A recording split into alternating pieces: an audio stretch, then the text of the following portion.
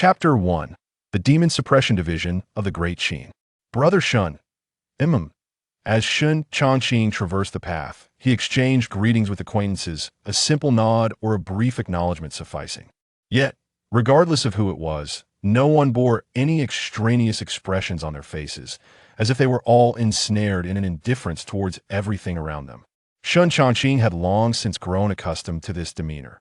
For this was the Demon-Suppression Division, an institution dedicated to maintaining the stability of the Great Shen, primarily tasked with the eradication of demons and aberrations, though it also engaged in various ancillary endeavors that it could be said that every individual within the division bore the stains of blood on their hands. When one becomes accustomed to the cycle of life and death, a certain numbness towards many matters ensues. Upon his initial arrival in this world, Shen Changqing felt a sense of disorientation, yet over time he adapted. The Demon-Suppression Division was vast. Those who remained within its ranks were either formidable experts or individuals with the potential to become such. Shen Changqing belonged to the latter category. The division was divided into two primary roles, the Guardian and the Demon Slayer. Every individual who entered the division began as the lowest tier of Demon Slayer, gradually ascending through the ranks with the ultimate aspiration of becoming a Guardian. Shen Changqing's previous incarnation was that of a trainee Demon Slayer, the most junior among them. Possessing the memories of his former self, he was well acquainted with the atmosphere of the Demon-Suppression Division. Without much delay, Shen Changqing halted before a particular pavilion. Unlike the other areas of the division, which were steeped in an aura of menace, this pavilion stood out like a crane among chickens, exuding unique tranquility amidst the pervasive bloodshed of the Demon-Suppression Division. This moment, the pavilion's doors stood ajar, with occasional individuals passing in and out. After a brief moment of hesitation, Shen Changqing stepped inside. Upon entering the pavilion, the environment shifted abruptly. A waft of ink mingled with a faint metallic scent of blood assailed his senses, causing him to instinctively furrow his brow, though he quickly relaxed. Every individual within the division bore significant bloodshed on their hands, rendering the scent nearly impossible to cleanse entirely. In the Demon-Suppression Division, familiarity with blood was an indispensable prerequisite. Others were thus, and so was Shen Changqing. Trainee Demon Slayer Shen Changqing, requesting entry to the library. The elderly man seated at the front of the pavilion, who had been dozing, gradually opened his bleary eyes. A fleeting glimmer of bloodlust flashed within them. In that instant, Shen Changqing felt an instinctual chill race down his spine, as if he were prey before a predator, causing the hairs on his body to stand on end. Had it not been for his formidable mental fortitude, he might have instinctively fled at that moment. Nevertheless, Shen Changqing understood that the individual guarding the library was a formidable presence within the Demon-Suppression Division. The instinctual sense of danger he felt was merely a faint leakage of the other's aura. Present your identification token. Please take a look. Trainee Demon Slayer, permitted to enter the first level of the library for a duration of 2 hours. Do not overstay. Thank you. He paid little heed to the elder, striding past him to formally enter the library. The regulations of the Demon-Suppression Division were few. Yet, every rule, once violated, harbors the potential for fatal consequences. Among these rules is the imperative to refrain from prying into the privacy of others and to suppress excessive curiosity.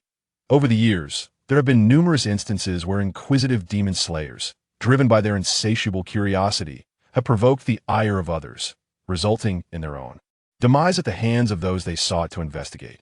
Although mutual slaughter is strictly prohibited within the Demon-Suppression Division, the act of taking a life need not always occur overtly.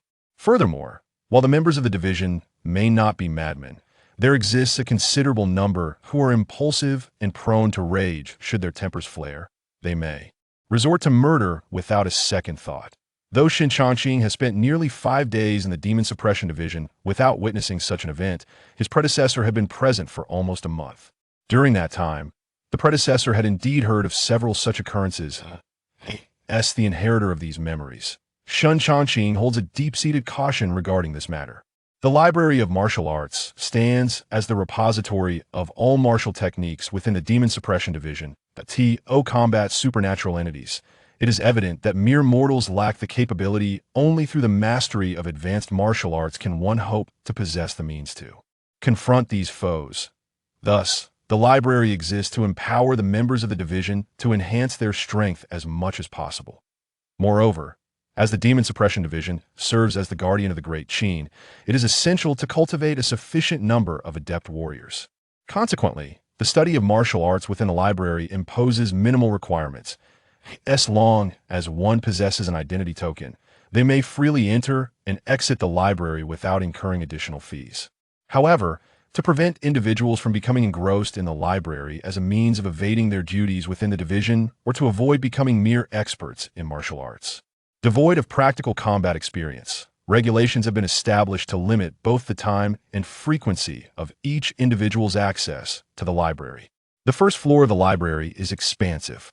Upon Shen Changqing's arrival, he observed several individuals lingering within, perusing the texts. Among them, some were familiar, while others were complete strangers.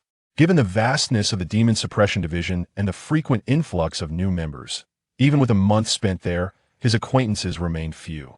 No one took notice of Shen Changqing's entrance. Each person was engrossed in their studies, striving to memorize the martial arts they needed to cultivate within the confines of their limited time. Unperturbed by the intentions of others, Shen Changqing approached a bookshelf, skillfully extracting one of the many neatly arranged tomes.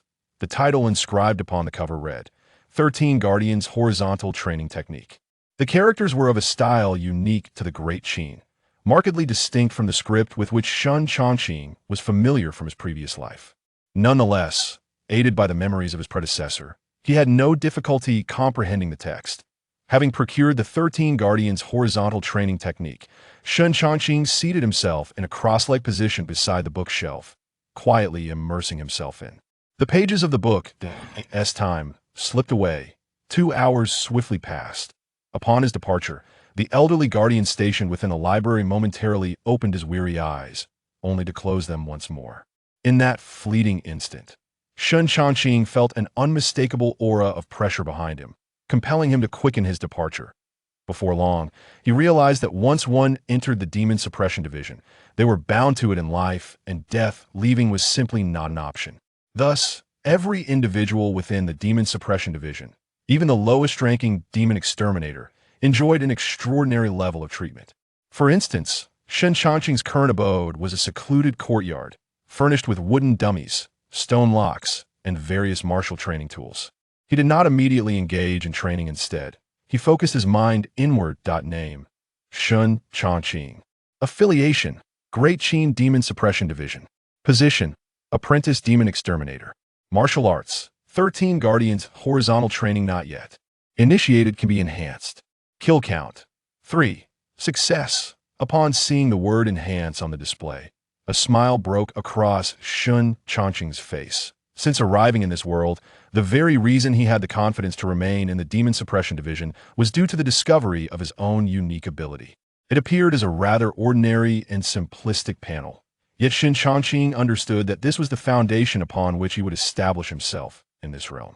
Without a moment's hesitation, he directed his thoughts toward the 13 Guardians' horizontal training and silently uttered, "Enhance." As his intention landed, his kill count decreased slightly without fully comprehending the martial arts technique. One recklessly engages in cultivation, and if death ensues, it is futile to blame others. Soon, Shen Changqing once again focused his mind, directing his attention to the interface before him. Name: Shen Changqing. Affiliation: the Qin Demon-Suppression Department. Status: Apprentice Demon Eliminator. Martial Arts: 13 Guardians Horizontal Training Technique. Level 1 can be enhanced. Kill count: 2. To elevate the 13 Guardians Horizontal Training Technique by 1 level only consumed a mere fraction of my kill points. It appears that the cost for advancing martial arts is considerably lower than I had anticipated. With this in mind, my strength can be significantly augmented in a short span. Shen Changqing felt a sense of satisfaction. Not wishing to squander any time, he continued to harness his thoughts, embarking on the next phase of enhancement. Chapter 2. The 13 Guardians of Horizontal Training. Name: Shen Changqing Faction. The Qin Demon-Suppression Division. Identity: Apprentice Demon Slayer. Martial Art: 13 Guardians of Horizontal Training. Level 3. Cannot be improved. Kill count: 0. Having expended all his kill points, Shen Changqing ascended directly from novice to the 3rd level of the 13 Guardians of Horizontal Training. He stood still, eyes closed for a prolonged period. After a while, he suddenly opened his eyes, taking a forward stance, and unleashed a powerful punch into the air. With a resounding boom, his fist struck forth, creating a faint sound of air being torn apart. In an instant, the 13 Guardians of Horizontal Training, comprising 13 levels, each successfully cultivated, significantly enhances physical strength, along with a slight increase in power and speed. With my current mastery at the 3rd level, I am confident that no other apprentice demon slayers from the same batch entering the Demon-Suppression division can rival my prowess, save for those seasoned veterans. Even those with slightly greater experience, as long as they have been apprentices for less than half a year, cannot possibly exceed my strength, with some even being weaker than I am. Within the Demon-Suppression division, the highest rank is held by the Guardian, followed by the Demon Slayer, with the apprentice Demon Slayer occupying the lowest tier. Anyone entering the division, unless extraordinarily powerful, must begin as an apprentice Demon Slayer. In essence, apprentice Demon Slayers serve as reserves for the official Demon Slayers, primarily aiming to enhance their strength to sufficiently fulfill the division's missions and ultimately become true Demon Slayers. Consequently, apprentice Demon Slayers typically possess weaker abilities, only growing stronger with time. True experts are, at the very least, officially recognized Demon Slayers. However, it is not to say that apprentice Demon Slayers merely dwell in the division for secluded training. They are also required to periodically complete simple tasks to earn their rightful privileges within the division. Moreover, both Shen Changqing and his predecessor took a month to fully memorize the 13 Guardians of Horizontal Training, although he perceives his predecessor as somewhat dim-witted. Even the more astute individuals would require 10 to 15 days to thoroughly commit a martial art to memory, entering the library every 5 days, spending 2 hours each time. With a martial arts text of considerable length, it is reasonable for intelligent individuals to take 4 to 6 hours to memorize it.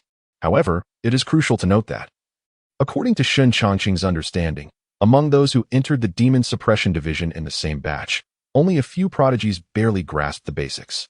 This illustrates that, while the 3rd level of the 13 Guardians of Horizontal Training may not guarantee his dominance over all apprentice Demon Slayers, he can certainly be regarded as a formidable expert among them.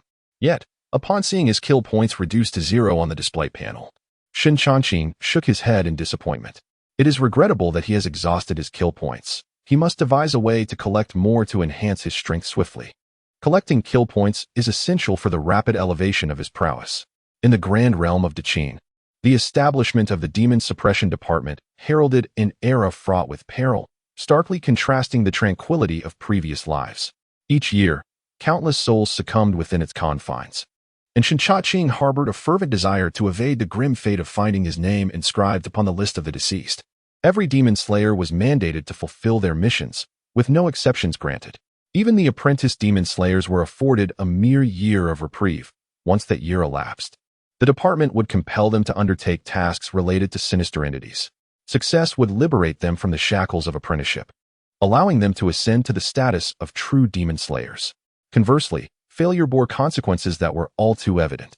Once one entered the Demon-Suppression department, retreat was an illusion. One could either rise through the ranks or succumb upon the relentless path of assignments. No one wished for demise, and Shen Changqing was no exception. To survive within the department, he understood that continuous self-improvement was imperative. Thus, he found himself devoid of options. A sudden knock resonated upon the gate. Upon opening it, Shen Changqing was met by a robust, square-faced, middle-aged man. "Greetings, Manager Liu." The visitor, known as Liu Chong, was a formal demon slayer and the overseer of the Yellow Division of the Demon-Suppression Institute. This institute served as the residence for all demon slayers, encompassing both apprentices and seasoned practitioners. Among the 4 divisions of the Demon-Suppression Institute, Heaven, Earth, Mystery, and Yellow, the Yellow Division was one. Shen Changqing held a degree of familiarity with Liu Chong, as did all demon slayers, for he was the individual they interacted with most frequently. Upon seeing Shen Changqing emerge, Liu Chang's gaze flickered momentarily, imparting an unsettling sensation of being seen through. "It seems your aptitude in martial arts is commendable," Liu Chang remarked. "Your praise is unwarranted." "I have merely gleaned a modicum of knowledge," Shen Changqing replied humbly. The advancements he made through the 13 Guardians' rigorous training could hardly be concealed. As a seasoned demon slayer, Liu Chang possessed formidable strength, making it natural for him to discern certain truths. However, without direct confrontation, he could not fully unveil Shen Changqing's capabilities. As anticipated, Lu Chang's expression softened ever so slightly at Shen Changqing's words. Within a month, you shall grasp the fundamentals of martial arts. Your talent surpasses that of many demon slayers. With additional time, you may yet ascend to the rank of a formal demon slayer.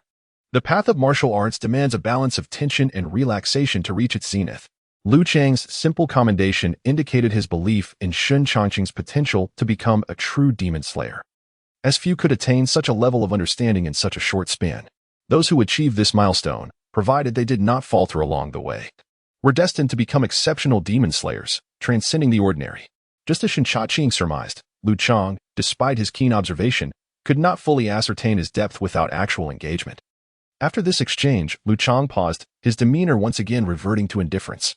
The task deadline has arrived. You must now complete a new assignment. I wonder what this task could be. Lu Chang spoke calmly.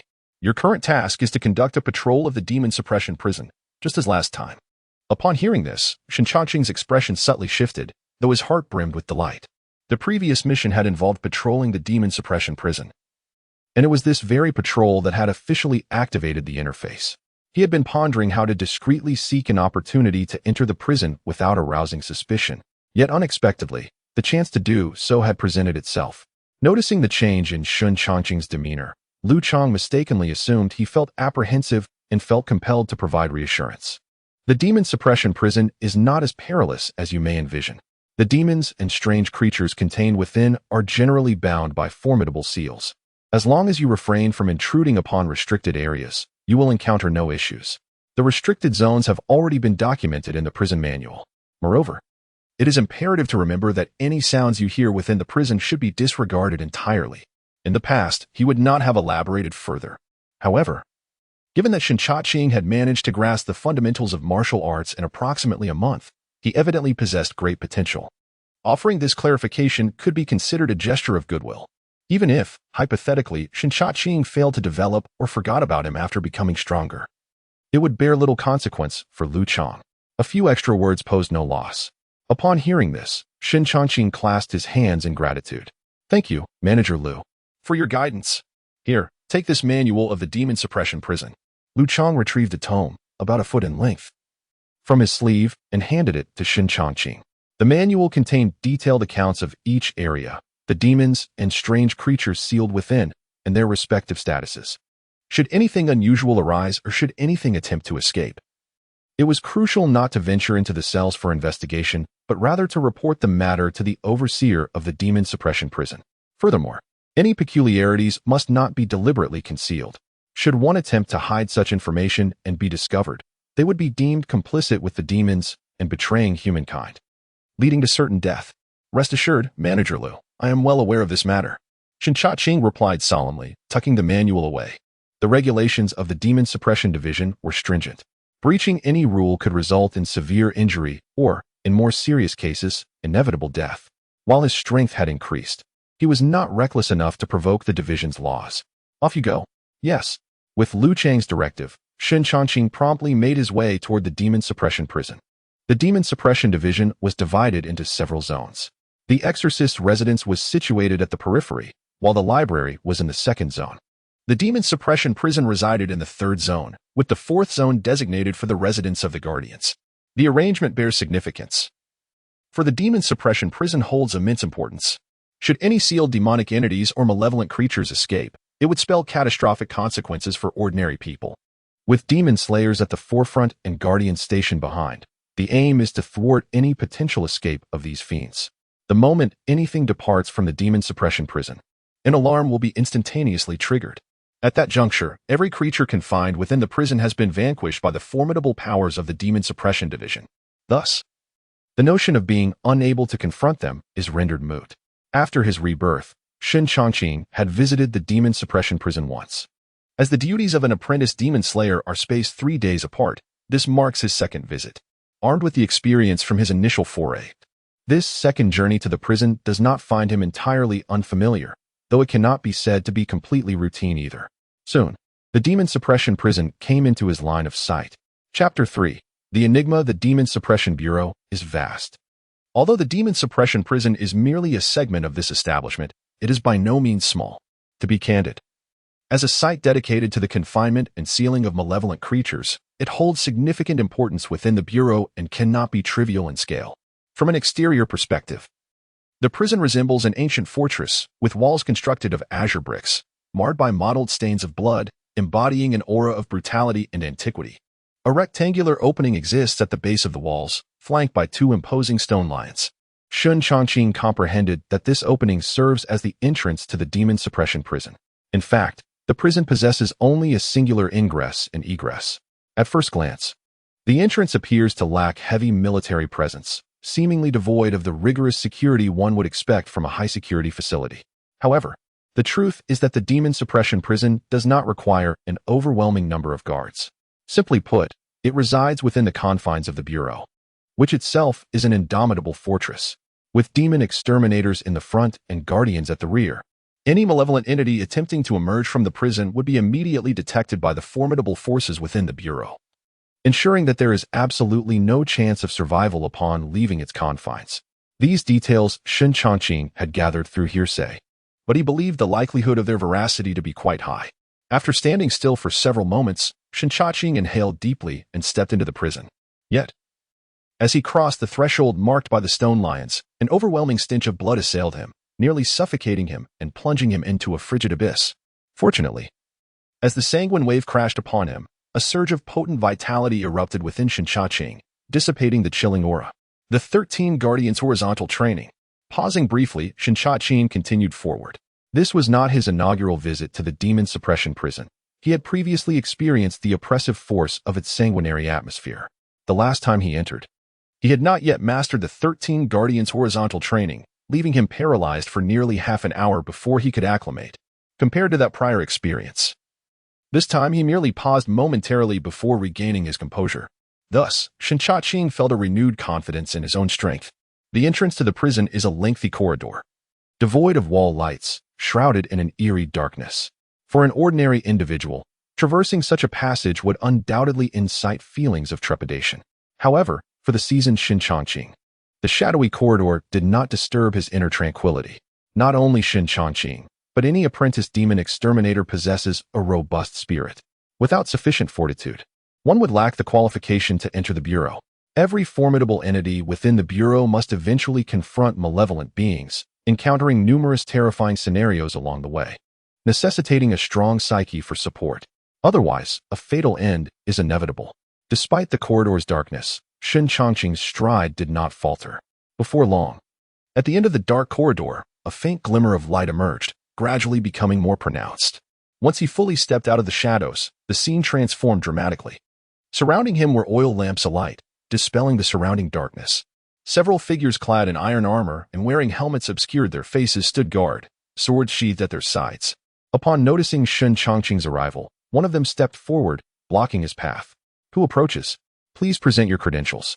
I am Shen Changqing, an apprentice demon exterminator from the Huang Division, sent to inspect the Demon-Suppression prison. Here is my manual. Shen Changqing halted and displayed the manual given to him by Lu Chang. Anyone tasked with patrolling the Demon-Suppression prison received this manual, which not only contained important guidelines, but also served as a pass to enter the prison. Upon seeing the manual in Shen Changqing's hands, the guard stepped aside. With this, Shen Changqing tucked the manual away, offered a courteous nod to the guards, and proceeded inside. Outside the Demon-Suppression prison, there was no heavy military presence, however. Within its confines, some soldiers were stationed. He was not entirely aware of their origins, but those who could remain in the prison for extended periods were certainly not ordinary individuals. On his previous visit, Shen Changqing had not given much thought to the soldiers guarding the prison. Yet upon this arrival, he felt a different sensation. His proficiency in the 13 Protectors' martial arts had heightened his awareness. He could distinctly sense the powerful vitality emanating from behind their armor. Even with his mastery of the 3rd level of the 13 Protectors technique, it was highly probable that he would not match these soldiers in combat. The Demon-Suppression prison consisted of 5 levels, with the uppermost level devoid of any imprisoned monsters or strange beings, merely guarded by soldiers. Currently, Shen Changqing found himself on this highest level. As he descended to the 2nd level, a chilling aura enveloped him. Despite its intensity, it had little effect on him, as even ordinary apprentice demon exterminators could navigate the 2nd level with ease, let alone Shen Changqing. Upon reaching the 2nd level, Shen Changqing immediately opened his panel to check the status of his kill points, which had shown no changes. It seemed he would need to conduct a thorough inspection first. The initial appearance of the kill points had been triggered within the Demon-Suppression prison. Since then, Shen Changqing had diligently studied the matter and concluded that kill points were present on the bodies of demons and strange creatures. However, it was not necessary to kill them, merely appearing in their vicinity sufficed. As for the specifics, further research was required. Turning to the manual of the Demon-Suppression prison, Shen Changqing bypassed the preliminary guidelines and delved into the formal content. Before him lay the portrait of a woman. The woman depicted in the image exudes a bewitching allure, as if capable of ensnaring one's very soul. He cast a fleeting glance before turning to the reverse side, where no illustration graced the surface, but rather a written account. Name: Enchantress. Rank: grievous entity. Description: proficient in mental assaults. She often captivates with her beauty, having once drained the lifeblood of nearly 10,000 souls across 5 villages. Before being apprehended by the Demon-Suppression Bureau and imprisoned within the Demon-Suppression prison, Shen Changqing closed the manual of the Demon-Suppression prison and proceeded towards the first cell on the second level. The layout of the prison bore a striking resemblance to that of a penitentiary from his past life, characterized by a series of individual cells designed to isolate those requiring confinement. Upon reaching the first cell, Shen Changqing's gaze underwent a sudden transformation. What should have been a frigid cell appeared to him as a cozy boudoir, where a long-haired woman sat before a vanity, her back turned to him. Through the reflection in the brass mirror atop the vanity, Shen Changqing beheld her enchanting visage. Abruptly, his expression turned impassive. Noticing this, the enchantress rose gracefully from the vanity, gliding towards him with delicate steps, her ruby lips parting to release a fragrant breeze. "Might my beauty catch your eye, my lord? Why do you linger outside? Do come in and have a seat," she cooed, casting a flirtatious glance, causing her garment to slip slightly, revealing her alabaster shoulder.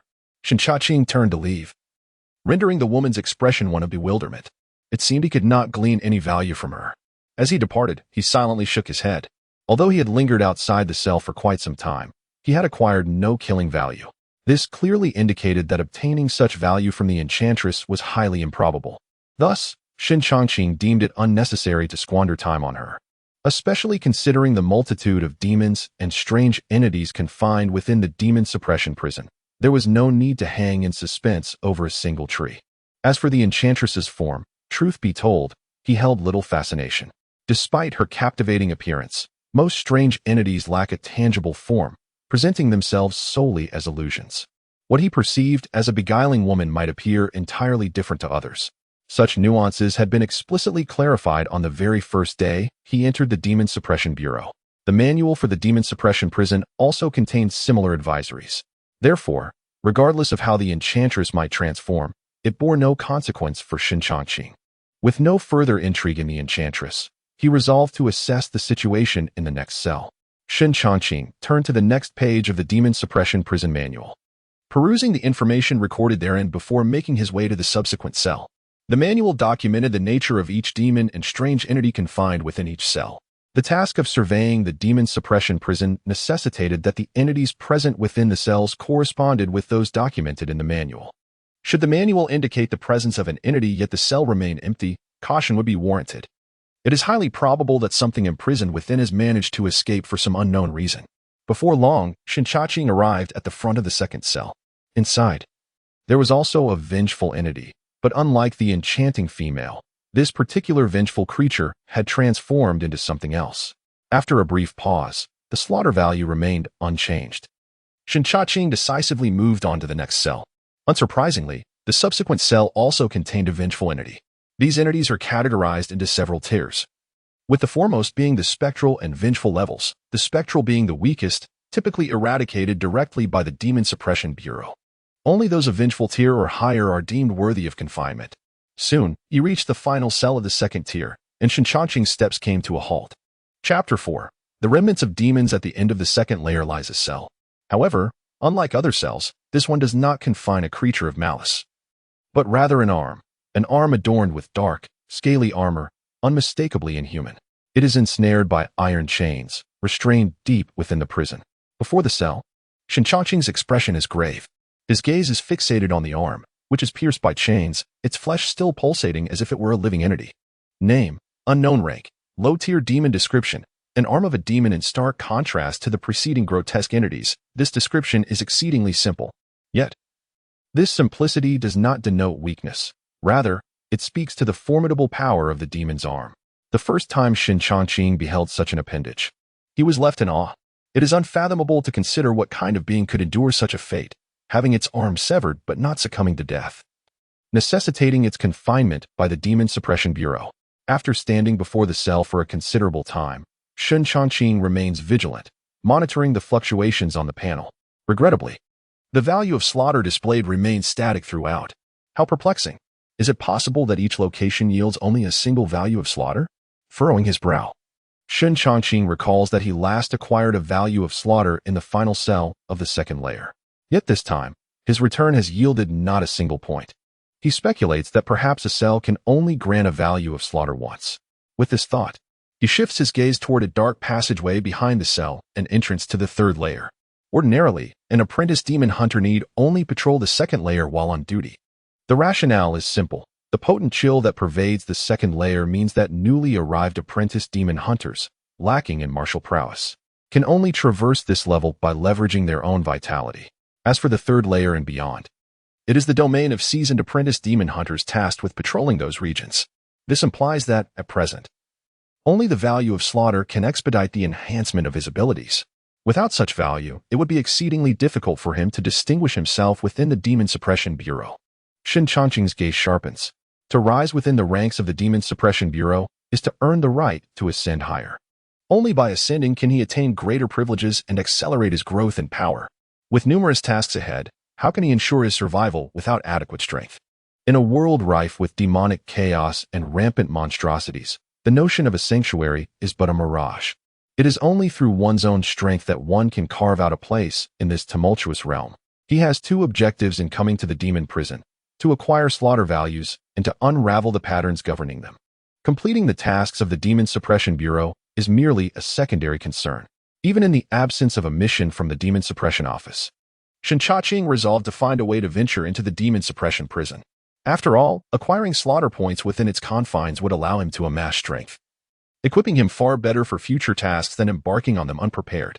It is important to recognize that within the Demon-Suppression Office, no mission is devoid of peril. Tasks such as patrolling the Demon-Suppression prison are considered the least hazardous among them, yet they still harbor the potential for fatality. The dangers of other missions are all too evident. Thus, ascending to the third level of the Demon-Suppression prison became an imperative. Without the acquisition of slaughter points, Shen Changqing would find it impossible to elevate his own power to a sufficiently formidable realm in a short span. After making this determination, he resolutely set forth towards the third level. Upon entering, an overwhelming chill surged forth, threatening to freeze Shen Changqing's very flesh. Almost immediately, he was assailed by wails of despair, which soon transformed into soft sobs, as though someone were quietly weeping. Simultaneously, he felt as if he were ensnared in a bottomless abyss, surrounded by countless fiends and grotesqueries. The myriad manifestations rendered him momentarily paralyzed. However, after a few seconds, the tumult within his body dissipated the chill. As the cold receded, the cacophony of sounds and eerie phenomena vanished in tandem. Once the illusions faded, the true visage of the third level unveiled itself before Shen Changqing. He exhaled, maintaining a calm demeanor, though the astonishment in his eyes had not entirely ebbed. While he had anticipated a significant disparity between the second and third levels, he had never fathomed the extent of their difference. Had he not cultivated the 13 Guardians techniques to break through to the third level, he would have succumbed to the illusions upon entry, likely trapped indefinitely unless fortuitously discovered by another, leading to a grim fate of being frozen by the chill. In that moment, Shen Changqing's wariness of the Demon-Suppression prison escalated several notches. Initially, he had believed that while the prison posed certain dangers, as long as he refrained from encroaching upon restricted areas, he would remain unharmed. It now appeared that even the most cautious approach could still present life-threatening risks. Without sufficient strength, he lacked the merit to traverse the Demon-Suppression prison freely. From his first visit to the prison, Shen Changqing had felt a compelling urge to enter the third level. However, at that time, having just obtained slaughter points, he needed to conduct further research, which quelled his impulse. Reflecting on the matter now, he gathered his focus and made his way toward the nearest cell. He refrained from consulting the Demon-Suppression prison manual, as the version provided by Lu Chang contained only incomplete information limited to the second level, with no records of the subsequent tiers. Shen Changqing's task was merely to patrol the second level.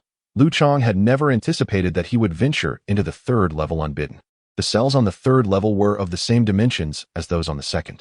Upon halting before the cell door, he beheld a pulsating mass of flesh. This flesh bore an unusual hue, interwoven with bluish veins that seemed to have been intricately etched by some unseen hand. The rhythmic throbbing of the flesh suggested it was akin to a living entity. The last cell on the second level housed the limbs of demons. Thus, the bloodied mass before him must, if his conjecture held true, belong to the flesh of a demon. Shen Changqing's countenance grew grave.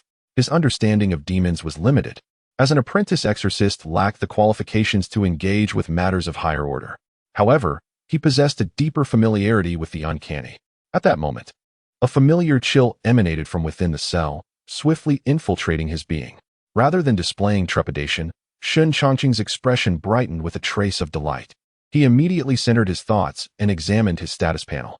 Name: Shen Changqing Faction, Daqin Demon-Suppression Division Identity, Apprentice Exorcist Martial Arts, 13 Guardians Horizontal Training, Level 3. Upgradable, Kill Count. 3. His previous kill count had been accrued from the demon's limbs, and now he had acquired additional points from the demon's flesh. Observing the increase in his kill count, Shen Changqing fell into contemplation. Within the demon-suppression prison, there were both uncanny beings and demons. Yet, he had been unable to derive the desired kill points from the numerous uncanny entities. Conversely, the remnants of demons yielded a certain amount of kill points. This led him to speculate whether kill points could solely be obtained from demons. Verification was necessary. Resolute in his decision, Shen Changqing regarded his kill points and, with a flicker of thought, embarked upon the next phase of enhancement. He harbored no intention of hoarding his kill points. Firstly, as long as he did not stray recklessly. The demon-suppression prison was a secure environment. By enhancing his strength, he hoped to endure longer in the third level and perhaps seize the opportunity to glimpse the fourth level. Although he had withstood the onslaught of the third level, Shen Changqing recognized that his vitality was depleting with each passing moment. It would not be long before he could no longer endure. Thus, from any perspective, enhancing his strength was imperative. With this thought settled, he commenced the upgrade of his 13 Guardians Horizontal Training. Drawing from his previous experiences, Shen Changqing had gradually acclimated to the accompanying pains of martial arts enhancement.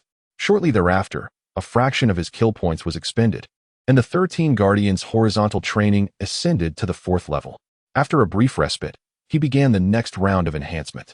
For nearly 15 minutes, Shen Changqing stood motionless, when suddenly his body trembled. A potent surge of vitality emanated from him, only to dissipate swiftly. Name: Shen Changqing. Affiliation: Daqin Town Demon-Suppression Division. Identity: Apprentice Exorcist Martial Arts. 13 Guardians Horizontal Training. 6th layer. Cannot be enhanced. Kill count: 0. The 6th layer. A smile graced Shen Changqing's face as he examined the information before him. The 13 Guardians Horizontal Training is regarded as the introductory martial art for apprentice exorcists, primarily aimed at establishing a solid foundation and enhancing one's physical defenses. His choice of this martial discipline was influenced by the guidance of an elder upon entering the Demon-Suppression Division. It can be said that among all apprentice exorcists, many delve deeply into the 13 Guardians Horizontal Training. Although its rank limit is relatively modest, the 13 Guardians Horizontal Training is certainly not to be underestimated. Qualifying as one of the foundational martial arts for apprentice exorcists. After advancing to the 6th layer, Shen Changqing felt that the chill from the 3rd layer had significantly diminished for him. Chapter 5: Breaking Limits. Cultivating Inner Energy. The 13 Guardians of the Tai Bao practice is divided into 13 levels, and many formal demon exterminators strive to perfect this martial art. However, in comparison to these seasoned exorcists, I still find myself significantly lacking. Despite my personal breakthroughs, I, Shen Changqing, dare not succumb to arrogance. The 6th level of the 13 Guardians of the Tai Bao can only exude a semblance of authority before novice demon exterminators. I am in no position to compare myself with the formal practitioners. Focusing my mind, I directed my gaze towards the flesh within the cell. Once I confirmed that the entity could no longer provide me with any value in terms of kills, I proceeded to the next cell. In the following cell, I discovered another remnant of a demon. Unlike the previous limbs and flesh, this cell contained a singular eye, a deep green eye. The moment I beheld it, I was ensnared by the environment. A terrifying demon seemed to pounce towards me, and an overwhelming wave of fear surged from the depths of my being, urging my body to flee. Yet, just as I lifted my foot to escape, I suddenly regained my senses. I am in the demon-suppression prison. All demons and strange creatures are sealed within. How could there be a demon attacking me here? Moreover, even if a demon were to assault me, given my current strength, fleeing would be futile. It is but an illusion. Everything is merely an illusion. I reassured myself, standing firm as I watched the demon charge towards me. Due to its proximity, I could even discern each scale on its body, along with the nauseating scent of its blood. The scene was too vivid, rekindling the fear I had only just managed to suppress. Nevertheless, no matter how terrified I felt, I remained rooted to the spot. In the end, the demon passed through me without inflicting any pain. The next moment, the illusion vanished. A cold sweat broke out on my back, and I dared not gaze directly into the demon's eye any longer. Instead, I focused my mind and glanced at my status panel. As expected, the previously zeroed kill value had increased to 2 points. Only 2 points? I frowned slightly. The previous 2 encounters yielded 3 points each. Yet this time there were only 2. This discrepancy might be related to the demon's strength. Nevertheless, accumulating 2 points is certainly better than none. My furrowed brow gradually relaxed. Not daring to look again at the demon's eye, I made my way to the next cell. In less than an hour, I had traversed the 3rd level. Unlike the 2nd level, the 3rd level held no strange creatures, only remnants of demons. Additionally, the number of cells in the 3rd level was fewer than in the 2nd. After completing my inspection of the last cell, I checked my panel. The 2 points of kill value had transformed into 15. The reason for this increase was, it was due to the remnants of certain demons that only yielded a meager amount of killing points, some even failing to contribute a single point. That he traversed the 3 levels and amassed a mere 15 points. Nevertheless, in Shen Changqing's perspective, acquiring 15 points of killing value was still a commendable achievement. If the requirements for advancing the 13 Guardians' horizontal training had remained unchanged, those 15 points would suffice to elevate this martial art to perfection, with a considerable surplus remaining. Standing at the entrance of the 4th level, Shen Changqing contemplated the risks of entering the 3rd level and refrained from doing so hastily. Opting instead to digest his gains on the spot, he expended a point of killing value. The 13 Guardians' horizontal training ascended to the 7th level. He consumed another point of killing value. The 13 Guardians' horizontal training reached the 8th level. As he continued, Shen Changqing's physical defense power had escalated to a formidable degree, with both his passive strength and speed seeing substantial enhancement. Gazing at the remaining 9 points of killing value, he hesitated not for long and chose to advance. With a resounding boom, as soon as his intention was set, 3 points of killing value vanished in an instant, followed by an overwhelming surge of power emanating from his body, swiftly sweeping through him. His vital energy surged. His bones resounded. His flesh quivered. In that moment, Shen Changqing felt as though a transformative metamorphosis had occurred within him. Unlike previous enhancements that were accompanied by excruciating pain, this time was devoid of suffering. Rather, it was an experience of sheer comfort. As time flowed on, and his physical movements gradually settled, a gentle warmth emerged from his dantian, as delicate as a strand of hair, swiftly coursing through his limbs and bones. In the blink of an eye, it was over. Shen Changqing awoke from his breakthrough state. Immediately, he opened his panel to check. Name, Shen Changqing. Affiliation, Great Qin Demon-Suppression Division. Identity, Apprentice Demon Slayer. Martial Art, 13 Guardians Horizontal Training, Level 13. Upgrade available, Killing Value, 6. Shen Changqing's heart jolted as he beheld the martial arts section of the panel. The apex of the 13 Guardians Horizontal Training was known to be the 13th level, and he had never heard of a 14th level. Yet the upgrade available notation clearly indicated that the 13 Guardians Horizontal Training still had room for advancement. Could it be that the 13 Guardians Horizontal Training truly possessed subsequent tiers? Shen Changqing was filled with uncertainty. However, upon noticing the upgrade available note, he resolved to enhance his skills. Instantaneously, 3 points of killing value were consumed, and the 13 Guardians Horizontal Training transcended to the 14th level. After the upgrade, 3 points of killing value remained, and the martial art still bore the upgrade available notation. With the intention of maximizing his strength, Shen Changqing hesitated not for long and chose to upgrade once more. His body trembled. The killing value was instantly depleted. At that moment, upon reviewing the panel again, the 13 Guardians Horizontal Training had ascended to the 15th level, and the upgrade available note had transformed into unavailable. 15th level of the 13 Guardians Horizontal Training. Shen Changqing stood still, closing his eyes to sense the transformations within himself. His physical form was now complete. Vital energy was naturally generated. As a discipline aimed at refining the body and establishing a solid foundation, it was only upon reaching true perfection that the physical body would give rise to a faint essence of true energy. The birth of this true energy signified that one had transcended the threshold of body refinement and entered the fabled realm of channeling energy.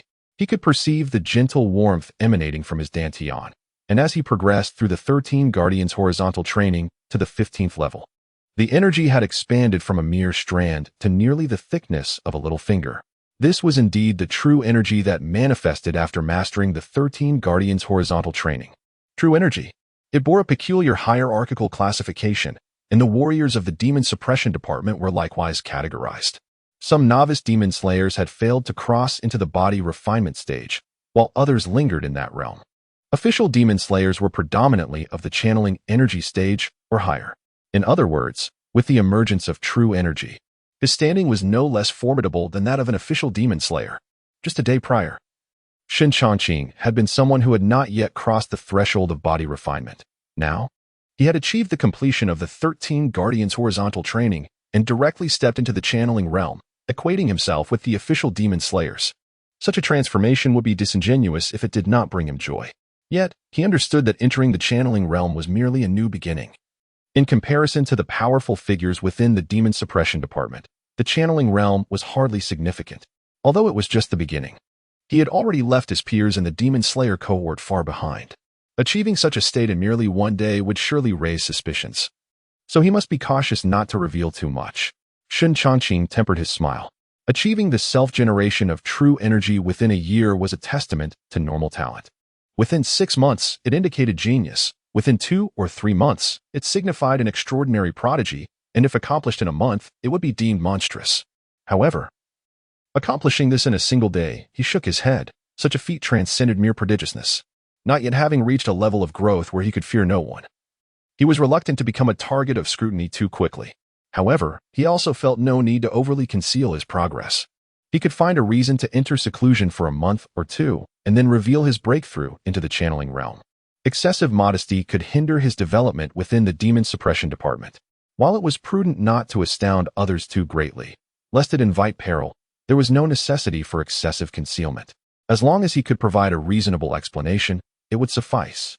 Shen Changqing believed that if his talents were to be discovered, he would surely receive favorable treatment within the Demon-Suppression department.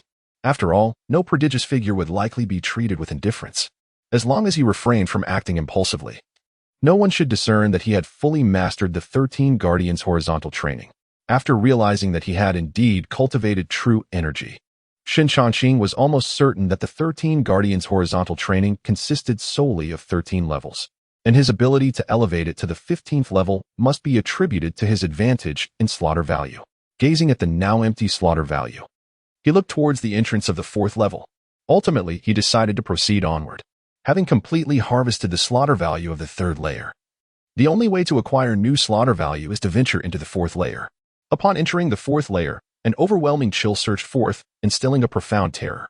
In that fleeting moment, even the formidable vitality of Shen Changqing was rendered momentarily frozen in the face of this icy aura.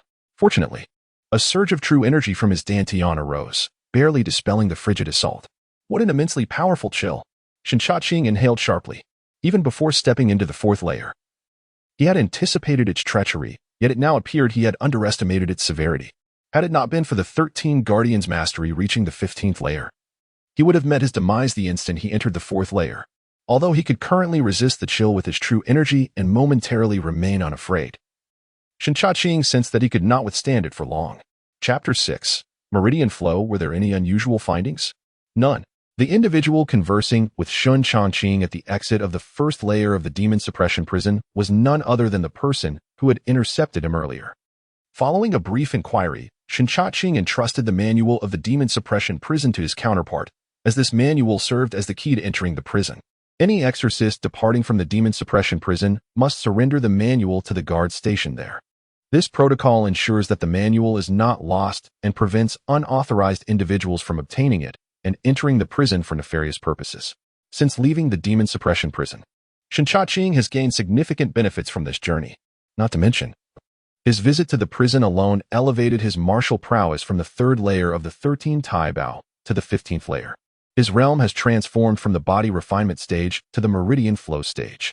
The term meridian flow refers to the cultivation of true energy, enabling martial artists to wield extraordinary power, while the body refinement stage still resides within the realm of ordinary individuals. The meridian flow stage signifies a transformative ascent towards the extraordinary. Shen Changqing is confident that among all the apprentice exorcists, none can match his level of mastery. For anyone who has attained the meridian flow stage is recognized as a formal exorcist, having temporarily exhausted his accumulated slaughter points. He has collected all potential slaughter points from the 2nd and 3rd layers of the Demon-Suppression prison, while the 4th and 5th layers may harbor even greater reserves. Contemplating the 4th layer, Shen Changqing shook his head in resignation. With his current strength, he is utterly unqualified to harvest slaughter points from the 4th layer. Merely stepping into the 4th layer nearly led to his demise. This illustrates that the meridian flow stage does not necessarily denote overwhelming strength. It also suggests the formidable demons and strange creatures imprisoned in the 4th layer. He realized the necessity of deepening his knowledge regarding these entities. Otherwise, he might find himself at a loss in critical encounters. Shen Changqing resolved that upon entering the Demon-Suppression division, he would inevitably have to engage with demons and strange creatures. His understanding of these entities could only be described as superficial at best. Returning to his courtyard, Shen Changqing's gaze fell upon the stone lock, and an impulse surged within him, prompting him to seize it. Previously, its weight had rendered it nearly impossible to lift. But now, in his grasp, it felt manageable. Though not as light as a feather, he could effortlessly hoist it. The stone lock, weighing approximately 300 to 400 pounds, was now within his capacity to lift, indicating that his strength had reached an impressive level. Shen Changqing estimated that his current strength exceeded 800 pounds, if not 1,000, all without employing true energy. Should he harness true energy, his strength would undoubtedly increase further. After setting down the stone lock, Shen Changqing secluded himself, only emerging 2 days later to head towards the dining hall. Although the Exorcist Academy served as the residence for all exorcists, it also boasted a dining hall, specifically catering to the needs of the exorcists. No demon slayer would squander time preparing their own meals, nor does the demon-slaying institution possess the requisite conditions for such an endeavor. Thus, the establishment of a dining hall is indeed essential. Presenting his identity token, Shen Changqing effortlessly entered the dining hall. At that moment, it was already bustling with patrons. He filled his plate and chose an empty seat to settle down.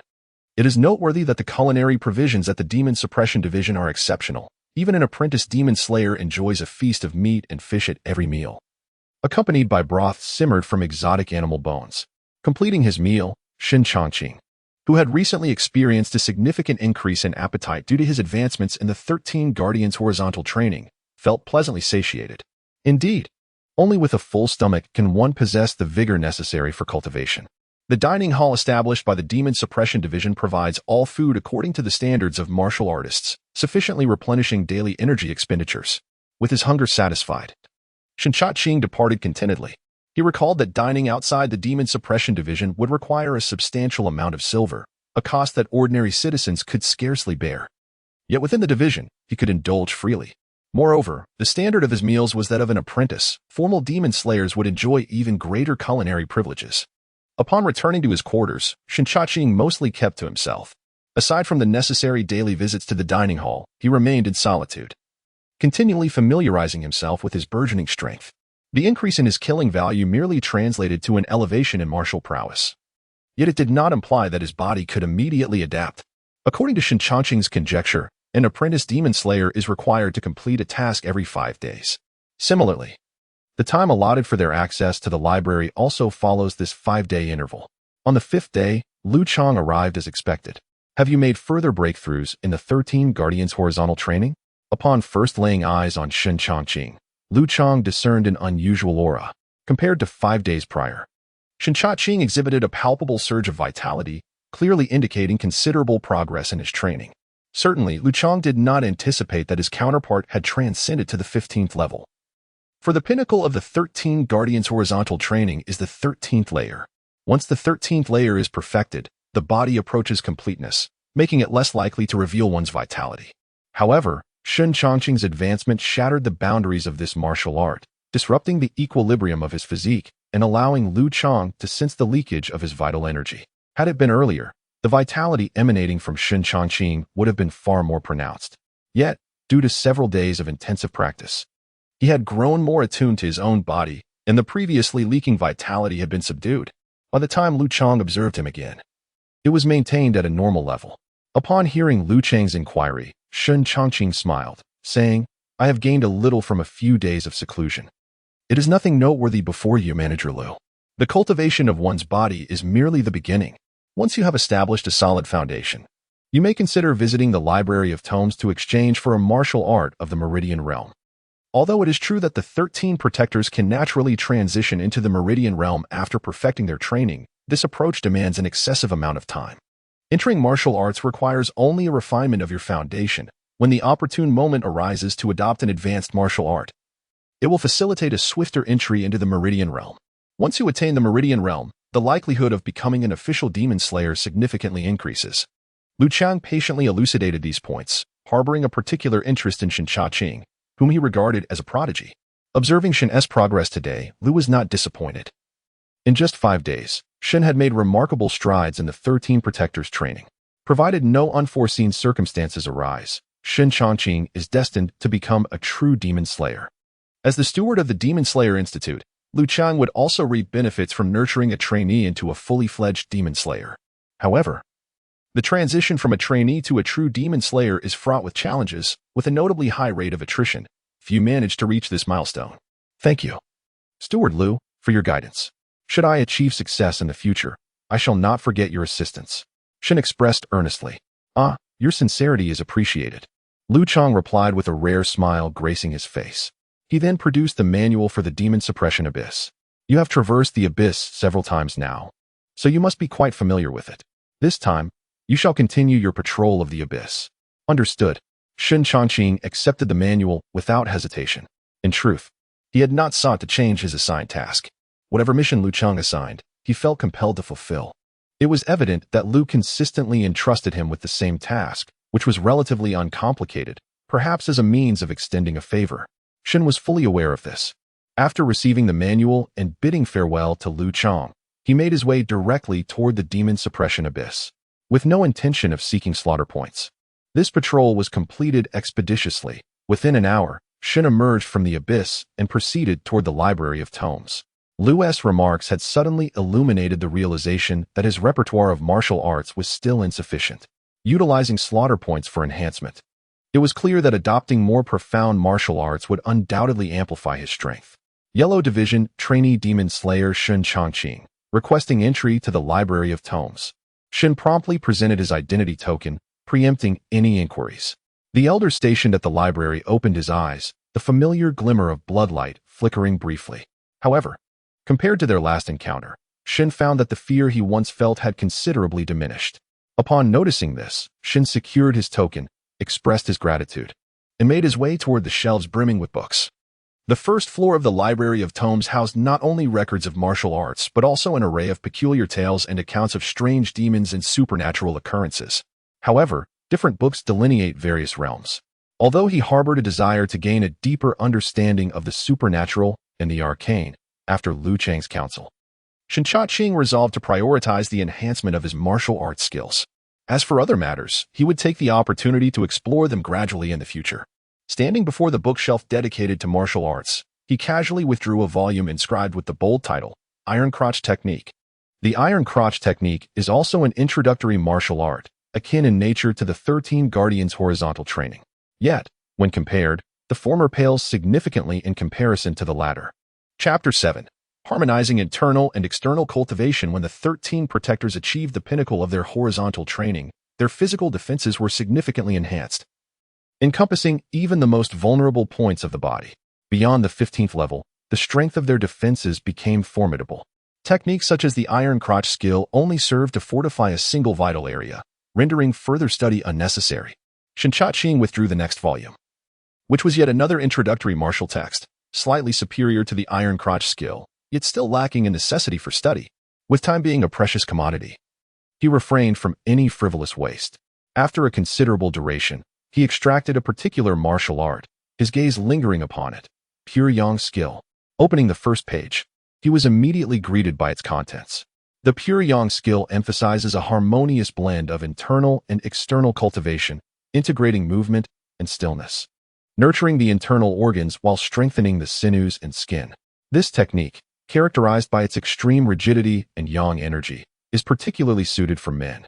Women practicing it must ensure the balance of yin and yang, lest they encounter grave peril. Upon absorbing the first page, Shen Changqing realized that this was precisely the martial art he sought.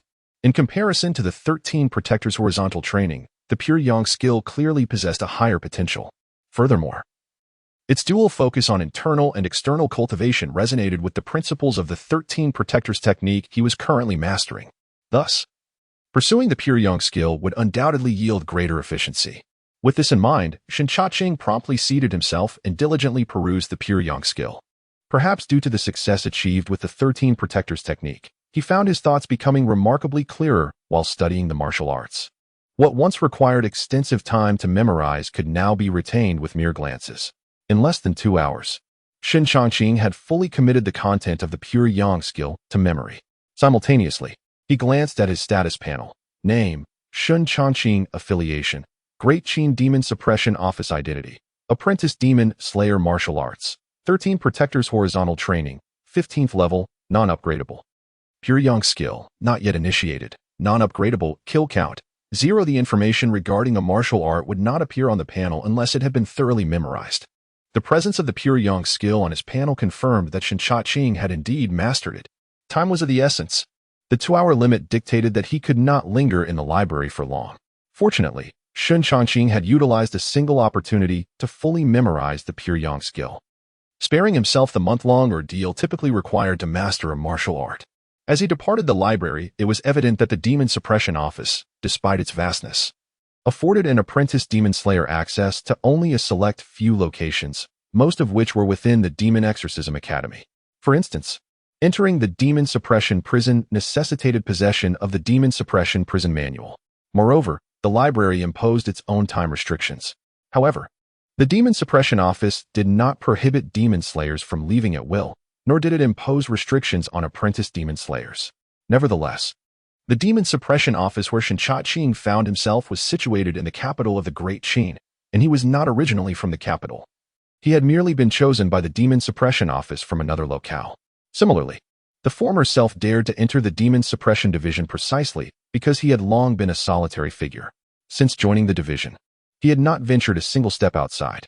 As a result, he was quite unfamiliar with the capital, which in turn left Shen Changqing, who inherited the memories of the former self, equally unacquainted with it. With no acquaintances and surrounded by unfamiliarity, Shen Changqing deemed it a waste of time to explore. Rather than stepping out of the Demon-Suppression division to engage in trivial pursuits, he found more value in remaining there, diligently honing his skills. For official demon slayers, the Demon-Suppression division offered considerable privileges to the apprentice demon slayers. They were exempt from overly perilous assignments, received a continuous supply of martial arts resources, and enjoyed meals catered to a warrior's standard. All apprentice demon slayers, aside from dedicating a bit of time every 5 days to fulfill tasks, could devote the remainder of their time to cultivation. Although Shen Changqing had limited knowledge of this world, he had reason to believe that outside the confines of the Demon-Suppression division, few places could provide such an environment for cultivation. Thus, it was inconceivable for Shen Changqing to depart the division and squander his time elsewhere. Within his room, due to the absence of slaughter points, Shen Changqing could not take shortcuts. However, the inability to enhance through slaughter points did not imply he should waste his days idly.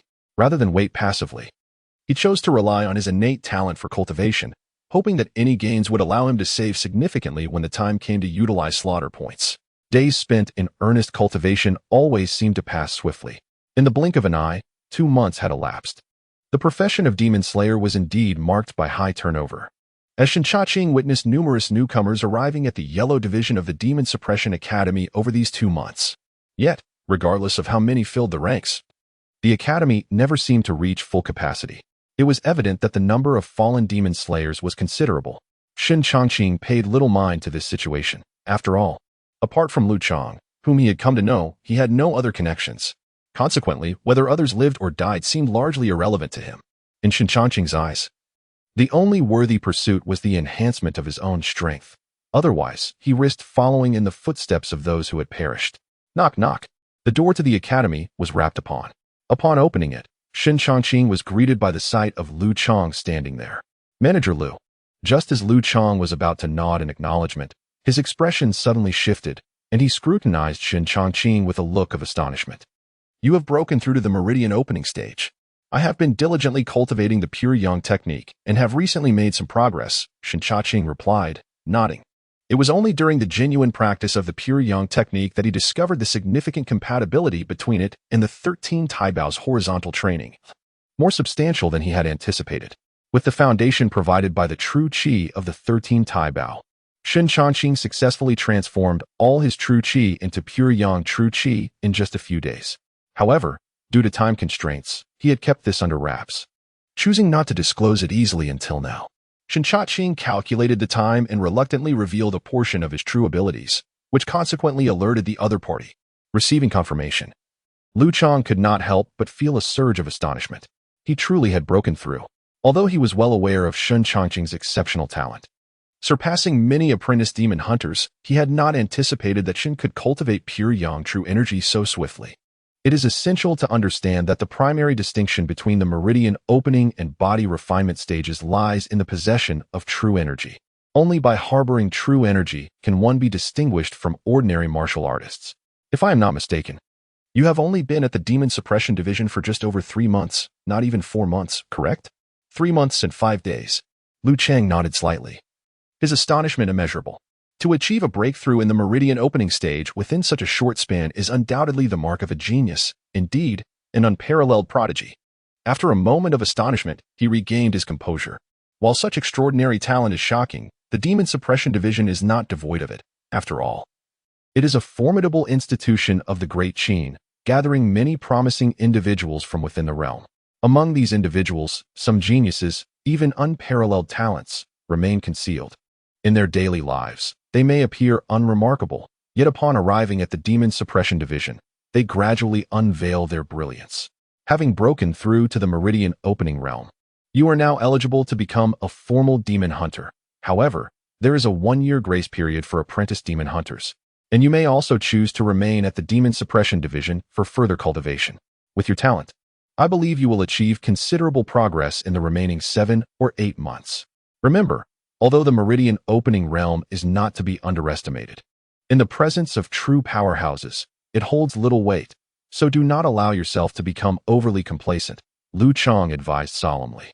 Normally, when an apprentice demon hunter breaks through to the meridian opening stage, he would have them immediately undertake a promotion mission to become a true demon hunter. However, in Shen Changqing's case, he made an exception. While there are a few unparalleled geniuses within the Demon-Suppression division, they are certainly rare. Now that the Huang Department of Demon Elimination has finally produced such a figure, Lu Chang wished to ensure that he would not perish prematurely. Upon hearing this, Shen Changqing expressed his gratitude. Thank you, Manager Lu. Go now. Your task today remains the patrol of the Demon-Suppression prison. Remember, although you have reached the meridian opening realm, do not recklessly intrude into other areas of the prison. It suffices to patrol the 2nd level. Some areas harbor dangers, and even with your meridian opening, you may encounter lethal threats. Lu Chang spoke in a grave tone. His words echoed the guidelines laid out in the Demon-Suppression prison manual. However, I understand this matter well. You need not worry, Manager Lu. Shen Changqing cupped his hands in respect. Seeing this, Lu Chang refrained from saying more. He had already extended a significant favor by offering so much advice. Should Shen fail to heed the counsel, then his demise would be a deserved fate.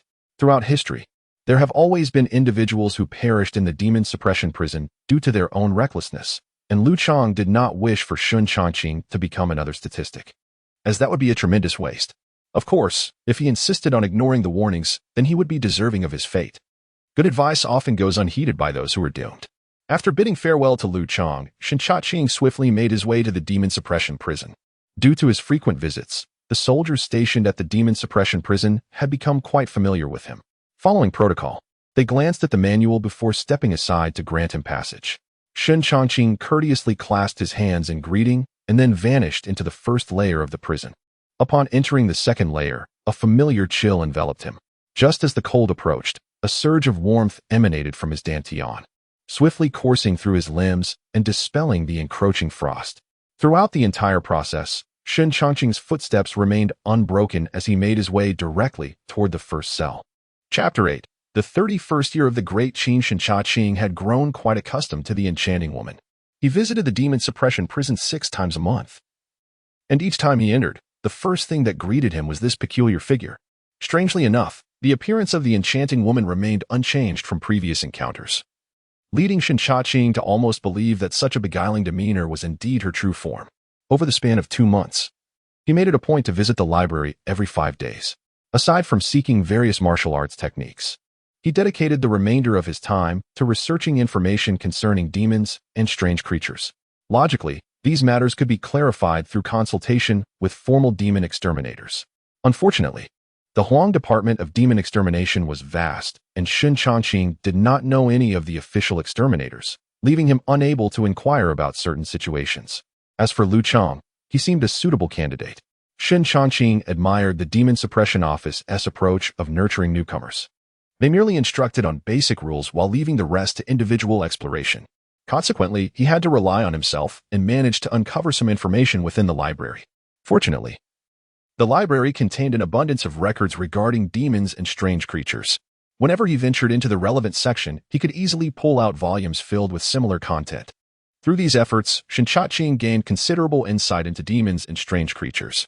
In the 31st year of the Great Qin, darkness enveloped the sun and moon. With falling stars and accompanying flames, on the same day, demons and strange creatures wreaked havoc, causing turmoil across the realm. To maintain stability, the Great Qin established the Demon-Suppression Office, tasked with slaying demons and subduing strange beings to purify the world and ensure peace. It became evident that demons and strange creatures did not exist since time immemorial but rather emerged inexplicably in the 31st year of the Great Qin. Now, in the 381st year, it indicated that these entities had been present for over 3 centuries. The Demon-Suppression Office was established only after the appearance of these beings, so while its history was slightly younger than that of the demons, it had existed for over 300 years. Shen Changqing had long believed that these so-called demons and strange creatures materialized only after various tragedies befell the deceased. It now appeared that his assumptions were misguided. With a slight shake of his head, he departed from the enchanting woman's cell. For over 300 years, the Great Qin had yet to discern the origins of these beings. Even though he felt a profound curiosity, he recognized the limitations of his knowledge. However, there was also the possibility that the Great Qin had already uncovered the truth behind the demons and strange creatures but had chosen to keep it concealed for certain reasons. Regardless of the scenario, it was not within the purview of a mere novice exterminator to intervene. Passing by the enchanting woman's cell, Shen Changqing continued down the corridor of cells. In less than half an hour, he completed his patrol of the 2nd level. Having finished his inspection, he had no intention of leaving and proceeded directly to the 3rd level. Upon entering the 3rd level, a shadow caught his eye. Shen Changqing's expression hardened as he instinctively summoned his pure yang true energy, fixing his gaze upon the shadow ahead. To his surprise, the figure before him was not the expected grotesque demon but rather a demon slayer. Observing the robes adorning the newcomer, Shen Changqing realized that they were both apprentice demon slayers. Curiously, he pondered why, on a day designated for his patrol of the 3rd level, another apprentice demon slayer had appeared. Noticing Shen Changqing, Meng Shan furrowed his brow. Each level of the Demon-Suppression prison required only 1 patroller, and in all his previous assignments, he had never encountered another apprentice at the 3rd level. Though intrigued, Meng Shan kept his thoughts to himself, merely offering a slight bow. "I am Meng Shan, apprentice demon slayer of the Shen Department. May I inquire about your esteemed name?" "Shen Changqing, apprentice demon slayer of the Huang Department," he replied, astonished to find someone from the Shen Department here. After exchanging brief pleasantries, they nodded to one another and continued on their separate paths. As Shen Changqing stood at the exit of the 3rd level, he felt a jolt of realization. To dare venture into the 4th level was no feat for an ordinary practitioner. It raised questions about the Huang Department's apprentices and their remarkable capabilities. Having spent more than half a year in the prison, Meng Shan was acutely aware of the dangers lurking within the 4th level. Even he, though just a step away from the channeling realm, would not dare to enter. An apprentice demon slayer who did so must either be recklessly courting death or possess formidable strength rivaling that of true demon slayers. Meng Shan of the Shen department. He silently repeated, committing the name to memory. An apprentice demon slayer with the audacity to reach the 4th level must possess exceptional prowess in one day. As he aspired to become a full-fledged demon slayer, he might find himself crossing paths with Shen Changqing. However, Meng Shan had no intention of prying further into Shen Changqing's affairs, for doing so within the ranks of the Demon-Suppression Bureau could lead to dire consequences. Moreover, he perceived Shen Changqing's strength to be significantly superior to his own. It would be foolish to provoke someone of such caliber. Meanwhile, Shen Changqing had already stepped into the 4th level. The previous encounter with the apprentice from the Shen department was trivial in comparison. While he had noted Meng Shan's name, he had no immediate plans regarding it. Having visited the Demon-Suppression prison no fewer than 10 times before, he had never contemplated entering the 4th level. However, this time was different. Just days earlier, he had officially broken through to the 3rd layer of Pure Yang Cultivation, a notable achievement within the 9 layers of Pure Yang.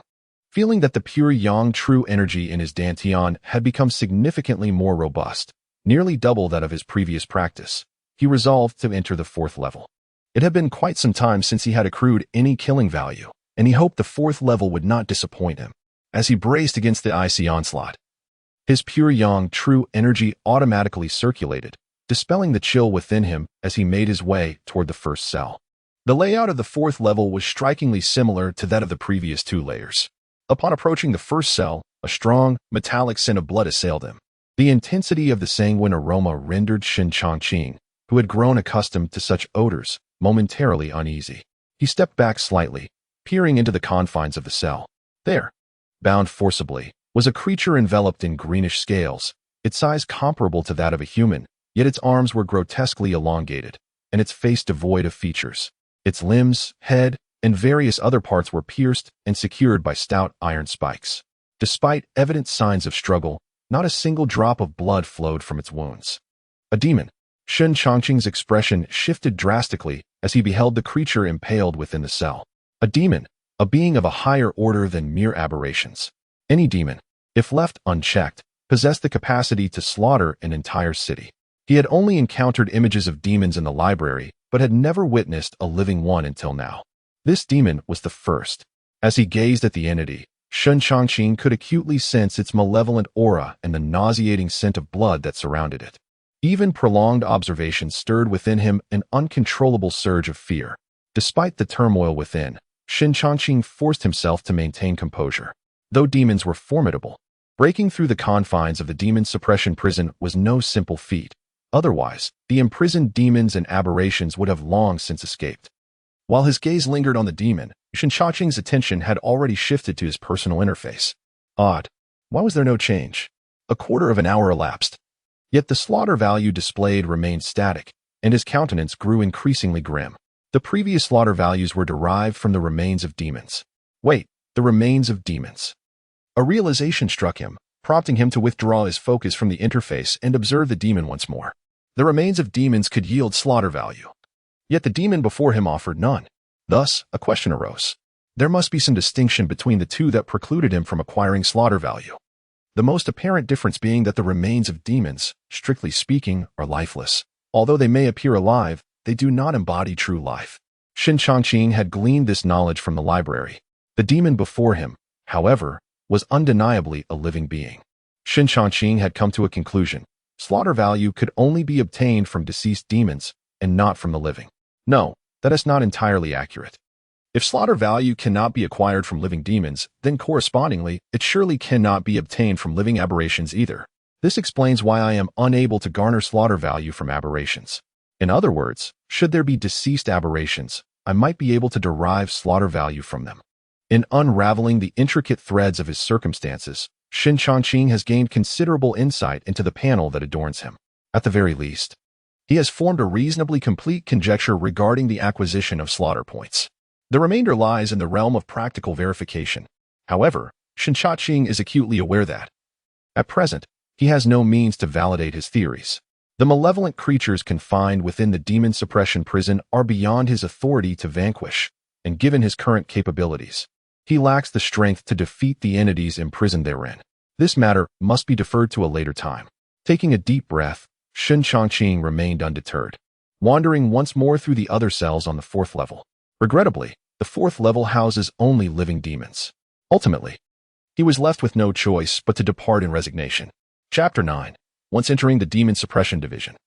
Life and death are no longer in one's control. The intervals between tasks align perfectly with the time spent in the Library of Scrolls. Each time he departs from the Demon-Suppression prison, Shen Changqing promptly heads to the library. Over the course of 2 months, he not only memorized the Pure Yang art but also devoted considerable effort to thoroughly researching matters concerning demons and strange creatures. As an exorcist, lacking even a modicum of understanding about these entities would undoubtedly lead to perilous outcomes during future missions. 2 hours swiftly elapsed. 5 days passed in a blink. During this period, aside from essential sustenance, he remained indoors, wholly absorbed in the martial arts he had acquired from the library. Soon, Lu Chang returned once more. The nature of the tasks remained unchanged, primarily revolving around patrolling the Demon-Suppression prison. Time flew by, and in the blink of an eye, Shen Changqing had been in the Demon-Suppression division for 10 months. In this span, he had become a veteran among the novice exorcists. At this point, most of the other trainees had either begun undertaking missions, advancing to full-fledged exorcists, or had perished, vanishing without a trace. The Demon-Suppression division is divided into 4 sections: Heaven, Earth, Mystery, and Yellow. Shen Changqing had little knowledge of the other 3 sections, but within his own, he noticed that many familiar faces had disappeared. Although he had not conversed much with these individuals since his strength had grown, he retained some impression of anyone he had met. As for those who had vanished, there was only one possibility: they had died. Regarding this, Shen Changqing felt an unusual calm, devoid of any strong emotions. The deaths of others held little significance for him. What truly deserved attention was his own transformation. Notably, excluding the months squandered by his predecessor, he had made considerable strides in martial arts over the remaining months. When he glanced at his status panel, it was markedly different from when he first began. Name: Shen Changqing. Affiliation: Great Qin Demon-Suppression Division. Identity: Novice Exorcist Martial Arts. 13 Guardians Horizontal Training, 15th layer. Cannot be increased. Pure Yang Art, 6th layer. Cannot be increased. 7 Kills Blade Technique, 2nd layer. Iron Sand Palm, 1st layer. Kill count 0 after 8 or 9 months. Shen Changqing had successfully elevated the Pure Yang art to the 6th layer. Such an achievement was not due to relying on kill points, but rather through his own diligent practice. Even he had not anticipated such rapid advancement while cultivating the Pure Yang art. Although he did not consider his talent to be lacking, he also found it hard to believe he could reach such formidable heights. In just 8 or 9 months, he had transformed the Pure Yang art from nothing to the 6th layer. Such progress transcended the capabilities of mere genius. In Shen Changqing's view, this breakthrough in the Pure Yang art was likely due to the influence of the 13 Guardians' horizontal training. Due to the rigorous training of the 13 Guardians on the 15th floor, they cultivate true energy daily in their dantian, which is then transformed by the Pure Yang technique into an elevated form of Pure Yang true energy. Consequently, the Pure Yang technique has a formidable source of replenishment, enabling a continuous enhancement of Pure Yang true energy. Thus, he has achieved the 6th level of the Pure Yang technique in merely a few months. The meridian opening stage is defined by the presence of true energy. Any martial artist possessing true energy qualifies as a master of this stage. However, within the meridian opening stage, there exists a distinction in the strength of true energy. According to Shen Changqing's estimations, his prowess at the 6th level of the Pure Yang technique should surpass that of several official demon slayers. Of course, without actual combat, he cannot assert this with absolute certainty. Nevertheless, dominating all apprentice demon slayers presents no significant challenge. Aside from the Pure Yang technique, Shen Changqing also took the opportunity to practice a blade technique and a palm technique. The 7 killing blade technique is regarded as one of the more powerful forms within the 1st level of the library, emphasizing the principle of killing to stop killing, making it quite suitable for demon slayers. The remaining Iron Sand Palm was chosen at random by Shen Changqing, simply because the name resonated with him. After studying these 2 martial arts, he discovered a peculiar issue. Neither bore the indication of being unable to improve, suggesting they might not utilize the value of slaughter for enhancement. Shen Changqing requires time to verify this, as he cannot be entirely certain without possessing any slaughter value. 10 months have passed, and in another 2 months, I shall be compelled to undertake a mission. With just 2 months remaining, I have the opportunity to advance the Pure Yang technique to the 7th level. Once I achieve this breakthrough, my strength will significantly increase. Shen Changqing gazed at the panel, contemplating. Currently, at the 6th level of the Pure Yang technique, he finds himself at the pinnacle of the mid-meridian stage. Should he succeed in advancing to the 7th level, his realm will naturally elevate to the late meridian stage. Suddenly, Shen Changqing's ears perked up. He turned his head towards the firmly closed gate of the courtyard, instinctively furrowing his brow. At that moment, a knock resonated on the courtyard door. Upon opening it, he was met with an unfamiliar visage. "Who are you?" "I am Jiang Fu, the new steward of the Huang Department of Demon Slayers." Jiang Fu. Shen Changqing's brow furrowed again. I recall that the steward of the Huang Department was Lu Chang. Lu Chang perished at the hands of malevolent creatures while on a mission, prompting the Demon-Suppression Division to appoint me as the new steward. "You must be Shen Changqing, correct?" Jiang Fu's expression remained calm, though his gaze upon Shen Changqing revealed a subtle shift. True energy. To qualify as a steward of the Demon Slaying Institute, his realm must indeed be extraordinary. A single glance reveals Shen Changqing's underlying potential. Upon assuming the stewardship, Jiang Fu had access to the files of the Huang Department. Thus he understood that Shen Changqing had considerable seniority among the apprentice demon slayers. In just 10 months, achieving promotion to the meridian stage indicates a commendable talent. Perceiving Jiang Fu's gaze, Shen Changqing nodded and said, "I am indeed Shen Changqing. Jiang Guanshi, you have come here to assign a task, correct? May I inquire what kind of task I am to undertake this time?" "Your mission is to patrol the Demon-Suppression prison." Jiang Fu produced the manual for the Demon-Suppression prison and handed it to Shen Changqing. "Understood." Shen Changqing said little more, accepting the manual and making his way directly toward the Demon-Suppression prison. As he observed Shen Changqing's departing figure, Jiang Fu's expression shifted subtly. Since taking charge of the Huang Department's Demon Exorcism Academy, he had acquired information regarding every apprentice exorcist and the tasks they had performed. Among these, Shen Changqing's file stood out as particularly unique. Apart from the initial month, during which he undertook some additional tasks, the remainder of his assignments had been exclusively focused on patrolling the Demon-Suppression prison. Jiang Fu was no fool. He could discern from the records that Lu Chang had shown considerable favor towards Shen Changqing. The Demon-Suppression Department rarely indulged in personal connections, and he had investigated further, discovering that Lu Chang and Shen Changqing were not related. Thus, it seemed improbable that an apprentice exorcist without any background could attract Lu Chang's attention without possessing some advantage. Most likely innate talent. 10 months to attain the meridian opening stage could be deemed commendable, yet it hardly qualified him as a prodigy. Of course, it was also possible that Shen Changqing was concealing his true capabilities. Perhaps he had even achieved the meridian opening stage earlier than recorded. It was not impossible for the Demon-Suppression Department to harbor individuals of extraordinary talent among its ranks. Jiang Fu pondered this inwardly. He did not know Shen Changqing well. He could only glean certain insights from Lu Chang's dossier. Consequently, when assigning tasks, Jiang Fu did not deliberately impose difficulties. After all, Lu Chang had extended a personal favor. So why should he not reciprocate? The assignments for apprentice exorcists were unlikely to have significant repercussions, so there was no need to antagonize an unknown variable over trivial matters. Sighing heavily, Jiang Fu seemed lost in thought before departing the scene. Meanwhile, on the other side, the previously calm demeanor of Shen Changqing had suddenly turned somber. Lu Chang was dead. This news had completely blindsided him. In his estimation, Lu Chang's strength far surpassed his own. Even at the 6th level of Pure Yang Cultivation, he had been unable to perceive any signs of Lu Chang's prowess. This indicated that Lu Chang had reached an exceptionally advanced stage of power. Yet, even someone as formidable as Lu Chang had ultimately perished on a mission. Upon receiving the news, Shen Changqing felt an immense weight of pressure settle upon him.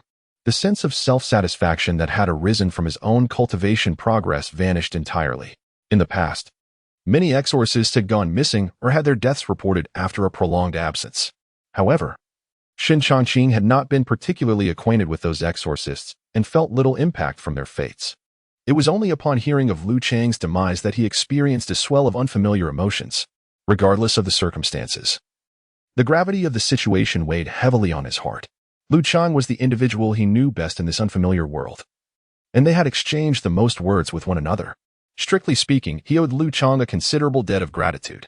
Now that the latter had passed, Shen Changqing was engulfed by an indescribable sentiment. Standing at the entrance of the Demon-Suppression prison, he exhaled deeply, and a profound realization surged within him. Once one enters the Demon-Suppression division, Life and death are no longer under one's control. Chapter 10. The year comes to an end with Lu Chang's death. Lu Chang's demise served as a poignant revelation for Shen Changqing, illuminating the stark reality that the mortality rate within the Demon-Suppression division was no trivial matter. The once distant sin of blood now clung to him, a grim reminder of the perils surrounding him. Within the ranks of the Demon-Suppression division, if other exorcists could fall, so too could Lu Chang. Though he had attained the level of Tong Mai, such prowess offered little protection against the finality of death. In an instant, the weight of pressure upon Shen Changqing intensified. Over the past 10 months, he had visited the library no fewer than 50 or 60 times. The materials he needed to study and the martial arts he sought to master had become second nature to him. Beyond this, there was little left of value to investigate, unless he could gain access to the second floor of the library. However, only formal exorcists were permitted entry to that hallowed space, while unofficial exorcists were confined to the first floor. Possessing mastery over 4 martial arts, 13 protectors horizontal training, Pure Yang skill, 7 kill blade technique, and iron sand palm, Shen Changqing felt he had reached a satisfactory level of proficiency. After all, one's energy is finite, and the ability to simultaneously focus on several disciplines consumed all available time. Yet, the 13 protectors horizontal training had reached an unprecedented 15th level, and further advancement could only be achieved through the accumulation of killing points. This meant Shen Changqing needed to concentrate on just 3 martial arts moving forward. Among them, he prioritized Pure Yang skill. Training without cultivating one's qi would ultimately lead to futility. True qi is the foundation of one's realm, the very essence of an exorcist's strength. With sufficiently powerful true qi, even unarmed, one could vanquish others. Conversely, within 2 months, it was imperative that he advance Pure Yang skill to the 7th level, ideally reaching the 8th. The second level of the 7 kill blade technique was nearly its limit. Further enhancement without real combat experience would prove challenging. As for iron sand palm, there remained some potential for growth. Having formulated a plan for his future cultivation, Shen Changqing resolved to first break through in Pure Yang skill, followed by a subsequent enhancement in iron sand palm. The 7 kill blade technique, primarily grounded in practical application, was divided into 7 levels, each subsequent level significantly amplifying its power. However, without practical experience as a foundation, attaining even the 2nd level through mere training was no easy feat. In contrast, Shen Changqing felt confident in his ability to improve iron sand palm. After making his decision, he secluded himself in his small courtyard, refraining from stepping outside unless absolutely necessary. During the initial month, Jiang Zhua visited a few times, primarily to issue tasks, and their conversations remained sparse. Shen Changqing was not well acquainted with Jiang Zhua, and given his temperament, he was not inclined to initiate dialogue. The newly appointed head of the Huangbu Exorcism Institute exhibited a similar demeanor, resulting in minimal exchanges between them. As more tasks were assigned, a semblance of familiarity began to develop. Seizing the opportunity to deepen their rapport, Shen Changqing inquired about the circumstances surrounding Lu Chang's death, obtaining answers from Jiang Zhua. Not only that, but he also gleaned additional information from Jiang Zhua about the sinister class of monsters. Shen Changqing whispered softly. The one who had slain Lu Chang was a formidable class of monster, a being that transcended the vengeful class, representing a far more powerful existence. In the year 382 of the Great Qin, in the month of February, chaos erupted as monsters wreaked havoc, leading to catastrophic disasters that brought untold suffering to the populace. In an effort to stabilize the situation, the Demon-Suppression Department dispatched numerous exorcists to various regions to quell the calamities, successfully suppressing many of the monsters and preventing further spread of disaster. However, despite the many calamities being subdued, the Demon-Suppression Department paid a heavy price for their efforts. Numerous exorcists perished at the hands of the monsters, and Lu Chang was among them. Consequently, the Demon-Suppression Department faced a significant manpower shortage, necessitating the recruitment of suitable individuals from various locales to replenish their ranks. If the capital's Demon-Suppression Department was in such dire straits, it was likely that those in other regions had suffered even greater losses. Shen Changqing sighed deeply. The Great Qin's Demon-Suppression Department serves as the collective name for all such organizations. In reality, apart from the capital's branch, every significant provincial city in Great Qin establishes its own Demon-Suppression Department to ensure local peace and security. Given the vast expanse of the Great Qin territory, relying solely on the capital for demon suppression would render it impossible to address calamities promptly, with the speed at which monsters kill. Even a delay of a day or two could result in immeasurable losses. Thus, every region in Great Qin has its own demon-suppression department, albeit all subordinate to the capital's authority. From the words of Jiangzhua, Shen Changqing gleaned the gravity of the situation in Great Qin. A single disaster involving monsters had led to the deaths of many exorcists, although he currently served as a trainee exorcist, seemingly unaffected by the turmoil. He recognized that if circumstances reached a point of no return, even a trainee exorcist would be compelled to step forward. Under a collapsing nest, no egg remains intact. Should the monsters reach an uncontrollable threshold, Shen Changqing felt certain that his own survival would be equally bleak. With a sigh, Shen Changqing focused his mind and commenced a new round of cultivation. His Pure Yang skill had already broken through to the 7th level. In other words, Shen Changqing's realm had ascended from the mid-stage of pulse connection to the late stage. Though this may appear to be a mere increment in levels, during the breakthrough, Shen Changqing discovered that the Pure Yang true energy of the 7th level was significantly more vigorous than that of the 6th. Not only in terms of quality had there been a considerable transformation previously. He could only leave a charred handprint when striking a wooden post with his Pure Yang true energy, but now he could nearly burn through the post. If it were flesh and blood, a single strike of Pure Yang true energy would likely leave even a master of the 13 protectors gravely injured, if not dead. As someone who had been with the Demon-Suppression department for nearly a year, he had come to understand many things. Take the 13 protectors' martial arts. Many practiced it, yet none had truly mastered it to perfection. Achieving a complete mastery of external martial arts required a time investment far beyond a mere year. Many aspiring demon hunters are diligently honing their foundational skills through the practice of the 13 Taibao horizontal training method. At nearly the same juncture, they transition to other techniques in hopes of transcending the meridian realm. Not to mention the novice demon hunters, even among the seasoned ones, it is likely that very few, including Shen Changqing, have perfected the 13 Taibao horizontal training method. After all, a foundational external technique does not warrant the expenditure of immense effort and cultivation. Without achieving perfection, one can never truly comprehend the myriad benefits that the complete mastery of the 13 Taibao horizontal training method can bestow. However, investing time in cultivating internal techniques rather than external ones can yield substantial rewards. The gains and losses in this regard are entirely contingent upon the individual. Currently, as Shen Changqing aims to advance his Pure Yang skill to the 7th level, his objective is to continue striving towards further breakthroughs. With limited time remaining, hopes for the 9th level seem dim. Nonetheless, he possesses a degree of confidence in breaking through to the 8th level. Soon, a night passed, and with the dawn of a new day, the sun dispersed all darkness. Shen Changqing deliberately stepped into the courtyard, gazing towards the rising sun, and began a new round of cultivation as per the prescribed route of the Pure Yang skill. Inhaling and exhaling rhythmically, he felt a sudden stir in the sky. A faint purple aura beginning to manifest. Shen Changqing opened his mouth and consumed the ethereal energy. As the purple energy entered his abdomen, it immediately stirred the Pure Yang true qi, which seemed to receive a potent stimulus, intensifying dramatically. Boom! The true qi surged through his meridians, resonating with the sound reminiscent of rushing waters, and then surged towards a specific point. With each wave of pressure, Shen Changqing's countenance contorted slightly, as if he were enduring immense agony, causing his body to tremble lightly. As time elapsed, beads of sweat began to form on his forehead. After half an hour, his body quaked violently, as if something had shattered within him, producing a faint sound. Gradually, the sound grew louder, resembling the roar of a turbulent river. With a sudden burst, Shen Changqing opened his tightly shut eyes. He had succeeded in breaking through. The 8th level of the Pure Yang skill, which had plagued him for so long, was finally conquered. At this stage, he stood merely a step away from reaching the limits of the Meridian realm. The successful breakthrough brought a wave of relief to Shen Changqing's long-restrained spirit.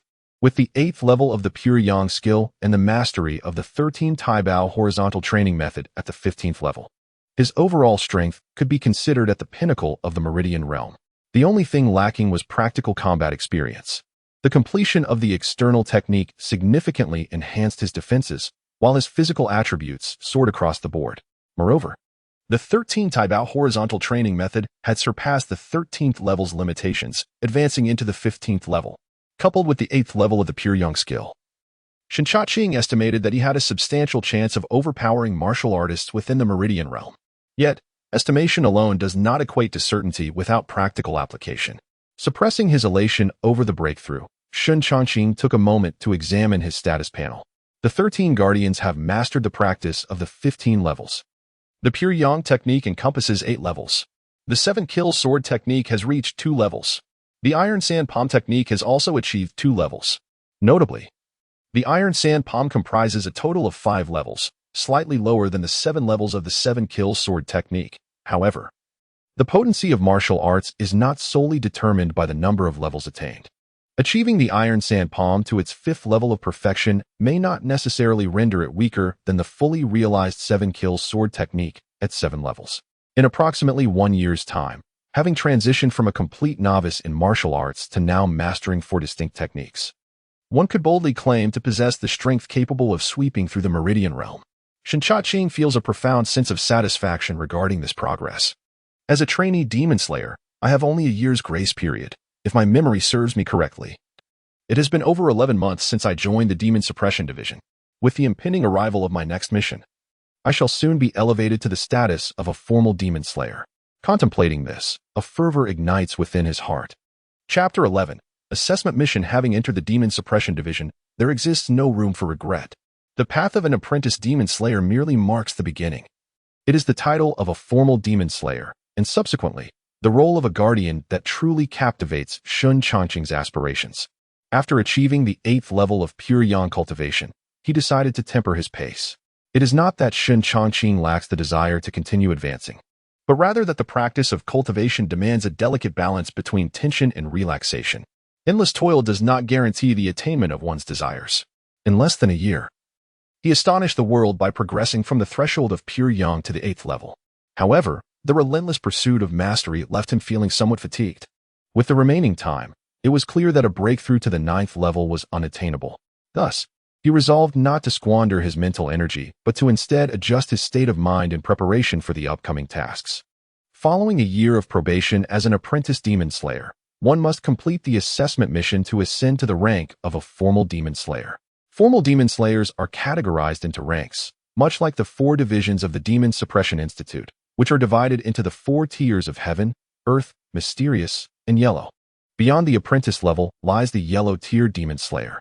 Upon the successful completion of the assessment task, Shen Changqing would attain the rank of Yellow Tier Demon Slayer. The consequences of failure are dire, as the missions of the Demon-Suppression division offer no second chances. One must either succeed in living through the task or perish in defeat. All demon slayers confront the maleficent and the uncanny, which show no mercy. In such encounters, it is either the demon's demise or one's own. In the courtyard, Shen Changqing rolled up his sleeves and seated himself upon a bench. Before him lay a smooth stone, and in his grasp was his uniquely personal long knife. With his left hand pressing down on the blade, he meticulously began to grind its edge against the stone. He was sharpening his weapon. 2 days of rest had restored Shen Changqing to an unprecedented pinnacle of condition. Yet, his heart remained restless. Thus, he turned to the act of honing his blade. Every demon slayer is equipped with a weapon, the type of which can be chosen freely according to individual circumstances. Shen Changqing's weapon of choice was a long knife, reminiscent of a weapon from a dynasty he recognized in his previous life, the Tang dynasty's Mo knife. This weapon possesses unparalleled lethality, which is precisely why Shen Changqing opted for it. However, compared to the authentic Mo knife, there are still distinctions, such as its length. As time flowed slowly, Shen Changqing's sharpening motion suddenly paused. Rising to his feet, he infused his pure yang true energy into the blade, causing the residual grime to vanish and revealing a chilling gleam from the long knife. Sheathing the blade, he made his way to the courtyard gate. Upon opening the door, he was greeted by Jiang's was standing outside. The steward had arrived. It seemed he was well prepared. Jiang's noticed Shen Changqing, adorned with his knife at his waist, and a slight smile graced his face. The longer Jiang Feng interacted with Shen Changqing, the more he gleaned about the latter's secrets. For instance, he learned when Shen Changqing first manifested his true energy and what martial arts he was currently specializing in. Upon discovering that Shen had ascended to the channeling realm merely 2 or 3 months after joining the Demon-Suppression division, Jiang Feng understood why Lu Chang treated him with such distinction. An extraordinary genius. Such a person is a rarity in any realm. Suddenly, Jiang Feng sighed, lamenting, "It is a pity that you have entered the Demon-Suppression division. Had you joined another martial sect, your remarkable talent would undoubtedly have led to substantial cultivation opportunities. You would not find yourself facing such dire challenges at the channeling realm. No one can escape the grasp of the Demon-Suppression division, even if one were to flee. The division would pursue relentlessly. Other martial sects would hesitate to accept you upon learning of your status as a traitor to the division. The Demon-Suppression division is unlike any other sect. Once you enter, you either ascend to the highest echelons or perish in the line of duty. Even the most extraordinary geniuses are not exempt from this fate. In this regard, it could be argued that the system within the Demon-Suppression division is perceived as unfair by those exceptional talents, yet others commend its impartial approach. Upon hearing this, Shen Changqing smiled gently, responding, "Manager Jiang, I have never regretted my decision to join the Demon-Suppression division. Were it not for the division's refuge, I might have perished in some desolate wilderness or become prey to malevolent creatures, and I would not be standing here conversing with you now. You are not entirely mistaken," Jiang Feng observed, regarding him intently before continuing with a smile. "In fact, your success rate in passing the assessment task surpasses that of most apprentice demon slayers. Your specialization in the Pure Yang technique, embodying the essence of rigidity and brilliance, equips you to counter weaker malevolent entities. Given that apprentice demon slayers often confront ghost-level threats, with a modicum of caution, I foresee no substantial issues." Pausing for a moment, Jiang Feng added, "In light of our potential future as true colleagues, I offer you one more piece of advice. During your missions, do not easily trust what you see or hear. Malevolent entities often employ illusions to ensnare their victims. Once trapped, escape becomes exceedingly difficult, and how to unravel such traps will depend solely on your own abilities. There are many matters I cannot elucidate in detail, for imparting excessive experience may not necessarily benefit you. The variety of malevolent creatures is vast, and adhering to a singular method in response would undoubtedly lead to ruin. When faced with critical situations, your own skills will be your greatest asset." Jiang Feng's tone grew serious. Once he finished speaking, Shen Changqing clasped his fist in gratitude, saying, "Thank you, Manager Jiang, for your insights. Should the opportunity arise in the future, I shall repay you. Haha, there is no need for formality. It is our duty in the Demon Extermination Institute to provide such guidance. For routine matters, you may seek answers in the library at your leisure. However, when it comes to actual missions, we must offer thorough explanations to mitigate potential losses. That being said, I still cannot forget the guidance of Steward Jiang." Shen Changqing's expression remained solemn. Speaking a few kind words would not incur any loss to oneself, so why provoke annoyance? Upon hearing this, Jiang Feng's smile became more pronounced. He proceeded to explain certain important matters, and then handed a white jade pendant to Shen Changqing. The Pure Spirit pendant is a treasure crafted by the Demon-Suppression division. It will emit a warning whenever there is demonic presence nearby. Furthermore, if any such entity is slain, the pendant will bear corresponding marks. These marks serve as proof of task completion. The Pure Spirit pendant. As Shen Changqing gazed upon the pendant in his hand and listened to Jiang Feng's words, he realized that it was indeed a precious artifact. Not to mention, merely from its appearance, its value was considerable. However, it appeared that nearly every member of the Demon-Suppression division was equipped with one. This alone illustrated the division's immense wealth. Nonetheless, Shen Changqing also noted the flaw in Jiang Feng's statement. The implication was that one must slay the supernatural entity to consider the task complete. If someone else were to kill the entity, would that not equate to a failed mission for him? Yes, but not entirely. Once the entity is slain, the task is deemed complete.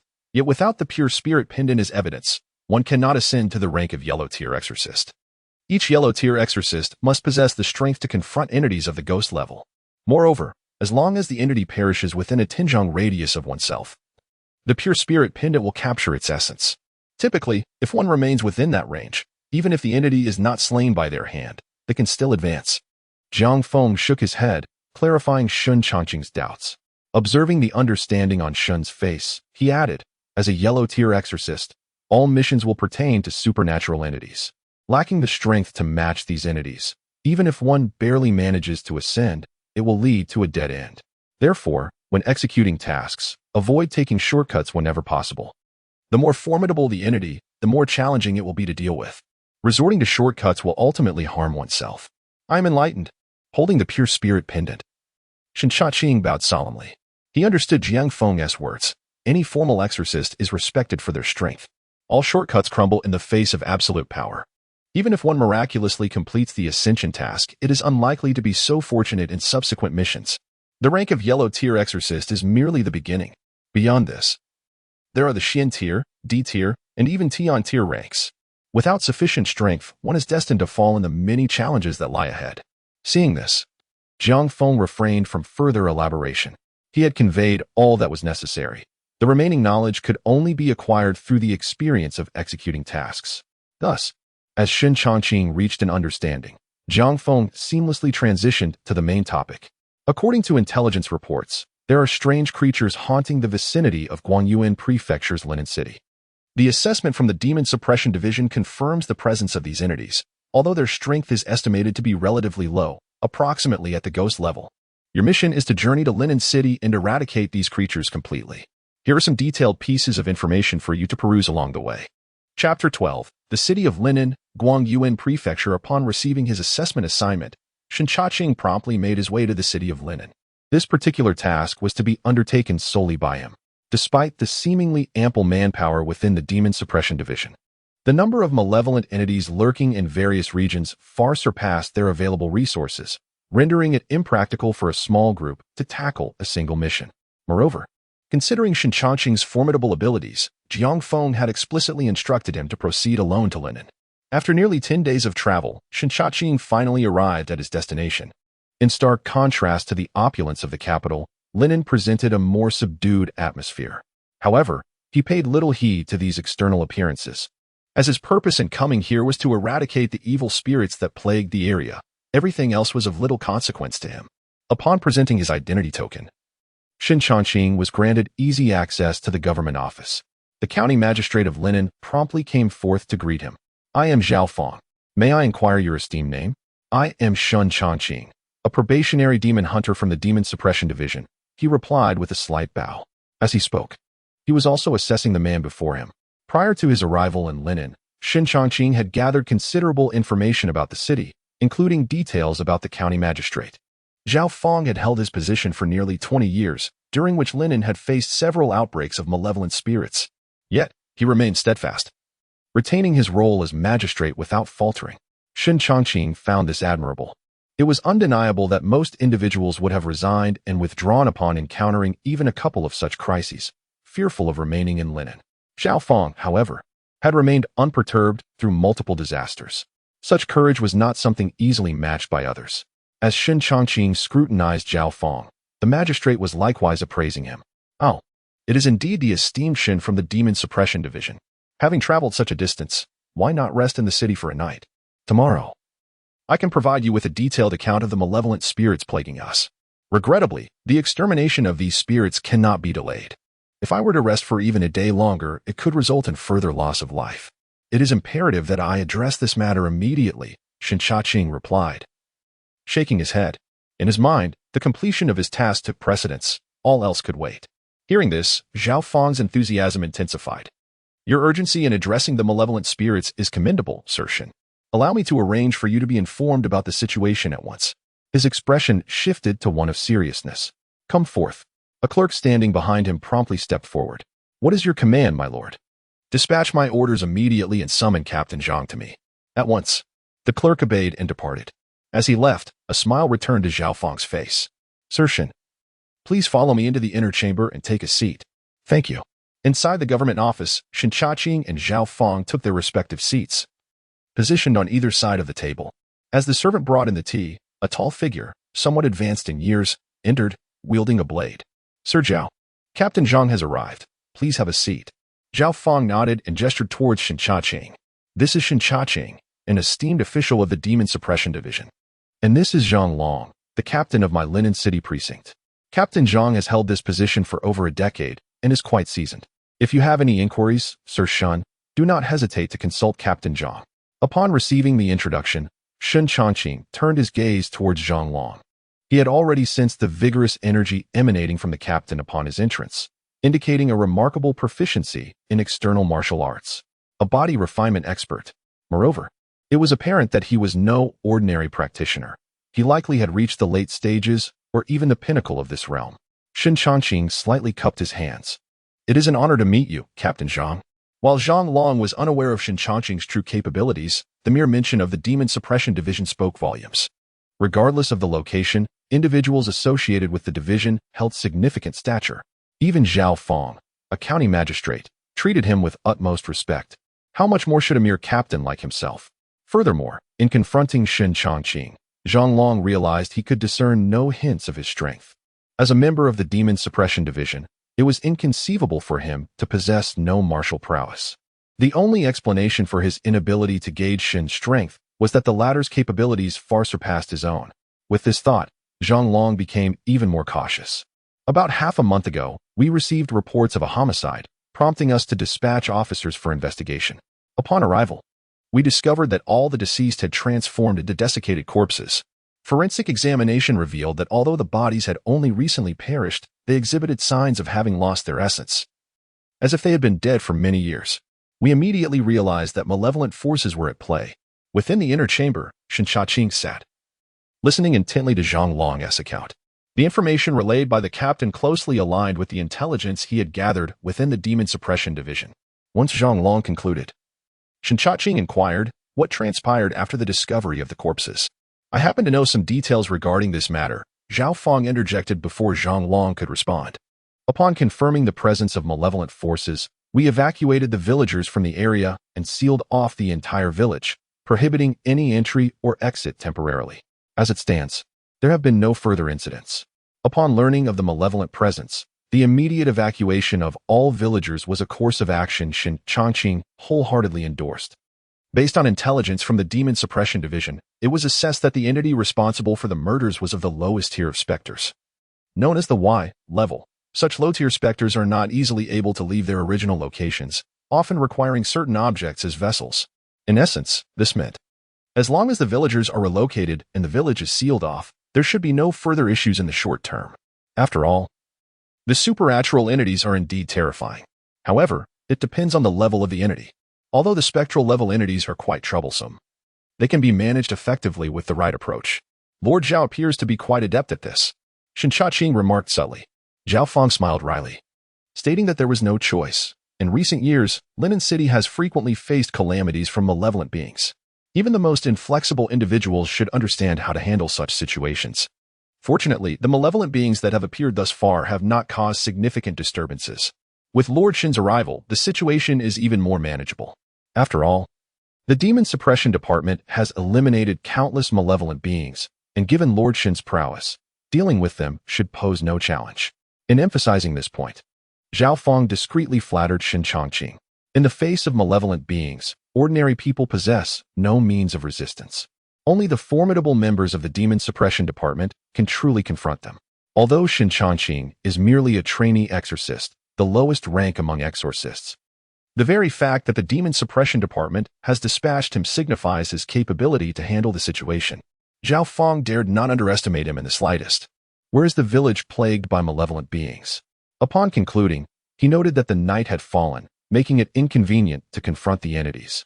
It would be preferable to act during the day, as the blazing sun would provide some advantage. Shen Changqing did not reject Zhang Long's suggestion, not because he genuinely believed it was better to confront the malevolent beings by day, but rather because, strictly speaking, they are not afraid of sunlight.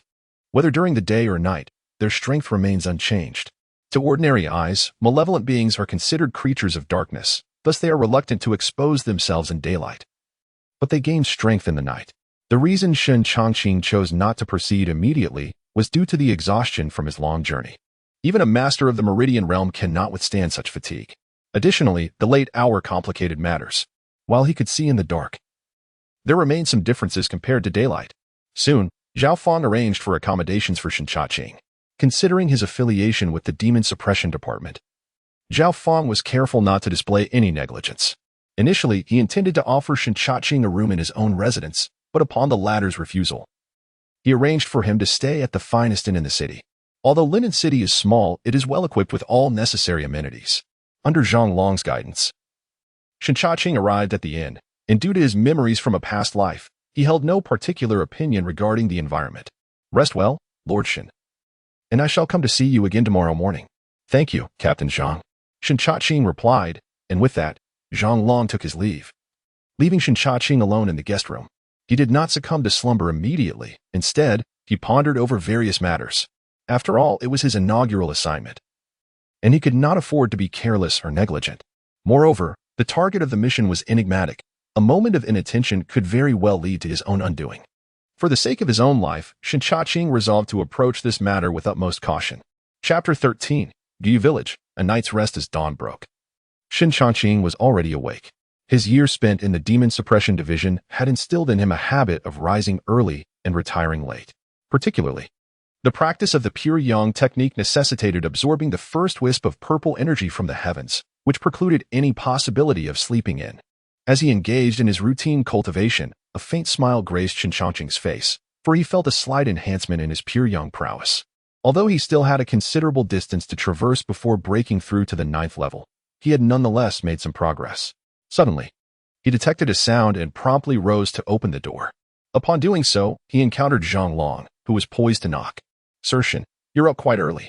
The unexpected opening of the door startled Zhang Long momentarily, but he quickly regained his composure. "You're also up early, Captain Zhang," Shen Changqing replied with a smile, already making his way to sit at the table. "Please take a seat, Captain Zhang," Shen invited. "Thank you, Sir Shen." Zhang Long placed an item he had been holding on the table and sat opposite Shen Changqing. "You haven't had anything to eat yet, have you? These are some local delicacies from Linen City. Given your distance from the capital, you may not have had the chance to savor them." As he spoke, Zhang Long unwrapped the oilcloth, revealing an array of exquisitely crafted pastries. A delightful aroma wafted from them, uplifting the spirits of anyone nearby. "You are quite thoughtful, Captain Zhang," Shen Changqing remarked, his smile widening, prompting a subtle smile from Zhang Long in return. He picked up a piece of pastry and took a gentle bite. "Speaking of the recent disturbances caused by the malevolent creatures, do you have any further insights, Captain Zhang?" Shen Changqing inquired. "I don't possess extensive knowledge regarding these malevolent beings, as I am merely a humble captain without the privilege of delving into such matters," Zhang Long replied, shaking his head. His demeanor remained largely unchanged as he spoke of the malevolent creatures. After a while, Shen Changqing posed various other questions, to which Zhang Long responded confidently. Their conversation continued for a considerable time. Setting down the pastry, Shen Changqing rose. "In that case, Captain Zhang, shall we proceed to investigate the situation? Are you not going to eat anymore?" "I shall refrain from eating further. Consuming too much in the morning is detrimental to digestion. We can address that after we conclude our business." Zhang Long was momentarily taken aback by the mention of digestion, a term unfamiliar to him. However, he quickly dismissed the thought. Since Shen Changqing wished to take a look, it was only appropriate for him to accompany him. After all, resolving the matter with the malevolent beings would allow everyone to enjoy a peaceful night's rest. As they walked through the bustling streets, Shen Changqing observed the lively scene around him and remarked, "Though Linen City may not rival the capital in grandeur, it possesses its own unique charm. To be able to dwell here for an extended period would undoubtedly be a delightful experience. If Sir Shen enjoys it, you are welcome to visit Linen City often." Zhang Long responded with a smile, leading the way as they exited the city. The distance to the outskirts was a mere 10 miles, not too far at all. Once beyond the city limits, the vibrant bustle dissipated, replaced by a desolate emptiness that felt utterly devoid of life. "Captain Zhang, where have the villagers who were relocated now settled?" As Shen Changqing spoke, he cast a sidelong glance at Zhang Long. In response, he expressed no additional demands. "Lord Zhao truly cares for the people. Indeed, having served as the magistrate of Linen for 2 decades, Lord Zhao was a commendable official. Throughout the years, whenever calamities wrought by malevolent creatures arose, other magistrates were frequently replaced. Only Lord Zhao steadfastly fulfilled his duties, unafraid of the lurking dangers." Mentioning Zhao Fang, admiration surfaced on Zhang Long's countenance, and Shen Changqing nodded in agreement, acknowledging the validity of his words. The term malevolent creatures serves as an alternative designation for demons and supernatural beings, as such entities are also referred to as evil spirits, thus earning the title of malevolent. Before long, the two arrived at a rice field, where the crops grew lush and plentiful, yet the atmosphere lacked vitality. "Sir Shen, ahead lies Guyu Village," Zhang Long intoned solemnly, gesturing towards the village that had once been plagued by malevolence. Following Zhang Long's, Shen Changqing beheld a distant cluster of houses, seamlessly intertwined. Soon, they crossed the rice field and reached the village entrance, marked by a stone tablet inscribed with the characters for Guyu Village. Surrounding it were 6 individuals clad in the garb of officials, stationed at the village's perimeter. Each bore an expression of palpable tension, glancing frequently toward the village as if anticipating the emergence of malevolent entities. Even the blazing sun above offered little comfort. Captain Zhang. Captain Zhang has arrived. Upon seeing Zhang Long and Shen Changqing approach, the officials visibly relaxed. Zhang Long, with a serious demeanor, extended his hand toward the officials. Introducing his companion, "This is Sir Shen Changqing from the Demon-Suppression office, here to eradicate the malevolence." As anticipated, the mention of the Demon-Suppression office instilled a sense of reverence among the officials, who respectfully greeted Shen Changqing with cupped hands. "We greet you, Sir Shen." Despite Shen Changqing's youthful appearance, they dared not show any disrespect. The name Demon-Suppression office was a recognized emblem throughout the Great Chain. Those who emerged from its ranks were undoubtedly formidable individuals. Thus far, has anyone entered or exited the village? Shen Changqing inquired, surveying the desolation before him and turning toward one of the officials. The official felt an overwhelming pressure upon hearing the question. "Reporting to you, sir. Since the onset of the malevolent threat, no one has entered or exited the village." With that, the officials bowed and withdrew, leaving only Shen Changqing and Zhang Long behind. "Sir, do you wish to enter the village now, or shall we wait for a more opportune moment? Having come this far, let us venture in and take a look." Shen Changqing let one hand dangle down while the other pressed firmly against the hilt of his sword, taking a determined stride into Guiyue village. Observing this, Zhang Long promptly followed closely behind him into the village. As they stepped into the confines of Guiyue village, a sudden chill swept in from all directions, enveloping them in an eerie coldness. This chilling sensation stirred the pure yang energy, forming a protective barrier around them. Chapter 14. The allusion to the chilling sensation that enveloped him, Shen Changqing felt an unsettling familiarity. In the past, such coldness had manifested within the confines of the Demon-Suppression prison. Yet, the current chill, while formidable, paled in comparison to that of the prison. Nonetheless, even this lesser chill bore significant impact on those below the meridian opening stage. Casting a glance at Zhang Long, whose complexion had turned slightly pallid, Shen Changqing hesitated momentarily in his stride. Perhaps Captain Zhang should withdraw outside the village to await further news. "I shall handle the matter of the malevolent spirits here." "My lord, you underestimate the gravity of the situation. The responsibility of confronting these malevolent entities rests upon us all, and I cannot simply retreat. Moreover, while Guiyue village may be modest in size, it is still substantial enough that locating the source of the malevolence necessitates guidance," Zhang Long replied, shaking his head resolutely. Despite his waning color, he exhibited no sign of faltering. Observing his determination, Shen Changqing chose not to press further. Together, they traversed the village in silence. And at some point, the blazing sun above seemed to dim considerably, as if the entire village were shrouded in a veil of mist, utterly isolated from the outside world. There were no buzzing insects nor chirping birds, only the faintest whisper of footsteps echoing in their ears. Gradually, an intangible pressure descended upon them from all directions, conjuring an overwhelming sense of dread. Yet, this oppressive force had little effect on Shen Changqing. As a veteran of the Demon-Suppression prison, he had encountered numerous supernatural entities and possessed extensive knowledge of such malevolence. According to intelligence reports, the aberrations haunting Guiyue village were of the lowest specter class, unworthy even of imprisonment within the Demon-Suppression prison, and could not be compared to the formidable demons and spirits he had encountered before. During his inspections of the prison, despite the binding powers in place, it was impossible to create an impenetrable barrier. Consequently, he had developed a considerable immunity to the influences of malevolent forces. Even if there remained some residual effect, it was negligible. Zhang Long's complexion was somewhat ashen, yet his demeanor remained composed. "My lord, the house ahead is where the malevolent spirit has been wreaking havoc," he indicated, gesturing towards a structure within the village. This house, constructed of blue stone, starkly contrasted with the surrounding earthen dwellings, standing out notably. "This family must be quite affluent," Shen Changqing remarked. "They are renowned landlords in Guiyue village. However, the presence of malevolent spirits renders wealth utterly futile. Tragically, they perished within their home, and by the time they were discovered, they had already become mummified remains." Zhang Long sighed, feeling a profound helplessness towards the malevolent spirits. "Where are those mummified remains now?" Shen Changqing inquired. "Given that the deaths were caused by malevolent spirits, we feared the bodies might undergo some transformation. Thus, after the coroner's examination, we promptly cremated the remains to prevent any possibility of the spirits utilizing the corpses to inflict further harm." Indeed, the actions of the Linen City magistrate were entirely justified. As they conversed, the two had arrived before the bluestone edifice.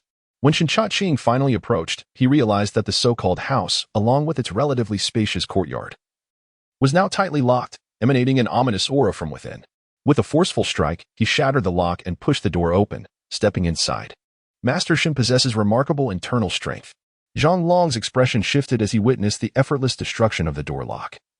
Crafted from pure iron, a feat that required considerable prowess to achieve. As Shen Changqing entered the courtyard, the already dim surroundings grew even darker, although visibility was not entirely lost. It was difficult to fathom that outside, the sun blazed brightly. In the courtyard stood an unknown tree, its branches lush yet mostly withered and yellowed. As the door swung open, a gentle breeze stirred, causing some of the dry leaves to cascade down. Master Shen, the entire family was discovered deceased in the master bedroom. Please follow me. Zhang Long's voice echoed from behind. He promptly led the way towards a particular direction in the courtyard. Observing his familiarity with the surroundings, Shen Changqing followed closely, and they soon arrived at a firmly shut door. Master Shen, this is where the malevolent presence first manifested. Zhang Long indicated the door, his demeanor turning grave. Upon hearing this, Shen Changqing stepped into the room, only to find a copper mirror positioned within. In that instant, the environment transformed abruptly. The room remained the same, yet it appeared significantly dilapidated, as if it had not been inhabited for many years. A faint sound of sobbing filled the air, reminiscent of someone hiding in a corner weeping softly. However, the weeping quickly faded, replaced by joyous laughter echoing in the stillness. The children at play were engaged with a spherical object, kicking it back and forth. Suddenly, one child seemed to exert too much force, sending the ball hurtling towards Shen Changqing. Instantly, his blade was drawn, its cold glint slicing through the air, cleaving the spherical object in twain. Blood splattered as the object fell to the ground, revealing two halves of a severed head, its eyes wide open, staring lifelessly at him. Shen Changqing approached slowly, crushing one half of the head beneath his foot, dark blood splattering across the ground. With a slightly grim expression, he cast a glance towards the shadows lurking in the courtyard. Truth be told, I have never faced a true specter. As he drew nearer, a sharp, chilling light abruptly surged from the gloomy surroundings, tearing through everything in its path. Chapter 15. You are too impatient, Zhang Butu. You are far too impatient. He had initially intended to engage playfully with the strange entities within the illusion, yet Zhang Long's assault abruptly forced him out of the realm of fantasy.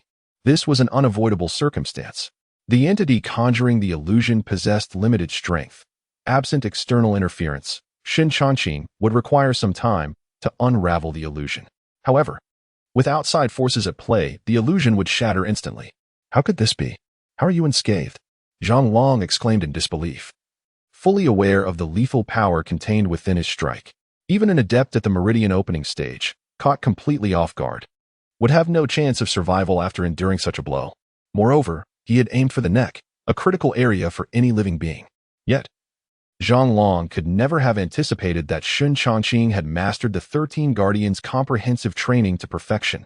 No, not merely to perfection, but had transcended into an unprecedented 15th layer.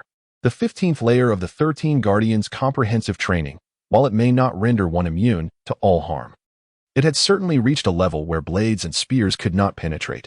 With the physique of a body refinement practitioner, even if Shen Changqing stood there passively, aside from the vital areas such as the eyes, he would sustain no injury whatsoever. I have already stated, you were too impatient. Shen Changqing shook his head, advancing slowly toward Zhang Long. An invisible pressure compelled Zhang Long to retreat step by step. Suddenly, he unleashed a slash into the air. The cold glint of his blade infused with pure yang energy, cutting through Zhang Long's arm with a swiftness that was almost deafening. The intense heat cauterized the wound, leaving it charred. Ah! The excruciating pain elicited a shriek from Zhang Long, his complexion paling instantly. The figures in the shadows became discernible, revealing several diminutive children. However, their faces were ghastly pale, lips tinged with a dark hue, and in some areas, flesh had rotted to the point of maggot infestation, a putrid stench wafting forth. Begone! Shen Changqing bellowed, unleashing a surge of pure yang energy. With 8 layers of pure yang energy combined with the 7 killing blade technique, he swiftly tore through the figures before him. The sound of a shriek, more akin to that of a creature than a human, echoed as the children dispersed like black mist. In an instant, the scene vanished. The severed arm that once gripped the knife lay on the ground. Yet Zhang Long had disappeared without a trace. Gazing at the bloodstains on the earth, Shen Changqing's expression turned frosty as he strode forward in pursuit. Within the desolate village, Zhang Long clutched his severed arm, staggering in retreat, casting fearful glances over his shoulder. He remained incredulous at his own downfall. It is impossible. I clearly poisoned the pastries. By now, the poison should have taken effect. How can he still wield such strength? Zhang Long's disbelief was palpable. In order to meticulously calculate the precise timing and ensure absolute certainty, he refrained from acting immediately while Shen Changqing was ensnared in a hallucinatory state. Instead, he chose to silently await the opportune moment for the poison to take effect before daring to strike. Yet, despite his caution, he ultimately faltered. The blade severed his own arm, leaving him no time to react. Such strength was far beyond the ordinary capabilities of merely channeling energy. At that moment, a fierce gust of wind surged from behind him. Years of combat experience prompted Zhang Long to lunge to the left, simultaneously witnessing a searing arc of blade energy slashing the ground, leaving a mark that was neither too deep nor too shallow. Shen Changqing approached with his knife drawn. Gazing at the exhausted Zhang Long lying on the ground, a murderous intent surged within him. Why? He could not comprehend why Zhang Long would attempt to assassinate him. After arriving in Linen City, Shen Changqing had unraveled many mysteries, yet he remained perplexed by Zhang Long's motives for attacking him. If I confess, will you spare my life? Zhang Long gasped, his eyes reflecting a desperate longing for survival.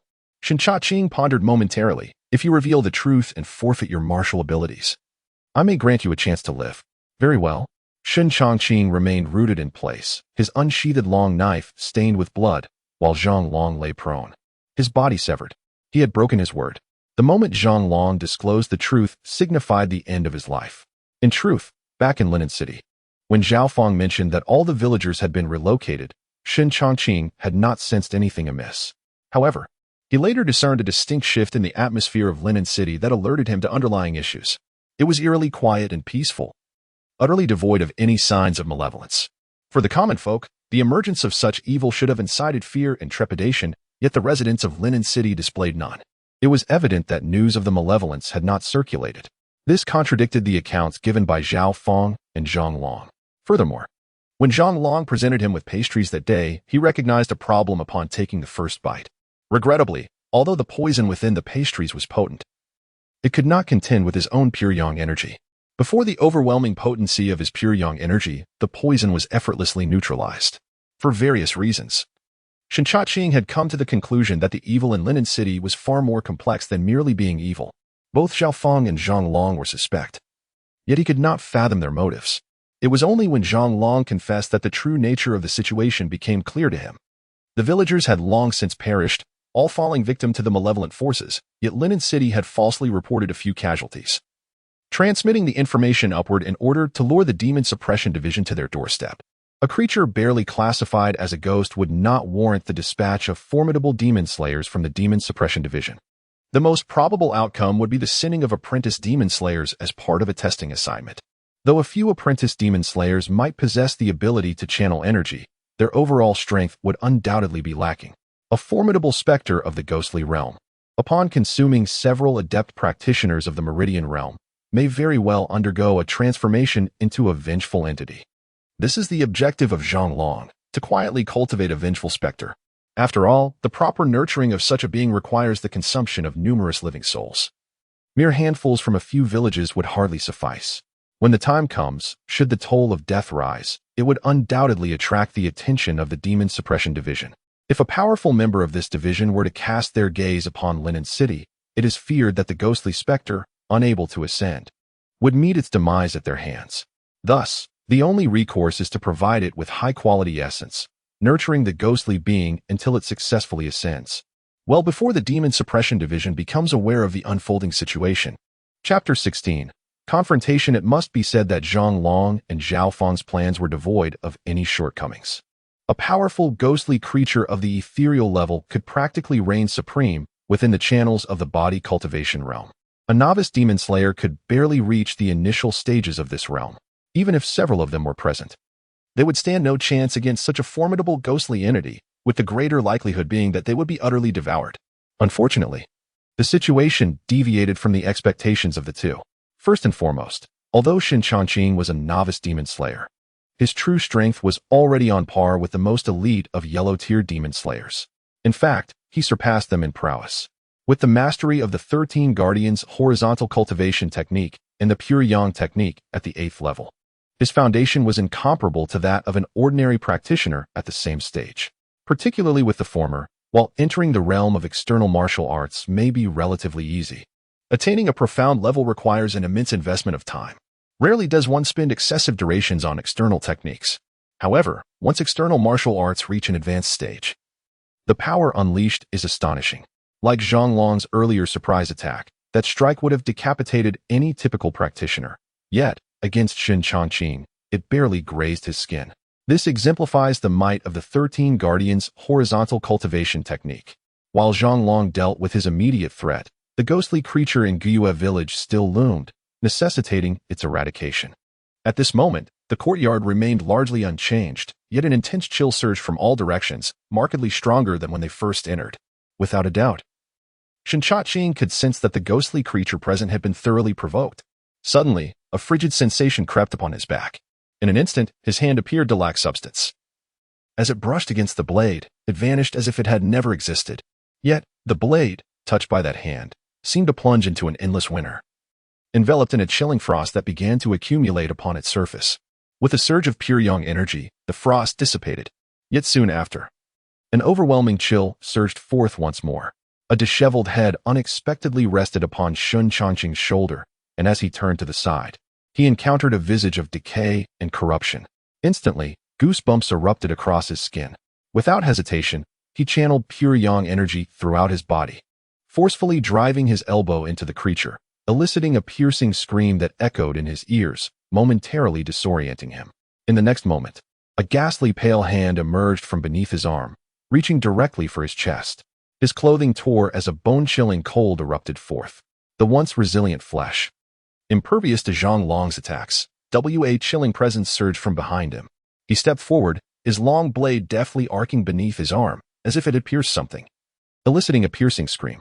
Soon after, the courtyard fell into silence.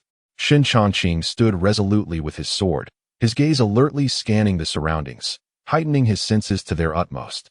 Unwilling to overlook even the faintest sound, the wound on his chest had quietly begun to scab over, yet the pain lingered, a grim reminder of the recent encounter. How troublesome. Shen Changqing sighed. This was his first direct confrontation with an otherworldly creature, and a formidable one at that. Although he had diligently studied the lore of such beings in the library, facing them in reality revealed discrepancies between the written knowledge and the truth.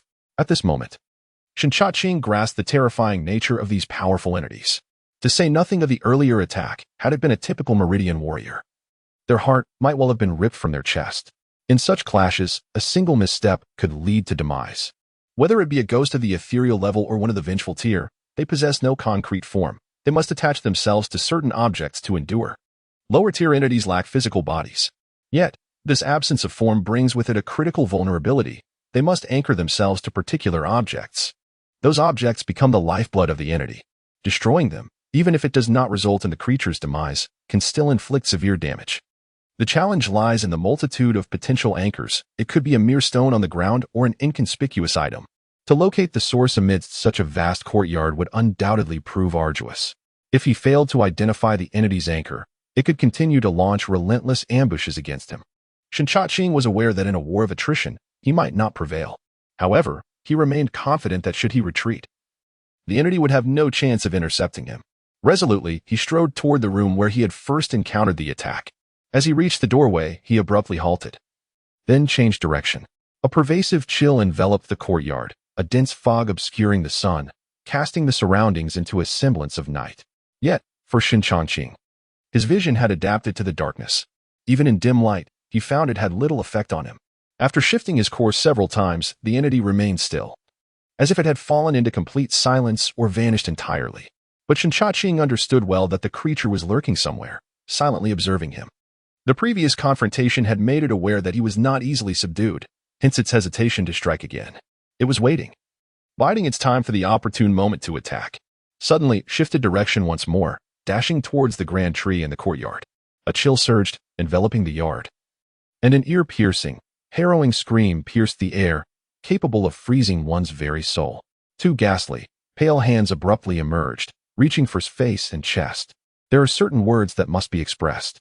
The new book has received an unprecedented promotion, and I extend my heartfelt gratitude to editor Jinghong, as well as to all the readers for their unwavering support. The following are the contributions made. The Light in the Darkness, 100 Chidian coins. The Cloth of the Azure Mansion, 1,500 Chidian coins. I Am a Small Character, 3,000 Chidian coins. Dear Operator. Silent and Sleepless, 10,000 Chidian coins. The Sky is Higher Than I, 500 Chidian coins. Uno. Manage Me, 106 Chidian coins. Book Friend 201912131800009967, 100 Chidian coins. The Reforged Knight of the Broken Sword, 3333 Chidian coins. The Most Adorable Shrimp Paste, 10,000 Chidian coins. 100-pound Little Gold, 3333 Chidian coins. Maple Morning Flower Soul, 500 Chidian coins. Book Friend 202010301832144176, 100 Chidian coins. Your Clear Song, 1,500 Chidian coins. Dreaming Dust, 100 Chidian coins. Do Not Be Unhappy, 3,500 Chidian coins. Do Not Cry. Be Cheap, 100 Chidian coins. Born for Books, Until Death, 100 Chidian coins. Nigayala, 100 Chidian coins. XJRSKY, 100 Chidian coins. Doin. Fine Goosey Eye, 100 Chidian coins. Book Friend 2019081616001969, 100 Chidian coins. Chuan Bin, 2,000 Chidian coins. I Have Danced Long Enough With Myself, 2,000 Chidian coins. Shallow Stranger, 2,000 Chidian coins. Wind Blade and Frost Sword, 2,000 Chidian coins. Cold Cultivation Dust, 10,000 Chidian coins. The Sound of Waves Remains in 1987, 100 Chidian coins. Jun Xiao Xiao, 2,000 Chidian coins. Book Friend 1701091655460099, 500 Chidian coins. I. King Yong, 3,000 Chidian coins. A Leaf Drifting, 500 Chidian coins. Belonging to a Cat, 500 Chidian coins. Book Friend 201908202309111695, for 100 Chidian coins. The Blue Robe. Unchanged Flowing Intent, 40,000 Chidian coins. Eggs with Meat Not in the Fold, 1,200 Chidian coins. This is a list of those who have generously contributed, and I am equally grateful to the many readers who have voted silently. Due to the restrictions during the new book period, I can only express my gratitude verbally for now.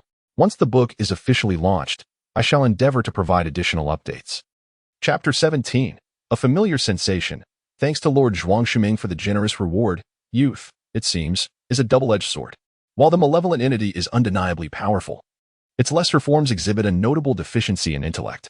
Shen Changqing paced restlessly within the courtyard, intent on uncovering the true object of possession by this entity. The preceding confrontation had undoubtedly instilled a sense of trepidation within it. Without absolute certainty or in the direst of circumstances, it would refrain from acting. Conversely, should it choose to strike, it would signify that Shun had become a tangible threat. As Shun traversed the courtyard, he remained uncertain of the precise location of the entity's possession. However, after thoroughly examining all possible directions, he noted that the sinister presence remained dormant. Among the remaining locations, the solitary tree in the courtyard stood out conspicuously. Its once lush foliage, which should have been vibrant green, had turned a sickly yellow. This anomaly could only be explained by the interference of an external force, for the malevolent entity is imbued with an essence so cold and dark that it poses a lethal toxin to all living beings. Hence, it elucidates the peculiar state of what should have been a thriving tree. Of course, Shen did not possess absolute certainty. It was merely a conjecture in his mind. The entity's apparent inability to restrain itself and the ensuing confrontation would undoubtedly validate his suspicions. With the power of 8 layers of pure yang and 15 layers of the 13 Taibao's horizontal training, Shen ascended to an unprecedented pinnacle of strength. In an instant, he unleashed 2 palms with the swiftness of lightning. The palms glowed a fiery red, akin to heated iron. The iron sand palm. The impact was unmistakable. The malevolent entity sustained injury. As it recoiled, Shen leapt forward, his hands swelling with bulging veins reminiscent of coiling dragons, and seized his long blade, striking fiercely at the tree before him. With a swift motion, the blade, sharp and imbued with unmatched force, penetrated the tree trunk. Due to the trunk's considerable girth, Shen could not cleave it in a single stroke. As he withdrew the blade, dark, viscous blood gushed from the wound, reminiscent of a spring, accompanied by a foul stench and a haunting wail. Suddenly, the roots of the tree surged upward, resembling arrows as they lunged towards Shen. The speed of their assault was alarming, accompanied by a piercing sound. Thud. The root struck Shen's body with such force that, despite the defenses afforded by the 15 layers of the 13 Taibao's horizontal training, he could not fully withstand the onslaught.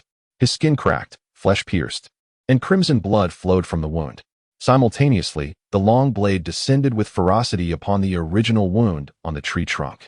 The trunk, already on the verge of splintering, finally succumbed to the relentless assault. Crack! The tree shattered into two, its once abundant branches and thick trunk crashing to the ground with a resounding noise, coinciding with a piercing scream that echoed through the air. The source of the sound no longer emanated from the surroundings of the courtyard, but rather surged forth from the fractured opening, an abundant flow of dark, crimson blood gushing forth. A vague and ethereal shadow drifted upwards from the cleft, seemingly attempting to escape into the distance. Shen Changqing, however, would not allow his adversary to flee unscathed. With a single stride, he unleashed his longsword, infused with pure yang true energy, cleaving directly upon the indistinct specter. The sound of tearing echoed, reminiscent of ragged fabric being ripped apart, as the shadow emitted a final, piercing scream before vanishing entirely. As the eerie apparition dissipated, a chill, sinister aura crept along the blade, swiftly coursing into Shen Changqing's hands. That familiar sensation brought a smile to his face. Name: Shen Changqing. Affiliation: Great Qin Demon Subduing Division. Status: Apprentice Demon Slayer. Martial Arts: 13 Bodyguards Horizontal Training. 15th level. Upgradable: Pure Yang Technique. 8th level. Upgradable: 7 Kill Sword Technique. 2nd level. Iron Sand Palm. 2nd level. Kill value: 15. Indeed, to acquire greater kill value, one must take matters into their own hands. Upon gazing at the panel displaying 15 points of kill value, a smile graced Shen Changqing's visage. After wandering through the demon-subduing prison for so long, he had scarcely amassed more than 20 points. Yet, having slain merely one ghostly entity, he had garnered 15 points. This clearly illustrated that personally dispatching monsters yielded a more substantial reward. Shen Changqing speculated that the kill value within the demon-subduing prison was residual energy left upon the bodies of the demons. In truth, a significant portion of it dissipated upon their demise. As for the precise origin of the kill value, he could not ascertain with complete certainty. Perhaps it was akin to the energy contained within the Spectre-S form.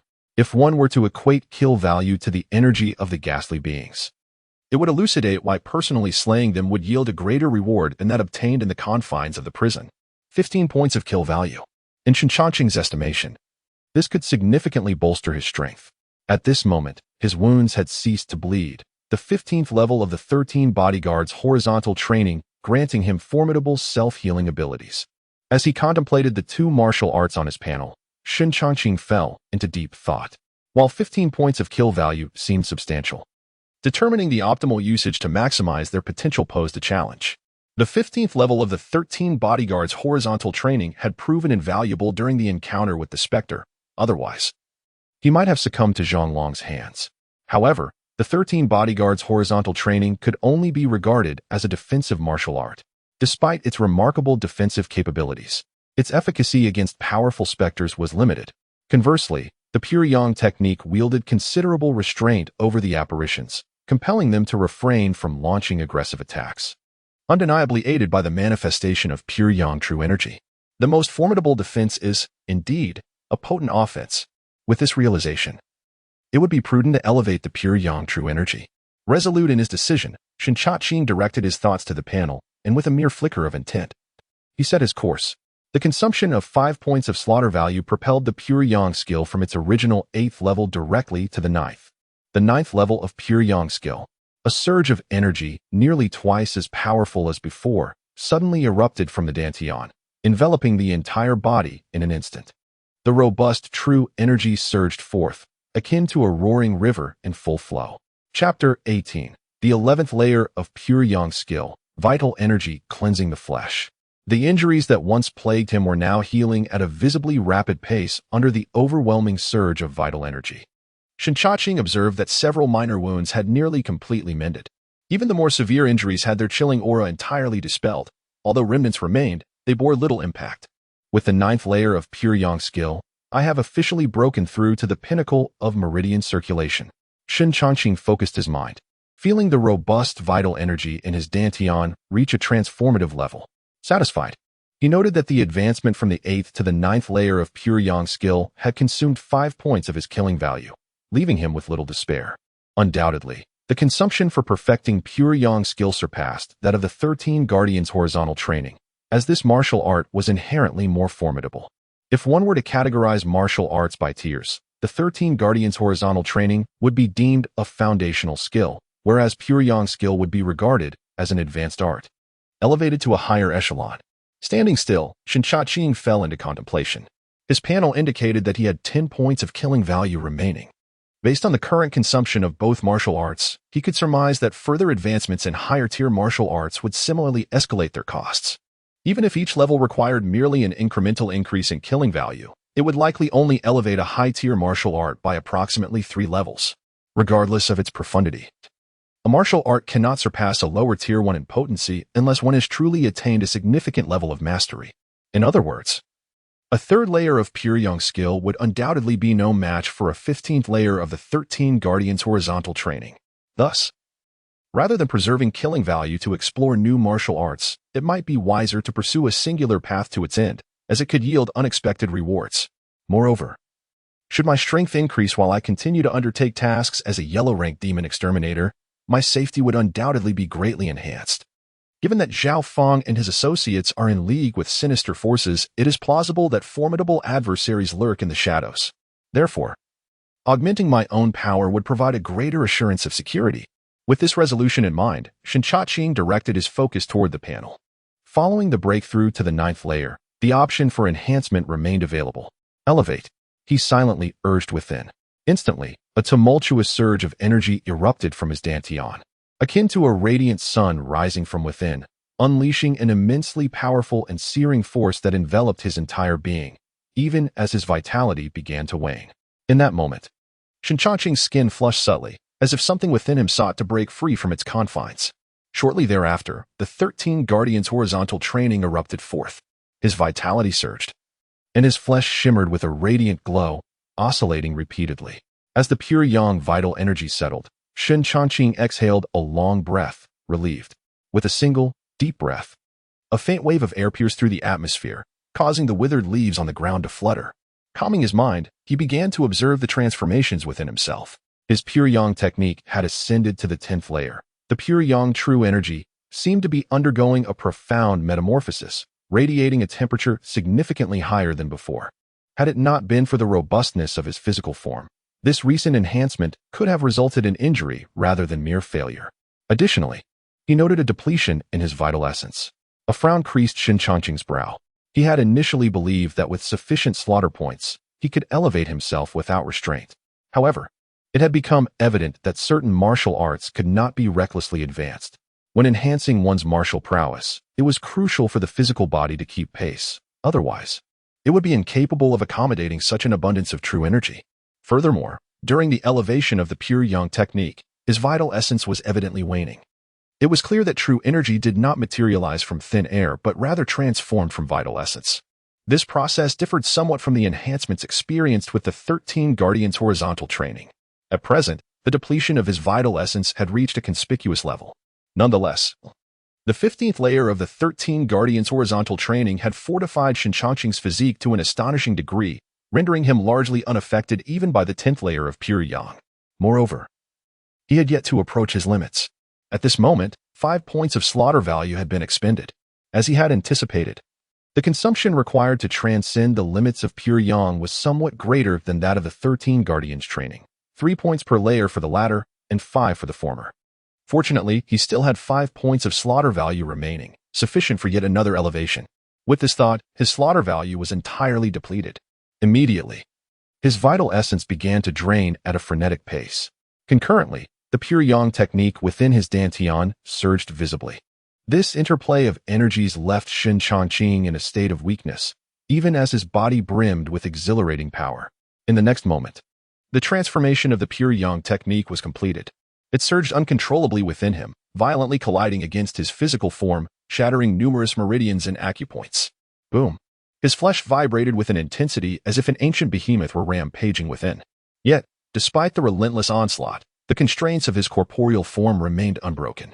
Gradually, the force of the collisions diminished, and during this tumultuous process, countless meridians within his body were unsealed. If one could observe Shen Changqing's physical form, they would see that the newly opened meridians and acupoints now flickered with a faint luminescence, gradually intertwining. In that moment of connection, an ethereal membrane began to take shape. As this membrane manifested, a profound realization surged within Shen Changqing's mind, the concept of primal energy. Primal energy, he murmured, feeling an immense weight lift from his shoulders. With the pinnacle of body refinement, true energy could be self-generated, thus enabling entry into the realm of channeling. This realm focused on nurturing true energy and unblocking the meridians. Once the meridians are sufficiently opened, allowing for a complete circulation of the great cycle, the martial artist will naturally cultivate a form of vital energy known as Gang Qi. This energy, also referred to as internal Gang, signifies that the practitioner has transcended from the realm of unblocking the meridians to entering the innate state of being. Chapter 19. Collusion. The Huang-tier demon exterminators are predominantly at the meridian realm. Once one ascends to the innate level, they become eligible for promotion to the Xian-tier demon exterminators. It can be asserted that any innate martial artist in the Great Qin can be regarded as a formidable expert, even within the demon-suppression department. They are no longer insignificant beings. Huang-tier exterminators can contend with ghost-level monstrosities, while Xian-tier exterminators possess the qualifications to rival the more malevolent entities of the vengeful level. From the perspective of Shen Changqing, individuals like Lu Chang and Jiang Zuo likely reside at the innate tier, though it is not impossible that they may be stronger than the innate level. However, even if they possess greater strength, it is unlikely to be excessively so. Shen Changqing felt a profound sense of satisfaction. The extermination of a formidable ghost-level entity had yielded sufficient slaughter value for him to officially transcend into the innate realm, marking an unexpected gain. This achievement, however, was also a product of his own rigorous training. Were it not for his arduous efforts in elevating the Pure Yang technique to the 8th level, the mere 12 points of slaughter value would not have sufficed for a breakthrough into the innate realm. Following his exhilaration, a powerful sense of weakness suddenly enveloped him, causing his steps to falter. He understood that this was due to the excessive vitality he had drawn during the breakthrough of the Pure Yang technique. In previous training, he had not taken shortcuts with slaughter value, maintaining a consistent level of daily expenditure that prevented any debilitating state. However, the recent consecutive breakthroughs in the Pure Yang technique had led to an extraordinary consumption of energy, especially between the transition from meridian to innate, which was particularly taxing. It appears that reckless breakthroughs are ill-advised. One must either prepare thoroughly or possess a more robust physique. Shen Changqing sighed. Should there be further slaughter value in the future? It would be prudent to enhance his 13 Guardians cross-training technique. Otherwise, he would need to seek alternative external techniques to augment his capabilities. The essence of true energy lies in its richness, and the foundation of vitality is paramount. After taking a moment to regain his composure, Shen Changqing lifted his gaze to the heavens. With the demise of the monstrosity, the enveloping mist began to dissipate. Due to the protracted duration of the encounter, the once blazing sun had now yielded to the setting sun, and an encroaching darkness gradually enveloped the world. As night fell, the official's inner hall was brightly lit. Zhao Fangku sat within, his countenance appearing somewhat eerie under the lamp's glow. Beside him sat a gaunt middle-aged man. Surely, there hasn't been an unforeseen incident, Zhuang Mingyuan remarked, pinching his short beard, his gaze shadowy and piercing, occasionally glinting with cold light. Impossible. Zhao Fang shook his head, his attention fixed upon the other man. Zhang Long possessed considerable strength, merely a step away from self-generating true energy and breaking through to become a meridian martial artist, coupled with a top-tier ghost-level entity. What challenge could a mere apprentice demon exterminator pose? An apprentice exterminator, at best, would merely be at the meridian realm, likely just newly initiated. To take a hypothetical step back, even though the visitor was not merely an apprentice demon slayer, but rather an established yellow-tier demon slayer, he possessed the confidence to vanquish his adversary with certainty. Were it not for the concern that the Demon-Suppression division might dispatch several yellow-tier demon slayers, we would not have felt compelled to fabricate such a narrative. What perplexed this official was the fact that, in response to a spectral-level monstrosity, the Demon-Suppression division had chosen to send only an apprentice demon slayer. One could only wonder whom he had offended, or if the division truly lacked personnel.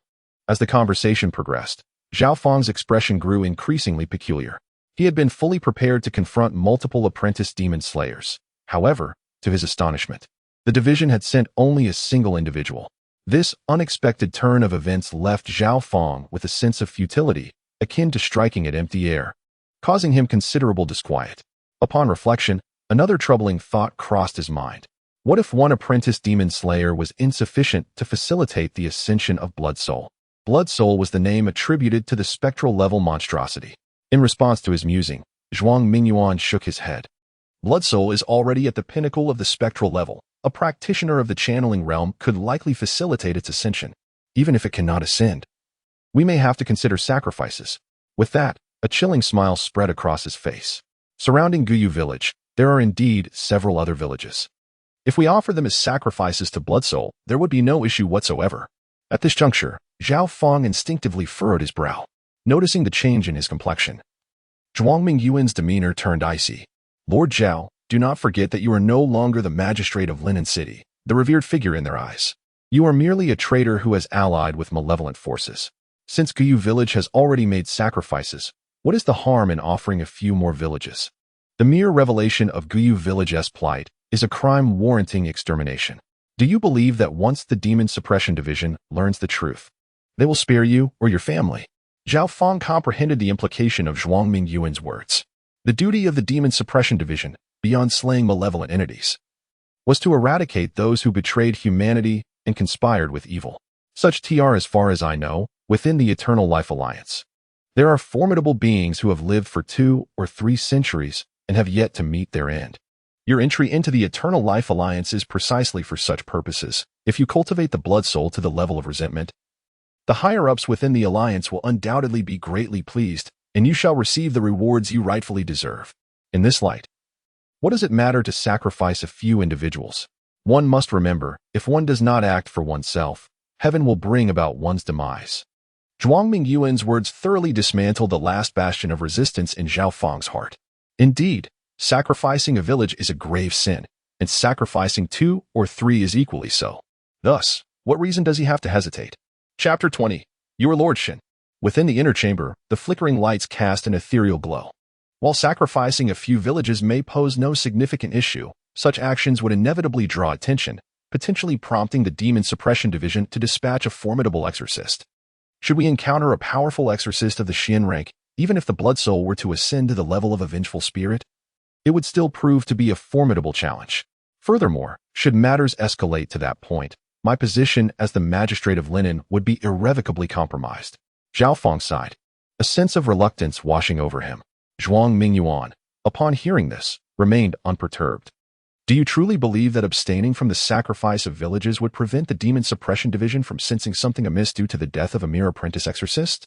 In truth, from the moment that apprentice exorcist perished, your tenure as the Magistrate of Linen was effectively over. Yet, perhaps it is for the best. Exchanging a modest magistrate's position for the ascension of a vengeful spirit is hardly a loss. Over the years, you have amassed considerable wealth, sufficient for you and your family to make a dignified exit. Although your role within the Alliance may diminish without the magistracy, the Everlasting Alliance has never neglected the contributions of its loyal servants. Zhuang Mingyuan offered a word of consolation. He then shifted the conversation, a knowing smile gracing his lips. Moreover, you need not fret about the Demon-Suppression Division dispatching strong forces. Initially, I was uncertain, but it now appears they are quite preoccupied. Recently, the Demon faction has sent numerous formidable entities to assault various regions of the Great Qin, waging a full-scale war against the Demon-Suppression Division. That battle exacted a heavy toll on the demons, yet the division suffered its fair share of losses as well. In the past, when faced with a YU-level entity, apprentice exorcists typically operated in groups. Now, only one has arrived, indicating that the division has few capable individuals at their disposal. Coupled with the previous confrontation, where neither side emerged victorious, the lingering demon threats have ensnared many of the division's strong forces, leaving a mere small city like Linen without significant investment from them. After all, there are far more critical locations than Linen. Finally, Zhuang Mingyuan turned to Zhao Feng, his expression suddenly taking on a sinister aspect. Perhaps, Lord Zhao, you might consider a bold move, sacrificing the entire population of Linen. With the blood of 100,000 souls from this city, the Blood Soul might even ascend to the level of a malevolent spirit. Having been a member of the Everlasting Alliance for many years, your contributions have been rather meager. Should you present a malevolent entity of that caliber, it would undoubtedly attract the attention of the higher-ups, and at that point, whatever you desire shall be within your grasp. Even I could benefit greatly from such an act. Zhao Feng was taken aback by Zhuang Mingyuan's proposal. Sacrificing linen. This notion had never crossed his mind, nor had he dared to entertain such a thought. While the idea of offering up Guiyue village might have been acceptable, the sacrifice of an entire city was far beyond Zhao Feng's expectations. It was imperative to understand. Although Linen City is merely a small border town of the Great Qin, it is home to 100,000 souls. Having served as an official for many years, it is impossible for Zhao Feng to claim he harbors no feelings for Linen City. The thought of directly sacrificing the city and disregarding the lives of its citizens is one he struggles to accept. Zhao, contemplate this carefully, he mused. However, if the entire Linen City were to be offered as a sacrifice, it would necessitate hastening their actions. After all, news of the sacrifice of a few villages would undoubtedly reach the Demon-Suppression Department. Whenever a formidable evil emerges in any locale, the Demon-Suppression Department will not turn a blind eye. Even if they are currently preoccupied with various threats, there will eventually be an opportunity to address the matter. Allowing a powerful malevolence to grow unchecked poses a significant threat to the Demon-Suppression Department, and the timing of their intervention depends on the severity of that threat. Regarding this point, Zhao Feng felt uncertain. Nonetheless, since he had already prepared for retreat, why not create greater merit for the alliance? He believed that even if he made no further contributions, the singular accomplishment of vanquishing a formidable monstrosity would suffice to ensure his family's enduring legacy. Zhuang Mingyuan continued to entice him. Although the major credit for vanquishing the formidable creature would rightfully belong to Zhao Feng as his partner, Zhuang also stood to gain considerable benefits. Thus, he ardently hoped Zhao Feng would sacrifice the entirety of Linen City.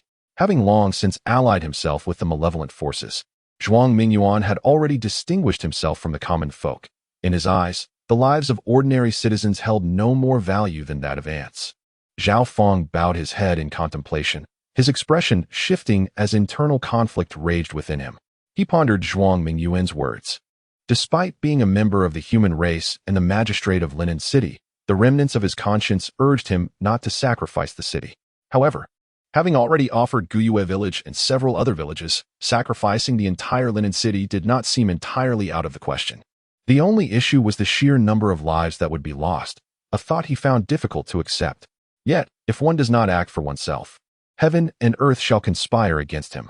Zhao Feng understood well the benefits that would arise from nurturing a formidable monstrosity for the Eternal Life Alliance. Soon, the turmoil on his face settled into tranquility. Raising his head, the warmth that once graced Zhao Feng's countenance had vanished, replaced by a chilling demeanor. Brother Zhuang is correct. If one does not act for oneself, heaven and earth shall conspire against him. Since I have joined the Eternal Life Alliance, I must contribute to it. The people of Linen City should consider it an honor to facilitate the birth of a formidable monstrosity. With a hearty laugh, Zhuang Mingyuan recognized Zhao Feng's change of heart. Just then, a thunderous crash echoed as the doors of the yamen were struck with tremendous force, shattering into countless fragments. The commotion immediately drew the attention of other officials within the yamen, causing Zhao Feng and Zhuang Mingyuan to instinctively change their expressions. Who dares to cause trouble at the yamen? Hurry, go report to the Lord. You are Lord Shen. The sudden turn of events left the constables in a state of astonishment, and soon one of them rushed to inform Zhao Feng.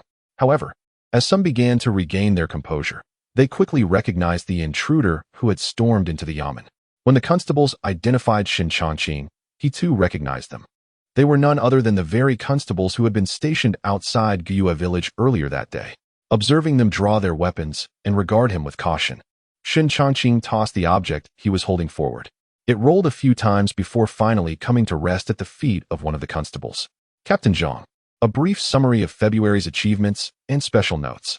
This month marks a summary of the progress made since the beginning of the book.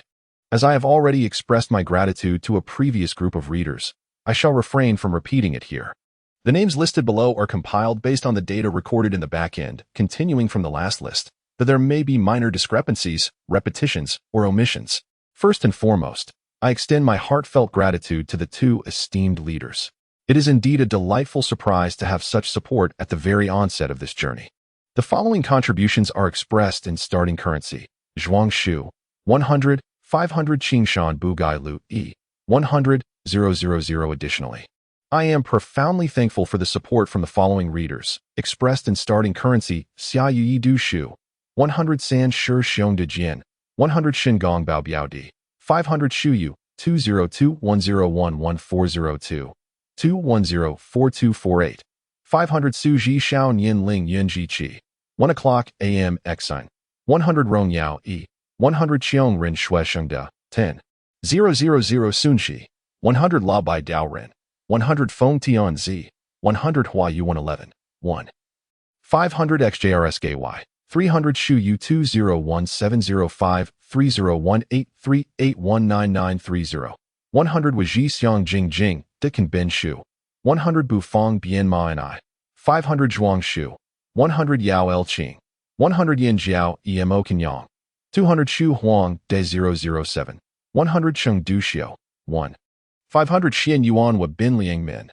600 Shu Ingwei Bin, 100 Fu Xiu De He and Shu, 500 Ju Xing Fu De Ren, 100 Shi Jiading G DJ, 6, 000 Meng Zhuan, 588 Hao De L, 200 Bing Wu Air San, 500 Shu Yu 201-80826, 1948-50639, 500 Ban Sheng Jiu Xing, 500 Yaogan, 100, Rin 22 Lane Lala, 5, 000 Chang Zai Ziwa, 100 Shiyu 20-02-1217-14-104-3838, 100 Duju 136-338-579-3896599-552, 105 Guju Wei Yuju Zhongganju De Hua, 500 Shijiang A, 100 Xiaomai Hua Hua Hua, 100 AI Bing Air, 100 Mo Shi Dai, 1, 500 Bubu Lu Ji, 100 Shiyu 20209-29222107-262, 480 GS Ya Luo Meiru Shuel 1, 500 Shiyu 1609-2007-203-4882, 100 AI Shirku E FA DND, 100 Xian UCI Xiu, 100 D Wu Wu Lei, 100 Zai Jia De Fei Zhai, 100 Jin Tong Wu Kei, 100 He Qing Heili Qin Linyi, 100 Smoon Ming, 100 Shiyu 201902011422191998, 100 CD Yi Du Zue, 100 SJ Resk Y, 100 Yunsan Yen, 100 Renzai Wutong Xia, 100 Er Sang, 100 San Huan Huan,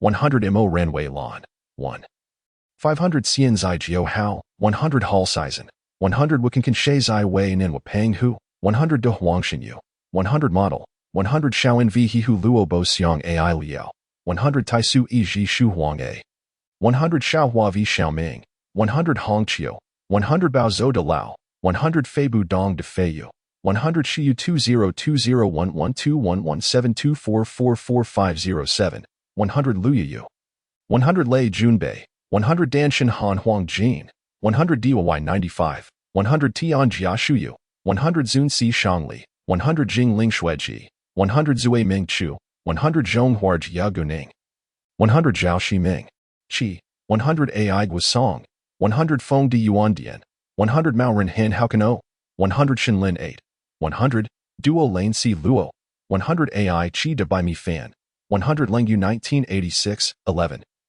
500 by Hai Chao Xing Chu, 100 He Guang Nai Gu, 100 Shu Yu 202008052251436657, 100 Xing Tian Xiaqian Chuan, 100 Wuzhen Zhenbu, Shi Hao Ren, 100 Shu Yu 202002-31807011168, 200 Shoel 001, 100 Shirei, Kulisi, 100 Shu Yu 202012192009-15966, 100 Jiaru AI Yutian Ima, 100 Shu Mauda, 133 Shu Yu 202005-231433000626, 100 Zhang Shui 987, 100 Qi Ma Kanjiaoyang, 100 Fu Su Li Ming, 100 Wu Do Ling Mao, 100 Yinwei, 100 Ting Feng OVO, 500 Shu Yu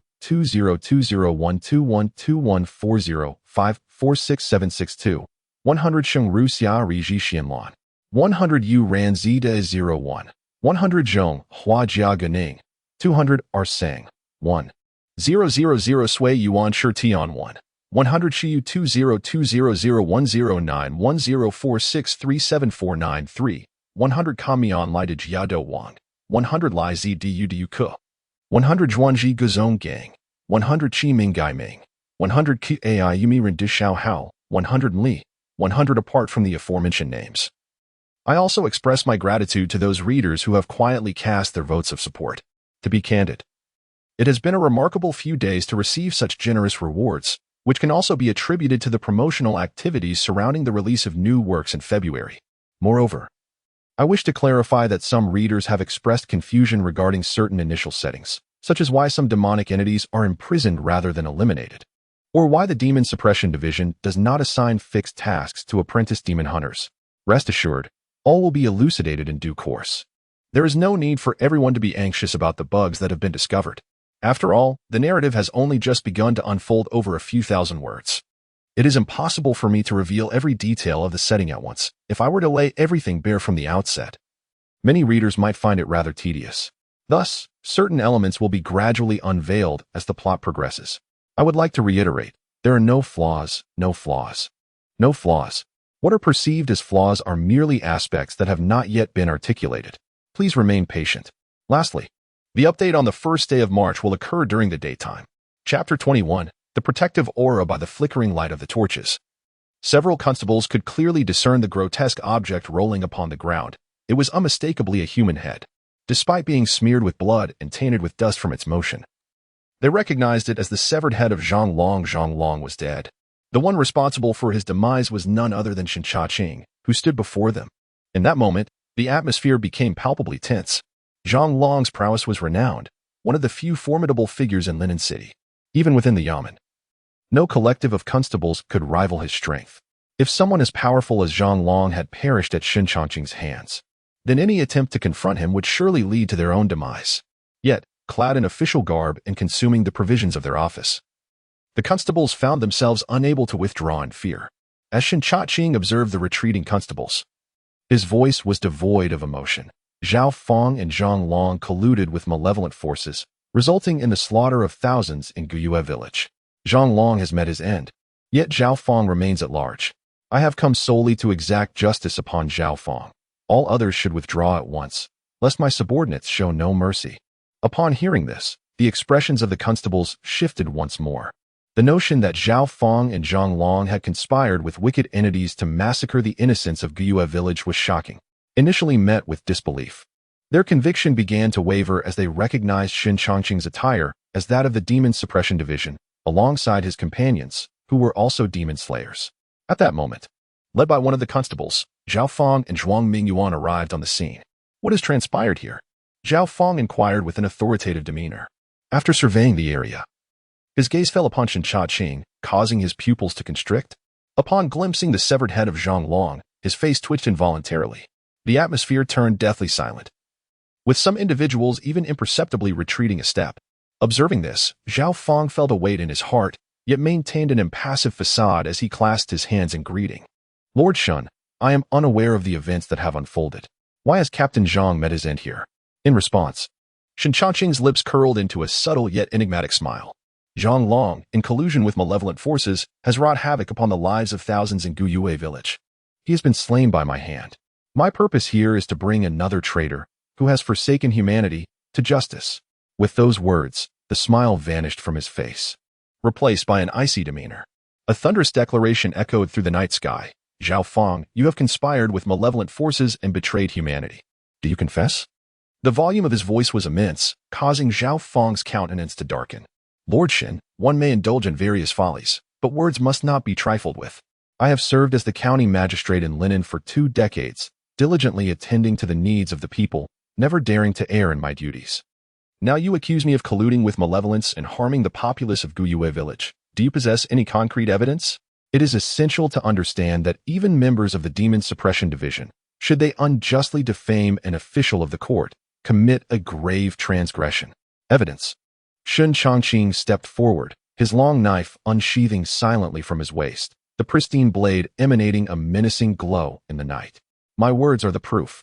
As his declaration resonated, the knife was unleashed. With a surge of pure yang energy, the long knife sliced through the air. producing a thunderous sound that nearly deafened those present.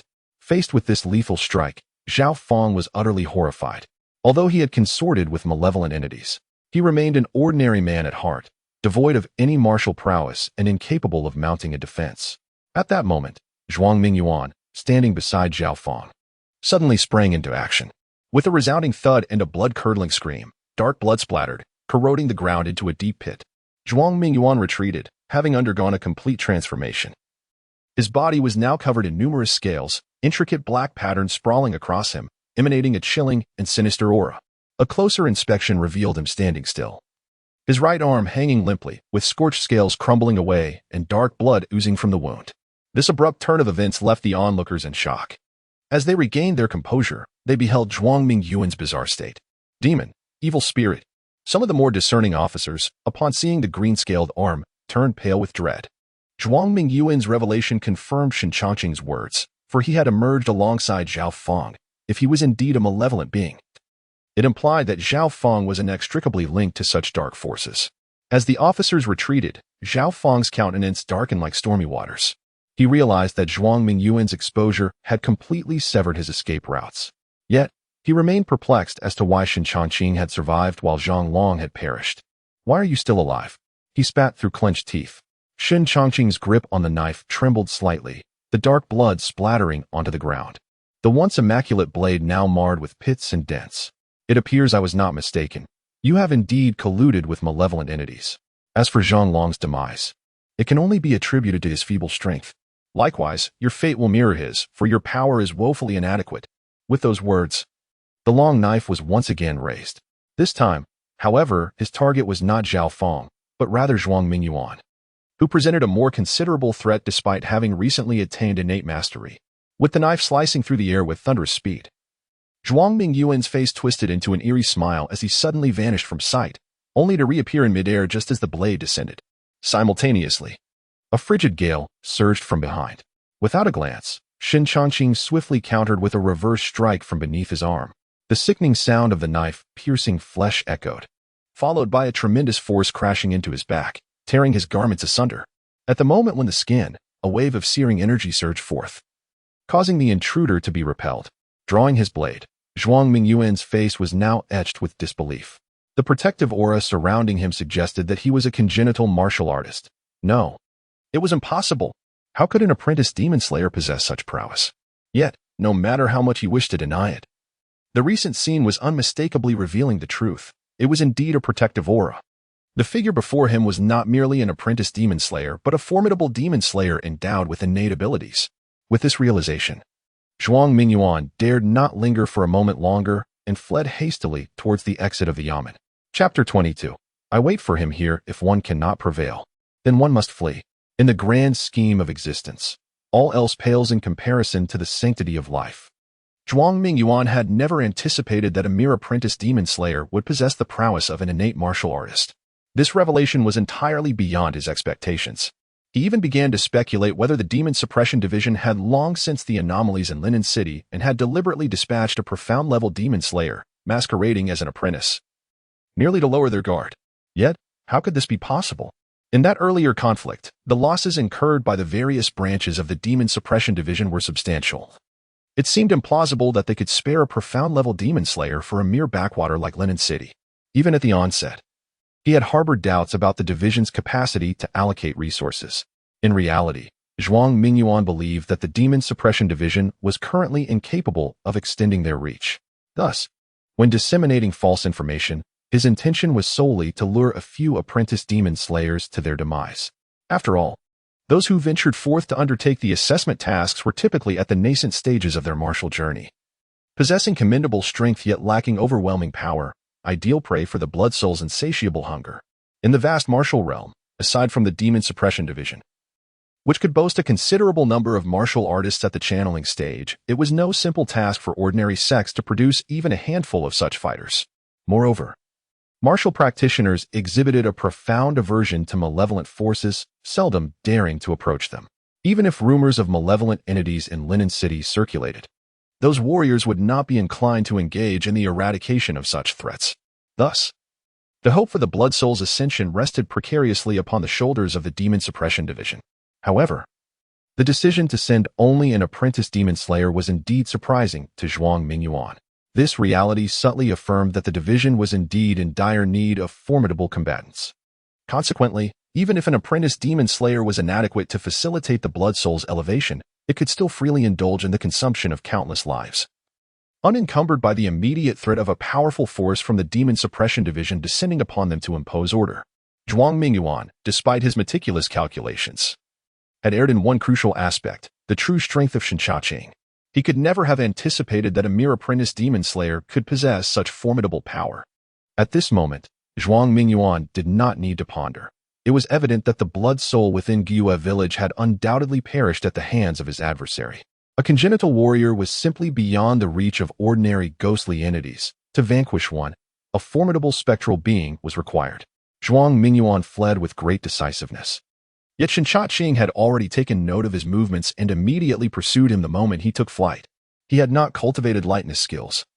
For one's energy is finite, and in a single year, he had devoted himself to the arduous practice of Pure Yang techniques, while also mastering the 7-kill blade technique and iron sand palm, leaving no time to hone other skills. Nevertheless, even without lightness skills, Shen Changqing's current prowess rendered his speed ghostly swift. The two soon vanished from the precinct, one in pursuit of the other. Instantly, the scene fell into silence.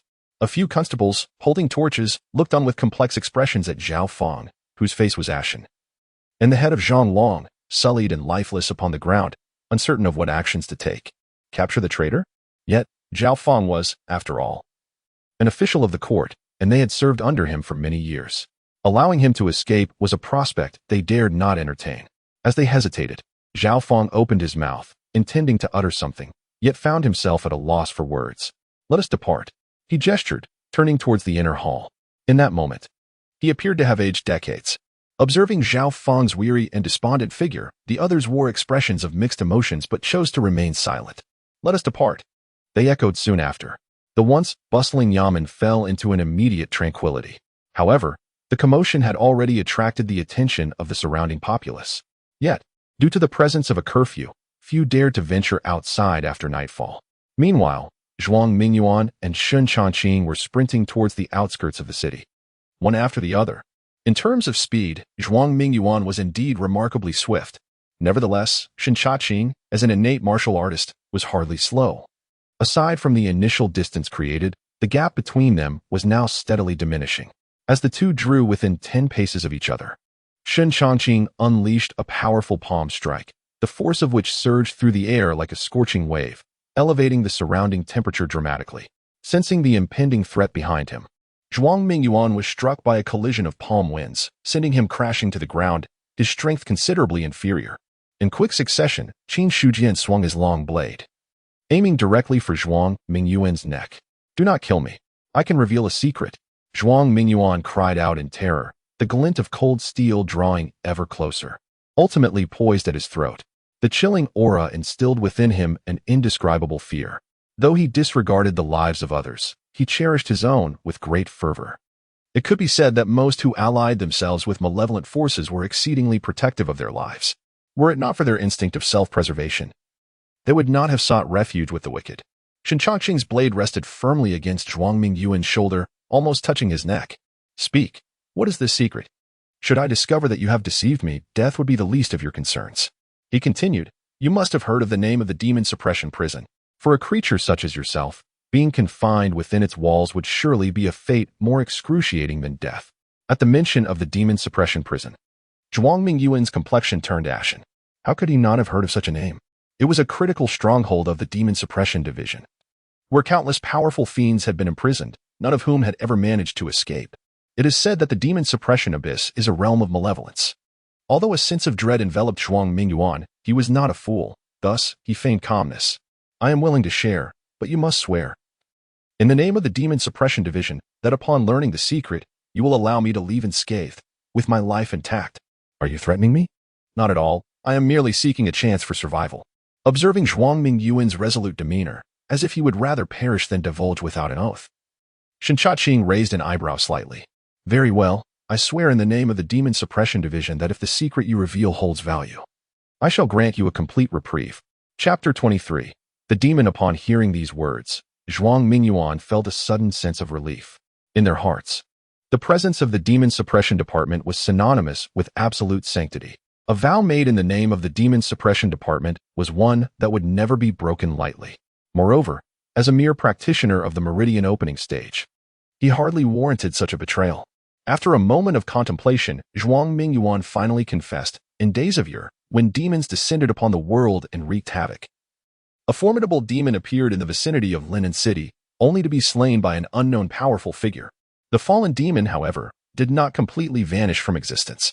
According to rumors, its essence still lingers near Linen City, and it would not be long before it fully reemerges. When that time comes, many powerful beings will undoubtedly converge to seize the demon's essence. Demon essence. Shen Changqing's expression shifted. Demons are entities far more powerful than mere aberrations. Though it may seem that the demon-suppression prison contains numerous demons, those are only captured by the foremost experts of the demon-suppression department.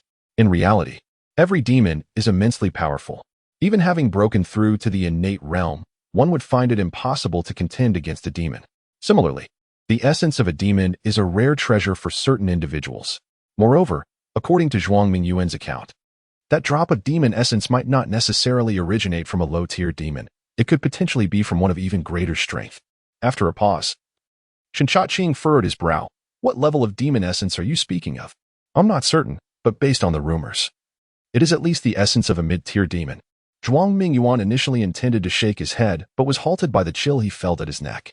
Faced with Shen Changqing's inquiry, he spoke candidly. Where did you hear these rumors? Your Excellency may not be aware, but the news of demon essence emerging in Linen City is no secret. Many factions have received the information. If various factions are indeed aware of it, how could the Demon-Suppression Department remain uninformed? Shen Changqing scoffed. Although this piece of intelligence may have contained inaccuracies, it could not overshadow the prowess of the Demon-Suppression Department's information network. If the emergence of demon essence were common knowledge among multiple factions, the Demon-Suppression Department would certainly have caught wind of it. Zhuang Mingyuan forced a bitter smile. With so many strong figures in the Demon-Suppression Department, it is rumored that the unknown powerhouse who slain the demon has some ties to them. Given the status and standing of the Demon-Suppression Department, it is entirely reasonable that they would not regard a drop of demon essence with much importance.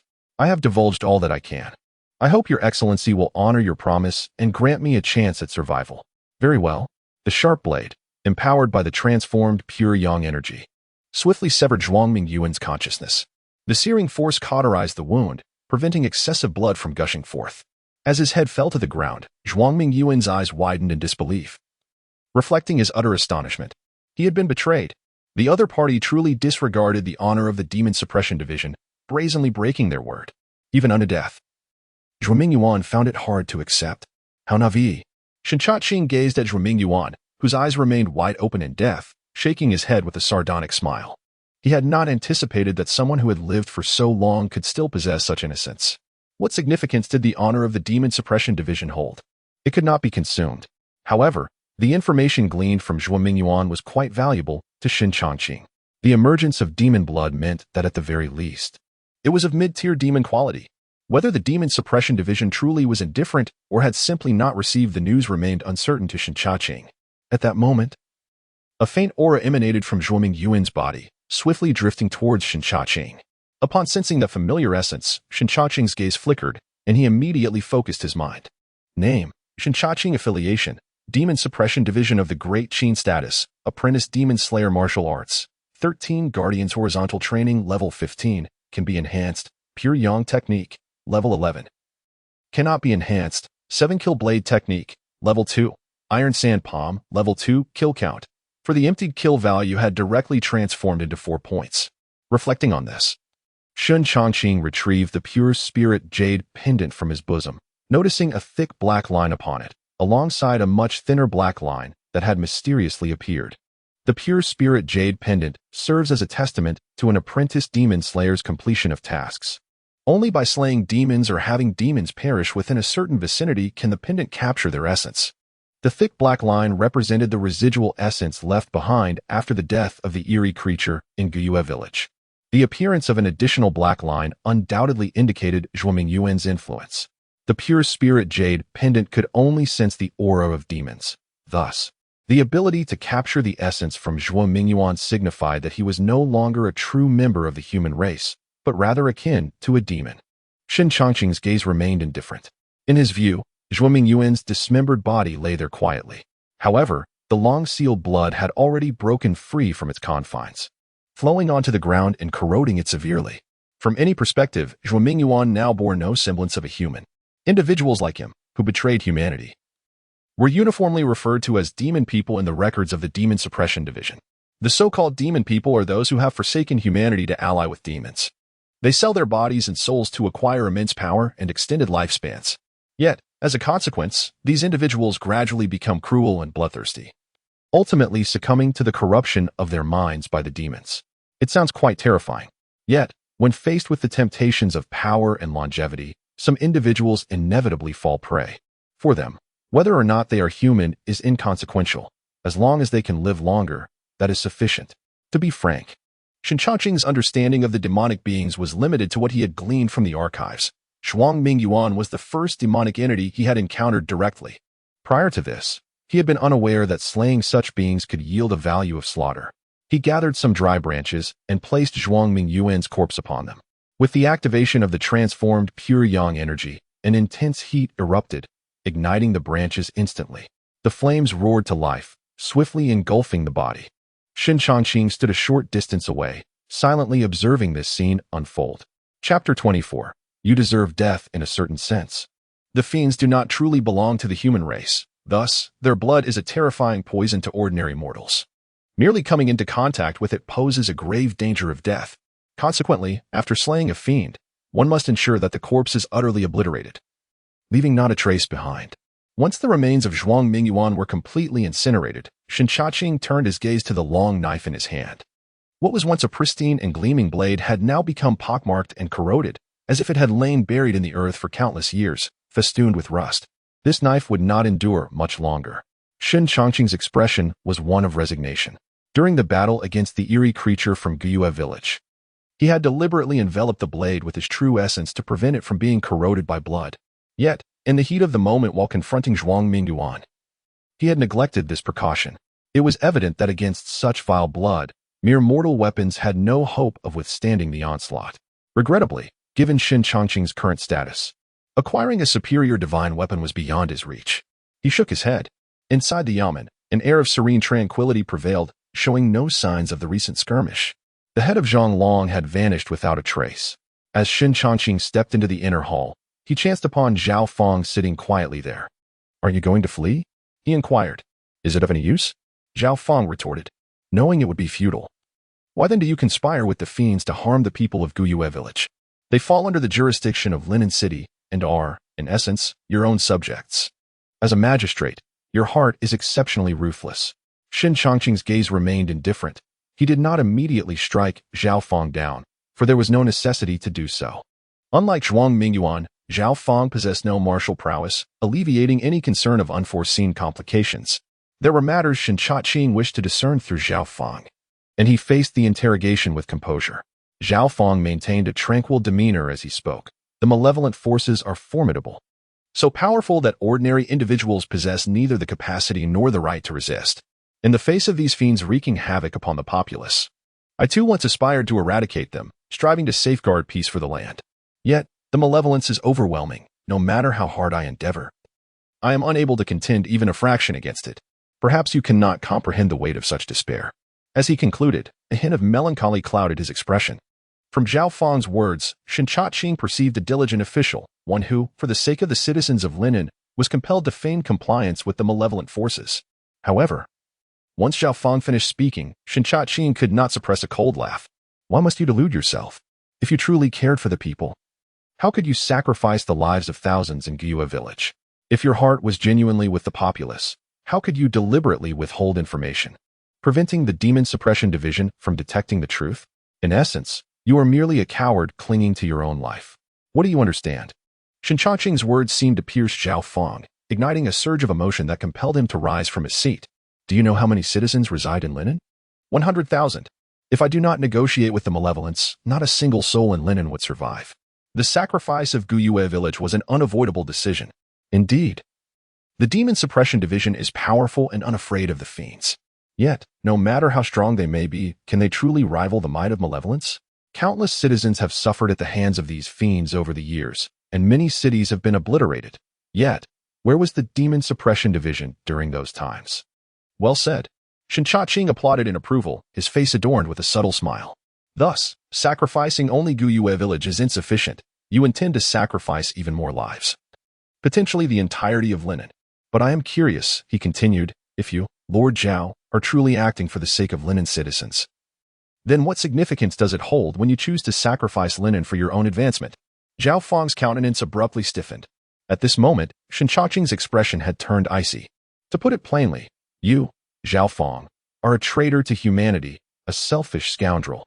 The citizens of Linen are merely an excuse to assuage your own conscience. The people of Guiyue village, I am certain, remain restless even in death. You, Zhao Fang, have betrayed the 100,000 citizens of Linen and have failed them for 20 years of their support. You deserve to die. Shen Changqing enunciated each word with precision.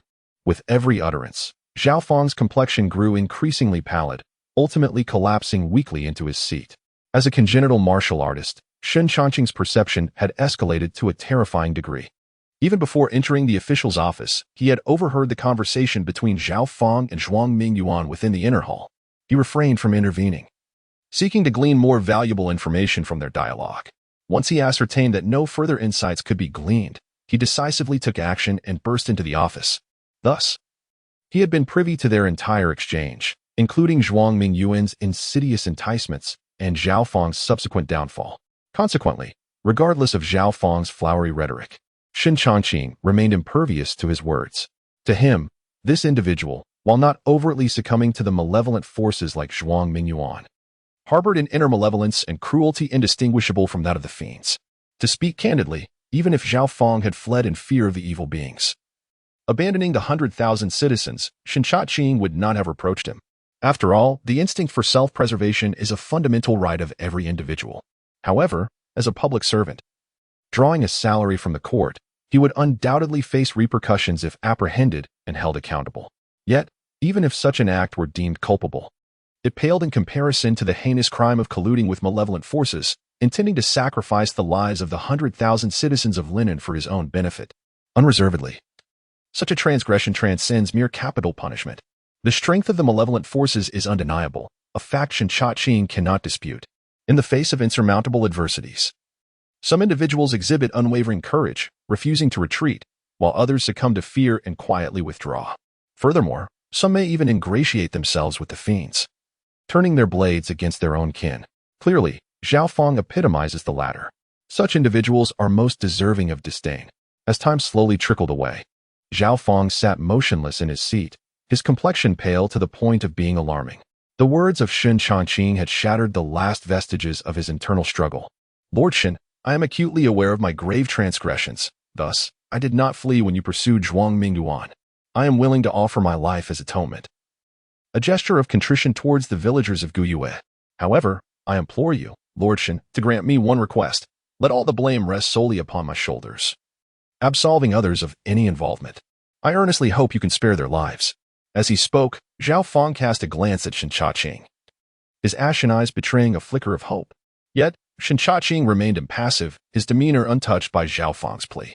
Whether one is guilty or innocent is not for us to determine. I shall report this matter truthfully to the Demon-Suppression Division, and how they choose to handle it will be entirely their prerogative. Chapter 25, The Alliance of Immortality. No. Zhao Fang shook his head, his complexion ashen. The iron-blooded Demon-Suppression Division is ruthless. If I report truthfully, not a single member of the Zhao family will survive. I implore Lord Shen, considering my 2 decades of service as the county magistrate of Linen, to spare my family. Furthermore, they remain entirely unaware of the circumstances here. If Lord Shen merely informs the Demon-Suppression Division that I was killed by a malevolent entity, claiming ignorance of all else, that would suffice. Having spoken, Zhao Fang rose and deeply bowed to Shen Changqing. Colluding with malevolent forces is a grave sin that could lead to the annihilation of 9 generations under the laws of the Great Qin. Personally facing death is inconsequential. After all, Zhao Fang had long contemplated the possibility of exposure during their collaboration, thus mentally preparing for the eventual outcome. However, while he could accept his own demise, He could not bear for his family to perish alongside him. At this moment, the fate of the Zhao family rested entirely in Shen Changqing's hands. As long as the latter corrected the narrative, asserting that Zhao Feng had not allied himself with malevolence, all could be resolved. You have served as magistrate for 20 years, yet have ultimately sided with evil. If I were to conceal this truth for you, how could I justify it to the lives of the people of Guiyue?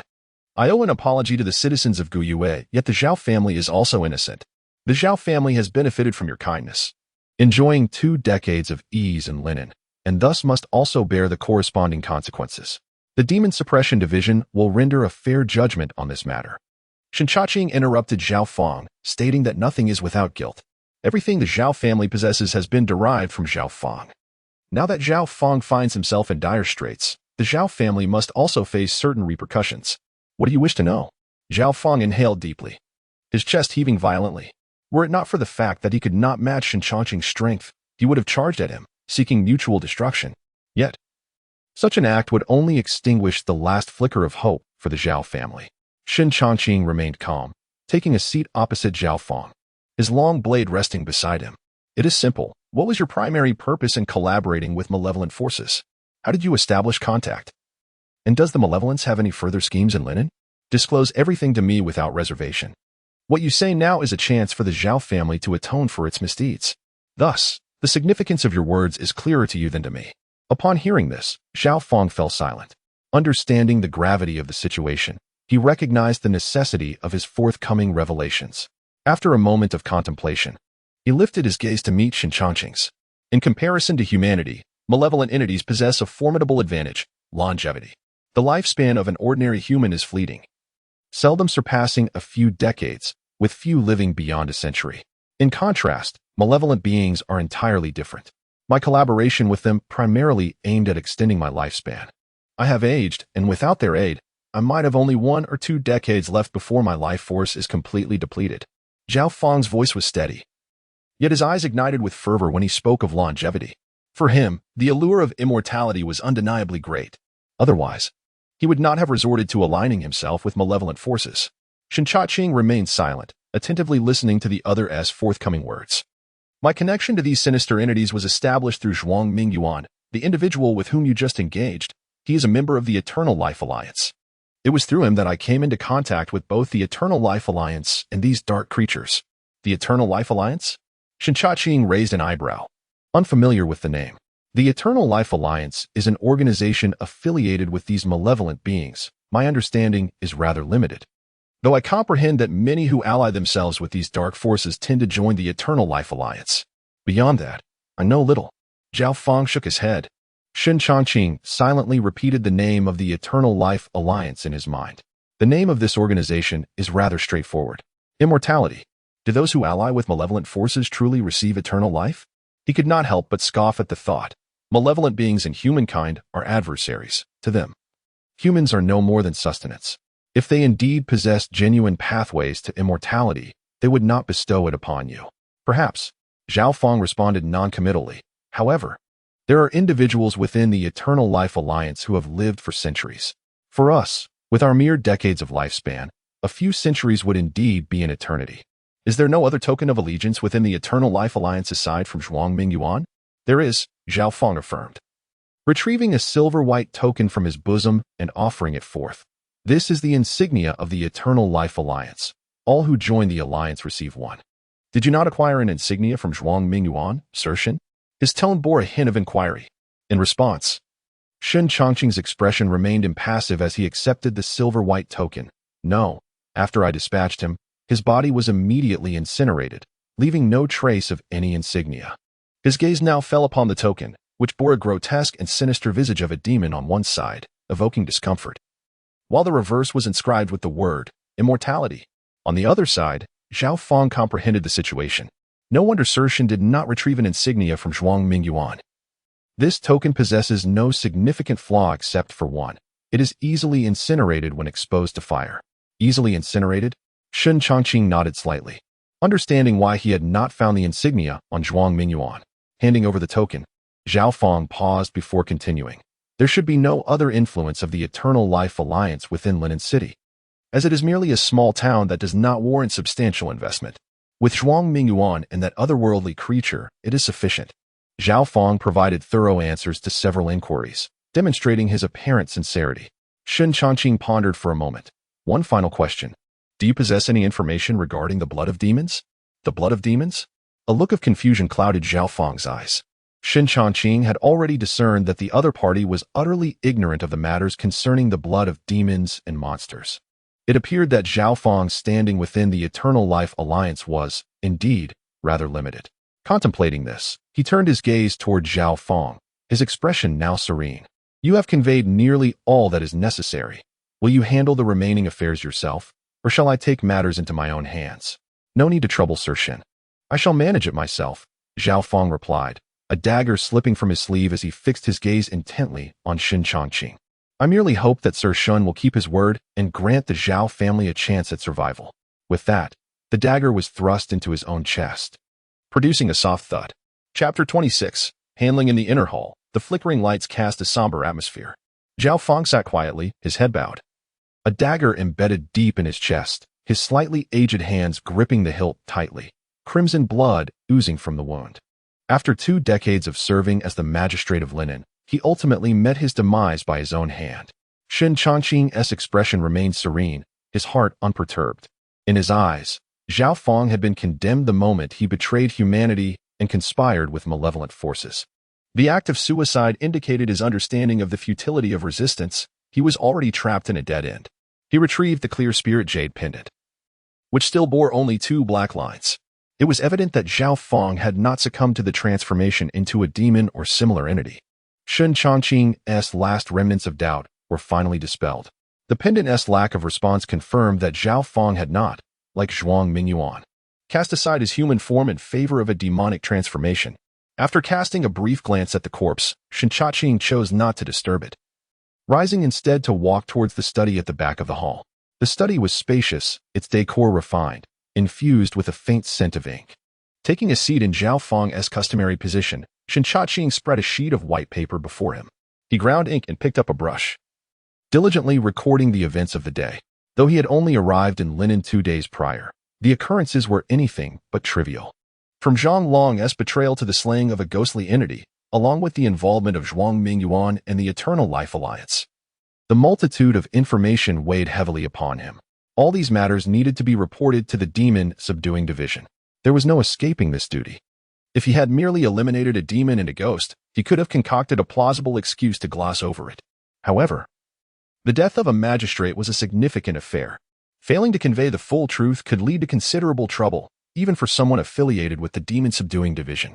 Naturally, while documenting the events, Shen Changqing chose to downplay certain aspects. For instance, he described the strength of the ghostly entity not as nearly breaking into the grievance level, but merely as somewhat stronger than a typical beginner at the ghost level. He had no choice if he did not frame it this way. It would be difficult to justify his own prowess, having already broken through to the innate level. He noted that among the many prodigies and geniuses within the Demon-Subduing Division, none had managed to achieve such a breakthrough within a single year. Therefore, Shen Changqing needed to conceal certain aspects of his abilities to avoid drawing undue attention. The innate level, while seemingly superior to the meridian level, was still merely at the level of an exorcist of the profound stage within the Demon-Subduing Division. Beyond this, there were exorcists of the earth stage and heaven stage. Additionally, above the exorcists, there were the guardians, the most formidable entities within the entire Demon-Subduing Division, serving as the backbone of the Great Qin's resistance against demonic forces for over 3 centuries, preventing its downfall. His rapid ascension to the innate level, even if attributed to innate talent, could lead to complications if it caught the attention of certain discerning individuals. It is worth mentioning that the writing instruments of this world bear a striking resemblance to those that Shen Changqing had encountered in his previous life. After spending the better part of half an hour, he finally completed the task at hand. A subtle surge of vital energy emerged, drying the ink entirely before he simply folded the document and tucked it into his bosom. Shen Changqing then rose to depart. At that moment, the sound of the night watch echoed through the air. It was the 3rd watch. Observing the surrounding darkness, Shen Changqing quickly located the few constables who remained at the yamen. The yamen, being a place of great significance, required the constables to patrol both day and night. Given the limitations of a single individual's stamina, it was necessary for them to occasionally take turns, which is why there were designated rooms within the yamen for their rest. After the significant events of the night, even the most steadfast among them found it impossible to sleep. When Shen Changqing arrived, the constables were merely sitting there in silence. "Sir Shen," an elder constable stammered, rising with trepidation, his voice trembling as he spoke. The collusion with the demonic Zhao Feng could implicate them as well. And they had heard that the agents of the Demon-Suppression division were ruthless, treating human lives as mere chaff. If they were to unleash their wrath on him, it could very well lead to his demise.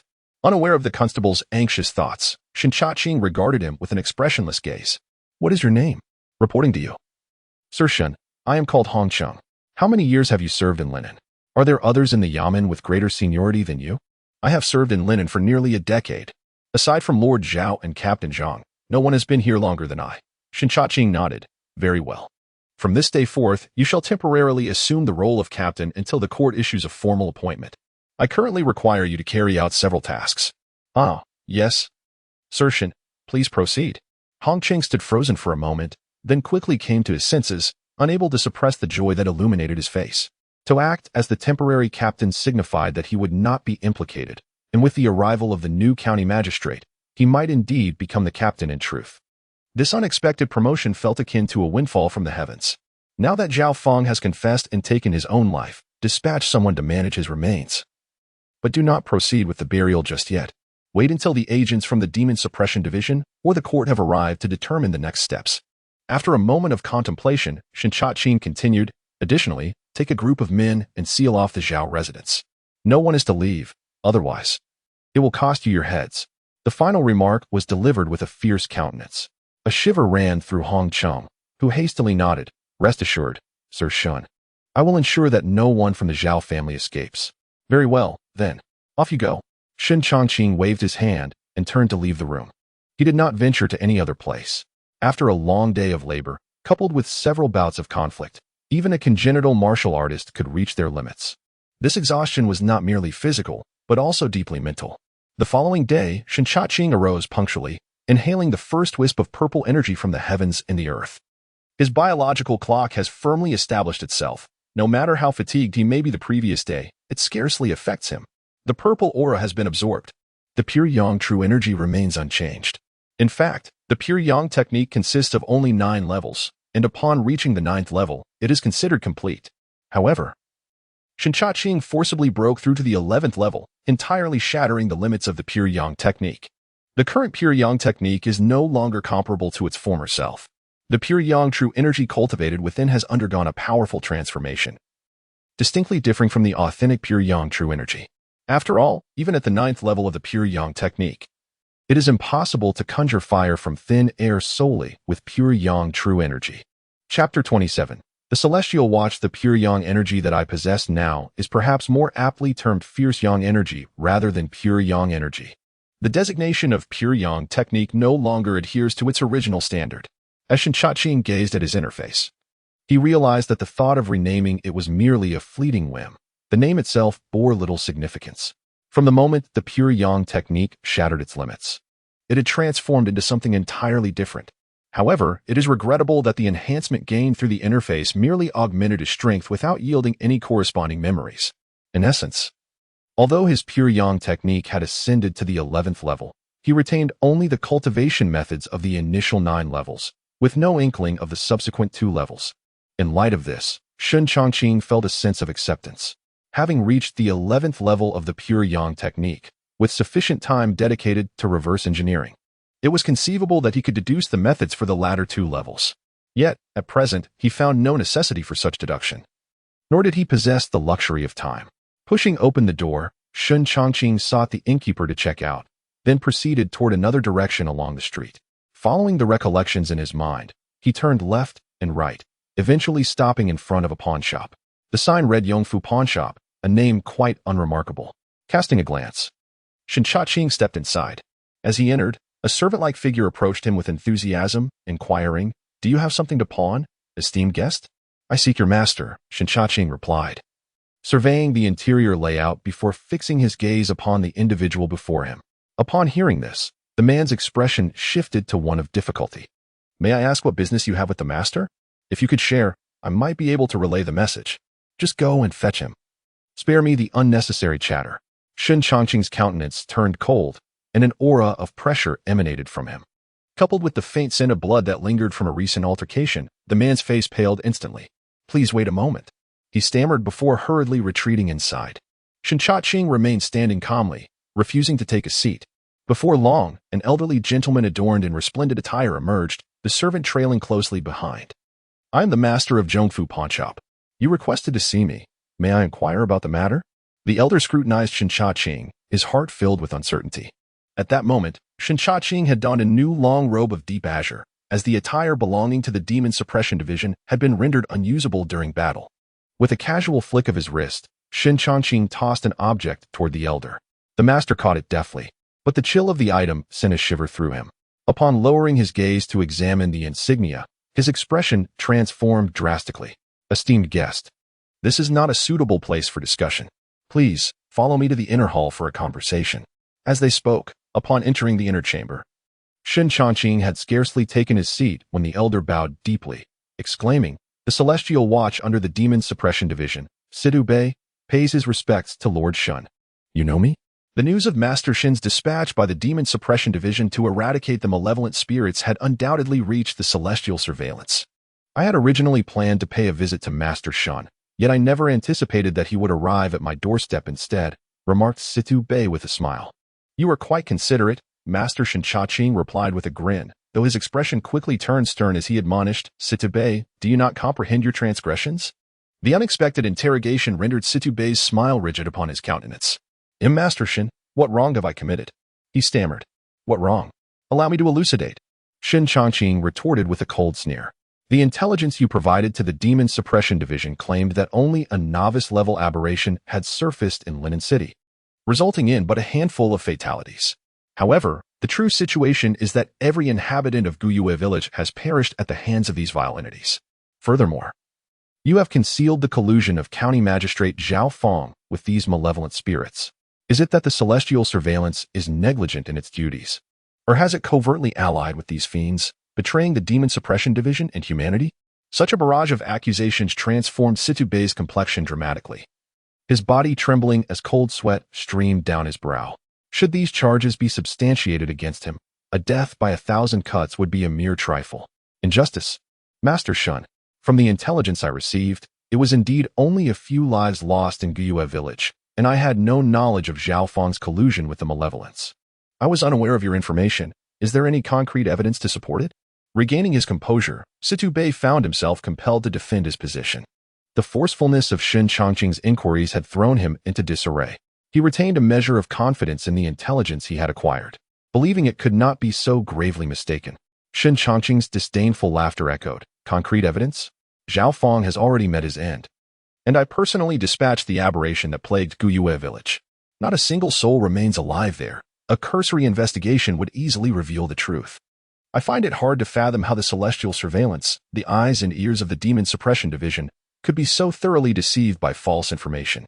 Had it not been for my presence, any other apprentice demon slayer might have perished at the hands of that aberration. It seemed evident that Situ Bei had grown too comfortable in Linen City, forgetting the responsibilities of the Celestial Surveillance. With the conversation reaching this critical juncture, Situ Bei began to comprehend the likelihood of Shen Changqing's claims being true. In that instant, his garments were thoroughly soaked in perspiration. Master Shen, there is no need for further discourse. The responsibility for addressing your grievances lies with others in the Demon-Suppression division, not with me. You ought to contemplate how to account for this matter to your superiors, Shen Changqing interjected, abruptly halting Situ Bei's words. Please, Master Shen, do continue. Situ Bei wiped the sweat from his brow, his demeanor growing even more deferential. The gravity of Shen Changqing's previous remarks, though not delivered with harshness, bore severe implications. At this moment, he could not afford to offend the man in any manner. Hoping only to satisfy him and perhaps receive some favorable words in return to mitigate his culpability, Shen Changqing remarked, Yesterday, I vanquished a demon in the service of Zhao Feng, from whom I gleaned information that soon, the vicinity of Linen City will witness the emergence of demonic blood. What knowledge does the Heavenly Surveillance Guard possess regarding this revelation? The emergence of demonic blood. It is said that centuries ago, a formidable demon engaged in battle with an unknown powerful figure, ultimately falling to defeat and being slain, leaving behind its precious blood. Now, as the sealing power wanes significantly, the time for this demonic blood to come forth has undoubtedly arrived. Chapter 28.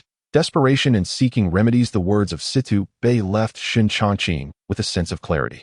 Indeed, the Demon-Suppression Office was well aware of the matter concerning the blood of demons. After all, as a member of the Celestial Inspectors, Situ Bei possessed knowledge of the demon blood. Thus, it was unreasonable for the Demon-Suppression Office to lack any information on the subject. Having confirmed his suspicions, Shen Changqing inquired, since the Demon-Suppression Office is aware of the demon blood, why has there been no subsequent action? Are they allowing the demon blood to emerge unchecked? To be candid, he harbored significant doubts. Why? If the Demon-Suppression Office was so informed about the demon blood, did they not reinforce the seal from the outset or, more straightforwardly, remove the demon blood entirely, rather than allowing it to remain here while the seal was on the verge of breaking? However, Situ Bei's subsequent remarks served to resolve Shen Changqing's confusion. What you may not know, my lord, is that the location of the demon blood is exceedingly concealed, and only at great cost can it be discovered. Yet, according to our intelligence, the demon blood there is of a low grade, unworthy of the Demon-Suppression Office's substantial investment. Of course, while the grade of the blood may be deemed low in the eyes of the Demon-Suppression Office, it is still a precious commodity in the perspective of the common populace. Shen Changqing nodded and asked, "Can you ascertain the grade of the demon blood that is set to emerge?" The fallen demon was likely a mid-tier demon, but after several centuries of degradation, it would undoubtedly have lost much of its original potency, likely diminishing to a level comparable to that of a low-tier demon. Situ Bei pondered for a moment before responding. Originally a mid-tier demon, but over the course of centuries, it has weakened to the level of a low-tier demon. This explanation was both reasonable and plausible. Having concluded his thoughts, Situ Bei cautiously glanced at Shen Changqing and suggested, "Could it be that you, my lord, have intentions of claiming the demon blood? If so, the Celestial Inspectors of Linen City would undoubtedly lend their full support." "The demon blood holds no immediate value for me," Shen Changqing replied, shaking his head. He understood Situ Bei's implication. The latter merely assumed that he sought to claim the demon blood. In truth, the blood of demons and monsters is indeed a precious commodity. Although the malevolent beings inspire fear, it does not imply that they are devoid of value. Among their attributes, the essence of their blood stands out as a treasure. Were it not for the presence of the panel, Shen Changqing might have felt compelled to vie for it. However, with the panel in hand, he realizes that by steadily eliminating a few weaker malevolent creatures, he can directly enhance his own strength. A far more advantageous course than competing for the demon's blood. Furthermore, Shen Changqing speculates that refining the blood of demons may entail certain drawbacks. Yet, he cannot assert with certainty what these disadvantages might be, for the records within the first level of the library are ultimately limited. Shen Changqing has already resolved to dedicate some time to diligently acquiring vital knowledge about this world. Suddenly, a young man entered and whispered something into Situ Bei's ear. Their conversation was so hushed that even Shen Changqing, upon straining to listen, found it difficult to discern their words. Soon after, the young man concluded his remarks, producing a letter from his bosom and handing it to Situ Bei before respectfully withdrawing. After his departure, Situ Bei stepped forward and reverently presented the letter to Shen Changqing. "My lord Shen, a letter has arrived for you from the Demon-Suppression Department in the capital." Shen Changqing furrowed his brow and instinctively took the letter, a sense of foreboding welling up within him. Taking a deep breath, he opened the letter in front of Situ Bei and examined its contents. The letter stated, "According to reports, the blood of demons has surfaced in the vicinity of Linen City. This news is sure to attract the attention of many powerful beings and malevolent creatures. To prevent the citizens of Linen City from being affected, we hope you can temporarily stay in Linen City to safeguard the common folk from the encroachment of various forces. Moreover, there is no need for excessive worry. Although your abilities may not be formidable, the emblem of the Demon-Suppression Division will undoubtedly compel various factions to extend a measure of respect. As long as you refrain from overly reckless actions, they will also grant you due consideration.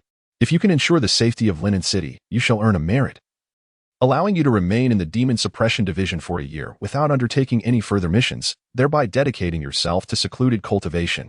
In but a few breaths, Shen Changqing perused the contents of the letter, the signature at the end simply inscribed with the characters Jiangzhua. Upon finishing, an odd expression settled upon his face. It was evident that the Demon-Suppression Division had only recently received the alarming news regarding the impending emergence of the demon blood. However, Jiang Feng's decision to station him in Linen City drew Shen Changqing's quiet disdain. The Demon-Suppression Division must truly be stretched thin to entrust a mere novice, who had only recently opened his meridians, with such a significant responsibility. As for the subsequent remarks, they were nothing short of absurd. The notion that the prestige of the Demon-Suppression Division would ensure cooperation from various factions holds some truth. Yet it is crucial to acknowledge that the fiercest threat in the contest for demon blood lies not merely with these factions, but with the malevolent entities themselves. While other forces might extend the courtesy of the Demon-Suppression Division, the malevolence would show no such restraint. Should they become aware of his existence, they would likely seek to eliminate him post-haste. This is a desperate gambit. Shen Changqing sighed. Indeed, the tasks assigned by the Demon-Suppression Division are never straightforward. Eradicating the anomalies in Guiyue village is perilous enough. Now, guarding Linen City poses a risk that could lead to death at any moment. Yet, there is no alternative. Jiang Feng's directive has reached this point, and a mere steward from the Yellow Department of the Demon Exorcism Academy could not possess such authority to entrust the security of an entire city to an apprentice exorcist. Thus, it is clear that this decision bears the weight of higher-ups' intentions. In this simple letter, Shen Changqing discerned the gravity of the situation within the Demon-Suppression Division. Standing nearby, Situbei observed his constantly changing expression, hesitant to inquire further. After a considerable interval, it became evident that refusal was no longer an option. His only recourse was to remain in the city of Linen, quelling all malevolent forces that emerged. With this thought in mind, he dispatched the letter along with the exquisite jade pendant at the swiftest pace to the Demon-Suppression Division in the capital. Additionally, he summoned all available forces of the Heavenly Inspection Guards within Linen, determined to acquire, in the shortest possible time, information regarding all factions and experts above the Meridian Realm currently residing in the city. Chapter 29. The situation in the capital, the Demon-Suppression Department. Compared to previous days, the atmosphere within the Demon-Suppression Department grew increasingly grave, a palpable aura of menace permeating the air, discernible even from a distance. The forces of malevolence have become increasingly rampant as of late. Clad in iron armor, Zhou Yuanzheng bore a stern visage, a chilling glint in his eyes as he spoke of the demons, his murderous intent unmasked. At this moment, within the Grand Hall, he was not alone. 3 others were present. Each of these individuals exuded an overwhelming presence that instilled trepidation. Upon concluding his remarks, one among them spoke. The demons have been fixated on the Great Qin for quite some time. His Majesty is aging, and the malevolent forces seek to probe the depths of our kingdom's strength. For over 3 centuries, the demons have failed to overpower us. Even with His Majesty's advancing years, the Demon-Suppression Department is far from defenseless. Our last engagement resulted in the slaying of several formidable demons, enough to inflict significant injuries upon them. In the past, the slaying of a few major demons would indeed instill fear among their ranks. However, the current circumstances differ. The Demon-Suppression Department has incurred considerable losses in eliminating these powerful entities, with numerous high-ranking defenders having perished. Now, with demons wreaking havoc across the land, suppressing them all is no easy task. The central figure, clad in a blue and white long robe, maintained a calm demeanor despite his pallid complexion. Dongfeng Zhou, his voice icy, interjected. Having been established for over 300 years, the Demon-Suppression Department has eradicated countless demons, even if they truly wish to wage war. The Great Qin is unafraid. While the Great Qin indeed harbors no fear of conflict, the undeniable reality remains that its strength has been waning, a fact that cannot be overlooked. Should a full-scale war erupt, the cost may be staggering, inflicting heavy losses upon the enemy while suffering grievous casualties ourselves. If the ranks of the Demon-Suppression Department were to dwindle, how much strength would remain to confront the surviving demons? How is your injury faring? Zhou Yuanjing's anger subsided considerably as he turned his gaze towards the central figure, Dongfeng Zhou, among the strong defenders currently stationed at the Demon-Suppression Department. His prowess ranked among the top. Dongfeng Zhou shook his head slightly in response. It is nothing of great concern. I did not anticipate such formidable beings among the demons awakening, but at present, they cannot best me. The chaos wrought by the demons is merely temporary. Although His Majesty is advanced in years, he has not yet reached his limit. As long as he remains, any powerful demon that dares enter the Great Qin must weigh carefully whether they can withstand His Majesty's wrath. Upon concluding his words, he instructed the station defenders to remain vigilant. Should any powerful demon make a move, they must be swiftly dispatched or driven away. The destruction wrought by powerful demons far surpasses that of ordinary ones. Beings of such caliber can easily decimate an entire city or province. Each emergence of these demons is accompanied by dreadful calamities, resulting in the deaths of millions of innocent citizens. No matter how formidable the Great Chain, it cannot endure such upheaval. Once or twice may be manageable, but should it occur repeatedly, the very foundation of the Great Chain would be jeopardized. Suddenly, a figure entered from outside and, upon seeing the four individuals, bowed respectfully. Jiangzhua, the steward of the Demon Extermination Institute, had encountered numerous guardians. "What brings you here?" Zhou Yuan inquired, his gaze resting upon the visitor, speaking in a calm tone. He was familiar with Jiangzhua. Only those possessing considerable strength were deemed worthy of such a position within the institute. According to the latest reports, the county magistrate of Linen, Zhao Feng, had colluded with malevolent forces, ruthlessly slaughtering countless villagers to cultivate a ghostly entity.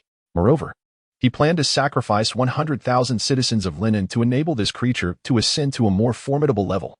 What audacity! This is preposterous. The expressions of the individuals in the grand hall shifted dramatically, each one filled with righteous indignation. Collusion with evil beings and the sacrifice of innocents constituted an unforgivable crime that demanded severe retribution. "Speak." Dongfang Zhao's demeanor suddenly turned cold as he uttered a single, "Come command." In that moment, Jiangzhua felt an immense pressure bearing down upon him. He retrieved a pre-prepared letter from his bosom, presenting it with both hands. "Please, Guardian Dongfang, review this."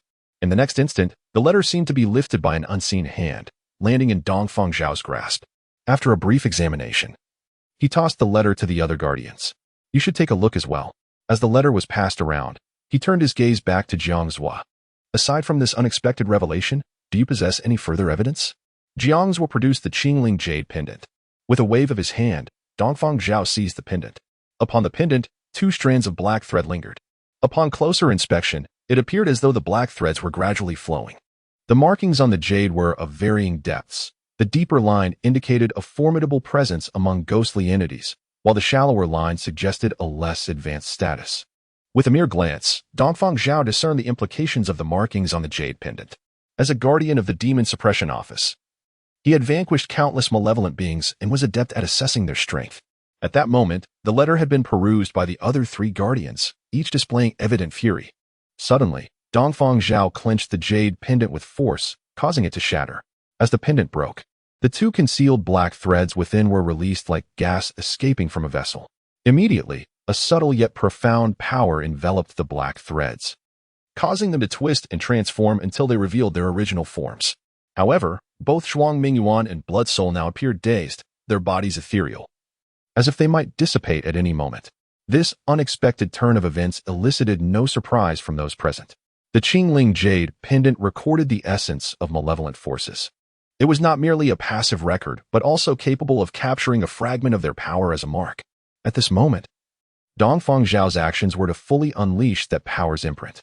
Blood Soul, standing motionless, suddenly let out a piercing scream before vanishing completely. Zhuang Mingyuan's vacant expression was marked by intense struggle, and he had barely uttered a single word, "Yes." Before the sound had faded, his ethereal form dissipated into nothingness. However, the expressions of the several guards present had already turned utterly grim.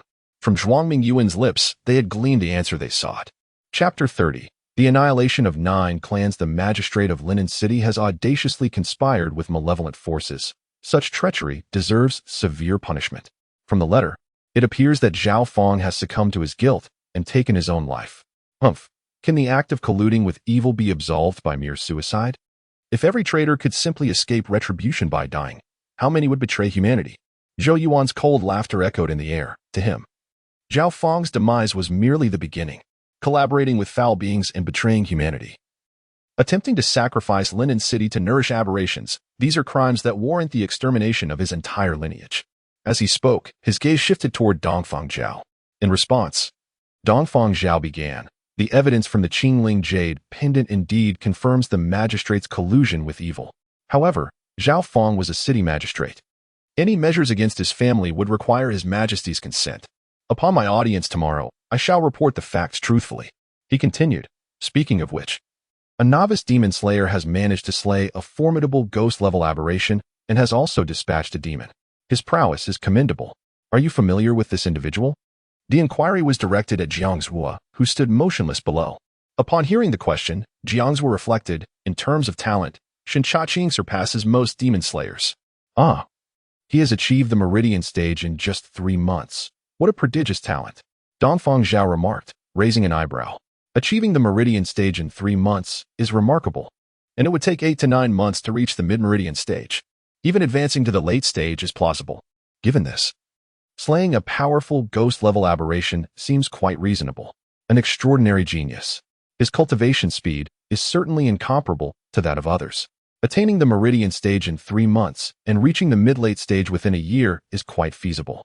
However, the leap from the Meridian stage to the innate level is not so easily accomplished.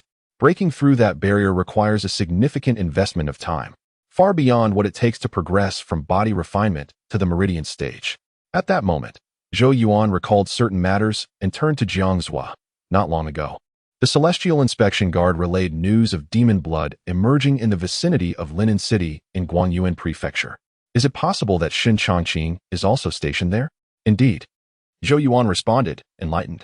The Demon-Suppression Department encounters myriad events daily, with the Celestial Inspection Guard continuously forwarding collected intelligence.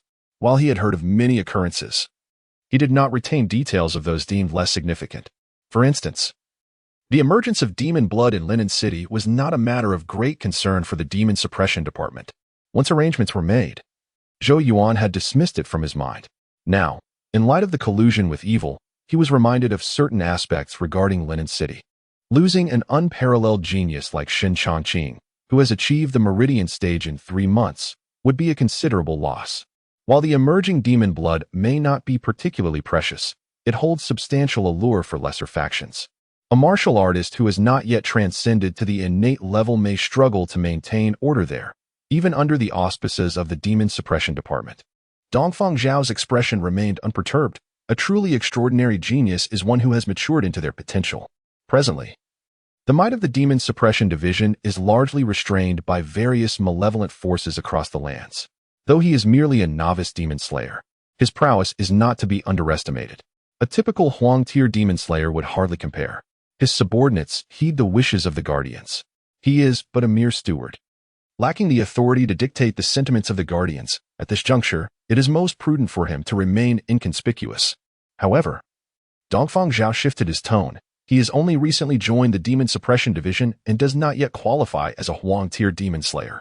This task is rather formidable, and our division cannot remain entirely unresponsive. Having spoken, he turned his gaze toward Zhou Yuan and the others. The Guardians pondered, how should we proceed appropriately? Since it has been decided that he shall oversee Linen City, he should receive the treatment befitting a Huang-tier demon slayer. Let him select a martial art from the 2nd floor of the library. Should he attain a breakthrough into the innate realm in the future, it would be beneficial. The remaining 2 remained silent, but their sentiments were similar. Dongfang Zhao nodded and addressed Jiangzhua. From this day forth, Shen Changqing shall be appointed as a Huang-tier demon slayer. Furthermore, he shall be granted a martial art from the 2nd floor of the library and presented with a vial of Meridian elixir, along with other items, to be sent to Linen City. The subordinates obey. Jiangzhua bowed in compliance. Tomorrow, I shall enter the palace to inform His Majesty regarding the matters of Linen City. However, I suspect the new county magistrate will not acquiesce so swiftly. Until then, let Shen Changqing temporarily assume the role of county magistrate of Linen City, with no expectation for him to achieve any political accomplishments. Maintaining stability within the city will suffice. Should the situation in Linen City remain unresolved, the Demon-Suppression Division will deploy assistance if circumstances allow. Unbeknownst to Shen Changqing, just as he was about to depart, the Demon-Suppression Division unexpectedly bestowed upon him this responsibility. Had he foreseen this, he might have refrained from visiting the Heavenly Observation Guard. With a resigned sigh, he comprehended that his absence from the Heavenly Observation Guard would not exempt him from overseeing Linen City. In truth, once the missive was dispatched from the Demon-Suppression Division and reached the hands of the Heavenly Observation Guard, they would find numerous ways to relay the message to him. The distinction lies only in the timing. 2 days swiftly passed. During this interval, Shen Changqing diligently explored Linen City. News regarding Zhao Feng's collusion with malevolent forces had already spread like wildfire. After all, the events of that night were witnessed by many. And not all the officers would remain tight-lipped. Moreover, the death of a county magistrate of Zhao Feng's stature could not be concealed, and the officer's strict surveillance of the Zhao family had also stirred considerable commotion. Consequently, the citizens of Linen City were by now largely aware of Zhao Feng's treachery. In a moment, Zhao Feng and his family became the subjects of public scorn. Of course, for Shen Changqing, this had little significant impact. Chapter 31. The Five Factions. Lord Shen. In the inner hall of the Yongfu pawn shop, Situbei bowed respectfully. Only after Shen Changqing took his seat did he return to his original position.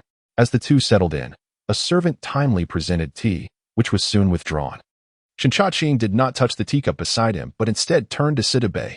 Has the Tiancha guard acquired the information I seek? Indeed. Today I summoned Lord Shen precisely for this matter. Situbei nodded. According to the intelligence gathered by the Tiancha guard, there were currently 5 factions present in Linen City: the Qiyou sect, the Finchan Mountain Manor, the Zhanlong sect, the Guiyuan Sword sect, and the Tiandao sect. The Qiyou sect? The Tiandao sect? Shen Changqing's expression was one of confusion. He had never heard of these 5 factions before. What is the origin of these factions? They are all local powers of Guangyuan Prefecture. Among them, the Qiyou sect and the Tiandao sect are the most formidable, with living masters stationed therein. The remaining 3 factions are relatively weaker, currently lacking any masters among them. Upon hearing this, Shen Changqing gained some understanding. It was not unusual for 2 factions to possess masters. Above the innate level lies the realm of the master, though his knowledge of this domain was limited. One thing was certain. In the demon-subduing division, even the weakest master was at least a ground-level demon slayer, far beyond his current capabilities. However, having never truly faced a master, Shen Changqing could not ascertain the true extent of the gap between the innate and master levels. After pondering for a moment, he inquired again, how many masters do the Qiyou sect and the Tiandao sect possess in total? It is said that the Tiandao sect has 2 masters, while the Qiyou sect boasts 1. 3 masters in total from these 2 factions. Shen Changqing nodded. It was not an easy feat to break through to the master level. From what he understood, there were not many ground-level demon slayers in the capital S demon-subduing division, even when accounting for all the divisions across various regions. The total number of masters would still be modest. Regardless, the difficulty of breaking through to the master level remained undeniable. With 2 factions possessing masters, their formidable strength was beyond reproach. Shen Changqing continued, what of other matters? As per the latest intelligence, none of the 5 factions have yet presented any innate level or higher strongholds. The Qiyou sect has brought 2 individuals who appear to be at the late stage of the meridian opening, while the Tiandao sect and the remaining 3 factions are in a similar situation. Furthermore, there are some wandering martial artists who have also received news and arrived. Among these, there are 2 at the late meridian opening, 1 at the mid-stage, and 5 at the early stage, although they have not made any attempts to probe. So there may be some discrepancies. Situbei recounted all the information he had gathered. Thus, the 5 factions now had a total of 10 late meridian opening practitioners. Adding the 2 wandering individuals, Linen City currently harbors 12 late meridian opening martial artists. The remaining practitioners at the meridian level number 6, bringing the total to 18. For the time being, the absence of innate martial artists is indeed a piece of good news. Currently, there are more than a dozen individuals with meridian openings, not from the same faction. Should they stir up trouble, I am confident in my ability to suppress them all. Moreover, with the reputation of the Demon-Suppression department backing me, they would not dare to act recklessly unless absolutely necessary. However, when the demonic bloodline emerges, it is possible that innate martial artists, or even masters, may appear, which poses a serious concern. Seated in his position, Shen Changqing's mind whirled with thoughts. His greatest confidence in guarding Linen City stemmed from his own strength, Pure Yang Cultivation at the 11th level. An innate martial artist, while not as formidable as a master in the martial world, he is certainly more powerful than many others. As long as no innate martial artists emerge, Shen Changqing is assured of his ability to subdue those individuals, and even if an innate warrior were to strike, he would not cower. However, should a master appear, it would warrant serious consideration. Having concluded his thoughts, Shen Changqing inquired, as for the demonic entities, they will undoubtedly seize this opportunity when the demonic bloodline manifests. Have we received any relevant information? His primary concern remained the demonic forces. Regardless of the 5 factions, they are still entities of the human race. Within the territory of the Great Qin, The Demon-Suppression Department stands as a formidable authority, and no matter how rampant the opposition may be, they would not dare to overstep their bounds. The demonic entities, however, are different. The Demon-Suppression Department has long taken it upon itself to eradicate them. Thus, the two sides have been at odds for quite some time. Should an opportunity arise, the demonic faction would certainly seek to target him. Shen Changqing felt it necessary to prepare in advance. Unfortunately, there was little intelligence regarding the demonic entities. Situ Bebe displayed a troubled expression and shook his head. The movements of the demonic entities have always been elusive. Even the Celestial Surveillance Guard finds it difficult to track their whereabouts. Unless a demonic entity is present at a location causing harm, revealing its trail, only then can the Celestial Surveillance Guard receive news. Investigating the actions of these entities has always posed a significant challenge. Although Shen Changqing felt a twinge of disappointment, there was no hint of dissatisfaction in his demeanor. I recently vanquished a ghost-level aberration and eliminated a demon in Guyue village. The demonic faction will not let this go easily. I do not ask for much. Only that the Celestial Surveillance Guard thoroughly investigates the area within a 50-mile radius of Linen City. Should any anomalies or unusual occurrences arise, I wish to be informed at the earliest opportunity. Having resolved to maintain his position in Linen City, he understood the necessity of elevating his own strength. With no kill value to his name, the 13 Guardians martial arts and Pure Yang Cultivation had already transcended their limits, making it impossible to rely solely on his own arduous training. The best course of action would be to seek out those weaker demonic entities and extract a measure of kill value from them, thereby allowing Shen Changqing to enhance his strength in the shortest time possible. Upon receiving the directive, Situ Bebe nodded in agreement. Rest assured, Sir Shen. The Celestial Surveillance Guard will certainly comply. The Guard is inherently dedicated to serving the demon exorcist and the city defender. Following your orders is of no issue at all. A mere officer stationed in a small town would not dare to show disrespect to a yellow-rank demon exorcist. Furthermore, there is another matter requiring the assistance of the Celestial Surveillance Guard. Please, Sir Shen, do elaborate. As far as I understand, the individuals who have bewitched Zhao Feng hail from the Eternity Alliance. Do you possess any knowledge regarding the Eternity Alliance? Upon this thought, Shen Changqing recalled the token of the Eternity Alliance he had acquired. At this remark, Situ Bei paused momentarily, then with a respectful gesture, he responded, the Eternity Alliance is an organization that emerged 2 to 3 centuries ago, after the malevolent forces attempted and failed to invade humanity. They altered their approach to infiltrate the human race. Thus, these sinister beings established the Eternity Alliance in an attempt to sow discord within the ranks of humanity. Chapter 32. Discussing the flight due to guilt today has been quite fruitful. Feng Er gazed at the game he had caught, a joyful smile gracing his face. As a hunter residing in the mountains, he relied on his skills to make a living. However, not every day yielded such bountiful results. The journey from the mountains to the village was no short trek. Oddly enough, the dogs of the Zhang family were uncharacteristically silent today, as he passed a fenced yard. A look of puzzlement crossed Feng Er's face. He cast his gaze into the yard, but due to the night's obscurity, he could discern little. All that met his eyes was a veil of darkness. Not dwelling on it further, Feng Er continued straight home. In the quiet village, only one house still glimmered with light. Feng Er pushed the door open and stepped inside, placing his catch aside before sitting down at the table. With a grin, he exclaimed, my dear wife, you cannot imagine how fortunate I was today. 3 wild chickens and 2 roe deer, surely. It must be worth a good 3 to 5 coins. As he spoke, he lifted a bowl of water from the table and drank it down. Turning his head towards the kitchen, he noticed his wife, a farmer woman, bustling about. Soon, we shall send our child to the nearby private school. Letting him romp around with the village children isn't a viable solution. Wouldn't you agree? The farmer woman continued her tasks, emitting soft sounds as if in agreement. Feng Er paid little heed to her response. After a long day in the mountains, fatigue weighed heavily upon him, yet hunger prevented him from succumbing to sleep. Observing his wife still engaged in cooking, he found himself somewhat disinterested and rose to wander towards a small room on the right. Lifting the tattered cloth that served as a door, he entered a dimly lit space. With the faint light from outside, he could see a slightly bulging quilt on the bed, as though concealing something within. That mischievous child, always sleeping like that, doesn't he fear being stifled? At that moment, the busy figure from the kitchen emerged, carrying a steaming bowl, the rich aroma wafting through the air. Feng Er inhaled deeply, a smile blossoming on his face. What kind of soup have you made today? It smells divine. He blew on the broth to cool it slightly before taking a sip.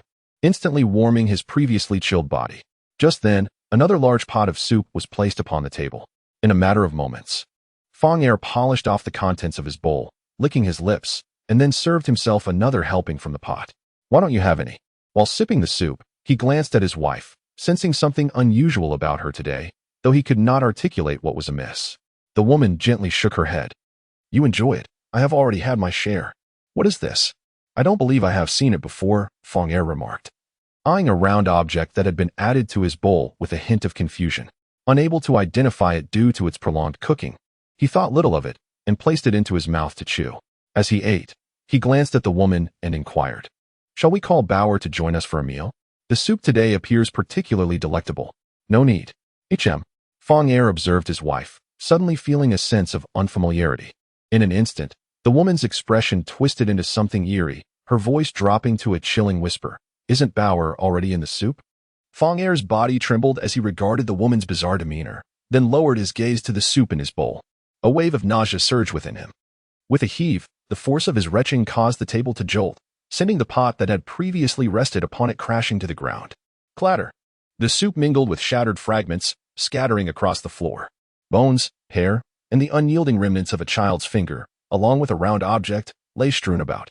Upon seeing that spherical object, Feng Er's mind raced to a horrific realization, and his stomach churned violently.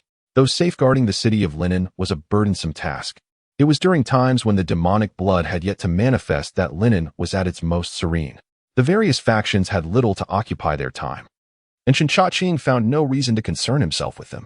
As for the wandering heroes of the martial world, they lacked the merit to command his attention. Thus, over the past few days, he had remained largely reclusive, either gathering news at the Yongfu pawnshop or observing the customs and culture of Linen from the inn. In the wake of Zhao Feng's demise, the absence of a newly appointed magistrate left the yamen in disarray, with only the clerk and the scribe struggling to maintain some semblance of order to prevent total neglect. Shen Changqing did not intervene significantly in these matters. His sole responsibility was to ensure the safety of Linen's citizens.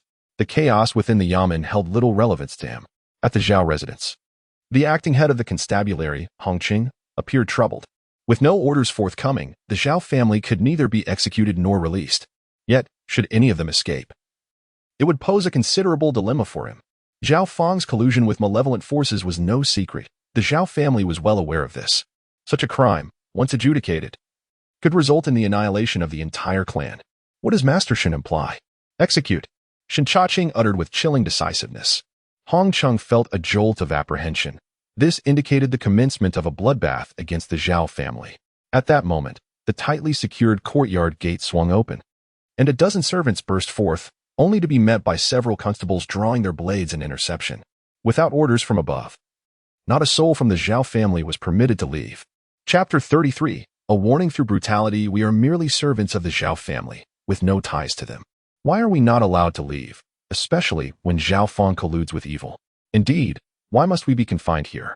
A group of over 10 individuals, despite their fear evident on their faces, were consumed by a frenzied determination as they confronted the armed officers. They were not fools. They understood the implications of Zhao Feng's treachery. The Zhao family was doomed.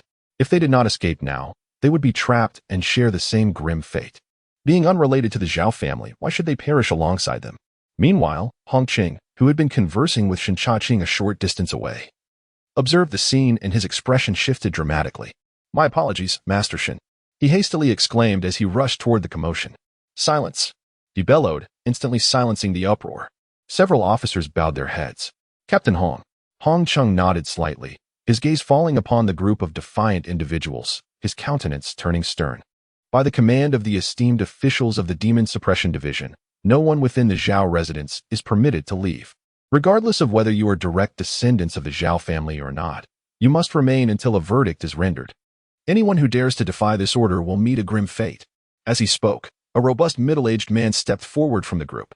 "Captain Hong, let us speak plainly. Everyone knows the gravity of colluding with evil. We have no ties to the Zhao family. Your desire to eliminate them is your concern. But we must leave today. Indeed, we must escape."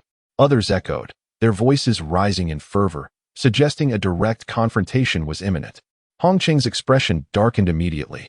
The enforcement power of the Linen City officials was limited, Their officers barely numbered a dozen or 20, aside from those stationed at the Zhao family's entrance. Other areas of the estate also required guarding to prevent any attempts at escape, if this group of individuals were to charge with full force. The current manpower might not suffice to contain them.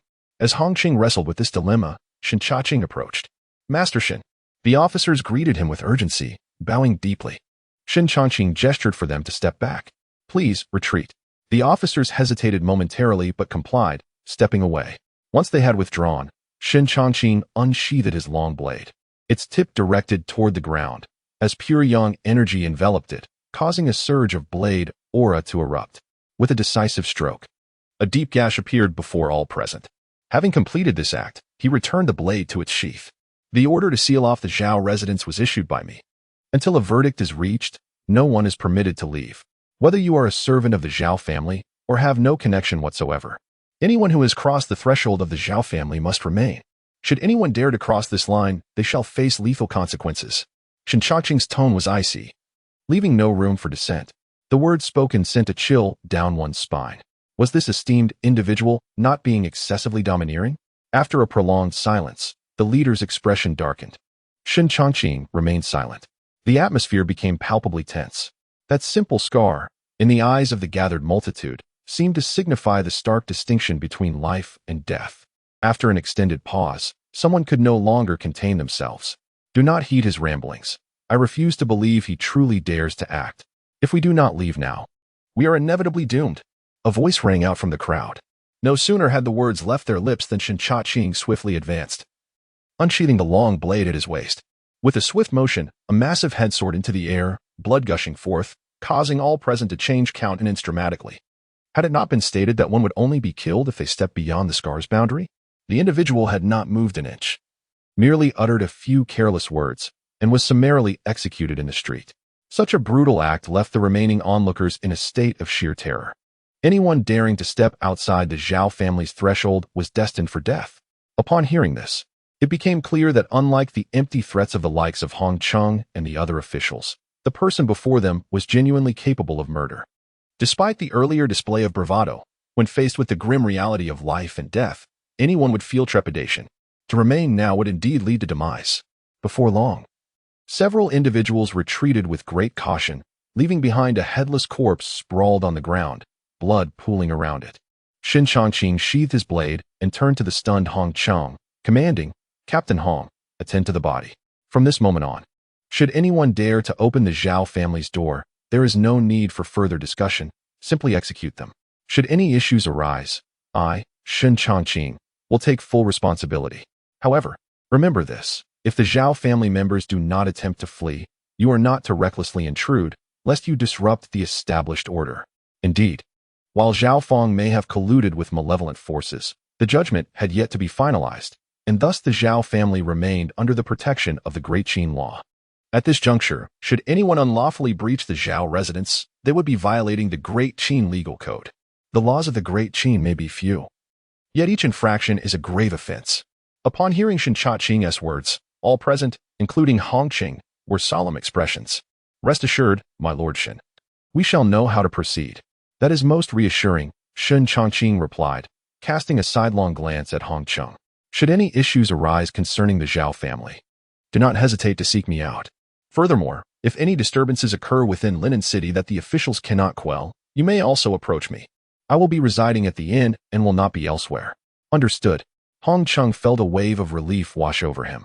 Shen Changqing's words were undoubtedly a potent morale booster. As he observed the departure of the others, he bowed respectfully, saying, My lord Shen, travel safely. If anyone refuses to heed my counsel, then eliminate them. As he uttered those final words, a glimmer of murderous intent flickered in Hongqing's eyes. Though he could not match Shen Changqing's decisiveness in execution, he was certainly not one to shy away from confrontation, especially in the wake of Zhao Feng's demise. There were disturbing currents stirring within Linen City. Despite the signs being subtle, after spending so many years in Linen, Hongqing was not oblivious to the changes unfolding. The situation concerning the Zhao family was becoming increasingly precarious. No further mishaps could be tolerated. Upon hearing this, the assembled individuals bowed respectfully and immediately set about disposing of the corpses strewn across the ground. Chapter 34. Yellow-rank demon hunter. As Shen Changqing had just departed from the Zhao residence, he noticed someone approaching him. Officer Shen, what brings you here? Observing the approaching figure, Shen Changqing arched his eyebrows slightly. He was no stranger to the person before him, a clerk from Yongfu Pawnshop, who was in fact a member of the Tianxia Guard. Yongfu Pawnshop served as the Tianxia Guard's base in Linen City, and every individual within its walls was a member of this covert organization. Lead the way. Lord Shen, please follow me. The man walked ahead while Shen Changqing followed at a slight distance, making their way toward Yongfu Pawnshop. In terms of secrecy, the Tianxia Guard in Linen City had done a rather lackluster job, their only cover being this single pawnshop. Yet in truth, even without the pretense of Yongfu Pawnshop, it would hardly have mattered. The Tianxia Guard operated under the jurisdiction of the Demon-Suppression Division. They could have openly displayed their insignia without consequence. For the Linen Branch served merely as a receiving post for intelligence. The true agents gathering information across the regions were an entirely separate entity. Linen was not a large city. The journey from the Zhao residence to Yongfu Pawnshop took no more than a quarter of an hour. Shen Changqing was a familiar face at the pawnshop, and upon entering, he strode directly into the inner chamber. Spotting him, Situbei hastily rose to his feet. Master Shen, you've arrived. Brother Situ. Shen Changqing nodded slightly in greeting. Having had numerous dealings with Yongfu Pawnshop, the two were quite familiar with each other. Moreover, given that Situbei was the elder of the two, Shen accorded him a respectful address. After taking his seat, Situbei handed over a square wooden box that lay upon the table to Shen Changqing. Magistrate Shen, half a day ago, a scout from the Celestial Observation Guard delivered this item, explicitly stating it was sent from the Demon Subjugation Bureau for your inspection. Please take a look. The Demon Subjugation Bureau? Shen Changqing was filled with curiosity as he received the wooden box, noticing its unexpected weight in his hands. Without hesitation or concern for propriety, he opened it right in front of Situbei. Inside lay a rectangular token. Shen Changqing picked it up, observing the inscription on one side, Demon-Suppression Bureau, while the other bore his own name, Shen Changqing. In the lower right corner, 5 characters were engraved. Yellow-rank Demon Slayer. A yellow-rank Demon Slayer's identity token? On the other side, Situbei observed Shen Changqing opening the wooden box and flipping through the token. The words Yellow-rank Demon Slayer instantly caught his eye. Immediately, he respectfully offered his congratulations. Congratulations, Lord Shen, on your successful promotion to Yellow-rank Demon Slayer. May your future be as boundless as the heavens, and may the esteemed position of Guardian be within your grasp. Brother Situ, you flatter me too much. Shen Changqing smiled faintly as he carefully stored away the token, his second identity insignia. The original one, marking him as a probationary demon slayer, still remained in his possession. According to protocol, upon promotion to a yellow-rank demon slayer, the previous insignia should have been surrendered. After securing the token, his gaze shifted to the remaining contents within the wooden box, 3 sealed letters, and a single piece of translucent jade, the Qingling pendant. A tome inscribed with the words Celestial Martial Aura, evidently a martial discipline. For the Demon-Suppression Bureau to deliberately deliver such a technique. What profound intentions might lie beneath this gesture? The moment he laid eyes on the Celestial Martial Aura, a wave of perplexity arose in Shen Changqing's heart. Apart from that, there remained only a porcelain vial. Shen Changqing first carefully stored away the clear spirit jade pendant before opening one of the sealed letters. It was an official appointment document, designating him as the interim magistrate of Linen City. The decree bore the imprint of a grand seal. Upon seeing this, Shen Changqing's expression remained impassive as he casually tucked the document away. With the arrival of this appointment, any possibility of extricating himself had vanished entirely. Assuming the temporary role of magistrate was clearly a means to legitimize his position as the guardian of Linen City. Without delay, he proceeded to open the second letter, a verdict concerning the Zhao family. Just as he had anticipated, the imperial court harbored an abhorrence for those who colluded with demonic forces. The moment the judgment was issued, it sealed the fate of the Zhao lineage. The Zhao family, their time had come to an end. Shen Changqing let out a sigh. Though Situbei hadn't seen the contents of the letter, he could infer much from the implications in Shen's words and responded with an indifferent smile. Lord Shen is still somewhat young and doesn't fully grasp the gravity of this matter. Zhao Feng dared to align himself with demonic forces. His family's fate was well-deserved. This concerns the safety of Great Qin. If such acts go unpunished, would it not embolden others to betray the empire and forsake humanity? The demise of the Zhao family serves as a stern warning. This is the consequence of colluding with evil. Brother Situ speaks wisely. Shen Changqing nodded slightly, without dwelling too much on sentiment. To kill one is to kill, and to exterminate the entire Zhao family is also to kill. Only at this moment did Shen Changqing suddenly realize that, unbeknownst to himself, he had grown cold-blooded. Perhaps it was the influence of the Demon-Suppression division. He found a pretext and dismissed further thoughts. Whether deemed cold-blooded or saintly, one's character is forged by their environment. Joining the Demon-Suppression Bureau meant abandoning mercy, lest he himself perish. Soon, Shen Changqing opened the final letter. It bore words from Jiangzhou, roughly stating that, considering the risks of this mission, higher authorities had decided to grant him certain benefits while urging him to perform diligently. Once the Bureau freed resources elsewhere, reinforcements would arrive promptly. Until then, safeguarding the people of Linen City was paramount.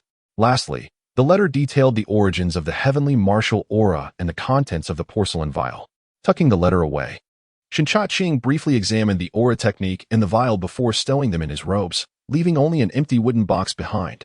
The present circumstances were ill-suited for delving into the heavenly martial aura, nor did he intend to disclose his meridian unlocking progress to many. With the item secured, he turned to Situ Bei. Brother Situ, did you summon me solely to deliver the Bureau's package, or is there another matter at hand? Some time ago, Minister Shun instructed me to investigate any peculiar occurrences within a 50-mile radius, and coincidentally, I've recently come across some intriguing information. Chapter 35, The County Magistrate of Linen. As the conversation with Situ Bei unfolded, Shen Changqing's spirit visibly lifted. He had reached an impasse in his own strength. To break through in the near term, he would need to rely on the value derived from slaughter. The source of this value could only be procured from malevolent creatures. According to intelligence reports, a village situated over 20 miles east of Linen had experienced a complete and mysterious demise of its inhabitants overnight. Preliminary investigations by the Heavenly Inspection Guard indicated that it was likely the work of a malevolent entity. Situ Bei paused momentarily as he spoke. However, the Heavenly Inspection Guard's thorough search yielded no trace of the creature in that village, leading me to suspect that it may have already departed, seeking its next target. The Heavenly Inspection Guard has already been dispatched. I believe it will not be long before we accurately ascertain the whereabouts of that malevolent being. Such entities are not confined to a single location. Although they may attach themselves to certain objects, they possess the ability to manipulate their surroundings, leading others to unknowingly transport them away. Indeed, formidable malevolent beings can detach from their original host and venture elsewhere in search of new vessels. Therefore, it is not surprising that in a location suspected of malevolent activity, the absence of the creature's presence raises no eyebrows. The entity capable of exterminating an entire village is no ordinary foe. If it employs illusions to deceive others and extricate itself, that would be one matter. However, the real concern lies in the possibility that the creature has the capability to leave on its own accord. As Shen Changqing concluded his thoughts, a grave expression settled upon his face. A malevolent being capable of independent movement must, at the very least, exceed the spectral level.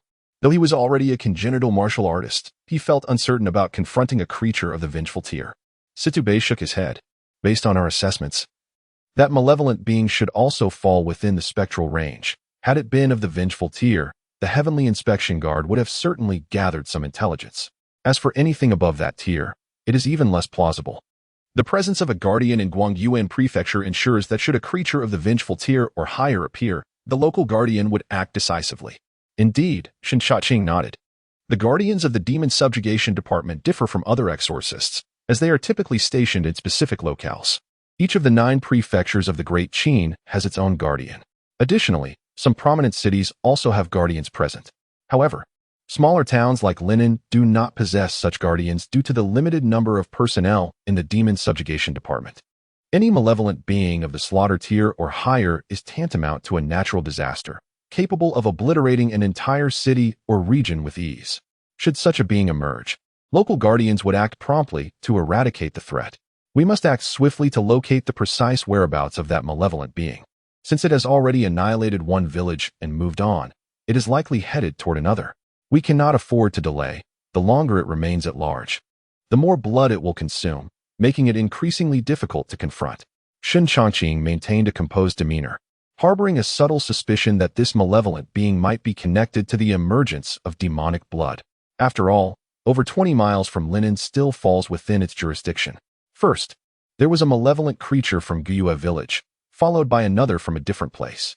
To speak candidly, Linen City is merely a small town. It is perplexing how such malevolent beings could appear in succession. There must be some force drawing these creatures here.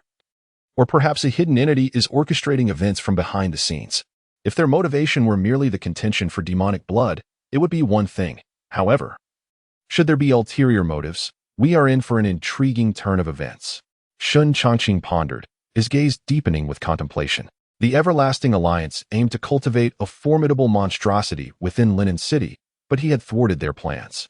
It was impossible that the Everlasting Alliance was unaware of this setback. A power controlled by malevolent beings would certainly not be benevolent. To put it in another light, if his plans were disrupted, he would undoubtedly seek retribution against the one responsible. Thus, the sudden appearance of that malevolent creature could either be a pursuit of demonic blood or a direct threat to him. Regardless of the motive, Shen Changqing resolved not to allow the creature to survive. Rest assured, my lord, within a day or two, we shall ascertain the location of that creature, one of his subordinates assured him. Additionally, this information need not be relayed to the Demon-Suppression division for the time being, as they are currently preoccupied and cannot spare any personnel. I shall handle it myself. After a moment's thought, Shen Changqing added this remark. He was keen to prevent any other demon hunters from encroaching upon his endeavor. Moreover, the Demon-Suppression division was indeed unable to assist at this juncture. Consequently, they would not dispatch any new demon hunters to address this matter. Then I shall entrust this to you, Shen Changqing replied, rising to depart. After leaving the Yongfu pawnshop, he made his way toward the Yamen. With the appointment document in hand, he had assumed the role of county magistrate of Linen City, albeit temporarily, yet still a magistrate nonetheless. As such, it was only fitting that he reside within the Yamen. Shen Changqing felt a sense of relief at the prospect of finally extricating himself from the discomfort of staying in an inn. At the entrance of the Yamen, 2 constables stood guard. Most of the constables were occupied with besieging the Zhao residence, leaving only a few to remain at the Yamen. Greetings, my lord. Upon seeing Shen Changqing approach, the 2 men changed their expressions and hurriedly bowed in salutation. Is the chief clerk within? The chief clerk is currently attending to matters inside the Yamen. Tell him to come to the main hall. I have matters to discuss with him. Shen Changqing instructed before striding directly into the Yamen, the 2 men not daring to impede him in the slightest. The inner hall remained unchanged. The body of Zhao Feng had been properly arranged, and all traces of blood had been meticulously cleansed, leaving no indication that a life had been lost within these walls. No sooner had he taken his seat than a robust, hurried middle-aged man entered the room briskly. Greetings, my lord. You are the chief clerk of the Yamen? Shen Changqing scrutinized the man before him. During his initial visit to the Yamen, this individual had been trailing behind Zhao Feng, thus they were somewhat acquainted. However, at that time, Shen Changqing had not realized that this man was the chief clerk. Indeed, the chief clerk nodded anxiously. Please, take a look. Shen Changqing retrieved the appointment letter and presented it before his counterpart. Upon witnessing this, the chief clerk cautiously accepted the document, unfolding it with care to peruse its contents. His expression shifted markedly. The title of county magistrate, while not to be taken lightly, was merely a temporary designation for me, anticipating the arrival of a new magistrate in due course. However, at this moment, it is evident that you, esteemed Sir Shen, are the magistrate of Linen City. Shen Changqing offered a disingenuous smile. Chapter 36. The heavenly martial energy. Shen Changqing rose to his feet and addressed him. As for the matters concerning the Yamen, I do not intend to intervene excessively. After Zhao Feng's demise, how you have managed things remains acceptable, and I expect you to continue in the same manner. Thank you for your trust, my lord. However, I do have one request. I would like all the items within the Yamen's inner hall to be replaced.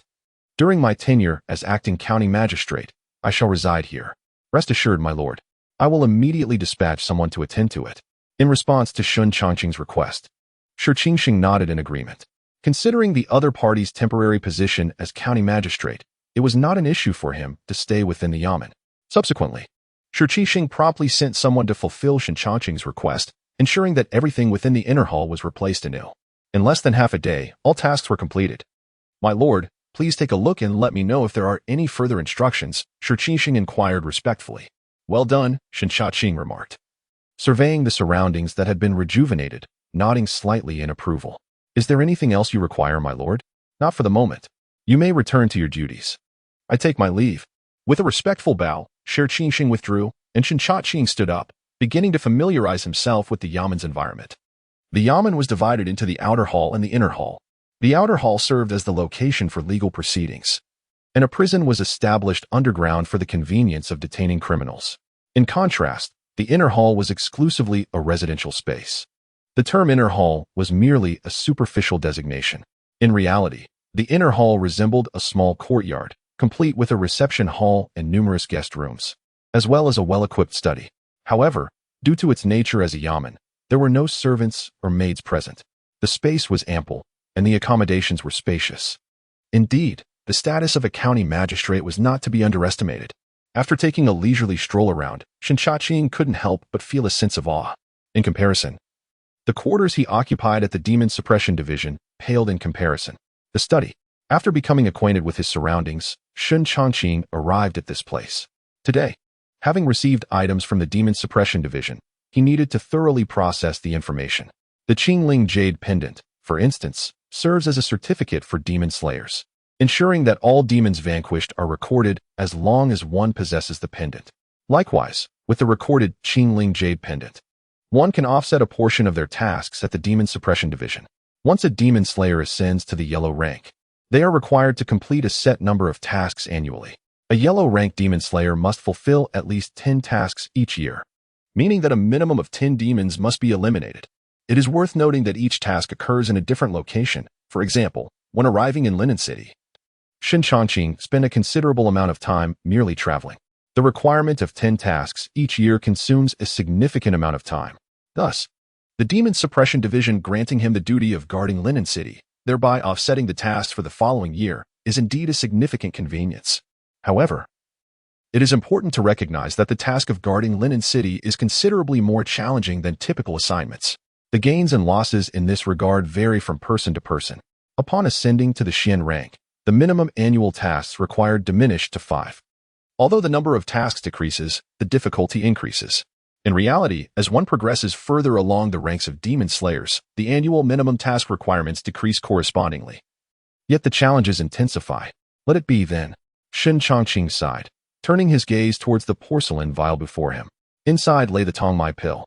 Initially, he had little knowledge of the Tongmai pill, but it was introduced with great seriousness in correspondence from Jiangzhua. The Tongmai pill, as its name suggests, primarily facilitates the opening of meridians. Achieving the transformation to innate strength requires the unblocking of numerous meridians, and consuming the Tongmai pill accelerates this process, shortening the time needed for a martial artist to ascend to innate status. Did the Demon-Suppression division provide me with the Tongmai pill out of concern for my insufficient strength? Qin Shujian's expression was peculiar. The Tongmai pill is indeed a treasure, and for any martial artist focused on meridian opening, it is difficult to refuse such an offering. Without discussing the concept of Tongmai, it is evident that even innate martial artists can benefit from consuming Tongmai pills, albeit with somewhat diminished effects. This is because whether it is Tongmai or innate abilities, both necessitate the unblocking of meridians and acupoints. Eventually, Shen Changqing turned his gaze toward a book of moderate thickness, Heavenly Martial Essence. The name alone exudes an air of grandeur.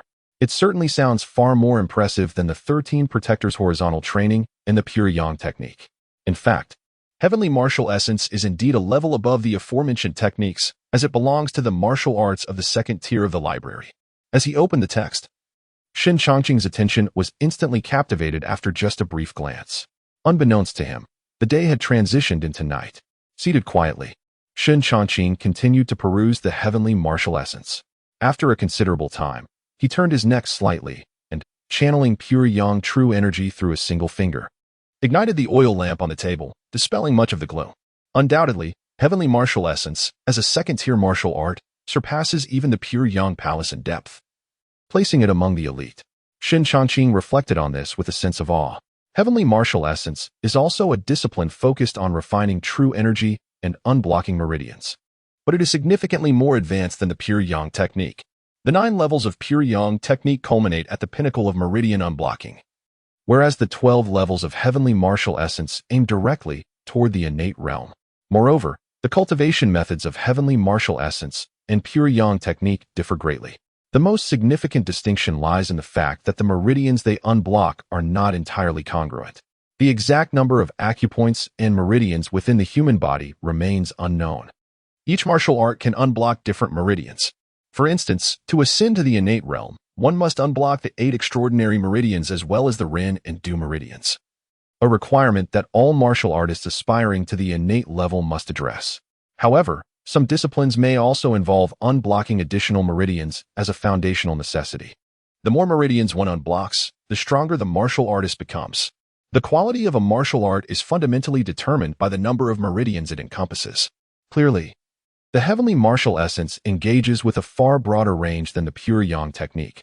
Aside from a small overlap, most aspects are distinctly different. This implies that, with the foundation of the Pure Yang technique, Shen Changqing can pursue the cultivation of the heavenly martial essence without any conflict. Not only is there no discord, but rather, the activation of additional meridians will undoubtedly enhance his strength.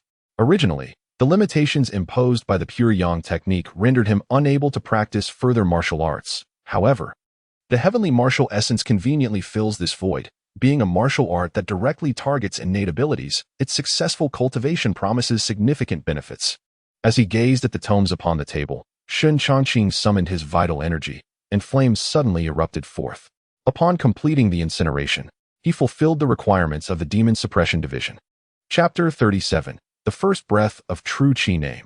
Shen Changqing Affiliation. The Qin Demon-Suppression Division Identity. Huang Tier Demon Eliminator Martial Arts. 13 Guardians Horizontal Training. Level 15.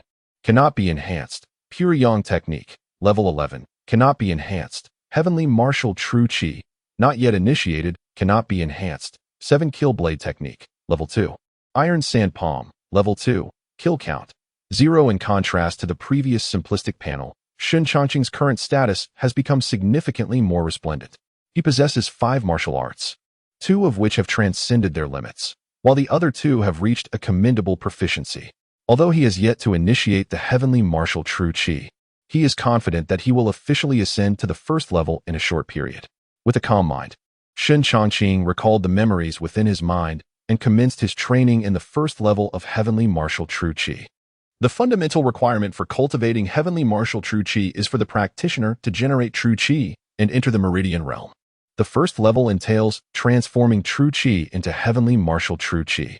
Upon breaking through the innate realm, heavenly martial True Qi will give rise to a formidable form of Qi known as heavenly martial Gang Qi, from which the martial art derives its name.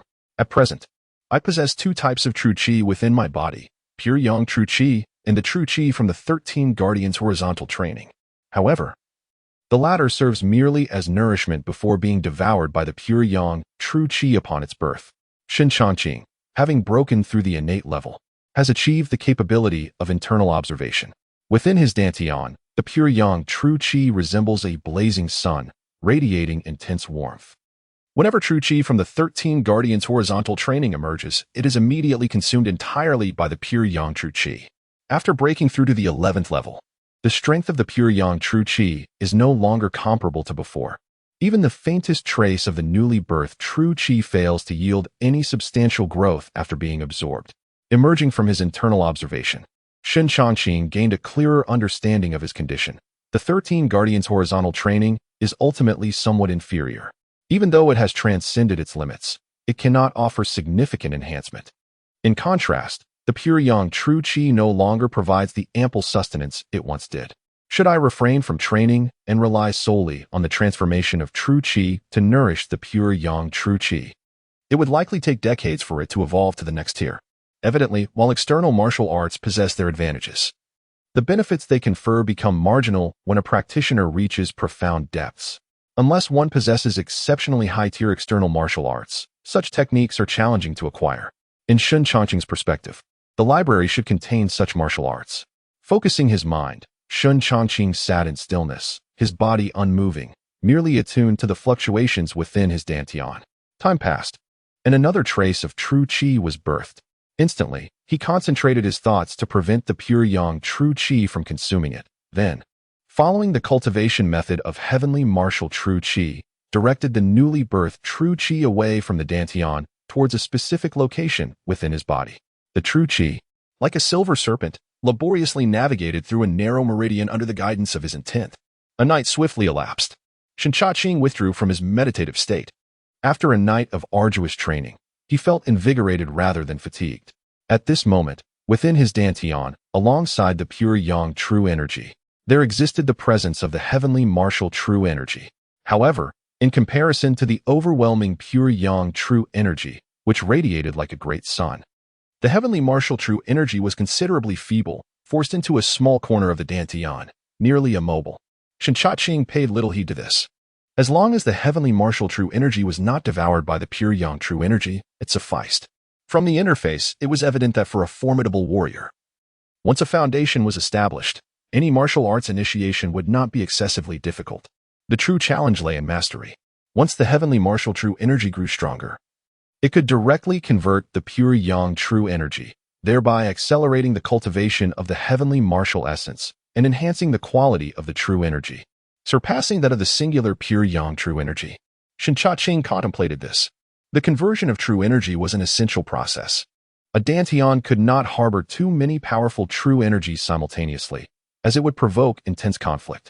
Currently, no conflict arose because the heavenly martial true energy was too weak to pose a threat to the pure yang true energy. When the time came for it to become a threat, the two distinct true energies would erupt in fierce conflict. Therefore, he needed to retain one form of true energy while allowing the other to serve as nourishment. Given the inherent high rank of the heavenly martial essence, Shen Changqing instinctively regarded the pure yang true energy as the sacrificial element. If 11 layers of pure yang true energy were converted into heavenly martial true energy, his heavenly martial essence would undoubtedly be distinct from that of others. Rising from his position, he walked toward the study door. Upon opening it, he encountered the chief clerk, Shen Changqing, standing there with a green garment in hand, topped with a black silk hat. "Sir, is there something you need, chief clerk?" Shen Changqing inquired, his brow furrowed. "Yesterday, I forgot some matters. Although you are temporarily acting as the county magistrate, you ought to have your official attire. Thus, I have brought it to you today." Shen Changqing replied. "Official attire?" Shen Changqing's gaze fell upon the black silk hat, which he readily accepted. "You are quite thoughtful." As for the competency of Shen Changqing, he was not entirely sure. "This is what I ought to do." Shen Changqing smiled apologetically, then continued, "Sir, having spent the night in the study, you must be hungry. I have prepared breakfast. Please, allow me to escort you. Lead the way." "After you, sir." Once satiated, Shen Changqing found the meal far more sumptuous than what he had experienced at the demon-slaying department. Upon reflection, this was entirely reasonable, for during his time there, he had merely been a novice demon slayer, and how could his rations compare to those of a county magistrate? Throughout the meal, Shen Changqing focused on eating while Shen Changqing stood by, awaiting his needs. After he finished his meal, the other party respectfully inquired, "May I ask where you intend to go next, or if there is any matter you wish to discuss?" Wiping his mouth, Shen Changqing replied with an expression of indifference, "Have Hong Chen come to see me?" "Understood." Shen Changqing acknowledged and withdrew. Shen Changqing glanced at the disorder on the table, paying it little mind, before turning to leave. Having completed his meal, he would leave the tidying up to those who would follow. Chapter 38. The Verdict in the Inner Hall. Shen Changqing sat in contemplation for about a quarter of an hour when Hong Qingjiu hurriedly entered. "I pay my respects, Your Excellency." Upon catching sight of Shen Changqing, Hong Qingjiu immediately bowed. It was evident that he was already aware of the latter's temporary appointment as the county magistrate. While the personnel of the Demon-Suppression Department may not wield direct power over life and death within the government, a county magistrate certainly possesses such authority. Aware of Shen Changqing's ruthless disposition, Hong Qingjiu dared not exhibit any form of disrespect. "This is the court's verdict regarding the Zhao family. Please take a look," Shen Changqing stated, placing the document upon the table. Hong Qingjiu stepped forward, picking up the verdict and examining it with great seriousness. Gradually, his expression grew somber. There was little else to be done. Colluding with malevolent forces was indeed a path to ruin, and this outcome was wholly expected. Shen Changqing shook his head slightly, a cold smile gracing his lips. Zhao Fangning had been able to ascend to the position of county magistrate due to the considerable influence of the Zhao family. And at present, Linen City was merely one of their many domains, with numerous branches existing elsewhere. Yet, despite the multitude of branches, it was of little consequence. With the verdict now issued, it was certain that the court had already initiated action, and the Zhao family's branches across various locations would not escape unscathed. "Convey my orders. Imprison all members of the Zhao family, including servants. Understood. Hong Qingzhou nodded, though he hesitated slightly. The Zhao family is numerous and may not willingly accept imprisonment. While the bailiffs possess some martial skills, they are ultimately outnumbered. If the Zhao family were to resist, we might struggle to contain them. Hong Qingzhou's expression turned awkward. The vast government office found itself unable to subdue a single family. Yet, awkward as it was, his words were true. The government had only a mere 20 bailiffs, while the Zhao family, including their servants, numbered over 100. Currently, the bailiffs could monitor the Zhao family only because the latter had not yet reached a point of desperation. The Zhao family still clung to a glimmer of hope, refraining from direct confrontation with the court. Now that the verdict had been rendered, it was tantamount to a death sentence for the Zhao family. At this juncture, they would undoubtedly resist. Shen Changqing smiled lightly. What are you suggesting? I humbly hope that your excellency could lead the way. If the Zhao family does not resist, all the better. Should they choose to oppose us, they would lack the qualifications to stir up any trouble before you. Hong Qingzhou remarked, flattering Shen Changqing, for indeed, his prowess was unrivaled in Linen City. Very well. I shall pay a visit to the Zhao family, Shen Changqing declared as he rose. Upon hearing this, Hong Qingzhou immediately breathed a sigh of relief. He feared the Zhao family's potential rebellion. If even a few managed to escape, he would certainly face dire consequences. Since Zhao Feng's suicide, the atmosphere within the Zhao family had grown increasingly tense. It was clear to all that the charge of colluding with malevolent forces could lead to annihilation if mishandled. Yet, therein lay the dilemma. Outside the Zhao residence, there are guards stationed, making it impossible for anyone to escape unless they are willing to completely sever ties and charge out, in which case the guards would have no chance to obstruct them. However, such an act would not merely implicate them in collusion with malevolent forces. It could also lead to charges of flouting the laws of the Great Qin and plotting rebellion. At that point, the Zhao family would truly be left with no means of survival. At this moment, within the Grand Hall, all the direct descendants of the Zhao family have gathered, each bearing a different expression, some grave, others panicked. Although the court has yet to make a move, the implications of colluding with evil forces are all too clear. We are all acutely aware that a metaphorical blade hangs ominously above us, and it is merely a matter of time before it descends. At the head of the room sits a middle-aged man, exuding an air of scholarly elegance. His name is Zhao Li, a direct descendant of the Zhao clan and a contemporary of Zhao Feng. With Zhao Feng's recent demise, Zhao Li now holds the highest standing within the family. Upon his utterance, a few individuals within the hall begin to sob quietly, the womenfolk reduced to tears by fear. A young man, possessing a rather effeminate appearance, sneers at the situation. The Zhao family's plight is a direct result of our uncle's dealings with malevolent forces. In my view, as long as someone takes the blame, the court may not resort to total annihilation. What do you mean, Zhao Minji? A young man retorts angrily. Zhao Minji replies sharply, I am quite clear in my intention. The sins of the father must be paid for by the son. Your father has committed wrongs, and it is only fitting that someone should bear the consequences. It cannot fall upon the entire Zhao family for one man's mistakes. Shouldn't your line take the blame at the magistrate's office? Perhaps the court would show leniency. Even if you were sentenced to death, it would be justly deserved, while the rest of us remain innocent. Wouldn't you agree? At this, voices of agreement arise. Minji is right. Zhao Mingyang, why should we bear the weight of your father's wrongdoings? Indeed, if death awaits, let it be for those guilty, not for the hundreds of the Zhao family. Such a notion is utterly insane. I suggest we bind them and deliver them to the magistrate for atonement. As individuals voiced their opinions, their gazes towards Zhao Mingyang and his kin became increasingly cold and venomous. They perceived the Zhao family's downfall as entirely the fault of Zhao Feng. Furious, Zhao Mingyang exclaimed, when my father served as a county magistrate, the Zhao family benefited immensely from his favor.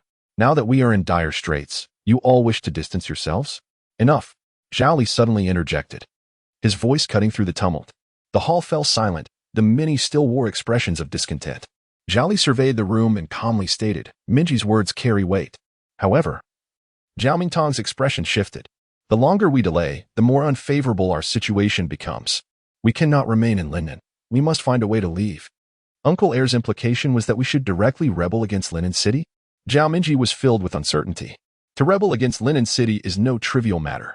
Zhao Li cast a glance at him, a fleeting glimmer of coldness in his eyes. If the court offers no path to survival, then my Zhao family must naturally seek an alternative way to live. Chapter 39. All taken away upon hearing these words, many wore solemn expressions. We must retreat. This would completely sever the Zhao family's escape route. Presently, the verdict had not been finalized. Not everyone was inclined to gamble on this matter. Although leaving Linen City differed from outright rebellion, it nonetheless indicated a definitive rupture with the court. If captured, there would be no mercy. Execution was a certainty. Zhao Minji's countenance remained composed. Father, leaving is of no concern. However, the individual from the Demon-Suppression division is formidable. Should we engage with the authorities? He is likely to intervene. Without skilled allies, even if we breach the official blockade, a complete departure from Linen City would prove exceedingly difficult. Moreover, if we leave Linen City, where shall we go?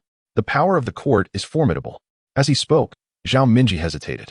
In my travels throughout the Qin dynasty, I have made some acquaintances. Although the individual from the Demon-Suppression division possesses strength, he is not the pinnacle of martial prowess. Many can contend with him. As for where the Zhao family should go after leaving Linen City, I have some ideas. Zhao Li pondered for a moment. Long before my elder brother's incident, I secretly dispatched messengers to spread word. Considering the timing, they should be arriving shortly. Inform everyone to prepare accordingly. Upon hearing this, the others felt a slight easing of their tension. Just as they were preparing to depart, a guard rushed in hastily. Second Master, the officials have stormed in. What? Zhao Li's expression shifted dramatically. The Zhao family gate had been forcefully breached, and over a dozen constables drew their blades, confronting the Zhao family's guards. At the forefront was Shen Changqing, with Hong Cheng standing beside him, both wielding glistening blades that shimmered coldly in the sunlight. Is the Zhao family refusing capture? Shen Changqing observed the guards, his demeanor tranquil. The guards met Shen Changqing's gaze with a hint of trepidation. At that moment, Zhao Li, leading the Zhao family, finally approached. The guards parted to allow passage. Zhao Li scrutinized the numerous drawn blades, his brow furrowing slightly. Upon recognizing Shen Changqing at the helm, his heart sank. Nevertheless, he maintained his composure, cupping his hands in respect. Master of the Demon-Suppression division, may I inquire why you have intruded upon the Zhao family? Standing alongside, Hongxing spoke first. By order of the court, Master Shen is now the provisional magistrate of Linen City. The magistrate of Linen City. Zhao Li's pupils constricted. Despite hearing the word provisional, he understood that Shen Changqing's identity transcended that of merely a member of the Demon-Suppression division. Certain words he had intended to voice now remained unspoken. Shen Changqing produced the verdict and unfolded it, directly addressing all present as he began to read aloud. Upon investigation by the Demon-Suppression division, irrefutable evidence has emerged implicating Zhao Feng in collusion with malevolent forces, rendering him guilty beyond redemption. According to the laws of the Great Qin, anyone who conspires with demonic entities against humanity shall be subjected to charges of treason, warranting the severest penalties. Although the principal offender, Zhao Feng, has taken his own life in fear of retribution, the betrayal of his kin cannot be overlooked. Thus, the Zhao family shall face extermination of the 9 clans as a punitive example. With that, Shen Changqing retracted the judgment document, his expression grim. Arrest them. Upon his command, all the officers surged forward. Simultaneously, the countenance of every member of the Zhao family and their servants turned ashen. The decree of annihilation struck terror into many. With some collapsing in fright, Zhao Li's face paled. Lord Shen, collusion with evil is solely Zhao Feng's transgression. To implicate the entire clan seems excessive. This is the court's decree. Should you harbor doubts, you may voice them to the court, Shen Changqing replied coldly, gesturing decisively. Apprehend everyone from the Zhao family. Any who resist shall be executed on the spot. Yes. The officers, obeying the command, advanced toward the Zhao estate. The guards, armed and trembling, stood uncertainly, caught between the instinct to fight or surrender. Zhao Li remained rooted, his expression a tumult of emotions. He had never anticipated the court's judgment would arrive so swiftly. Just a few days had passed, and the sentence was already pronounced. Moreover, he was taken aback that the court would appoint a member of the Demon-Suppression division to temporarily assume the position of county magistrate following Zhao Feng's demise. Zhao Li had assumed that with the court's ruling, a new magistrate would accompany the decree, a process that typically requires time for selection and travel, likely taking at least 10 days to 2 weeks for any news to materialize. Yet, as he observed the advancing officers, he realized the unfolding events exceeded his expectations. The thought of imprisonment loomed ominously, stripping him and his kin of any chance of redemption. Attack! He commanded sharply, and the guards, along with some martial practitioners from the Zhao family, surged forward to retaliate. As a prominent clan in Linen City, the Zhao family possessed formidable warriors. Although they lacked practitioners of the Meridian realm, many skilled in body refinement remained. To dare resist was to court death. Qin Shujian's expression hardened. He stepped forward with a swift stride, unleashing a palm strike. The force of his blow surged forward like a scalding wave, compelling numerous individuals to retreat while one guard was struck directly. The guard's body quaked upon impact, collapsing to the ground without even a cry of anguish. In the blink of an eye, a life was extinguished upon observing Shen Changqing. It became evident that he bore no injuries whatsoever. This scene left everyone utterly astounded. Those who had contemplated intervening were paralyzed by Shen Changqing's ferocity. With another powerful strike, the head of a bodyguard was forcefully driven into his neck. Blood erupted, splattering onto numerous onlookers and inciting terrified screams. Shen Changqing's gaze was icy as he surveyed the crowd. From this moment forth, should anyone dare to make a move, I shall take a life. If two act, I shall extinguish both. Let me see how many of the Zhao clan are sufficient to face my wrath. His chilling voice sent tremors through the bodies of all present from the Zhao family. Casting a glance at them, Shen Changqing then turned his attention to Hongqing. Take them all away. Yes. Chapter 40. Tomorrow at noon, decapitation in the streets. The ruthless demeanor of Shen Changqing left everyone in a state of shock. Hongqing and others swiftly subdued the members of the Zhao family, shackling them with iron chains. One by one, they were marched towards the magistrate's office. Shen Changqing stood aside, refraining from further involvement. Among those taken away were the frail, elderly, and helpless infants. Yet throughout the ordeal, his expression remained unyielding. The collusion with malevolent forces was utterly unforgivable. If blame were to be assigned, let it fall upon the Zhao family. Shen Changqing shook his head slightly, and then turned to Hongqing, stating, after all members of the Zhao family are imprisoned, they shall meet their end by decapitation tomorrow at noon. Additionally, send someone to confiscate their property, all of which will be deposited into the treasury. Understood. The entire Zhao family, numbering in the hundreds, was forcibly taken to the magistrate's office, drawing a considerable crowd. Well done. The Zhao family dared to conspire with evil forces. It was high time for their annihilation. It was a pity that I previously thought Zhao Feng was a good official. Now it seems otherwise. The thousands who perished in Guiyue village deserve retribution, and the Zhao family should accompany them in death. Haha, the court has finally opened its eyes. The onlookers unanimously applauded the Zhao family's fate. Once news of their collusion with malevolent forces spread, the Zhao family's reputation had already been tarnished. Now, with their property confiscated, it was seen as a just punishment. In the eyes of the people, collusion with evil was entirely intolerable. Alas, the Zhao family is finished. Chui Cheng, clad in martial attire and bearing a long sword, gazed at the Zhao family members being led away, unable to suppress a sigh. He had arrived in Linen City just as he received news about Zhao Li. However, he had never harbored intentions of supporting the Zhao family. Although he shared a significant bond with Zhao Li, mere friendship could not resolve the present circumstances. Should he intervene, the exposure of his actions might implicate the Guiyuan sword sect. Sacrificing his own sect for the sake of a friend was an impossibility. Zhao Li remained in the dark, believing that after sending his message, Chui Cheng had failed to arrive in time. Unaware that his counterpart had already reached Linen City at the moment the Zhao family was sealed off. Brother, the Zhao family seems rather pitiable, does it not? Zhao Yu, with her delicate brows furrowed, expressed a twinge of sympathy for the Zhao family, perhaps due to their shared surname. Her discontent grew, particularly upon seeing those captured, including mothers cradling infants. Hearing this, Chui Cheng turned to his younger sister, his expression grave.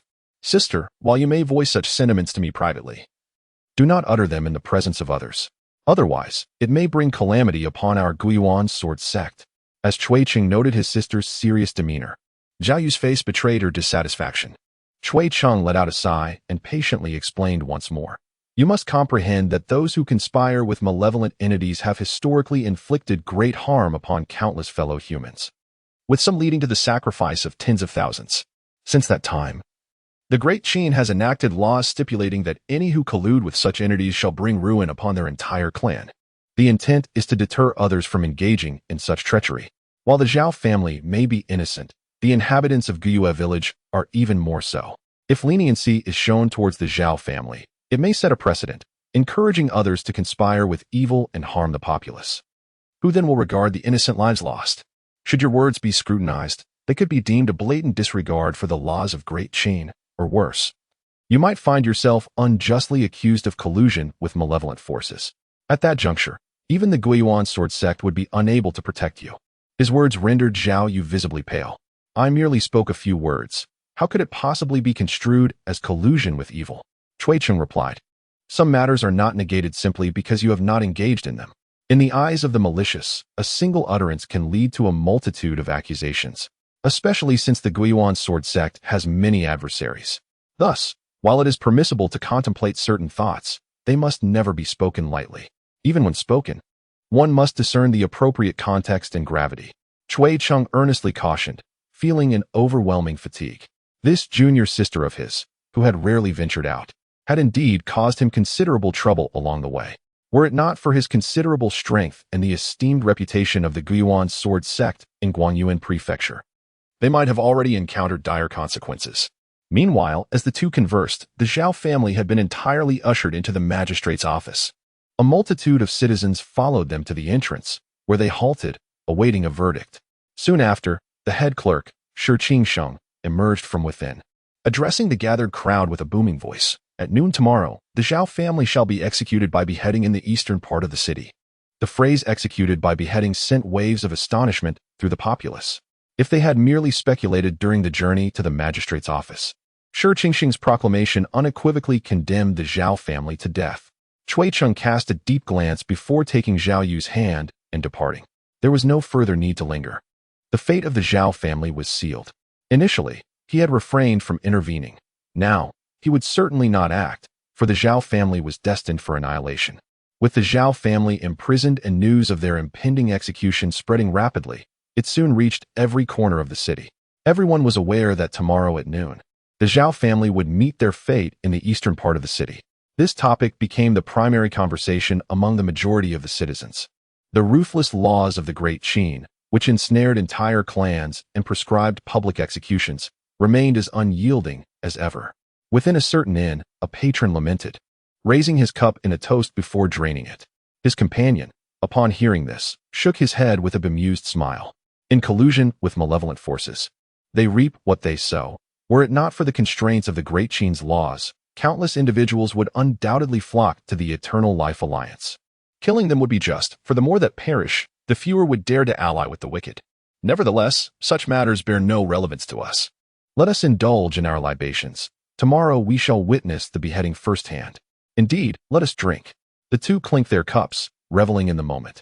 Meanwhile, within the inner hall, Shen Changqing held a tome in his hands, reporting various matters. Shen Changqing sat at the head, savoring his tea while attentively listening to each word spoken. I report to you, my lord, that during the search of the Zhao family estate, we uncovered 2,000 taels of gold and 7,000 taels of silver, along with several ancient artifacts and paintings, which we preliminarily estimate to be worth around 20,000 taels. Chapter 41. Ominous foreboding. 3,000 taels of gold, 7,000 taels of silver, several antique paintings and calligraphies, valued at 20,000 taels. 3,000 taels of gold equates to 30,000 taels of silver. Thus, the total amounts to 57,000 taels. Shen Changqing remarked. Aside from these, the Zhao family possesses several shops and some properties in Linen City, currently estimated to be worth just over 150,000 taels. Combining this with the previous total, it sums up to approximately 210,000 taels. 210,000 taels. Shen Changqing took a deep breath. For an ordinary family, annual expenses would barely reach 1 or 2 taels of silver. The Zhao family of linen holds a staggering value of 210,000 taels, revealing the extent of their exploitation of the common folk. Moreover, the Zhao family in linen is merely one of the main branches. In truth, the Zhao family has extended its reach across various regions. Upon careful calculation, the total from all branches might very well exceed 500,000 taels. In accordance with the superior's orders, the antiques, paintings, and properties will commence liquidation tomorrow, converting everything into cash to be deposited into the treasury, to be transported to the capital along with tax revenues at the onset of spring. As he spoke, Shen Changqing handed the ledger in his possession to Shen Changqing. These are specific records. I kindly ask for your review. Understood. Shen Changqing accepted the account book and began to peruse it meticulously. After a considerable time, he concluded, "Let us proceed accordingly." "Yes." Shen Changqing acknowledged and withdrew. After a simple lunch, Shen Changqing chose not to venture elsewhere, but remained in the office, dedicating himself to the cultivation of his heavenly martial true qi. In his quarters, he sat cross-legged and took out a pulse-opening pill, swallowing it whole. Once the pill entered his abdomen, it transformed into a powerful warm current. With a mere thought, the heavenly martial true qi surged from his dantian, merging with the warm flow, and then propelled towards a meridian. Booming sounds reverberated within his body. What would typically require an entire night to break through was now accomplished with ease. As time passed, he continued to consume the pulse-opening pills. However, when he intended to retrieve another, he was suddenly struck by the realization that the porcelain bottle was entirely empty. Empty? Shen Changqing's expression turned one of astonishment. But he quickly regained his composure. A full bottle of pulse-opening pills contained only 8 at most. Typically, a martial artist would consume one only upon reaching a bottleneck. Relying on diligent practice for the remainder, to consume them exclusively as he had done was exceedingly rare. Nevertheless, the complete consumption of the pulse-opening pills yielded gratifying results. The heavenly martial true qi within his dantian had significantly strengthened. Although it could not yet contend with the pure yang true qi, it was no longer confined and immobile as before. The two potent forms of true qi now exhibited a subtle tendency toward conflict. However, the heavenly martial true qi remained too weak to absorb the pure yang true qi for the time being. He then glanced at the panel. The celestial martial energy has ascended directly from the first level to the third level, aiming for the superior martial arts of the innate realm. Remarkably, it took merely half a day's effort to achieve this breakthrough. Indeed, harnessing external forces proves to be significantly swifter than solitary cultivation. Upon observing the data on the panel, Shen Changqing couldn't help but inhale sharply. If the supply of meridian opening pills were limitless, he might very well reach the innate realm within a month's time without relying on the panel's assistance. However, this notion was merely a fleeting thought. Firstly, the efficacy of the meridian opening pills is astonishing, and their rarity is beyond question. Acquiring them is certainly no simple task. Furthermore, no matter how exceptional a medicinal pill may be, it can have adverse effects, namely, pill toxicity. Upon consuming the meridian opening pills, Shen Changqing noted the emergence of numerous impurities within his body. Fortunately, these impurities were refined by the pure yang true energy. Had the impurities been 1 or 2 times more potent, even the pure yang true energy would have found it exceedingly challenging to refine them. Subsequently, the acquisition of slaughter points could indeed enhance the celestial martial energy comprehensively. Slaying a creature on the verge of breaking through to the vengeful tier only awarded him 15 slaughter points. This implies that, typically, a ghostly creature of the spectral tier might yield a maximum of 10 points, perhaps even less. At this moment, night had deepened. Shen Changqing had expressly instructed that no one was to disturb him during his cultivation, hence the absence of any knocks at the door. When he finally exited his training, the surroundings were engulfed in darkness.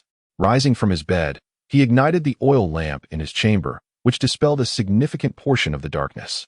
Yet, for reasons unknown, as the light drove away the shadows, an unsettling sensation surged within him. This feeling instinctively furrowed Shen Changqing's brow. He found something amiss with this inexplicable surge of emotions. Yet articulating precisely what was wrong eluded him. It is said that the deeper a martial artist's cultivation, the more accurate their intuitive senses become. Now that I have attained the innate realm, if something truly adverse were to occur, perhaps I would indeed have an inkling of it. With this thought, Shen Changqing became immediately vigilant. Vigilance was imperative. At present, while the surface of Linen City appeared stable, beneath the facade, tumultuous currents were brewing, threatening to erupt at any moment, especially considering the commotion caused by the recent apprehension of the Zhao family's members. Wait, the Zhao family. As he recalled the Zhao family, Shen Changqing's expression shifted. Could it be that someone intends to stage a prison break? With this idea in mind, he promptly stepped outside. The full moon hung high in the sky, yet the visibility was akin to a hand not seeing 5 fingers, particularly within the inner hall of the government office. Most areas were illuminated by stone lanterns, which would be lit by the officials at night, unlike other places shrouded in darkness. Nevertheless, despite this, tranquility eluded him. "Is anyone there?" Shen Changqing called out. Before long, an official hurried over. "What orders do you have, my lord?" "The Zhao family members have all been confined within the prison cells. By daylight, They have been completely apprehended. Are there any unusual occurrences within the cells in the yamen? None have been detected thus far. Chapter 42. The surprise attack. There was nothing amiss. Shen Changqing furrowed his brow, pondering whether he had misjudged the situation. As these thoughts swirled in his mind, he turned to the constable. Exercise utmost vigilance. Ensure that no errors occur. If even one person manages to escape, none shall evade responsibility. Understood, sir. The man trembled slightly, hastily bowing his head to comply. Shen Changqing waved him off, watching the figure of the constable retreat. Yet, the ominous premonition within him did not wane. Rather, it intensified. Something is certainly amiss. Shen Changqing's brow deepened with concern. He had never experienced such a profound intuition before. This indicated that something indeed unfavorable might transpire. Standing still, Shen Changqing became lost in thought. Zhao Feng was a member of the Eternal Life Alliance. Now that the Zhao family had been exterminated, it was entirely plausible for the Alliance to make a move. Moreover, I had vanquished the malevolent creature in Guyue village, and Zhuang Mingyuan perished at my hands. As an organization capable of hindering the Great Qin, the Eternal Life Alliance undoubtedly possessed considerable strength, not to mention the sinister forces backing them. From any perspective, the Eternal Life Alliance had no reason to remain passive. After lingering in contemplation for a while, the two characters resurfaced in Shen Changqing's mind. Prison break. The Eternal Life Alliance was established by malevolent beings with the intention of sowing discord among humanity. Initially, while others may have been unaware of Zhao Feng's affiliation with the Alliance, there would undoubtedly be individuals who discerned the truth during the Zhao family's downfall. At this juncture, if the Eternal Life Alliance remained utterly inactive, it would be detrimental to their future endeavors. Regardless of the circumstances, the Alliance must adopt a definitive stance, one that could entice others to join and reassure their internal members. Thus, the probability of a prison break occurring before the Zhao family's execution was not insignificant. Even if the attempt ultimately failed, it would convey the message that, despite the turmoil, the Eternal Life Alliance would not stand idly by. In this way, those who had allied themselves with the Eternal Life Alliance would undoubtedly feel a stronger sense of belonging to the organization. I shall observe whether you possess the audacity to stage a prison break before me. With a sense of certainty regarding his conjecture, Shen Changqing proceeded toward the outer hall. Not far away, upon noticing Shen Changqing's arrival, Hongqing initially hesitated but quickly stepped forward to pay his respects. Sir, what brings you here at such a late hour? He inquired, perplexed by Shen Changqing's absence from the inner hall. Is there any unusual occurrence? Shen Changqing asked, directing his gaze toward the dark passageway below, which served as the entrance to the prison. Due to the prison's subterranean location, this was the only means of access. Of course, it was also possible to tunnel in from other locations, but the noise would be considerable, and the difficulty would be extraordinary. The prison was constructed not from ordinary stone. Even during its construction, the court anticipated such possibilities and implemented corresponding preventive measures. After taking over the official post, Shen Changqing had acquired considerable understanding. His gaze, having briefly scanned the entrance, settled upon Hongcheng. The master's intention was clear. Hongcheng's expression was grave, his apprehension stirred by the ominous words of the other party.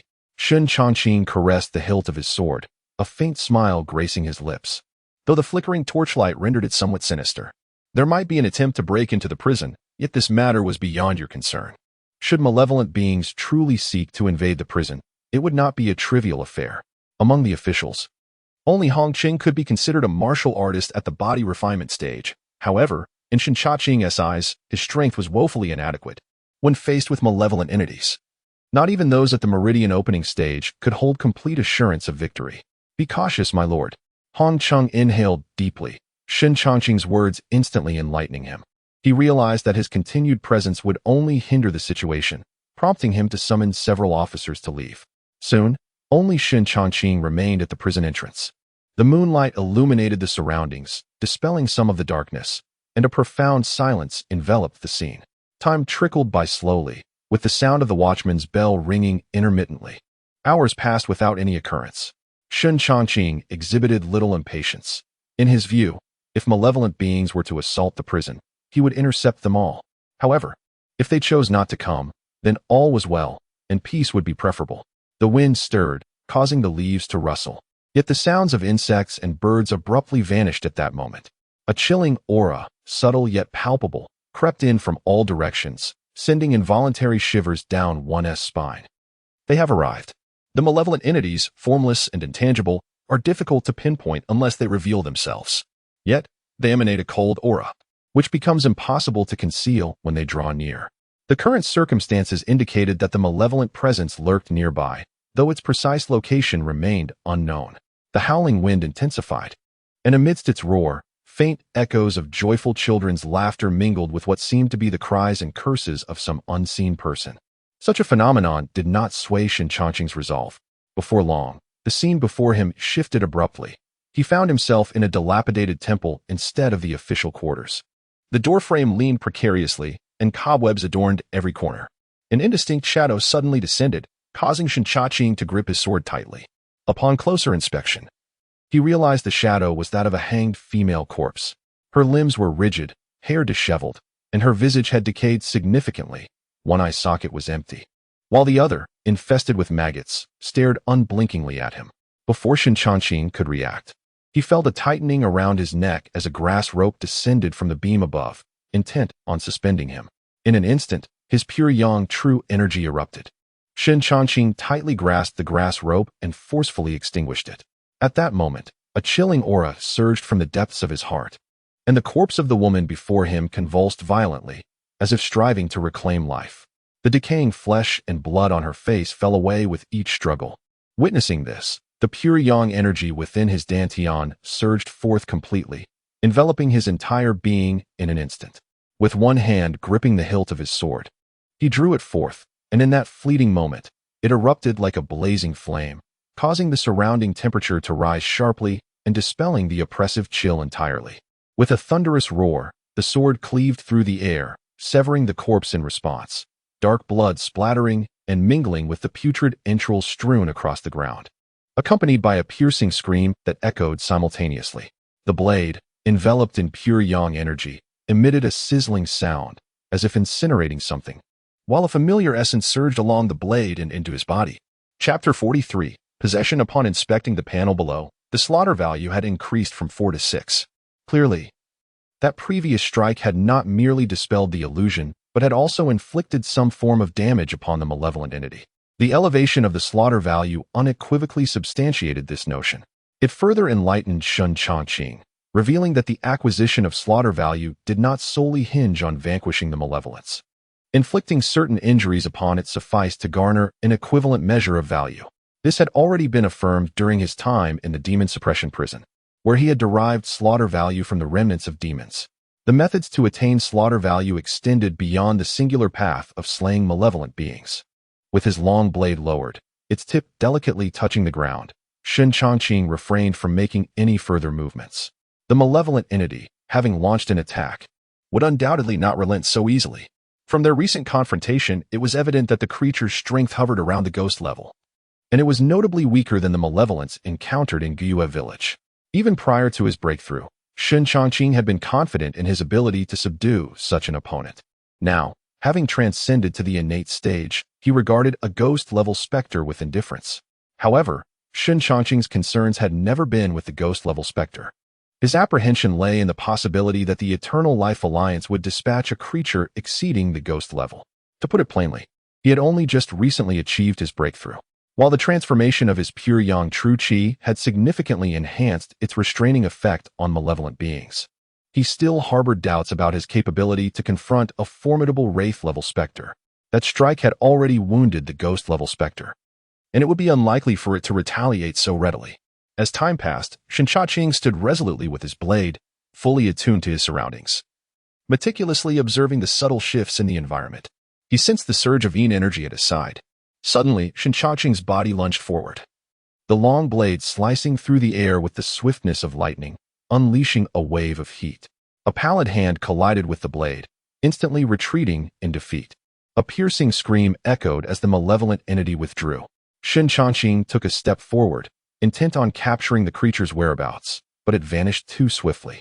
By the time he arrived at the location, it had already eluded him. Curse be it! He silently cursed. His gaze turned steely as he scrutinized the shifting surroundings. The greatest challenge in confronting malevolent entities lay in their insubstantiality. Without identifying the object of their possession, it was exceedingly difficult to contend with them. At present, there were few viable solutions. One option was to strike with overwhelming force upon its next appearance. Otherwise, he must locate the object it had possessed. Beyond these two possibilities, no alternatives existed. Shen Changqing felt a tinge of helplessness. Indeed, malevolent entities proved to be exceptionally troublesome, and without exposing a vulnerability, he would be left to endure their assaults passively. Within his field of vision, numerous objects existed. Yet he could not ascertain which one was the vessel of the malevolent spirit. Moreover, the object of possession need not necessarily reside within the yamen. It could very well be situated outside. Based on Shen Changqing's understanding of malevolent entities, the extent of the illusion's influence was determined by the strength of the being. However, the eerie and mysterious realm of the specters is limited in its range, extending only between 1,000 to 2,000 feet, with an attack radius confined to a mere 100 feet. It is unequivocal that any entity possessed by a malevolent spirit must reside within this 100-foot boundary. Were it not for the constraints of the magistracy, Shen Changqing would have gleefully set fire to the place. The affliction could either be within the confines of the magistracy or just outside its walls, but it could not be too distant. Regrettably, he found himself unable to depart. The malevolent spirit's incursion upon the magistracy was undoubtedly aimed at the Zhao family. Shen Changqing steeled his resolve, for it was now a test of endurance. As long as he remained steadfast, the specters had no chance of successfully breaching the prison, provided that no formidable malevolent spirit emerged. At this moment, his mind became completely focused, the pure yang energy circulating through his limbs and bones, elevating his state to its zenith. Shen Changqing was waiting, anticipating a chance for a decisive strike. Before attaining a breakthrough in his innate abilities, he lacked such prowess. However, following his ascension, the transformation of his pure yang energy rendered him entirely different. Given the right moment, even if he could not locate the possessed entity, there was still a possibility of vanquishing his foe. After the initial clash, the atmosphere fell silent once more. Shen Changqing stood at the entrance of the prison, resembling an imposing iron tower, no longer willing to shift even an inch. Before long, he detected subtle sounds, followed immediately by the emergence of a chilling aura at his side. Yet, this time, Shen Changqing remained motionless, allowing the sinister energy to approach. However, when the malevolent aura drew within 3 feet of his body, it suddenly dissipated, as if it had never existed. A test. Shen Changqing chuckled coldly within. The previous encounter had alerted the malevolent spirit to his formidable prowess, causing it to hesitate, daring only to probe cautiously. After a futile attempt, tranquility soon returned to the surroundings. In less than 15 minutes, a cacophony erupted from the opposite side of the magistracy, creating considerable commotion. Shen Changqing gripped his long blade tightly, casting a cold gaze toward the source of the disturbance, where flickering flames suggested a battle was underway. A diversion. A ploy to rescue Zhao? He could not be certain, but given his current state of vulnerability, he faced a choice: remain here to ensure the specters could not breach the prison, or abandon the Zhao family to rescue others. At that moment, a panicked figure rushed toward him. "Sir, something has happened. What has transpired?" Shen Changqing scrutinized the stumbling Hong Cheng, his brow furrowed. Hong Cheng bore no traces of blood, though his visage was marked by alarm. Yet, for some reason, he appeared somewhat askew. Wait, asymmetrical. Shen Changqing's heart leaped in alarm, and without a moment's hesitation, he swung his blade toward Hong Cheng. To his astonishment, the seemingly frantic Hong Cheng revealed a bizarre smile, dodging the blade's attack with a swift motion. His gnarled hands adorned with sharp claws lunging toward Shen Changqing's chest. What audacity! With a resounding crash, an immense force shattered the nails and contorted the arm under the onslaught of this overwhelming power. Hong Cheng staggered back, and despite his arm twisting grotesquely, with pale bones piercing through flesh and exposed to the air, his countenance bore no trace of pain, only a look of astonishment directed at Shen Changqing. Innate. A vengeful great anomaly. Shen Changqing uttered a few words, his voice as chilling as the depths of winter. The worst conjecture had indeed materialized. The Eternal Life Alliance not only dispatched malevolent beings to raid the prison, but also unleashed a vengeful great anomaly. This type of anomaly had transcended mere attachment to inanimate objects. It could now possess living beings, controlling their every action. The Hong Cheng before them was in a state of possession, coupled with the previous ghost grade anomaly. There were now 2 malevolent entities within the precinct. Kill.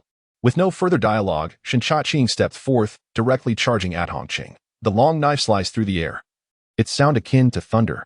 As for the author's remarks, compared to the tumultuous journey of the previous work, the trajectory of this new book during its recommendation period has been considerably smoother. Transitioning from a strong foundation to a successful launch, it notably bypassed several stages, which is somewhat regrettable, as the previous book also transitioned directly without achieving certain milestones. Nevertheless, the absence of these accolades is of little consequence. What truly matters is that this book is finally set to launch. The launch signifies a transition to a paid model. I trust that spending a few cents daily to support a regular subscription will not pose a challenge for many. After all, a cup of milk tea costs several times that amount, and saving up could afford a month's worth of updates, perhaps with some leftover. Naturally, every author aspires for explosive growth, as evidenced by my previous work, which featured daily updates ranging from 18,000 to 27,000 words. Initially, I exerted considerable effort. However, some readers felt overwhelmed by the frequency, prompting me to reduce the update volume for a more balanced consumption. Thus, the pacing of this book's updates hinges on your preferences. Whether you favor a steady stream or a substantial influx, I am amenable to either approach. The decision between 6,000 words daily or exceeding 10,000 lies with you. Additionally, while the initial collection data appears promising, it is essential to recognize that a significant portion stems from promotional activities, with some readers merely participating for the sake of prizes, resulting in inactive collections.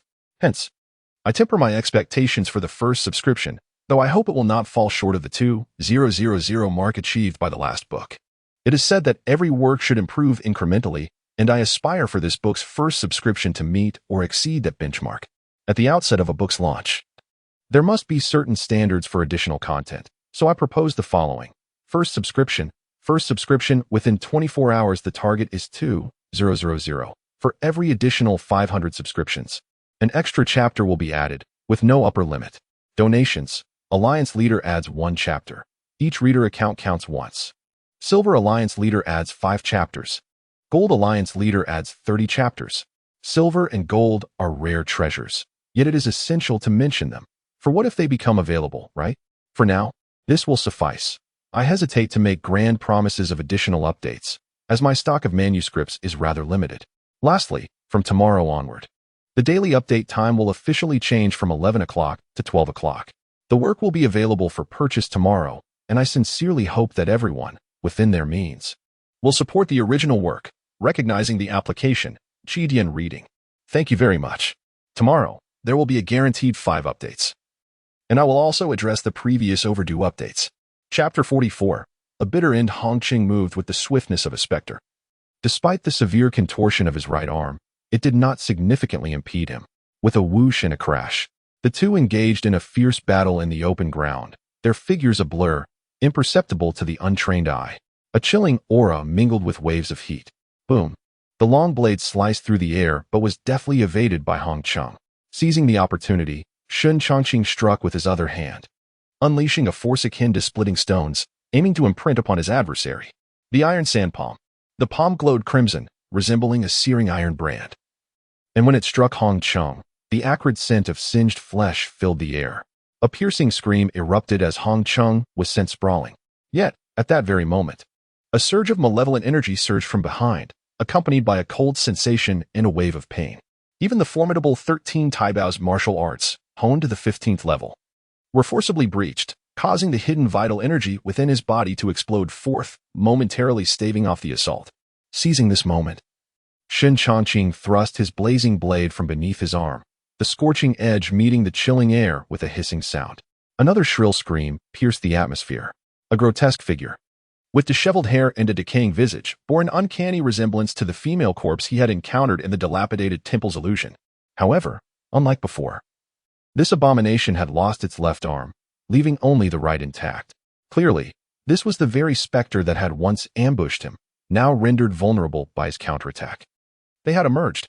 The hierarchy of these apparitions was formidable, with the dismembered specter undoubtedly under the command of the vengeful entity possessing Changqing.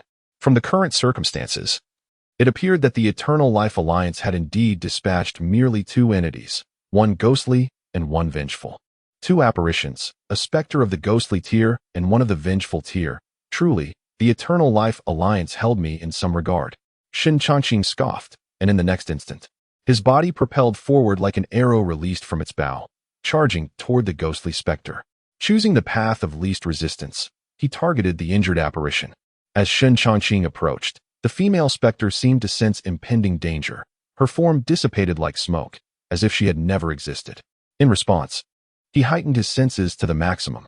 There, taking a step to the left, his blade cut through the air, and the seemingly empty space revealed the specter's form in the wake of his strike. Confronted with Shen Changqing's full-force attack, the spectral figure's malevolence flickered like a candle in the wind, on the verge of extinguishment. Simultaneously, just as the specter was about to be slain, Hong Chang's ghostly form surged forward, launching an attack from behind Shen Changqing.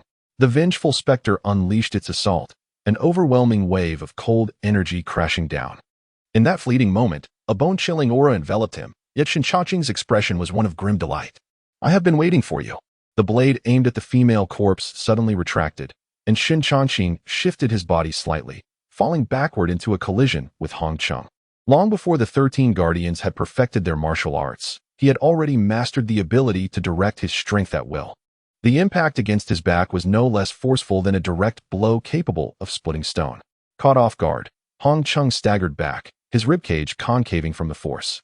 Seizing the opportunity, Shen Changqing swiftly pivoted, his long blade slicing through the air toward Hong Chang's neck. With a swift arc, the massive head was severed, blood gushing forth from the severed neck.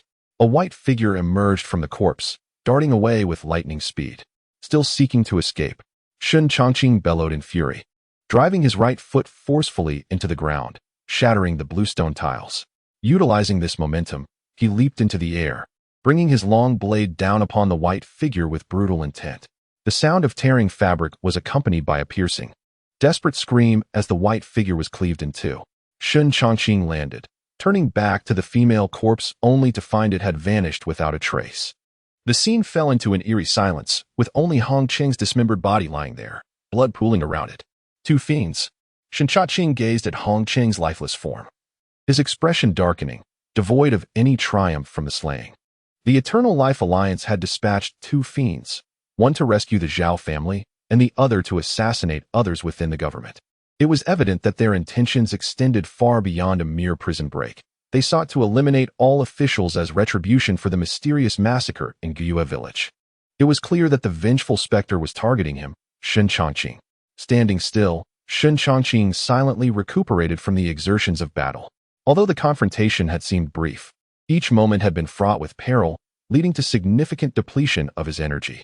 His Pure Yang vital energy had already diminished by more than half. Given the intensity of the skirmish, it was strange that no one from the government had come to investigate. Coupled with the earlier commotion, it suggested either a complete massacre or a few fortunate survivors hiding away in fear.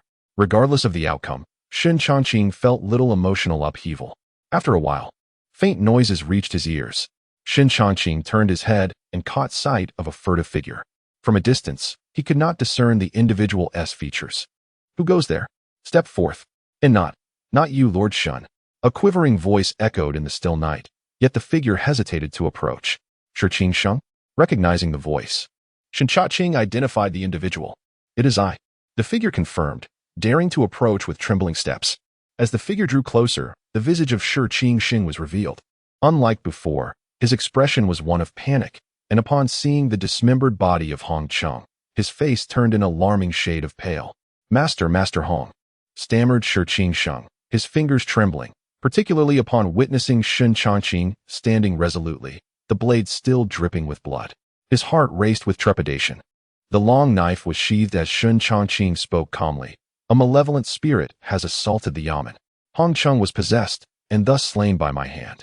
What is the situation elsewhere?"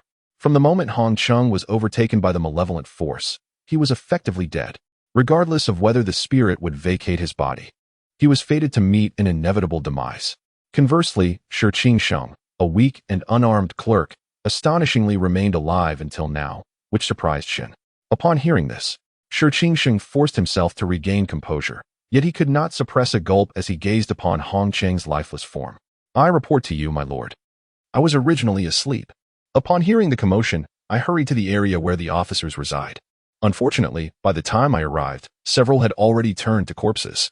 Later, Hearing further disturbances, I rushed to investigate, only to find that you had just vanquished the malevolent spirit. Shen Changqing understood his thoughts, given Shen Changqing's timid nature. It was improbable that he would have ventured forth at the first sound of unrest. It was likely that he waited until all was silent before daring to check. As for why he had survived, it could only be attributed to sheer luck. The spirit had not yet sought him out. After slaying several officers and possessing Hong Cheng, the vengeful creature, upon realizing its prison break had failed, had swiftly come to offer assistance, thereby temporarily sparing Shen Changqing. The malevolent spirit has been vanquished by my hand, and there will be no significant movements in the immediate future. You must send someone to properly handle the bodies of Hong Cheng and the others, ensuring that all compensations are duly provided. There is no need for you to concern yourself with anything else, Shen Changqing commanded. Shen Changqing nodded in compliance. I shall obey. As he withdrew, Shen Changqing took a moment to gather his thoughts and examined his status panel. Slaying a vengeful creature would undoubtedly yield considerable rewards. The creature from Guiyue village, which was not even at the vengeful level, had granted him 15 points of killing value. Thus, the spirit that had possessed Hong Cheng could hardly be of lesser worth. As anticipated, the killing value on the panel surged from 2 to 32 points. Excluding his original 2 points, the vengeful creature had contributed a staggering 30 points. With 32 points of killing value, my strength can be significantly enhanced. Shen Changqing nodded in satisfaction, recognizing this as the sole piece of good news for the night. The Everlasting Alliance had recently dispatched 2 malevolent spirits. I have slain one, while the other has fled. My strength is surely revealed, and although the Everlasting Alliance is unlikely to make any immediate moves, unforeseen events may still arise. To ensure absolute security, enhancing my power is of the utmost urgency. With resolution made, Shen Changqing's thoughts turned to the heavenly martial vitality. With the acquisition of this higher-tier vitality, the enhancement of the Pure Yang technique became unnecessary, as his mind focused, for points of killing value were consumed, and the heavenly martial vitality was elevated to the 4th tier. The 4th layer of the celestial martial qi has significantly enhanced the quality of the vital energy within the Dantian. Although there has been a slight depletion of vitality, it remains within tolerable limits. If it is bearable, then let us continue to ascend. Instantly, under the influence of Shen Changqing's will, the celestial martial qi began to rise steadily. The 5th layer of celestial martial qi, upon reaching the 6th layer and then the 7th. A momentous transformation occurred within the Dantian as the celestial martial vital energy ascended to the 8th layer. It seemed to solidify, becoming even more formidable. However, shortly thereafter, an overwhelming sense of weakness surged within, causing Shen Changqing's complexion to pale. He recognized this state all too well. It was a consequence of rapid advancement, resulting in a depletion of vital energy. Thus, the celestial martial vital energy could temporarily only ascend to the 8th layer, with further progress contingent upon the restoration of his physical strength before embarking on the next phase of enhancement. Nevertheless, even at this stage, the attainment of the 8th layer signified that a martial artist had officially crossed into the realm of innate prowess. Chapter 45. The bloodstained executioner advancing from the 3rd level to the 8th level had consumed a total of 20 points of slaughter value. Observing the remaining 12 points, Shen Changqing refrained from further expenditure. He settled his mind and summoned the heavenly martial true qi from his Dantian, which immediately surged with a robust energy, forming a thin layer of vital aura that enveloped his body within a radius of approximately 1 foot. Heavenly martial vital aura. Upon seeing the pale white energy shield, Shen Changqing recognized that this was the heavenly martial vital aura, a manifestation derived from breaking through to the innate level of this martial art. The name of the art itself, heavenly martial vital aura, is thus aptly named. The innate realm is divided into internal and external vital energies. The current heavenly martial vital aura bears some resemblance to external vital energy, though its strength remains uncertain when compared to true external vital energy. Gazing at the layer of aura, Shen Changqing smiled faintly. The breakthrough to the 8th level signifies entry into the innate realm. Should he reach perfection thereafter, he would seamlessly transition into the external vital energy realm. At that time, the combination of external vital energy and heavenly martial vital aura would yield formidable defensive capabilities. At this moment, the heavenly martial true qi in his Dantian clashed with the pure yang true qi, both forces refusing to yield. The ensuing turbulence caused the smile on Shen Changqing's face to fade. He had forgotten that different true energies, upon reaching the same level, would inevitably lead to an incompatible conflict. With a renewed focus, Shen Changqing sought to harmonize the two true energies, managing to suppress the discord. Thus, the issue of true energy conflict found a temporary resolution. As long as he refrained from excessive use of true energy, troubles would be averted. Contemplating this, he raised his gaze to the sky, noting that dawn was breaking on the horizon. Not all the constables remained at the yamen. They were rotated daily for duty. It was precisely for this reason that the constables within the yamen had not been completely annihilated the previous night. Indeed, although Shen Changqing was perplexed, he responded respectfully. Shen Changqing then addressed all the constables. Some of you will remain here, ensuring that no errors occur. The rest shall attend to the bodies within the yamen. We obey your orders. The constables, though filled with trepidation upon seeing Hong Cheng's corpse, complied with his commands. After issuing his instructions, within half an hour, Shen Changqing had delivered all the necessary supplies. Numerous restorative foodstuffs filled the table to the brim. With no one around, Shen Changqing felt no need for restraint. He seized the provisions and began to devour them with abandon. His vitality had been depleted, and replenishment was essential. Before long, he had consumed more than half of the feast laid before him. With his mind settled, he commenced the next phase of enhancement. However, this time, his focus was not on the heavenly martial vital aura, but rather on the 13 bodyguards horizontal training technique. The 15th level of this technique could provide a direct elevation to the innate realm, yet for further advancements beyond that, it appeared somewhat insufficient. Shen Changqing harbored concerns about enhancing his foundational vitality without fortifying his own essence. In a moment of urgency, he realized that he could not replenish his vitality in time and would be consumed by that overwhelming force. He made a decisive choice. The value of his slaughter plummeted from 12 to 7, while his 13 Guardians horizontal training technique advanced directly to the 16th level. In an instant, his bones resonated. A surge of vigorous energy erupted from a certain part of his body. The injury on his back suddenly began to itch. As Shen Changqing reached back to touch it, he noticed scabs peeling away. Thus, the enhancement of the 13 Guardians technique concluded. Simultaneously, a faint sensation of hunger washed over him, causing Shen Changqing's expression to tighten. Hunger? The elevation of the 13 Guardians technique also came at a cost. He had always believed that horizontal training differed from internal cultivation and that it would not incur any expense. After all, previous enhancements had not presented significant drawbacks. However, now, the onset of hunger indicated that the 13 Guardians technique indeed demanded energy. The distinction lay in the fact that the earlier increments had incurred minimal energy expenditure, which Shen Changqing had overlooked due to his lack of attention. The breakthrough from the 15th to the 16th level represented a substantial transformation, naturally leading to an increase in consumption. Not to mention, the cost of slaughter value had escalated from 3 points to 5. Fortunately, there remained uneaten provisions on the table. Those nourishing foods could suffice to satiate his hunger. He promptly consumed nearly half of the remaining spread. Instantly, the sensation of hunger vanished. Gazing at the interface, Shen Changqing promptly embarked on the next phase of enhancement. The slaughter value consumed 4 points, enabling his heavenly martial vitality to ascend from the 8th to the 9th level.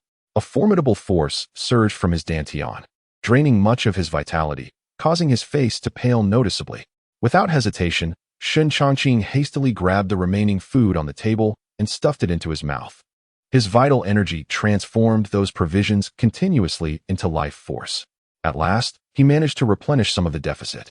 Exhaling deeply, he regarded the remaining 3 points of slaughter value, refraining from further expenditure. There simply was no option to utilize that 3 points, as even the least demanding enhancement required 4 points of slaughter value. The 9th level of heavenly martial vitality had completely surpassed the Pure Yang technique at the 11th level. Consequently, he could now use heavenly martial vitality to begin devouring Pure Yang true energy. Shen Changqing settled onto his bed, promptly assuming a cross-legged position. The conflict of vital energy was severe and required immediate resolution. The 8th level of heavenly martial vitality could only match Pure Yang true energy without the ability to absorb it. However, the 9th level posed no such restrictions. Focusing his mind, Shen Changqing directed his heavenly martial vitality towards the Pure Yang true energy to commence the absorption. Under normal circumstances, although the Tianwu Gangqi is indeed stronger than the Pure Yang true qi, completely consuming it is no simple task. Regrettably, with Shen Changqing as the main force. The Pure Yang True Qi has suffered direct critical damage. Initially, the Pure Yang True Qi could barely struggle, but as more and more Tianwu True Qi was refined, the speed of consumption accelerated significantly. Within 2 hours, the Pure Yang True Qi was entirely devoured. At this point, the Tianwu True Qi had become exceedingly powerful. Subsequently, under Shen Changqing's control, it surged towards the other meridians and acupoints in his body. Boom! The roaring True Qi surged forth like a mighty river, its thundering waves echoing incessantly. As the Tianwu True Qi broke through, the temperature in the room rose sharply. After an indeterminate amount of time, a knock resounded at the door. Knock, knock. Shen Changqing immediately ceased his cultivation. Who is it? My lord, noon is approaching. The Zhao family is to be executed in the eastern city today, and your presence is required for the execution, came the voice of Shen Changqing from outside. Execution? Shen Changqing recalled this matter. I understand. I shall take my leave. After Shen Changqing spoke, Shen Changqing heard the sound of footsteps retreating. Once the other party had departed, he refocused his attention on himself. Name, Shen Changqing. Affiliation, Great Qin Demon Subduing Division. Identity, Yellow Rank Demon Slayer. Martial Arts, 13 Guardians. Horizontal Training, Level 16, cannot be enhanced. Tianwu Gangqi, Level 11, cannot be enhanced. 7 Killing Blade Technique, Level 2. Iron Sand Palm, Level 2, Kill Count, 3. The inscription of the Pure Yang Palace on the panel had completely vanished. Despite the memories of the Pure Yang technique residing in Shen Changqing's mind, they could not be manifested on the panel. The consumption of the Pure Yang True Qi had rendered the Pure Yang technique permanently depleted? No, as I possess the memories of the Pure Yang technique. It signifies that I can still retrain in it. However, the absence on the panel indicates that it can no longer be enhanced using kill points. Observing the attributes on the panel, Shen Changqing gained further insight into this golden finger. A martial art can only appear on the panel once. Once a martial art is discarded, it will no longer be visible on the panel. One can cultivate according to memory, but there is no shortcut to regain what was lost. In light of this, Shen Changqing could accept the situation. Although the Pure Yang technique was gone, the innate essence of Pure Yang True Qi nourished the Tianwu True Qi, elevating the Tianwu Gangqi martial art directly from the 9th level to the 11th level. The 11th level of Tianwu Gangqi was nearing perfection. Once the 12th level of Tianwu Gangqi reached completion, he would fully transcend into the realm of external Gangqi. Moreover, the Pure Yang technique had not entirely vanished. Shen Changqing extended a hand, releasing True Qi that caused his palm to glow a fiery red, akin to a heated branding iron.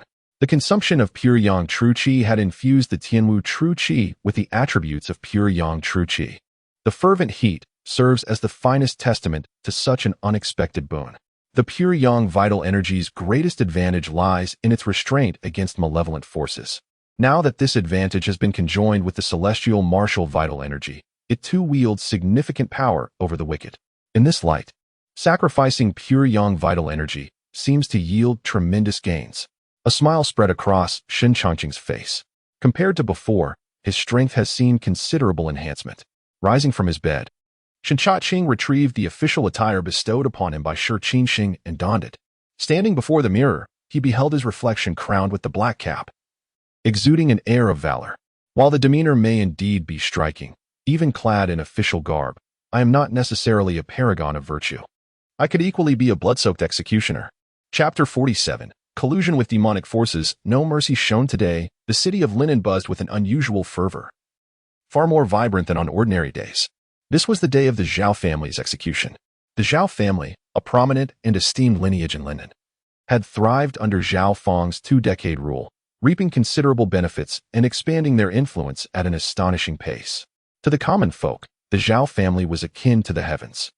However, the tides had turned. The Zhao family now faced extermination, stripped of their former grandeur. The sight of numerous constables escorting the Zhao family members in prisoner carts to the execution ground drew the attention of a multitude of onlookers. Among the crowd, several individuals from the martial world observed the proceedings in silence. Cui Chung sighed, noting the gravity of the situation.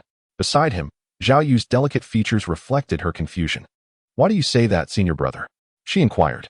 Last night's commotion was significant, he replied. The officials have unearthed several corpses today, indicating many lives were lost. If my intuition serves me right, The assailants who stormed the precinct last night were likely formidable members of the Everlasting Alliance. Zhao Feng is affiliated with them. And now that the Zhao family faces annihilation, the Everlasting Alliance would not remain passive. Had they succeeded in their assault, there would be no Zhao family members facing execution today. Chui Cheng's demeanor remained composed as he scrutinized the prisoner carts containing the Zhao family. The capacity to obliterate an entire village of demons suggested a formidable strength, likely at the mid to late stages of the Meridian realm. Yet, even such power had faltered against this individual. The Everlasting Alliance, backed by demonic forces, was now under the command of a formidable figure. They were not fools. Dispatching another powerful entity, at least at the late Meridian stage, or possibly even at the innate realm, would be expected after suffering such losses. Even so, they had failed to execute a prison break. This county magistrate's prowess was evidently far beyond mere appearances. From various clues, Chui Cheng deduced even more. If he were one of the demonic beings from the Everlasting Alliance, he would never send weaklings to their doom after discerning Shen Changqing's strength. Thus, one could only imagine the true extent of Shen Changqing's capabilities. Zhao Yu's gaze fell upon Shen Changqing, who rode at the forefront, her eyes reflecting astonishment. Are you suggesting that this Master Shen may very well be an innate expert? She pondered aloud. Even if he is not of that caliber, he must be extraordinarily close. I had thought that the Demon-Suppression division, beset by demonic entities across various regions, would not deploy many strong individuals to a place as modest as Linen. It seems I was mistaken. The foundation of the Demon-Suppression division is unparalleled by any martial sect. Chui Cheng's expression turned contemplative. Within his own Guiyuan sword sect, their most powerful member was merely of the innate stage, despite being at the late Meridian stage himself. He understood that breaking through to the innate realm would require considerable time, not to mention the element of opportunity involved. In the martial world, while the number of practitioners at the Meridian stage was substantial, the figures dwindled drastically at the innate level. Any innate expert commanded a significant status within the martial community. Upon realizing that Shen Changqing might be an innate powerhouse, Chui Cheng's inner vigilance heightened considerably. Zhao Yu nodded in understanding, casting her gaze towards Shen Changqing's silhouette, which seemed to have undergone a subtle transformation.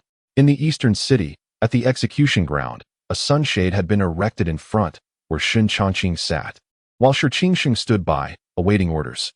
The Zhao family's prison carts had come to a halt beside the execution site. Over 20 carts were present, each laden with 6 or 7 individuals. The limited number of prison carts necessitated their cramped arrangement. Bring them down, Shen Changqing commanded with a wave of his hand. Upon hearing this, the officials stationed before the carts promptly opened several of them, forcibly dragging out the prisoners. Some cried and resisted vehemently, while others, their faces devoid of emotion, allowed themselves to be pulled out. Standing on the execution ground, Zhao Li, shackled, suddenly caught a glimpse of Chui Cheng amidst the crowd, igniting a flicker of hope within him. However, as he noticed Chui Cheng avert his gaze, that fleeting hope vanished without a trace. Glancing towards the prison carts, Zhao Li turned his attention to the sunshade, where Shen Changqing was seated. Sir, the Zhao family acknowledges its grievous sins and does not contest the court's verdict. However, some of our clan members are innocent.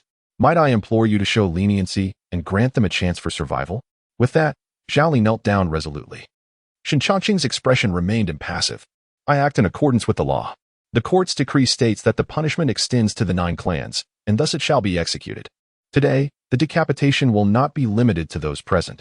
Branches of the Zhao family and other regions will meet the same fate. Know that colluding with evil is an unforgivable crime. Blame Zhao Feng for consorting with malevolence and betraying humanity. Blame them for being of the Zhao lineage. Sir, Zhao Li's face turned anxious as he sought to voice more. Shen Changqing interrupted him with a dismissive wave. The hour is upon us. Execute. With the command given, officials advanced to forcibly restrain Zhao Li, while the prepared executioner, with a mouthful of liquor, spat it onto the glimmering blade before it fell. The blade slashed down, severing the head from the body. The gruesome scene elicited gasps of horror from the onlookers, leaving the Zhao family members pale with dread. Father! Zhao Minji cried out in anguish, struggling to comprehend that the once mighty Zhao family would face such a fate on the execution ground, one by one beheaded. With Zhao Li's demise, Zhao Minji felt an urge to rush forward, but as he stepped forward, he was forcibly restrained by officials on either side. Compelled to kneel on the ground. Execute again.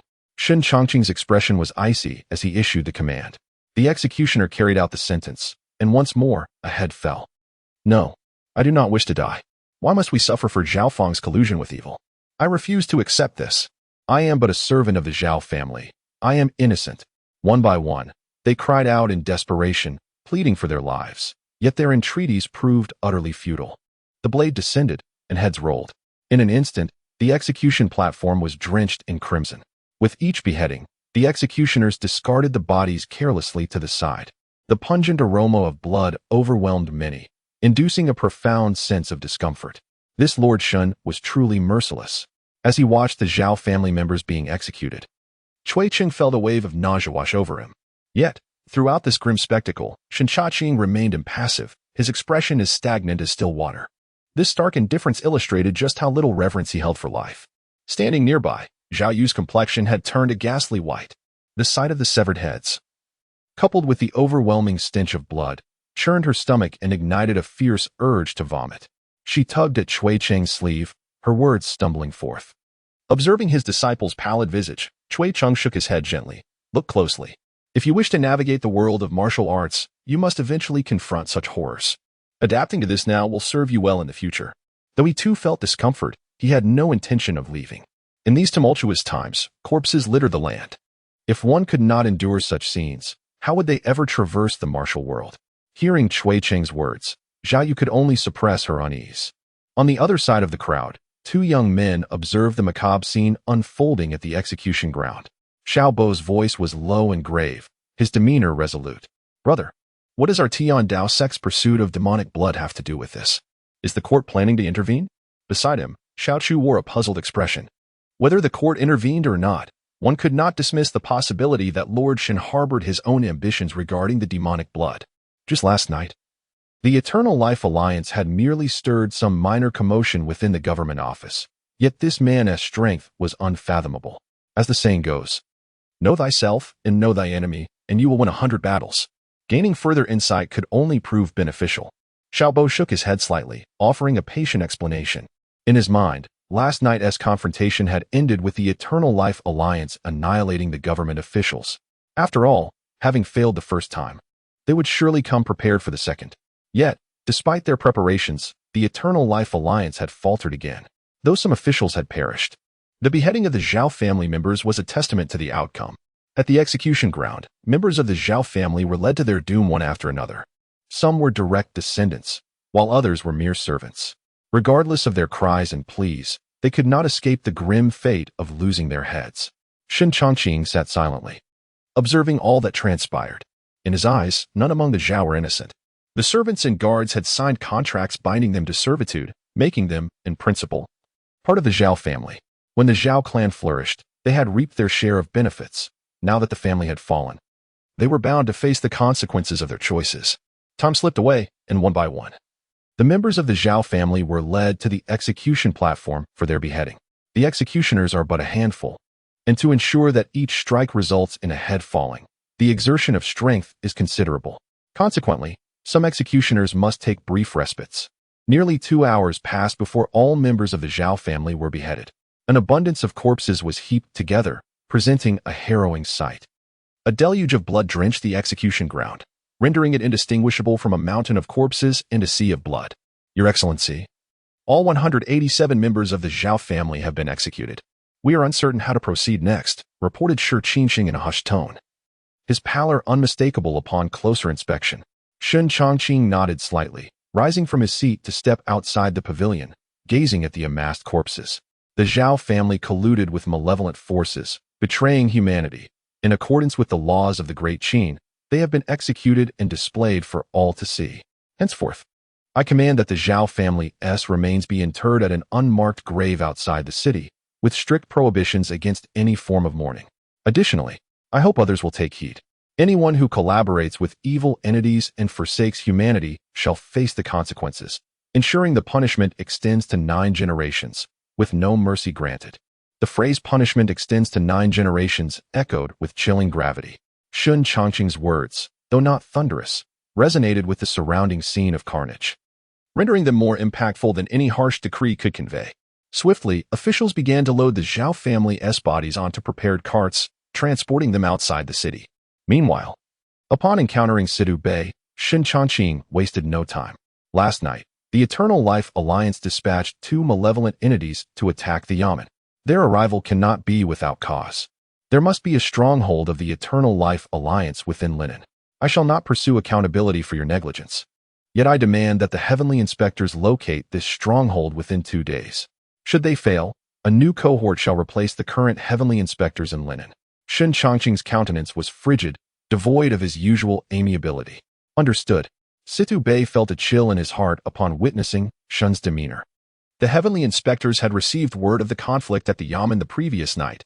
However, their primary function was information gathering, and their combat capabilities were rather lackluster, which explained their failure to dispatch aid.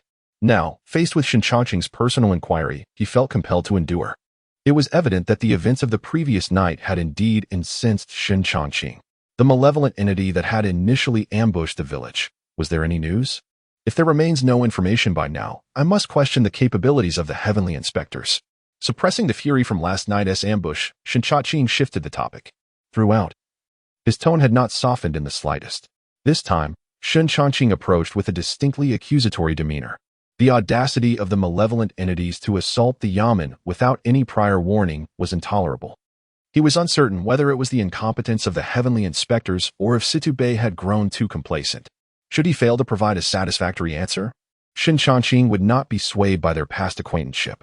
News has already emerged. Thus, I suspect that among the 2 fiends who stealthily attacked the government office last night, one of them is indeed the malevolent entity responsible for the village's destruction. After all, Linen is but a small city. While the essence of demons is of significant value, it does not hold great allure for formidable fiends. It suffices to say that the fiend from Gyue village prompted the Eternal Life Alliance to deploy 3 of their kind in this region, which is quite substantial. At this juncture, Situ Bei paused. I wish to inquire, my lord, did those 2 fiends manage to escape? One was slain, while the other fled. Situ Bei inhaled sharply. In his mind, Shen Changqing's prowess had ascended yet another tier. With the lord having dispatched 1 fiend, the Eternal Life Alliance would undoubtedly reassess his strength. Presently, the Demon-Suppression division is restrained by these fiends, and conversely, a considerable portion of the fiends' forces is similarly constrained. I believe that in the vicinity of Linen, the fiends will not commit excessive forces. That would be most fortunate. Shen Changqing's icy demeanor softened somewhat, yet his countenance remained far from pleasant. The Celestial Observation Guards, as the eyes and ears of the Demon-Suppression division, should not exhibit such numerous oversights. Brother Situ ought to awaken to this reality. If it were my responsibility, it might be excused, but should the Celestial Observation Guards encounter further issues, it is conceivable that tomorrow it could be your head on the execution platform. You impart valuable lessons, Master Shen. Situ Bei nodded earnestly, his heart secretly apprehensive. He understood that Shen Changqing's words were not mere intimidation. Despite the Celestial Observation Guards seemingly not needing to personally engage in the slaying of demons, their duties are by no means trivial. Should certain intelligence falter and the Demon-Suppression division suffer grave losses, it would not be implausible for heads to roll, or even for entire clans to be implicated. Having conveyed my thoughts, I shall say no more. Brother Situ, you are aware of the matter at hand. Shen Changqing did not intend to dwell excessively on this issue. Do we possess any definitive intelligence regarding when the essence of demons will manifest? Furthermore, are there potential locations for the emergence of this essence? It is said that the essence of demons appears in the vicinity of Linen.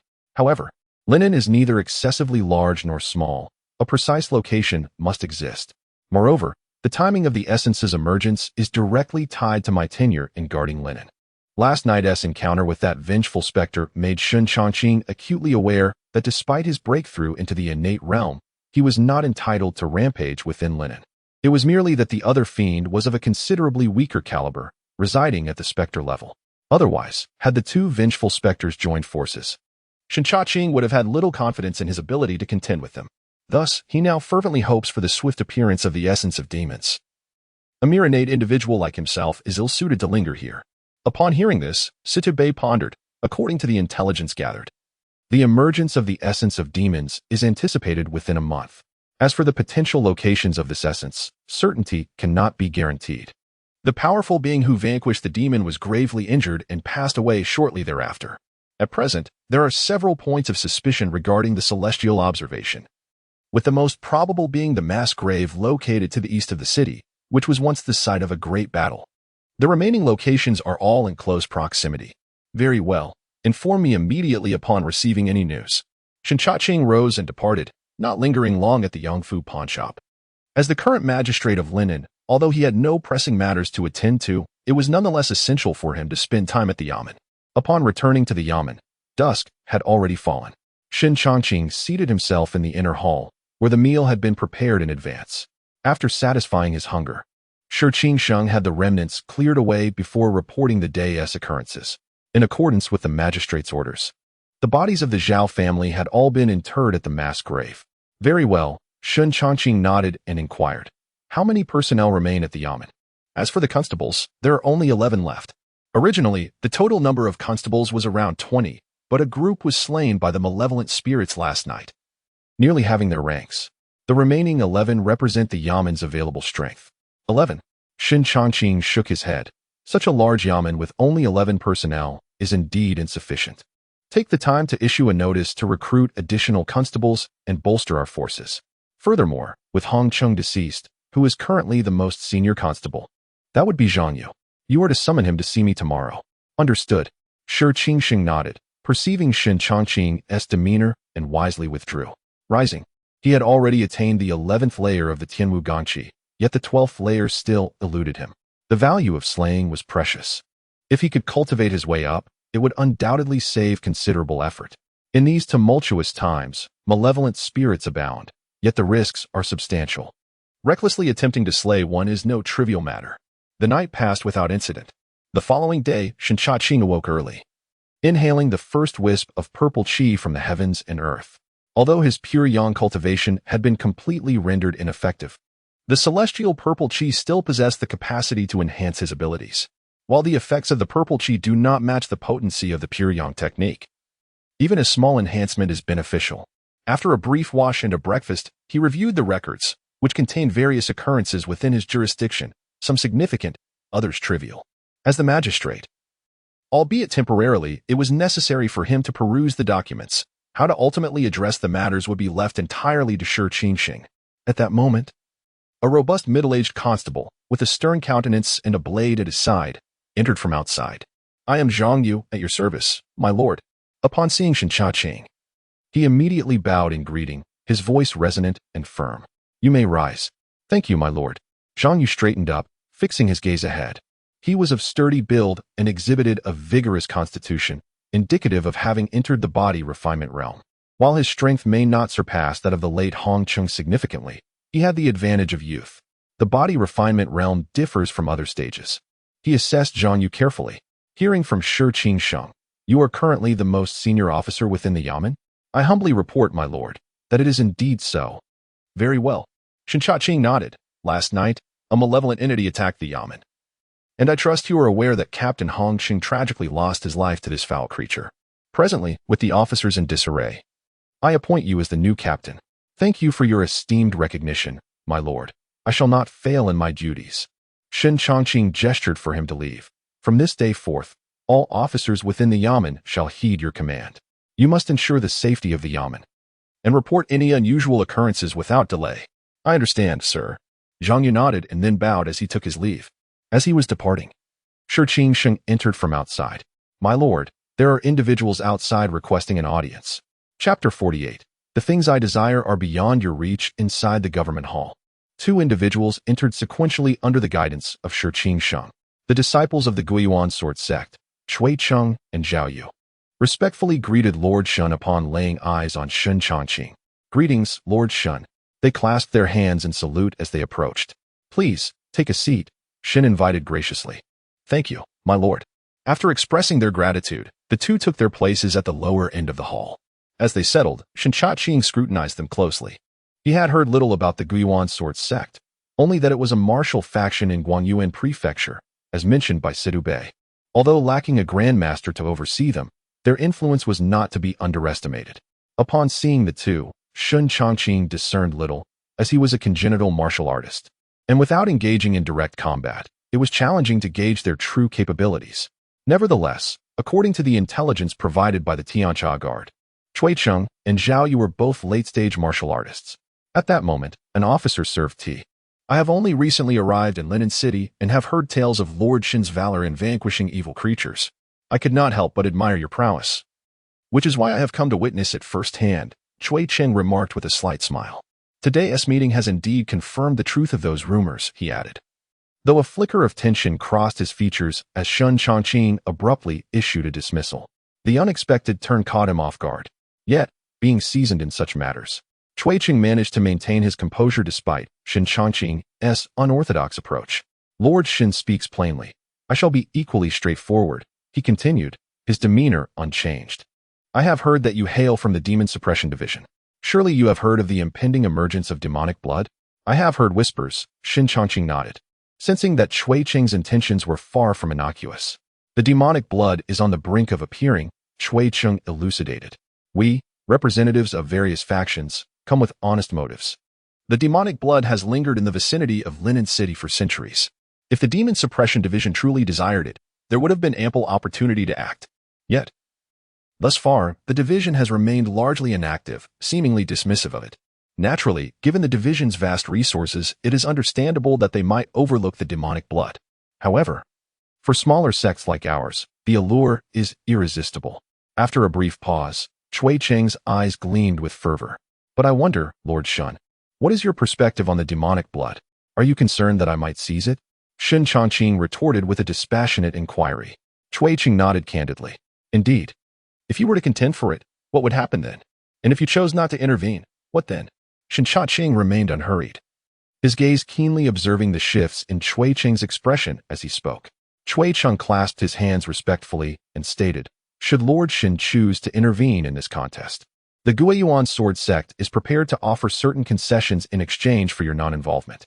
However, if Lord Shen insists on participating, the Guiyuan Sword Sect shall withdraw entirely. Yet, it must be noted that we are not the sole faction vying for the essence of blood. Even if we withdraw, other forces may not be as accommodating. Conversely, should Lord Shen refrain from engaging, it would indeed be a fortuitous outcome. If possible, the Guiyuan Sword Sect is willing to extend some benefits in hopes of securing your assistance. Chui Cheng spoke with earnest sincerity. After all, the individual before him was not merely a county magistrate, but a figure of considerable authority stemming from the Demon-Suppression division. Though the Guiyuan Sword Sect was formidable, it appeared insignificant in comparison to the might of the Demon-Suppression division. Offending such an entity would undoubtedly spell disaster. Moreover, in Chui Cheng's perspective, the opposing party may not even covet the essence of demonic blood, given that the Demon-Suppression division had slain countless malevolent beings, rendering such blood rather commonplace for them. While other factions regarded it as a treasure, to the Demon-Suppression division, it might be as easily obtainable as a breath. Chui Cheng was forthright in his declarations. Shen Changqing, perceiving this, responded directly, the essence of demonic blood is of little consequence to me. To request my assistance, I must candidly assert that your Guiyuan Sword Sect may not be able to afford the price. He had already approached the external realm of martial prowess, while the strongest within the Guiyuan Sword Sect remained merely at the outer realm. Unless they were willing to deplete their resources, how could they hope to satisfy the demands of one nearing the external realm? Furthermore, what did the Demon-Suppression division lack? Frankly, Shen Changqing found the Guiyuan Sword Sect somewhat beneath his notice. His blunt remarks rendered Chui Cheng momentarily awkward. Had anyone else spoken so disparagingly of the Guiyuan Sword Sect, he might have reacted with anger. Yet, faced with a representative of the Demon-Suppression division, he found himself unable to retort. As for Zhao Yu, she hesitated to interject, fearing that should negotiations falter, Shen Changqing might turn against her. Ignoring Chui Cheng's discomfort, Shen Changqing continued, my duty is solely to maintain order in Linen City. As long as you do not disturb its peace, how you contest for the essence of demonic blood is of no concern to me. Likewise, if malevolent entities wreak havoc in the city, it is incumbent upon you, as citizens of the Great Qin, to assist in any way you can. Lord Shen speaks wisely. Chui Cheng quickly concurred. Whether it be the Guiyuan Sword Sect or the Qi Yue Sect's Tian Dao Gate, we must remember that we are all subjects of the Qin. After Shen Changqing finished speaking, he raised his teacup, signaling the end of the meeting. Observing this, Chui Cheng realized further discourse was futile and rose, clasping his hands once more. Lord Shen, we shall take our leave. With that, the two departed from the yamen. As he watched their retreating figures, a faint smile graced Shen Changqing's lips. The purpose of the two visitors from the Guiyuan Sword sect was to gauge whether I harbored intentions of competing for the blood of demons and monsters. This indicates that I have garnered considerable weight in the eyes of these factions. The reasons for this are twofold. Firstly, I am backed by the Demon-Suppression department. Secondly, it is related to recent events within the government. In this chaotic era, where demons wreak havoc, one would expect these factions to take action. Yet they remain preoccupied with their own affairs. How can they hope to quell the turmoil caused by these malevolent forces? I cannot help but shake my head. The recent ambush by the Eternal Life Alliance's demons on the government illustrates the prevailing attitude of these martial sects towards such evils. They avoid confrontation at all costs, unwilling to approach them lightly. The treachery of these demons is such that a single misstep could lead to death. While it is understandable that these sects are wary of engaging with demons, I find it unacceptable that they sit idly by while evil runs rampant, especially when they owe their continued existence to the support of the common people. To receive sustenance from the populace without offering any assistance in return is akin to being a parasite. I can only hope they recognize their own self-interest. Reflecting on past cases, I recall that the archive, aside from housing essential materials, contains numerous accounts of demons and martial sections. It has been documented that there were sects supported by the populace, yet when demons descended, these sects would seal their gates and allow entire cities of innocent lives to be slaughtered. In the aftermath, the Demon-Suppression department sent strong enforcers to eradicate all members of that sect. Such incidents have left a chilling effect on the martial world. Yet it has not completely deterred them. Some factions still watch as demons wreak havoc. Some face punishment from the Demon-Suppression department, while others manage to find suitable excuses to evade severe retribution.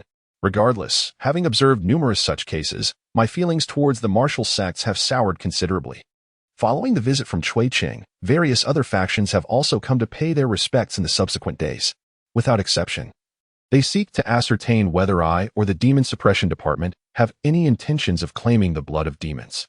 Once it becomes clear that neither I nor the department harbors such ambitions, they depart with a sense of relief. Thus, the tranquility of Linen City is restored to its former state. Over the next few days, apart from necessary social engagements, I devote myself to the cultivation of the heavenly martial vital energy. Having reached the 11th layer, I have touched upon the realm of external vital energy. The more I practice, the more I sense that the thin layer of vital energy within my body is undergoing some remarkable changes, accompanied by a slight itch throughout. However, breaking through to the external vital energy realm, relying solely on my innate talent, proves to be a formidable challenge. After several days of intensive training, I have only noticed a slight enhancement in my control over the heavenly martial vital energy, with no significant breakthroughs in sight. The transition from the 11th to the 12th level is an arduous endeavor. The innate energy is divided into internal and external forms. Once one cultivates the external energy, the martial artist's defense and offense will experience a significant enhancement, far surpassing what is achievable through internal energy alone. If I were to rely solely on my own efforts, it might take me a year and a half to break through to the external energy level. However, unless I can procure nourishment from some malevolent source, I might find the opportunity to expedite my progress. Chapter 49, The Stronghold of the Eternal Life Alliance, an additional chapter for Lord Zhuang Shumi. Having concluded his meditation, Shen Changqing approached from outside. "My lord, there is someone at the door delivering a letter intended for your eyes only." "My letter?" Shen Changqing raised an eyebrow, accepting the envelope and gesturing for Shen Changqing to withdraw. Upon opening the envelope, he extracted a plain sheet of white paper, devoid of any markings. In response, Shen Changqing rose, fetched a bottle of white liquor, and combined it with tea, slowly applying the mixture onto the white paper. Immediately thereafter, he took it outside to bask in the sunlight. After a few breaths, black characters began to materialize on the once blank sheet. Indeed, a smile spread across Shen Changqing's face. Upon receiving the paper, he recalled the secret missive from the Celestial Watch and proceeded to decipher the concealed message using the memories stored in his mind. As anticipated, the contents of the secret letter emerged on the paper. Returning to the inner chamber, Shen Changqing meticulously examined the message. Before employing his vital energy to completely incinerate the letter had been transmitted by the Celestial Watch. He had not visited the Yongfu pawn shop for several days, and the personnel there were unable to personally come to the magistrate's office. Thus, they conveyed their findings through this secret missive. The contents of the message detailed the location of the Eternal Life Alliance's stronghold within Linen City, along with some intricate intelligence. The Zhang family. Shen Changqing's fingers lightly tapped, his gaze instinctively turning cold. The Zhang family was indeed a renowned clan within Linen City. Prior to Zhao Fang's ascension to the office of magistrate, the previous magistrate had hailed from the Zhang family. However, following the emergence of the Zhao family, the Zhangs had adopted a more low-profile demeanor. According to the intelligence from the Celestial Watch, the Zhang family served as the stronghold of the Eternal Life Alliance in Linen City. Moreover, in the past couple of years, there had been frequent reports of missing persons in Linen City, and the investigation by the Celestial Watch ultimately pointed towards the Zhang family. Over the past 1 or 2 years, the number of missing individuals had accumulated significantly, yet there had been no commotion, clearly suppressed by Zhao Fang, preventing any malevolent entities from manifesting. The Celestial Watch, thus, refrained from deliberate investigation. Years of stability had led the local Celestial Watch to become complacent. Were it not for this particular pursuit, the issues surrounding the Zhang family would likely have gone unnoticed. The Celestial Watch was pervasive throughout the Great Qin. In certain locales, malevolent entities frequently wreaked havoc, while others maintained tranquility, or if disturbances did occur, they were minor and insignificant. This disparity resulted in a phenomenon of polarization. The more perilous areas prompted frequent rotations of the Celestial Watch, accompanied by heightened vigilance. Conversely, the safer regions saw the Celestial Watch's long-standing presence, naturally leading to a sense of lethargy. As for these matters, Shen Changqing, being merely a lowly yellow-tier demon slayer, could not exert much influence. Fortunately, this time, Sidu Bei had provided him with the information he sought. Based on the intelligence from the Celestial Watch, it appeared that the Zhang family's troubles had begun approximately a decade ago. The significance of the other party's existence lies in 2 aspects. Firstly, to serve as an intelligence outpost for the Eternal Life Alliance, and secondly, to quietly nurture certain malevolent beings. There are even suspicions that the malevolent creature from Guyu village was cultivated and strengthened by the Zhang family. If the creature from Guyu village indeed originated from the Zhang family, then it is likely that the one who ambushed the Yamen and escaped was also hiding within the Zhang family's domain. It is conceivable that the Zhang family harbors more than just a single malevolent being. However, the more malevolent creatures, the better. A mere Zhang family should not possess any resentful level entities. The eerie creature encountered that night was most probably dispatched directly by the Eternal Life Alliance. Given the information provided by the Celestial Inspection Guard, Shen Changqing could almost ascertain the strength of the Zhang family. Even though he was aware that the Zhang family was a stronghold of the Eternal Life Alliance, it would be imprudent to charge into their territory without any understanding of their situation. In comparison to his own prowess, Shen Changqing felt confident in dealing with a single resentful creature, but the prospect of facing 2 was uncertain. Moreover, if a resentful creature were potent enough to almost ascend to the level of a malevolent entity, he would certainly retreat. "Come in. What is your command, my lord?" A constable stationed outside the inner hall promptly stepped inside. "Summoned Zhang Yu to see me." "Yes." A quarter of an hour later, Zhang Yu entered, bowing respectfully. "Greetings, my lord. According to the information provided, gather all those individuals and inform them that I have matters of great importance to discuss." Shen Changqing handed over a piece of paper. Observing this, Zhang Yu accepted it with both hands, scrutinizing the information before immediately cupping his fists. "Rest assured, my lord.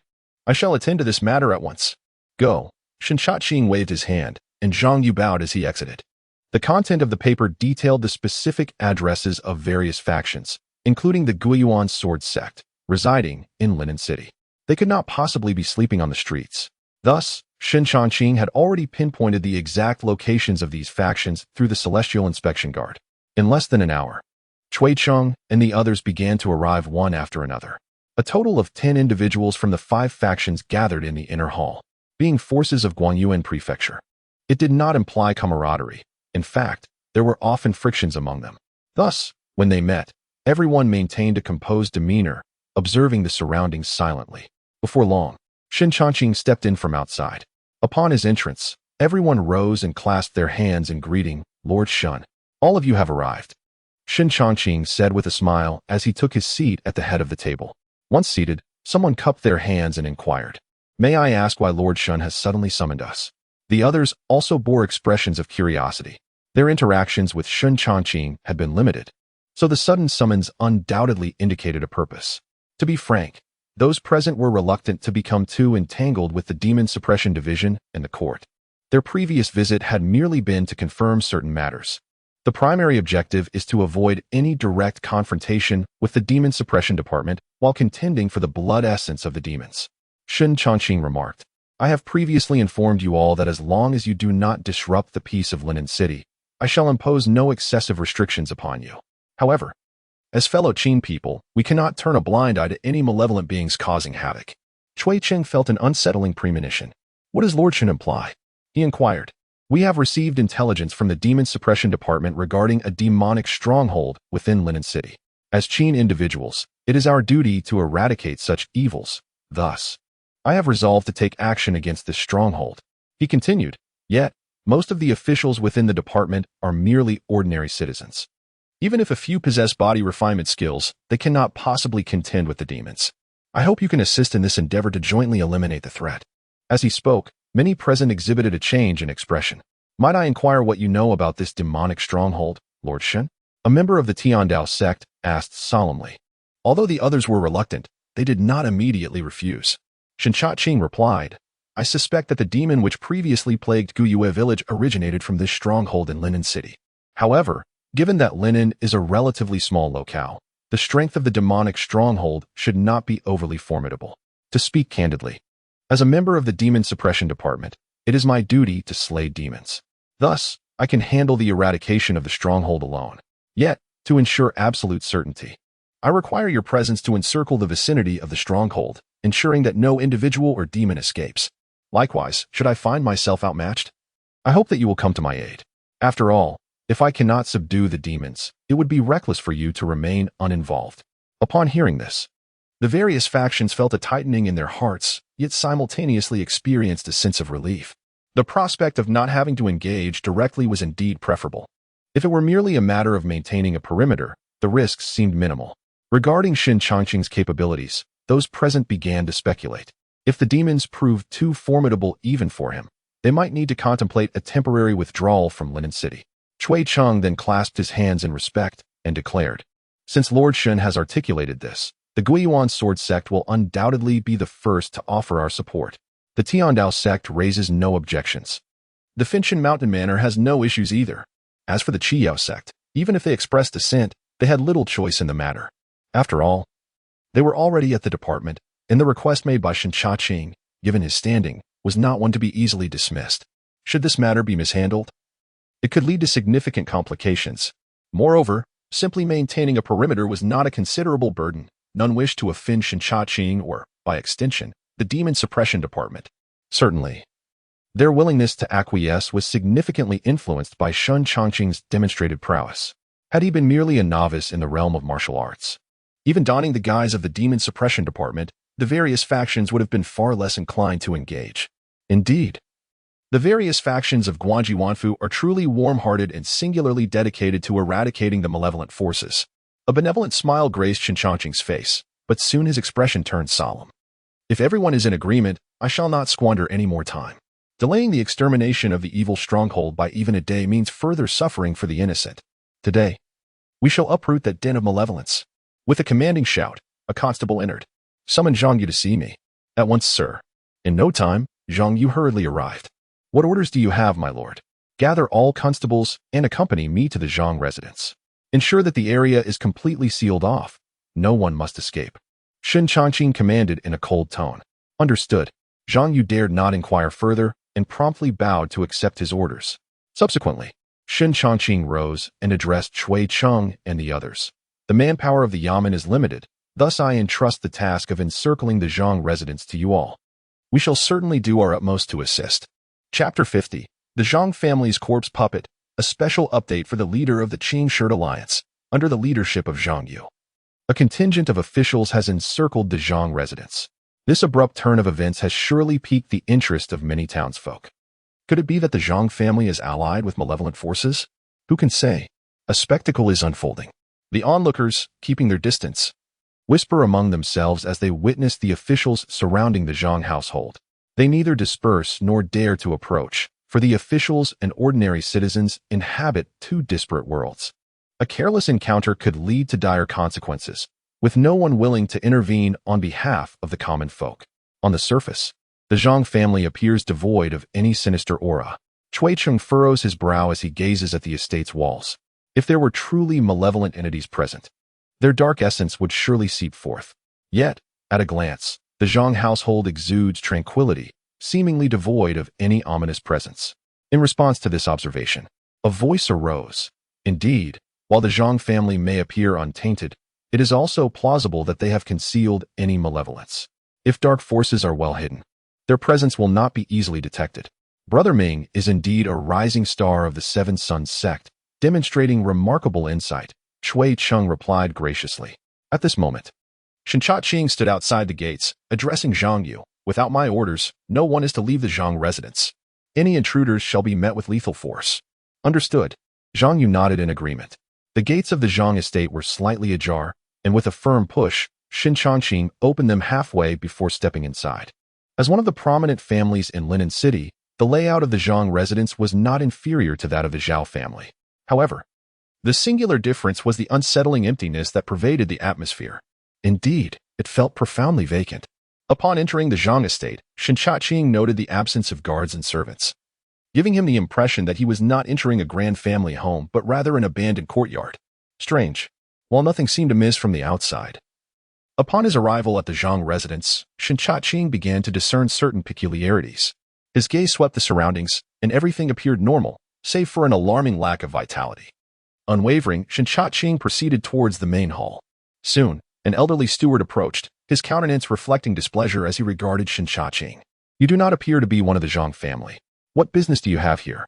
In stark contrast to the outside, the main hall was brightly lit. As if it were still day, a large table was surrounded by a group of individuals dining, while servants and maidens moved about, serving an array of dishes. As Shen Changqing entered, the man seated at the head of the table paused, a smile spreading across his face. Ah, a guest has arrived. I am Zhang Sheng. May I inquire your name? As Zhang Sheng's words resonated, all actions momentarily halted, and the crowd turned their gaze towards Shen Changqing's position, their eyes fixed and unblinking. In that fleeting moment, a twinge of apprehension flickered within Shen Changqing, yet he swiftly regained his composure. He had initially presumed that the Zhang family was merely colluding with malevolent forces, unaware that they had long since transformed into something entirely different. He sighed, shaking his head, his words tinged with regret. Zhang Sheng chuckled, suggesting, since you have traveled such a distance, why not take a seat with us? As he spoke, a servant approached Shen Changqing, extending a hand towards his shoulder with the words, please. However, before the hand could make contact, the servant was sent flying across the room. He landed with a thud, inadvertently colliding with several other servants, sending dishes crashing to the floor and causing a commotion that halted the others, who turned to Shen Changqing with eyes that now bore an unsettling chill. Zhang Sheng, seated at the head of the table, appeared to have a smile that had turned rigid and slightly sinister. Rising from his seat, he spoke in a low tone. Why do you refuse to show respect? Respect is reserved for the living, not for your kind of malevolence. Shen Changqing smirked, choosing not to cloak his intentions any longer and tearing away the pretense. However, he was taken aback to discover that the Zhang family had been entirely extinguished. The once great estate was now inhabited by a congregation of fiends. To the outside world, the Zhang family appeared unremarkable, yet to Shen Changqing's discerning eye, none of those present were truly alive. The sinister aura they exuded was cleverly concealed, and had he not ascended in his cultivation, even he might have failed to detect such anomalies. Nevertheless, with such a multitude of malevolence gathered, one would expect some trace of their dark essence to seep through. Yet, the Zhang residents remained shrouded, as if cloaked by an immense barrier that obscured even the faintest trace of their sinister presence. At that moment, a gust of wind surged towards him. Shen Changqing sidestepped, drawing his long blade, and with a swift motion, severed the force in two. Dark blood sprayed forth as two halves of a corpse fell to the ground, revealing the elderly steward he had encountered earlier. However, the steward's visage was now grotesquely decayed, as if he had been dead for an eternity. Even in two pieces, he did not perish. Instead, he writhed on the ground like a worm. With another strike, Shen Changqing severed the steward's head, and the upper half of the body immediately lost its last vestiges of life, releasing a foul stench of decay. A corpse puppet. Witnessing this scene, Shen Changqing recalled certain insights. A corpse puppet retains fragments of its former memories and, devoid of any external control, acts according to its instinctual behaviors from life. The steward before him was indeed a corpse puppet. As others contemplated this, Shen Changqing turned his gaze towards Zhang Sheng and the others. Sure enough, the previously serene expressions of each person had transformed into a visage of brutality as they surged forth towards him with relentless fervor. Taking a step back, his long blade gleamed like moonlight, severing the head of an advancing servant. Dark blood gushed forth, and the fallen corpse began to decay at an observable rate, releasing a foul stench into the air. Another corpse puppet. Upon witnessing this, Shen Changqing confirmed his suspicions. The entire Zhang family had been transformed into corpse puppets. Initially, he had presumed that the Zhang family had merely become monstrous beings akin to Zhuang Mingyuan, but it was evident now that their fate was far more dire. The process of transforming individuals into corpse puppets required the use of deceased bodies as a medium. This implied that, unbeknownst to anyone, the Zhang family had been annihilated, and all members had been converted into corpse puppets, dutifully continuing their daily activities without arousing suspicion. Before Shen Changqing could ponder further, the others had already lunged at him. Without hesitation, he unleashed a fierce gust of wind with his long blade, dispatching each approaching corpse puppet with precision. Though formidable, the corpse puppets primarily posed a threat to those at the body refinement stage. Anyone at the meridian opening stage or above could generally withstand them. The current corpse puppets formed from the Zhang family were of the most basic variety, their strength not particularly impressive. However, the corpse puppets possessed a troublesome trait. Unless decapitated, they would not easily perish. Even if cleaved in two, they could still survive. This was the most challenging aspect of combating corpse puppets. Without the assurance of a clean decapitation with every strike, it would be impossible to swiftly eradicate them. Prolonged combat could easily lead to being overwhelmed by their numbers.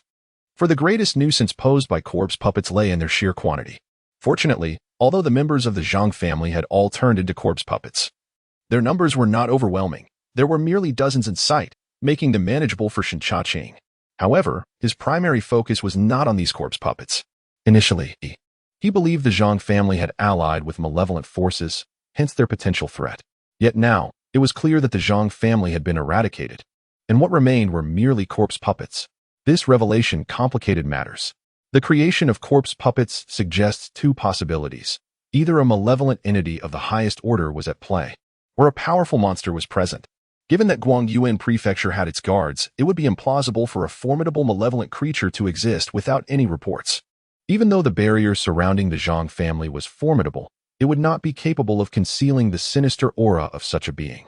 Thus, only one explanation remained. The Zhang family was currently harboring a powerful monster. Shen Changqing's gaze turned icy, yet he felt little fear. Regardless of the hidden monster's strength, it could not surpass the innate realm. After all, a small city like Linen was not worth the presence of a master-level monster. As for the creature's intentions, particularly regarding that drop of demon blood, such notions were utterly absurd. Although the blood of low-tier demons is precious, it holds little allure for masters of formidable strength. However, the blood of mid-tier demons is an entirely different matter. Furthermore, the enigmatic demon concealed within the Zhang family has not revealed itself since the disruption of the Eternal Life Alliance's plans. This scenario presents two plausible explanations. Either the demon is unable to show itself due to injuries or a lack of confidence in confronting its adversaries, or it was once within the Zhang family but has since departed. Yet, given the current situation with the numerous undead puppets in the Zhang family, Shen Changqing does not believe the demon has left. Thus, only the former possibility remains. The demon is indeed hidden within the Zhang family, yet for certain reasons, it cannot reveal itself readily. Chapter 51. The creatures of the Eternal Life Alliance. The battle has commenced within the Zhang residence. Faced with a multitude of corpse puppets, Shen Changqing remained unperturbed. With each step he took, flashes of blade light emerged, accompanied by the sound of severed heads hitting the ground. Although the corpse puppets proved to be formidable, they were utterly insufficient against a martial artist nearing the external force realm, particularly since Shen Changqing was aware of their weaknesses. Dispatching them was rendered even simpler. Almost every strike he delivered found its mark upon the necks of the puppets. Despite the blade suffering corrosion during his earlier encounter with Zhuang Mingyuan, rendering it less sharp than usual, under the cover of his true energy, it could still slice through iron as if it were mere clay. The flesh and blood bodies of the corpse puppets stood no chance of resistance. The conflict unfolded rapidly and concluded just as swiftly. In a mere moment, the great hall was littered with a multitude of corpses, each one decapitated, their bodies in a state of severe decay, bearing no resemblance to the freshly deceased. As a foul stench permeated the air, inducing nausea. Shen Changqing surveyed the chaotic scene of the Zhang family, his expression unchanged. The Zhang clan members were merely puppets. He was determined to uncover the true malevolent entity behind the manipulation of these corpse puppets, the eradication of an entire family, the reanimation of their corpses into puppets. According to the laws of the Great Qin, such acts constituted a grievous crime warranting the punishment of exterminating 9 generations. In truth, any involvement with malevolent forces typically resulted in similar severe repercussions under the law. Expanding his senses, Shen Changqing remained still, intent on locating the presence of the sinister being. However, entering the Zhang residence meant breaching a significant barrier. No matter how deeply the malevolent entity concealed itself, there would surely be subtle traces revealing its presence. It was simply a matter of whether he could discern them. Suddenly, a chilling wind swept from behind him. It was that peculiar creature. In an instant, he recognized the identity of the assailant. Indeed, it was the ghostly creature that had ambushed him that fateful night at the magistrate's office. Now, Shen Changqing could assert with certainty that the malevolent entity responsible for his previous ambush had indeed originated from the Zhang family. To be precise, it emerges from the hands of the enigmatic figure hidden within the Zhang family. Now, as that ethereal entity launches a surprise attack, it serves as evidence that the act of slaying the corpse puppet has not escaped the notice of this mysterious individual. Despite this, the adversary remained shrouded in secrecy. This situation suggests the formidable prowess of the concealed being. Standing still, Shen Changqing extends his senses, striving to trace the source of the malevolent aura. Suddenly, his body shifts. He cleaves the air with his long blade, just in time to witness the female corpse materializing before him. The true chi of Tianmu envelopes the blade. Its searing heat akin to a blazing inferno, and in an instant, it rends the female corpse asunder. As the corpse falls, a familiar essence surges along the blade into Shen Changqing's being. Simultaneously, a chilling and sharp aura slices through the air, advancing towards his back. The swiftness of the assault suggests it had been lying in wait for the opportune moment. A thin layer of protective energy envelopes him, shielding his entire form. The fierce attack collides violently with the protective barrier. After a brief pause, the barrier is torn apart. The enigmatic figure from the Eternal Life Alliance. With his long blade angled towards the ground, he gazes at the figure before him. It is an emaciated elder clad in black, his exposed skin, save for his face, covered in dark, scaly armor, and behind him, a slender tail adorned with barbs sways slowly. This appearance transcends the very essence of humanity. As Shen Changqing's eyes fixate upon him, the elder also regards him with a chilling stare. In his narrow, elongated eyes lies a gaze as cold as that of a venomous serpent. The innate external barrier, the protective energy that had just manifested, instills a profound trepidation within Wenrong. The resentful entity dispatched by the Eternal Life Alliance had perished at the magistrate's office, granting him significant insight into Shen Changqing's formidable strength.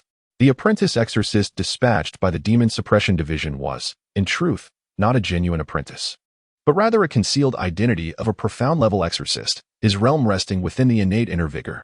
However, the term innate inner vigor merely served as a smokescreen. The true level of this individual was that of a formidable innate outer vigor practitioner, a being whose prowess could be likened to a master of martial arts. Given the presence of a spectral entity of the ghostly level in Guyue village, the notion that the Demon-Suppression division would send a profound-level exorcist was patently absurd. Even if they were indeed well-staffed, it was unreasonable to such an extent. In that fleeting moment, when Rome began to connect the dots, he was coming for me. The emergence of a ghostly entity could hardly warrant the attention of a profound-level exorcist, yet a stronghold of the Eternal Life Alliance could certainly attract one without question. Believing he had concealed himself well within the Zhang family, it was now evident that he had long been exposed to the watchful eyes of the Demon-Suppression division. Everything the adversary had undertaken was merely a facade, their true intent being to lure him out into the open. Moreover, even if he chose to remain hidden, the Zhang family stronghold was destined to be eradicated sooner or later. Those of the Zhang family, you have been transformed into corpse puppets by them. What was your purpose in establishing a base in Linen City? Was it for the essence of demons, or for some other purpose? Speak, and I shall consider granting you a path to survival, Shen Changqing inquired, his perception locking onto Wenrong while voicing his confusion. You shall learn the answer once you are dead. Wenrong sneered, and in the next moment, he lunged at Shen Changqing with murderous intent. At the instant he made his move, the previously subtle aura of malevolence suddenly erupted forth. Chui Qing and the others stationed outside the Zhang family residence were taken aback as the sinister energy surged. This aura was overwhelmingly potent, far stronger than the evil presence in Guiyue village. It could very well be classified as a grudge-level entity. The revelation that there truly lay a demon within the Zhang family sent shockwaves through each individual present, their expressions turning grim. Despite this, they were resolved. The sinister aura sent shivers down the spines of Chui Cheng and his companions. Through the ajar door before them, they could glimpse only a portion of the courtyard, unable to witness the unfolding events within the grand hall. In light of the malevolent presence that had erupted, none dared to approach recklessly. Without entering the Zhang residence, one could not observe the happenings within. Zhao Yu's delicate countenance shifted, her heart racing at the ominous energy. Senior brother, could it be that Lord Shen is in peril? Even if Lord Shen had not yet broken through to the innate realm, he was undoubtedly at the pinnacle of the meridian realm. Although the demonic aura was formidable, it likely dwelled within the boundary between the meridian and innate stages. Even if Lord Shen were to face defeat, his escape would pose no significant challenge. Given that he had instructed them to remain here while he ventured alone, he must possess unwavering confidence in his abilities. Chui Cheng offered a casual explanation, though he held little faith in his own words. The malevolent entities were notoriously troublesome. For martial artists of equivalent levels, the odds favored the latter when contending against their kind. Moreover, the demon lurking within the Zhang family was likely at the innate level. If it resided within the meridian realm, a collective assault might yield a chance of vanquishing it. However, should it be at the innate level, even 10 late-stage meridian cultivators would merely serve to enhance its repast. Thus, until the situation was clarified, Chui Cheng had no intention of risking himself. This sentiment was shared among the others present from different factions. Following Shen Changqing's directive, they merely needed to maintain their vigil here, oblivious to the events transpiring within. As long as they were in the right, the Demon-Suppression division could not indiscriminately take lives. After all, each individual had their own faction backing them. And should the division act recklessly, it would undoubtedly engender negative repercussions within the martial world. Despite the current reputation of the Demon-Suppression division, known for its ruthless efficiency, the individuals they targeted and the forces they annihilated always had justifiable grounds. Amidst the conversation, Zhang Yu, the head constable, exhibited a tense demeanor. Although Shen Changqing currently serves as the acting county magistrate, he is regarded as a protective shield within the officialdom. Not long ago, a malevolent entity had assaulted the government office, only to be repelled by him alone. Had the adversary met their demise at the Zhang family's hands, the official's predicament would have been exceedingly awkward. Furthermore, it is he who has elevated me to my current position, should the opponent perish too swiftly. My status as the captain would likely become precarious. From any conceivable perspective, Zhang Yu does not wish for Shen Changqing to encounter misfortune. Yet, as merely a practitioner of body refinement, he possesses no standing to intervene in matters pertaining to malevolent forces, leaving him to merely observe the unfolding events. Regarding Chui Cheng and others, Zhang Yu has some understanding. They are renowned figures within the Jianghu of Guangyuan Prefecture, individuals far beyond the command of a humble captain. Bang! Bang! In the main hall, two figures, swift as phantoms, are engaged in a fierce duel, at times illuminating the air with glinting blades, at others, unleashing waves of heat. Shen Changqing employs the 7-kill sword technique for regular assaults and utilizes the iron sand palm for close combat, pushing his Tianwu vital energy to its utmost limit. However, the strength of the malevolent being before him is formidable. After an extended skirmish, he bears several wounds. Likewise, Wenrong is also marked with numerous scars. At this moment, he is nearly certain that Shen Changqing has not yet reached the realm of innate external vigor. Rather, he has mastered a martial art that allows for the external projection of vital energy, leading him to mistakenly perceive him as a practitioner of external vigor. Were it not for my unhealed injuries, how could I allow you to act so audaciously? Chapter 52. Intimidation when Rome was filled with intense resentment. Were it not for his prior severe injuries, which had yet to fully heal, what right did a mere practitioner below the external gang realm have to inflict harm upon him? Resentment aside, he recognized one undeniable truth, the formidable strength of Shen Changqing. Even if he had not reached the external gang realm, in terms of true prowess, he was not significantly weaker than those who had. As the battle raged on, Wenrong saw no glimmer of hope for victory. Do you believe your concealment is profound? In truth, the Demon-Suppression division has long been aware of your presence here. Outside the Zhang family estate, several Shen-class demon hunters have encircled the area. I can assure you, not a single fiend shall escape. Shen Changqing pressed on with relentless ferocity, his cold laughter laced with menace. Upon hearing this, Wenrong scoffed, "A few Shen-class demon hunters? Such grandiose claims you make. Can the Demon-Suppression division truly afford to waste several Shen-class demon hunters on a mere backwater like Linen?" He held not an ounce of faith in Shen Changqing's words. As the head of the Eternal Life Alliance's stronghold in Linen, he possessed some understanding of the current state of the Demon-Suppression division. Indeed, the Demon-Suppression division was powerful, but their forces were significantly restrained by the encroaching demons. For a place like Linen, the arrival of even one Shen-class demon hunter was already beyond expectations. The notion of several such hunters was utterly implausible. A single Linen could not compel the Demon-Suppression division to dispatch multiple Shen-class hunters. However, a stronghold of the Eternal Life Alliance, coupled with the imminent emergence of demonic blood, could indeed draw some attention from them. Betraying humanity, today you shall not escape your doom. Shen Changqing continued his intimidation, wielding the 7-kill blade technique to its utmost potential. Each strike was imbued with a chilling intent to kill, sending shivers down the spine. The 7-kill blade technique, a martial art centered around the principles of killing and combat, thrived on the cycle of violence. After a year of arduous training within the Demon-Suppression division, he had barely managed to step into the second tier. However, following several battles in Linen, the 7-kill blade technique began to undergo a profound transformation. Shen Changqing felt, the mastery of this sword technique has almost transcended the third layer. I refuse to believe it. Wenrong deftly evaded the onslaught of the long blade. Although he harbored skepticism towards Shen Changqing's words, his heart could not help but tremble with a flicker of uncertainty. What if it were indeed true? Indeed, the power that the Demon-Suppression division can currently muster is limited. However, in their eyes, the Eternal Life Alliance represents a malignancy within humanity. Whenever a stronghold of the Eternal Life Alliance emerges, the Demon-Suppression division has never hesitated to launch a vigorous assault. For a minor stronghold such as Linen City, dispatching a few advanced demon slayers may seem improbable, yet there remains a glimmer of possibility. Moreover, the formidable strength of Shen Changqing instills a profound sense of pressure in Wenrong. As time passes, a sense of trepidation begins to take root within him. In the realm of martial combat, what one seeks is an unwavering momentum. Should one party harbor fears, their chances of victory significantly diminish. Noticing a slackening in Wenrong's offensive, Shen Changqing's lips curled into a smile, and the ferocity of the 7-kill blade technique intensified. Prepare to meet your demise, demon. With a thunderous roar, the formidable aura of Tianwu surged forth, unleashing a powerful blade of energy that shot from the sword's edge at an astonishing speed, aimed directly at Wenrong. In an instant, a faint sting coursed through Wenrong's body. The sheer might of the blade was beyond his capacity to withstand.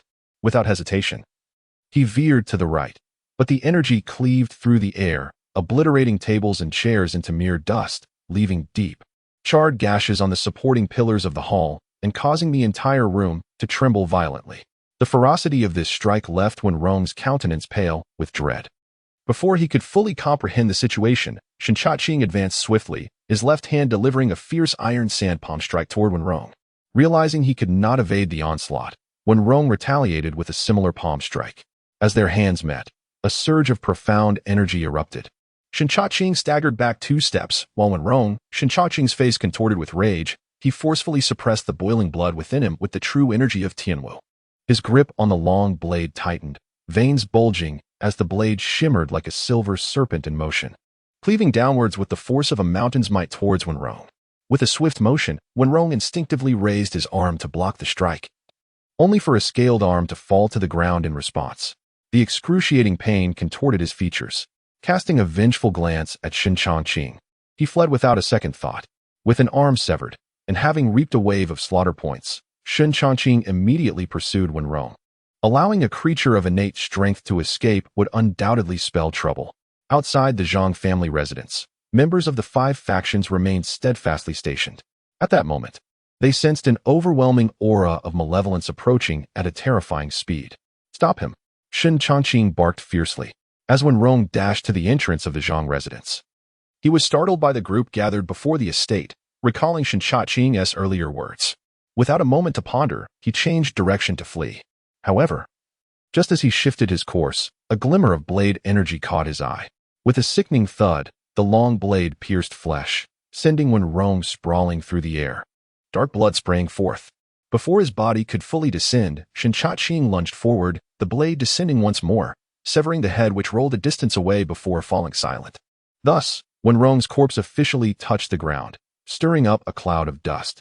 The earlier commotion had shattered the gates of the Zhang family, allowing all to witness the grim spectacle within the courtyard. One man lay fallen, his head rolling far from his body, while another stood with blade in hand. A palpable aura of murderous intent enveloping him. The scene seemed frozen in time, enveloped in an eerie silence. Though they were distanced from the intense battle within the Zhang residence, the onlookers could still sense the tumultuous clash. Yet, it was when Wenrong had burst forth that the sinister aura enveloped everyone with an overwhelming chill. Was it innate? Or nearly so?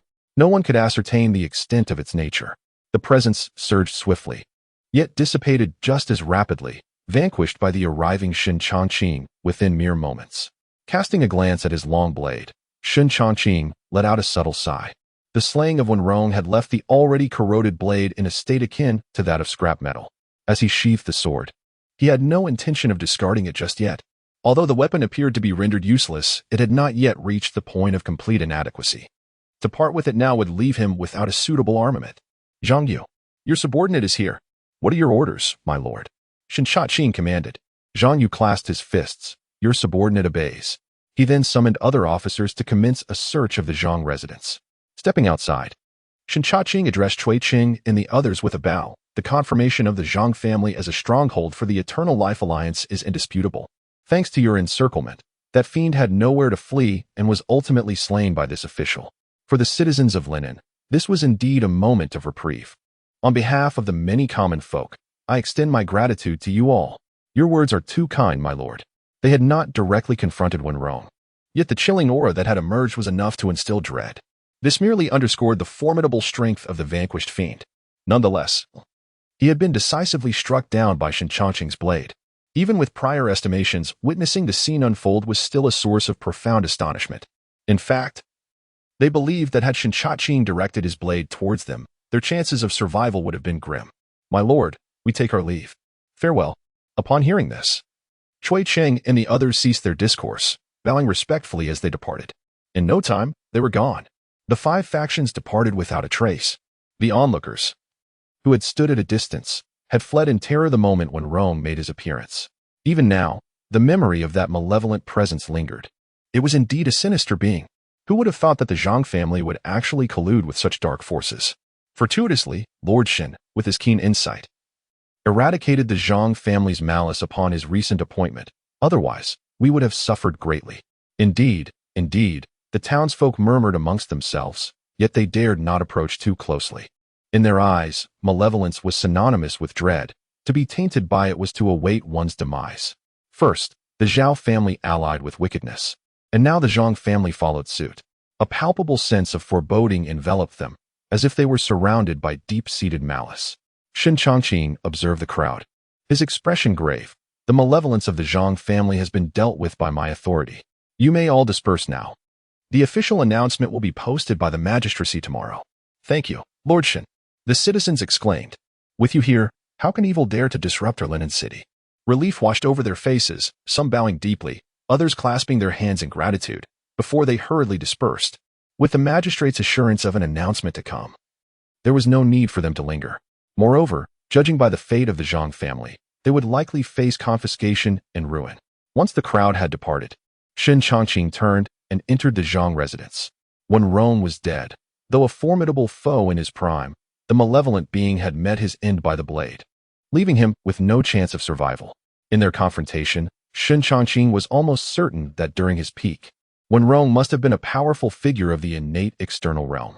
Yet now, his injuries rendered him significantly weaker, only marginally stronger than an average internal realm practitioner. However, even had his opponent been at full strength, Shen Changqing harbored no fear. Moreover, contemplating countless what-ifs in light of the outcome was unnecessary. Glancing at the panel, Shen Changqing's lips curled into a satisfied smile. Chapter 53. Incompatibility Name. Shen Changqing Affiliation. Daqin Demon Subduing Division Position. Huang Class Demon Slayer Martial Arts. 13 Guardians Horizontal Training. 16th Layer. Enhanceable. Heavenly Martial Chi, 11th layer.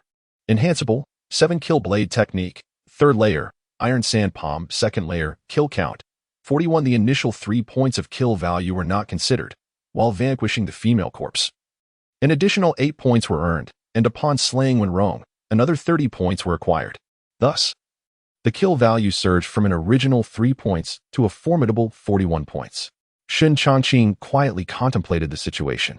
If he were to solely enhance the 13 Guardians' horizontal training, without any increase in consumption, he could ascend from the 16th layer to the 24th layer. Curiosity piqued. He wondered just how formidable his physical prowess would become at the 24th layer of the 13 Guardians' horizontal training. Shen Changqing shook his head with a smile. It was simply impossible to allocate all his kill value towards horizontal training. The Heavenly Martial Chi remained paramount. At least for the time being, this was undoubtedly the case. Only when his vital energy was insufficient to support the enhancement of Heavenly Martial Chi would he consider advancing the 13 Guardians' horizontal training. Meanwhile, Zhang Yu had already led his team to search the Zhang family estate. "Captain, this Zhang family is eerily quiet," one constable remarked. Gazing at the expansive estate devoid of any signs of life, a chill creeping into his heart.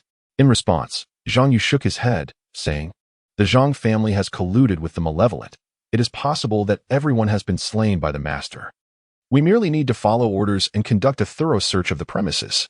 With no members of the Zhang family currently present, he held some suspicions. However, in truth, matters involving malevolence were beyond the purview of a mere constable like himself. Master Shun possessed formidable strength capable of vanquishing malevolence. For himself and his companions, facing such malevolence would be tantamount to walking into a dead end. Upon hearing this, the constable had no choice but to remain silent. The Zhang family estate was indeed quite extensive. Aside from the grand courtyard at the forefront, there existed several smaller courtyards and numerous side rooms. Upon pushing open a tightly shut side room door, a musty odor immediately assailed Zhang Yu, prompting him to instinctively cover his mouth and nose. The constable trailing behind him could not help but express his silent disdain, pondering how long it had been since anyone resided here. Indeed, the wealth of a prominent family could lead to such neglect that their homes succumbed to mold. While the constable lamented, Zhang Yu had already stepped inside. At this moment, during the midday hours, the sun shone fiercely, and even with the windows tightly sealed, the light that filtered through illuminated the room, revealing its overall disarray. Within the feminine quarters, a dressing table adorned with a copper mirror stood, accompanied by scattered cosmetics, as if the occupant had fled in haste. Furthermore, there were dark brown stains on the floor. Zhang Yu drew his long knife and gently scraped the dark substance, his expression grave. This was the residue of dried blood, indicating that a death had indeed occurred in this room, and it had transpired quite some time ago. The sizable pool of dark brown stains suggested a significant loss of blood, sufficient to prove fatal for an individual. Withdrawing his blade, Zhang Yu turned to the constable beside him. "Search the room thoroughly. We must ascertain the presence of any valuable items." "Understood," the constable replied, "but be cautious. This room exudes an ominous aura." Zhang Yu observed his surroundings with vigilance. Even though it was highly probable that the Zhang family had been thoroughly purged by Shen Changqing, one could never be too certain that remnants might linger. Caution is the mother of safety, he thought. It was always prudent to remain vigilant. This wisdom was a culmination of his years of service. Over the years, the department had routinely recruited a cadre of constables, primarily due to the unfortunate demise of some officers, which perpetually left the ranks understaffed. Zhang Yu, being a seasoned veteran within the precinct, was well aware that each of his colleagues possessed unique strengths. After a quarter of an hour had passed, the room had been thoroughly searched both inside and out, revealing only a handful of scattered silver coins, while all other valuables remained conspicuously absent. Subsequently, the two individuals departed the room, making their way to the next destination. After a considerable period, the officials were still rummaging through the Zhang family mansion. Yet Shen Changqing remained unperturbed, patiently awaiting the outcome. During this time, he retrieved the Qingling jade pendant for a moment, noting that it bore 3 slender black lines. One line was notably thicker, followed by another of moderate width, while the thinnest line was starkly less prominent than the other two. Undoubtedly, the slenderest black line was the contribution of the female corpse, indicating a power level not particularly formidable within the realm of the shadowy. The other 2 lines, conversely, originated from Wenrong and the malevolent creature of resentment. In terms of strength, Wenrong indisputably held the upper hand. Regrettably, due to injuries and an excessive caution, he dared not venture beyond the confines of the Zhang residence. Had he allied with the vengeful entity that night, the officials would have faced utter devastation, forcing a strategic retreat. After stowing away the Qingling Jade pendant and assessing his current combat value, Shen Changqing chose not to utilize it for the time being. His present vitality, if forcibly augmented to enhance the Tianwu Gang Qi, might not sustain the expenditure required. Furthermore, after the 13 Guardians' martial training had reached the 16th level, the consumption had significantly increased, and without adequate resources, he was reluctant to act recklessly. At that moment, a hastily approaching officer burst forth. "My lord, we have made a discovery." "Lead the way," Shen Changqing responded, his spirit invigorated. In the dimly lit secret chamber, an oil lamp flickered. The bare walls bore mottled stains of blood, and the ground was littered with skeletal remains, an overwhelming stench of blood assaulting the senses. Before the heaps of bones lay a bed and a table. On the table rested an incense burner, from which tendrils of smoke rose, mingling with the sanguine aroma, yet also hinting at a faint fragrance. At the forefront, Zhang Yu, accompanied by a group of officials, stood at the chamber's entrance, gazing upon the scattered remains. Some wore solemn expressions, while others appeared ashen with terror. "The Lord has arrived," a voice suddenly called out. "My lord." Shen Changqing raised his hand and turned to Zhang Yu, inquiring, "What has transpired?" "Please, my lord, take a look." Zhang Yu stepped aside, revealing the concealed chamber behind him. As Shen Changqing advanced, he beheld the chamber strewn with bones and a bed positioned at the far end. It was evident that this was the dwelling of the vile creature. His expression grew cold. The scattered remains on the ground spoke volumes. It was clear what had occurred. The fiend, having sustained injuries, required time to recuperate, coupled with the intelligence provided by the Heavenly Watch, which indicated a series of mysterious disappearances in Linen City over the past year or two. Pointing fingers at the Zhang family, the grim reality began to unfold. It appeared that this malevolent entity had only recently infiltrated the Zhang household, transforming its members into mere puppets. However, it was also plausible that it had existed long before, with its injuries manifesting in more recent times. By utilizing the blood and flesh of the living to sustain itself, it had indeed forsaken its humanity, aligning with the forces of darkness. Had it not been for the concern of drawing the attention of the Demon-Suppression division, the citizens of Linen would likely have faced grave calamity. As these thoughts coursed through Shen Changqing's mind, a murderous intent brewed within his gaze. Despite the adversary's seemingly inconsequential actions within the Zhang family over the years, hampered by the looming presence of the Demon-Suppression division, the moment that deterrent was lifted, the fiend would act with impunity. The recent chaos wrought by various malevolent forces had evidently distracted the division, emboldening the enemy to grow increasingly brazen. The malevolence from Guyue village was undoubtedly intertwined with this entity. Although the chamber was spacious, it was easily surveyed in its entirety. Aside from the bed used for slumber and a desk, the floor was littered with skeletal remains. With the fiend dispatched, Shen Changqing considered that he had avenged the fallen. He turned to Zhang Yu, asking, "What are the other locations within the Zhang estate? How fare your searches?" "Reporting to you, my lord, we have nearly completed our searches. All findings have been consolidated and placed outside the main courtyard." "Very well," Shen Changqing nodded, recalling the numerous crates he had observed during his prolonged stay at the estate. Indeed, Zhang Yu received his orders, dispatching a portion of the group to remove the belongings, while he took another contingent to search for flammable materials such as oil. Soon, only Shen Changqing remained before the secret chamber. He cast a lingering glance at the chamber before turning to depart. The day was waning, and the lifeless body of Wenrong still lay there, with dark blood severely corroding the ground. Subsequently, a great deal of dry firewood was laid out. "My lord, everything is prepared," Zhang Yu said respectfully, brandishing a torch. However, Shen Changqing did not take the torch. Instead, he drew the long knife at his waist, channeling his celestial martial energy, and struck the air with a powerful slash. The searing blade energy instantly struck the wall of the Zhang residence. In an instant, the oil was ignited, and a roaring inferno surged forth. The wave of heat compelled Zhang Yu and the others to retreat, while Shen Changqing stood steadfast, seemingly impervious to the intense heat. "Zhang Yu, is there a possibility for us to coexist peacefully with these malevolent beings?" Shen Changqing suddenly inquired, gazing at the raging flames. In response, Zhang Yu remarked, "Were it not for the suppression of the Demon-Suppression department, the common folk of our great Qin might have long since become fodder for these fiends. Not to mention, had it not been for the presence of our superiors, we would likely have no chance of survival." "You speak the truth," Humanity is but sustenance for these malevolent entities. How can there be any hope for coexistence?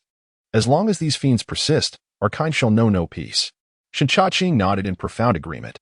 Previously, his studies within the Demon-Suppression department had exposed him to numerous records concerning these fiends, but those were merely theoretical.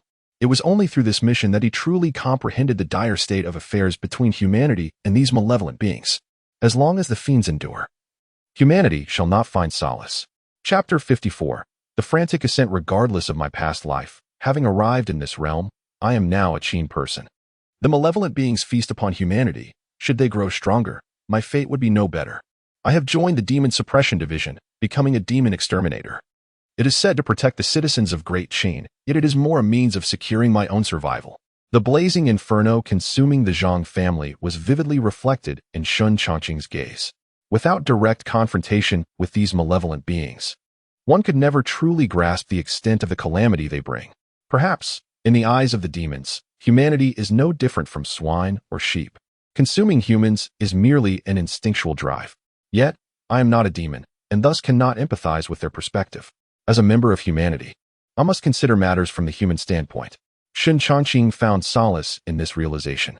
As a human, I cannot adopt the viewpoint of livestock to ponder the tragedy of their fate. Likewise, I cannot view the actions of the demons from their perspective, contemplating whether their consumption of humanity aligns with the natural order of heaven and earth. Upon returning to the office, Shen Changqing instructed Shen Changqing to tally today's acquisitions. The Zhang family, despite their misfortunes, was a prominent clan in Linen City, and during the raid, numerous large and small boxes were carried away, with no items spared. Consequently, Shen Changqing had to work through the night to complete the inventory, finishing only as dawn broke. My lord, the assets of the Zhang family have been fully accounted for. All shops, land deeds, and other possessions amount to a total of 130,000 taels of silver. 130,000 taels. Shen Changqing nodded, finding it somewhat divergent from his expectations, though not excessively so. The Zhao family, at the height of their power, had assets totaling around 210,000 taels. The Zhang family, when compared to the Zhao family, was indeed lacking, but 130,000 taels was not an insignificant sum. Together, the Zhao and Zhang families amassed over 300,000 taels. Such wealth in a single city like Linen is astonishing. One can only imagine the vast fortunes held by the great families in other prefectures, and even the capital. Shen Changqing could not help but sigh. During his tenure at the Demon-Suppression division, his monthly salary was merely 1 tael of silver. Now, as a yellow-tier demon exterminator, it has increased to 5 taels. Nevertheless, being a demon exterminator is a perilous profession. It is only natural that the salary is somewhat higher. Moreover, the true benefits of joining the Demon-Suppression division have always extended beyond mere remuneration. Even so, the salary of a demon exterminator is still significantly higher than that of others, earning 5 taels a month. A yellow-tier demon exterminator would accumulate merely 60 taels in a year, an amount that would require a mere exterminator to abstain from food and drink for 3,500 years to equal the wealth of the Zhao family in Linen. 3,500 years. Shen Changqing felt a twinge of discomfort. At that moment, Shi Qingsheng, observing the change in Shen Changqing's expression, quietly cautioned, "My lord, the assets of both families are temporarily stored within the office. They have not yet been dispatched to the capital. Sometimes, discrepancies between recorded accounts and actual inventory are inevitable." He fell silent thereafter. However, a remark from Shi Qingsheng suddenly awakened Shen Changqing to a profound realization. The implications of his words were discernible to anyone with a modicum of intelligence. Was this the customary conduct of county magistrates? Shen Changqing's expression remained impassive. He neither exhibited anger nor displayed eagerness. Naturally, Shi Qingsheng nodded, then smiled as he continued, "Otherwise, how could the Zhao family amass such wealth in Linen City in merely a decade or two? It is worth noting that a county magistrate's monthly salary is but a meager few taels of silver. Do you truly believe that a discrepancy of such magnitude would not attract scrutiny? Both families' assets have been accounted for by my humble self. As long as the excess is not egregious, the court will refrain from thorough investigation. However, it is prudent to avoid excessive dealings. A sum of over 300,000 taels is best managed with no more than 30,000 taels in movement." Shi Qingsheng's demeanor exuded experience. Shen Changqing understood the unspoken implications. Clearly, Shi had been closely associated with the Zhao family and had engaged in such dealings frequently.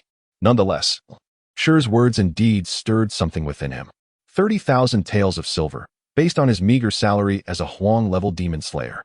It would take several centuries to accumulate such an amount. Contemplating this, Shen Changqing fixed his gaze upon Shen Changqing. You are well aware of what can be said and what must remain unspoken. Although I am merely acting as the county magistrate, I am still a member of the Demon-Suppression division. We possess myriad means to ensure silence should we desire it. I trust this need not be emphasized. Excellent. Shen Changqing nodded in satisfaction and continued. The Zhao and Zhang family's total assets, after the confiscation, amount to 310,000 taels. Ensure that you meticulously record everything without omission. As for the remainder, handle it as you see fit. I understand. Shen Changqing replied. Additionally, please arrange for some supplements to replenish vitality, as well as provisions of poultry and fish. They should be delivered promptly. Should the office's allowances prove insufficient, I shall compensate the remainder. Very well, I shall attend to it. Shen Changqing respectfully withdrew. In less than an hour, Shen Changqing returned with the requested items, accompanied by a substantial stack of silver notes. Shen Changqing counted them. The notes totaled approximately 30,000 taels, albeit a few taels short. Observing the abundance of food before him, he couldn't help but reflect on the costs involved. A single meal could easily consume several taels of silver, a considerable expenditure. Relying solely on the meager salary from the Demon-Suppression division would undoubtedly squander much time if he wished to enhance his rank. While an increase in his status necessitated the accumulation of slaughter points, daily consumption and replenishment were equally indispensable. In the past, Shen Changqing did not perceive this as an issue, but as his level ascended, so too did his consumption. At this point, each breakthrough required significant resources to restore the bodily depletions incurred. Hence, it was no surprise that he would so readily extract 30,000 taels from the two families. Having learned from previous experiences, Shen Changqing first consumed part of the provisions to satiate his hunger, then focused his mind to engage in the enhancement of his martial arts. 13 Taibao's horizontal training. Enhance. 5 points of slaughter value expended. A formidable suction emanated from every facet of his body, causing the sustenance within his abdomen to vanish at an astonishing pace, transforming into a torrent of vital energy. Soon thereafter, an intense hunger surged forth. Shen Changqing, unwilling to hesitate, seized the opportunity to consume a considerable amount of food. Ultimately, his body trembled. A subtle sheen seemed to flow over his otherwise normal skin. At this juncture, the 13th Guardian's martial arts had ascended to the 17th level, with the enhancement of his external prowess and the replenishment of his vital energy. Shen Changqing commenced the breakthrough of the Tianwu vital energy. With a mere thought, 10 points of his killing value were instantaneously expended. Subsequently, his physical vitality began to wane, transforming within the Dantian into Tianwu true energy. Before long, the true energy in his Dantian reached a state of overflow. And when it could no longer break free from its confines, it began to compress and reverse. 1 drop, 2 drops. The gaseous true energy commenced its metamorphosis into a liquid state. Time passed unmeasured, and all the true energy in the Dantian transformed into a crimson liquid, quietly resting like a serene spring. Simultaneously, as the true energy liquefied, all the meridians throughout his body instantaneously interconnected. The membranous inner vital energy that ought to have resided within him now grew wildly, becoming exceedingly dense. Concurrently, an overwhelming sense of weakness surged within him. This sensation, both fulfilling and debilitating, left Shen Changqing momentarily dazed. Upon regaining his senses, he hurriedly grasped the items on the table, indiscriminately shoving everything into his mouth. In mere moments, the tabletop lay in disarray, all the food consumed. Yet even this did not suffice to completely replenish his energy. Enter, a powerful voice commanded. And immediately someone pushed the door open. My lord, how may I serve you? Upon greeting, Shen Changqing's peripheral vision caught sight of the chaotic table, and he was taken aback. He distinctly remembered that the provisions he had brought were ample enough to satisfy several robust men. Yet, he did not anticipate that they would be devoured by a single individual in such a short span. Nevertheless, considering his lord's status as a formidable slayer of demons, Shen Changqing thought little of it. It seemed only reasonable for a powerful figure to require more sustenance. Shen Changqing produced a 10-tael silver note and directly handed it to Shen Changqing. Prepare another feast for me at double the previous amount, immediately. Why yes, your humble servant obeys. Shen Changqing, not daring to inquire further, accepted the note and retreated. Shen Changqing remained seated, eyes closed, absorbing the changes within his body. With the 13th Guardian's martial arts having reached the 17th level, his overall physical qualities had significantly improved. Yet, there were palpable drawbacks. The enhancement was somewhat lagging behind the consumption of his internal energy. To elevate from the 11th to the 12th level of Tianwu vital energy had nearly drained his vitality. This was indicative of the balance he needed to maintain. If the 13 guardians of the underworld only enhanced their external cultivation by one level before transitioning to internal cultivation, it would no longer suffice to sustain the consumption. The 13th layer of the heavenly martial aura undoubtedly demands even greater expenditure. It is likely that the 13 guardians' external cultivation must reach the 19th layer to adequately support that instantaneous drain. In essence, the rank of this martial art is ultimately too low.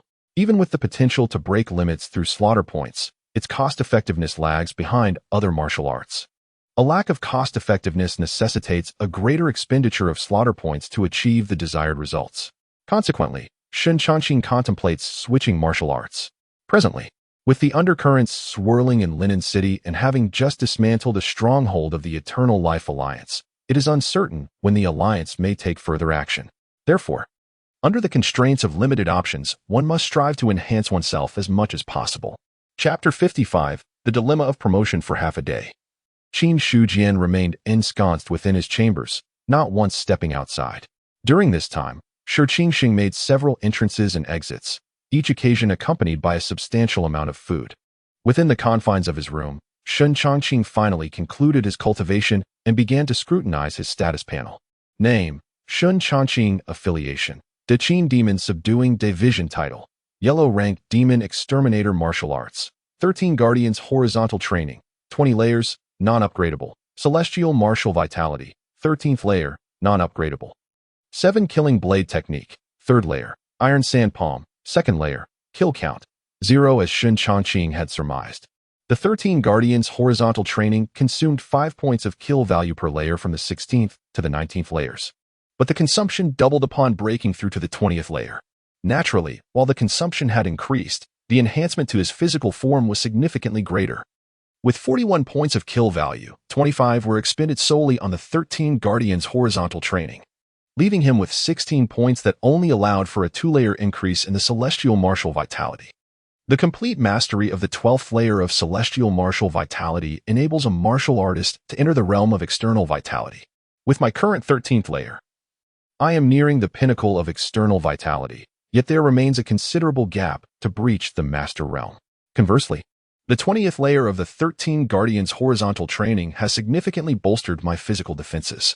Now, even without relying on vital energy for protection, it would likely prove challenging for an ordinary meridian-opening martial artist to breach my physical defenses. Shen Changqing pondered. Without actual combat experience, he could not be entirely certain of the efficacy of his defenses against meridian-opening practitioners. However, this was not his primary concern at present. What preoccupied Shen Changqing most was the question of how to transcend into the Master Realm. To be frank, his understanding of the Master Realm was rather scant.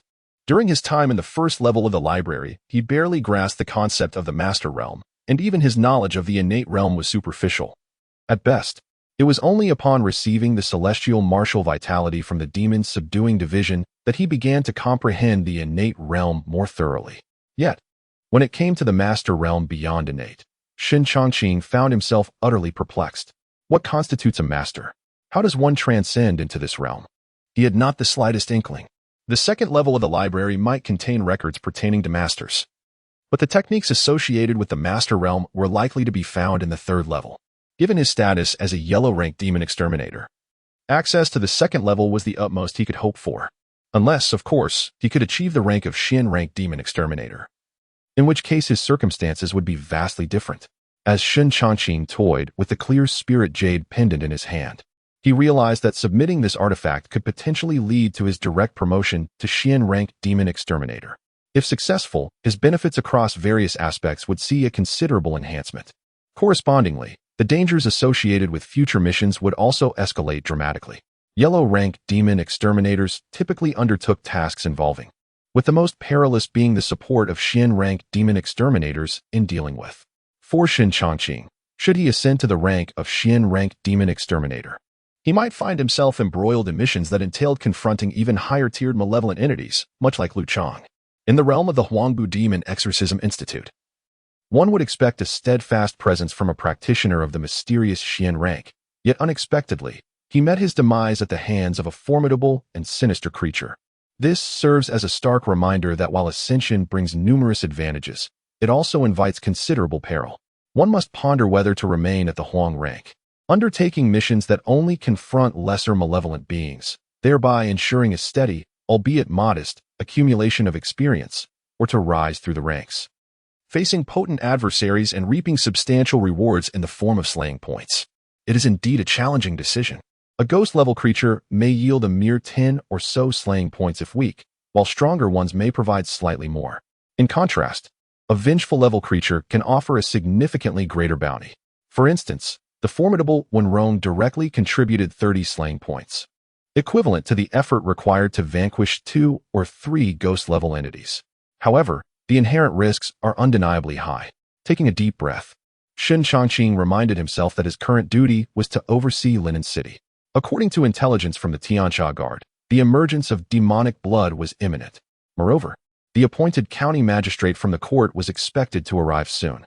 News of my slaying of the Zhang clan's demons has already reached the Tianxia Guard, and my breakthrough to the innate level is likely no longer a secret. However, with the presence of the Tongmai pill, my ascension can be explained to some extent. Yet, my foundational strength is still somewhat lacking. The desire for rapid advancement while maintaining a low profile is an elusive pursuit. Shen Changqing had long mentally prepared for the current situation. Operating discreetly within the Demon-Suppression department while quietly accumulating slaying points to enhance his capabilities was indeed feasible. But the pace was painfully slow. Hence, exposure was an inevitable outcome. At least for now, the Tongmai pill serves as a plausible excuse. My breakthrough, though startling, can be accounted for. Furthermore, attaining the innate level does not necessarily mandate an immediate promotion to Shen rank exorcist. Like the apprentice exorcists, Huang rank exorcists must also undertake assessment missions to ascend to the Shen rank. Moreover, Huang rank exorcists are afforded a 5-year grace period. Any Huang rank exorcist may choose not to participate in assessments for up to 5 years, allowing them to accumulate strength quietly. Only upon the expiration of this period would assessments become compulsory. Success would naturally lead to promotion to Shen rank exorcist. Conversely, failure could spell doom. And even those fortunate enough to survive would still face assessment missions in the future. This aspect reveals the cold and ruthless nature of the Demon-Suppression department. However, under normal circumstances, prior to the 5-year deadline, the department would not compel Huang rank exorcists to partake in assessments. What constitutes an abnormal situation remains beyond Shen Changqing's knowledge. Rising from his quarters, he sought out Shi Qingsheng. Master Shi, please draft an announcement to be posted, clarifying the events that transpired yesterday at the Zhang clan. The appearance of malevolent beings and the subsequent devastation by fire must be addressed. For the common folk of Linen, this event is of considerable significance. Thus, the authorities must provide a reasonable explanation to pacify the populace. Simultaneously, if only the Zhang family had been extinguished, there would be no necessity to report to the Demon-Suppression division. However, the Zhang family serves as a stronghold for the Eternal Life Alliance in Linen, and matters concerning such a stronghold can escalate significantly. To ensure thoroughness, he detailed everything in the letter. Yet he did not fully disclose the extent of the Zhang family's demonic prowess. Once completed, the official announcement from the authorities was promptly posted. Immediately, a throng of citizens gathered around, engaging in fervent discussions regarding the announcement. Those literate were called upon to interpret its contents. It was truly lamentable that the Zhang family had been annihilated by malevolent forces. Indeed, just days prior, I had a conversation with Steward Zhang. Who would have imagined that, after such a brief absence, he would be lost? The onlookers shook their heads in sorrow, some connected to the Zhang family, while others merely lamented the fragility of life.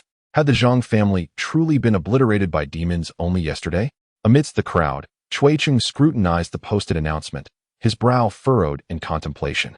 He had initially believed that the Zhang family had colluded with the demons and had been obliterated by Shen Changqing. Yet the content of the announcement suggested that the Zhang family had suddenly been attacked, prompting the authorities to respond and eliminate the demons. While the announcement appeared reasonable, Chui Cheng perceived numerous inconsistencies. It had been evident since Shen Changqing summoned them that the Zhang family's affiliation with the Eternal Life Alliance was not a recent development. If the Zhang family had not allied with the demons, they would have likely met their demise at their hands long ago. Yet the murmurs of the crowd contradicted the assumption that the Zhang family had been extinguished long prior. Chui Cheng was not alone in his confusion. Zhao Yu, accompanying him, wore a similarly puzzled expression. Senior brother, is it not true that the Zhang family did not collude with the demons but was recently victimized by them? She turned to her brother, her gaze meeting Chui Cheng's grave countenance. It is difficult to ascertain. Chui Cheng shook his head, equally perplexed. Let us depart for now. He urged Zhao Yu to leave. The other citizens remained ensconced before the announcement, engaged in ceaseless discussion. In the inner hall, as Shen Changqing had just seated himself, Chui Cheng and Zhao Yu arrived to pay their respects. What brings you two here? Lord Shen, I wish to inquire about the situation regarding the Zhang family. Chui Cheng spoke eagerly, yet upon reaching midway, he faltered, unsure how to proceed. Please, take a seat, Shen Changqing gestured with a calm demeanor. The two clasped their fists in gratitude. Thank you, Lord Shen. After settling into their seats, Shen Changqing regarded them with a neutral expression. Your visit pertains to the announcement posted by the authorities, does it not? If you have any inquiries, feel free to voice them directly. There is no need for circumlocution. In that case, I shall speak plainly. Chui Cheng clasped his hands and articulated the doubts that weighed on his mind. Indeed, the Zhang family serves as a stronghold for the Eternal Life Alliance. However, they have not colluded with malevolent forces. In fact, it is worth noting that the Zhang family was annihilated by the fiends of the Eternal Life Alliance long ago. After a brief pause, Shen Changqing shifted the conversation, posing a question in return. Has the Guiyuan sword sect ever heard of the term corpse puppet? Corpse puppet. Chui Cheng expressed momentary confusion, yet recollection soon dawned upon him, causing his countenance to change dramatically. Are you suggesting, Master Shen, that the members of the Zhang family have been transformed into corpse puppets? Chapter 56. The dragon turns. The term corpse puppet elicited a look of perplexity on Zhao Yu's face. To the untrained eye, it is often challenging to discern the difference between a corpse puppet and a living person. However, since corpse puppets are no longer among the living, they require regular infusions of fresh blood to prevent their physical forms from decaying. Documentation regarding corpse puppets is certainly abundant within the Guiyuan sword sect, a prominent faction in Guangyuan Prefecture. After providing an explanation, Chui Cheng turned his gaze towards Shen Changqing, having grasped the intent behind his actions.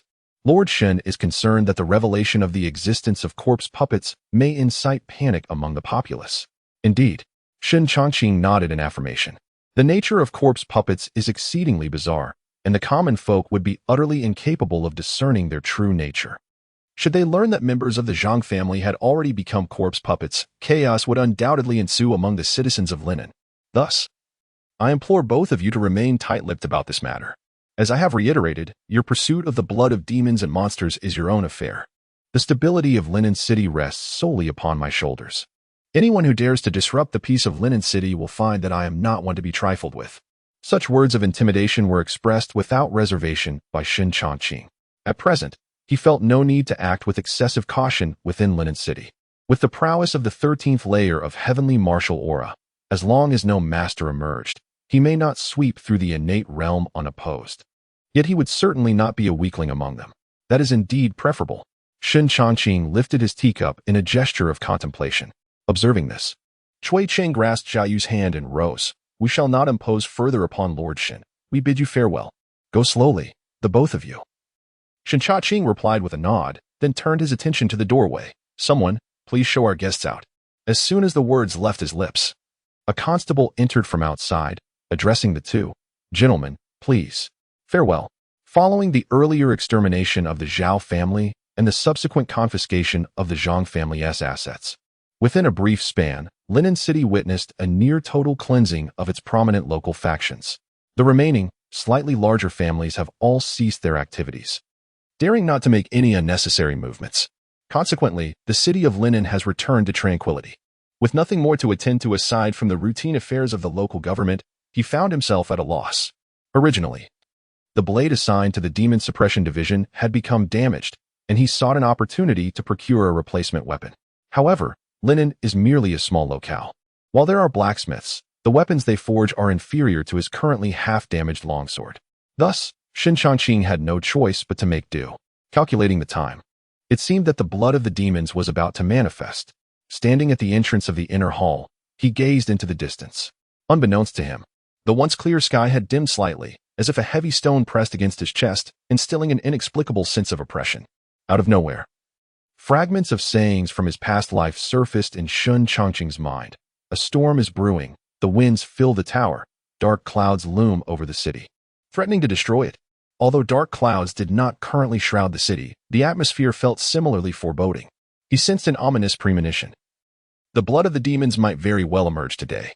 Lost in contemplation, he was suddenly jolted by the earth shaking violently, akin to a dragon stirring beneath the ground. The items on the table in the inner hall toppled and shattered due to the tremors. Soon after, a cacophony of chaos erupted outside. Not good. The earth dragon stirs. Quick, seek shelter.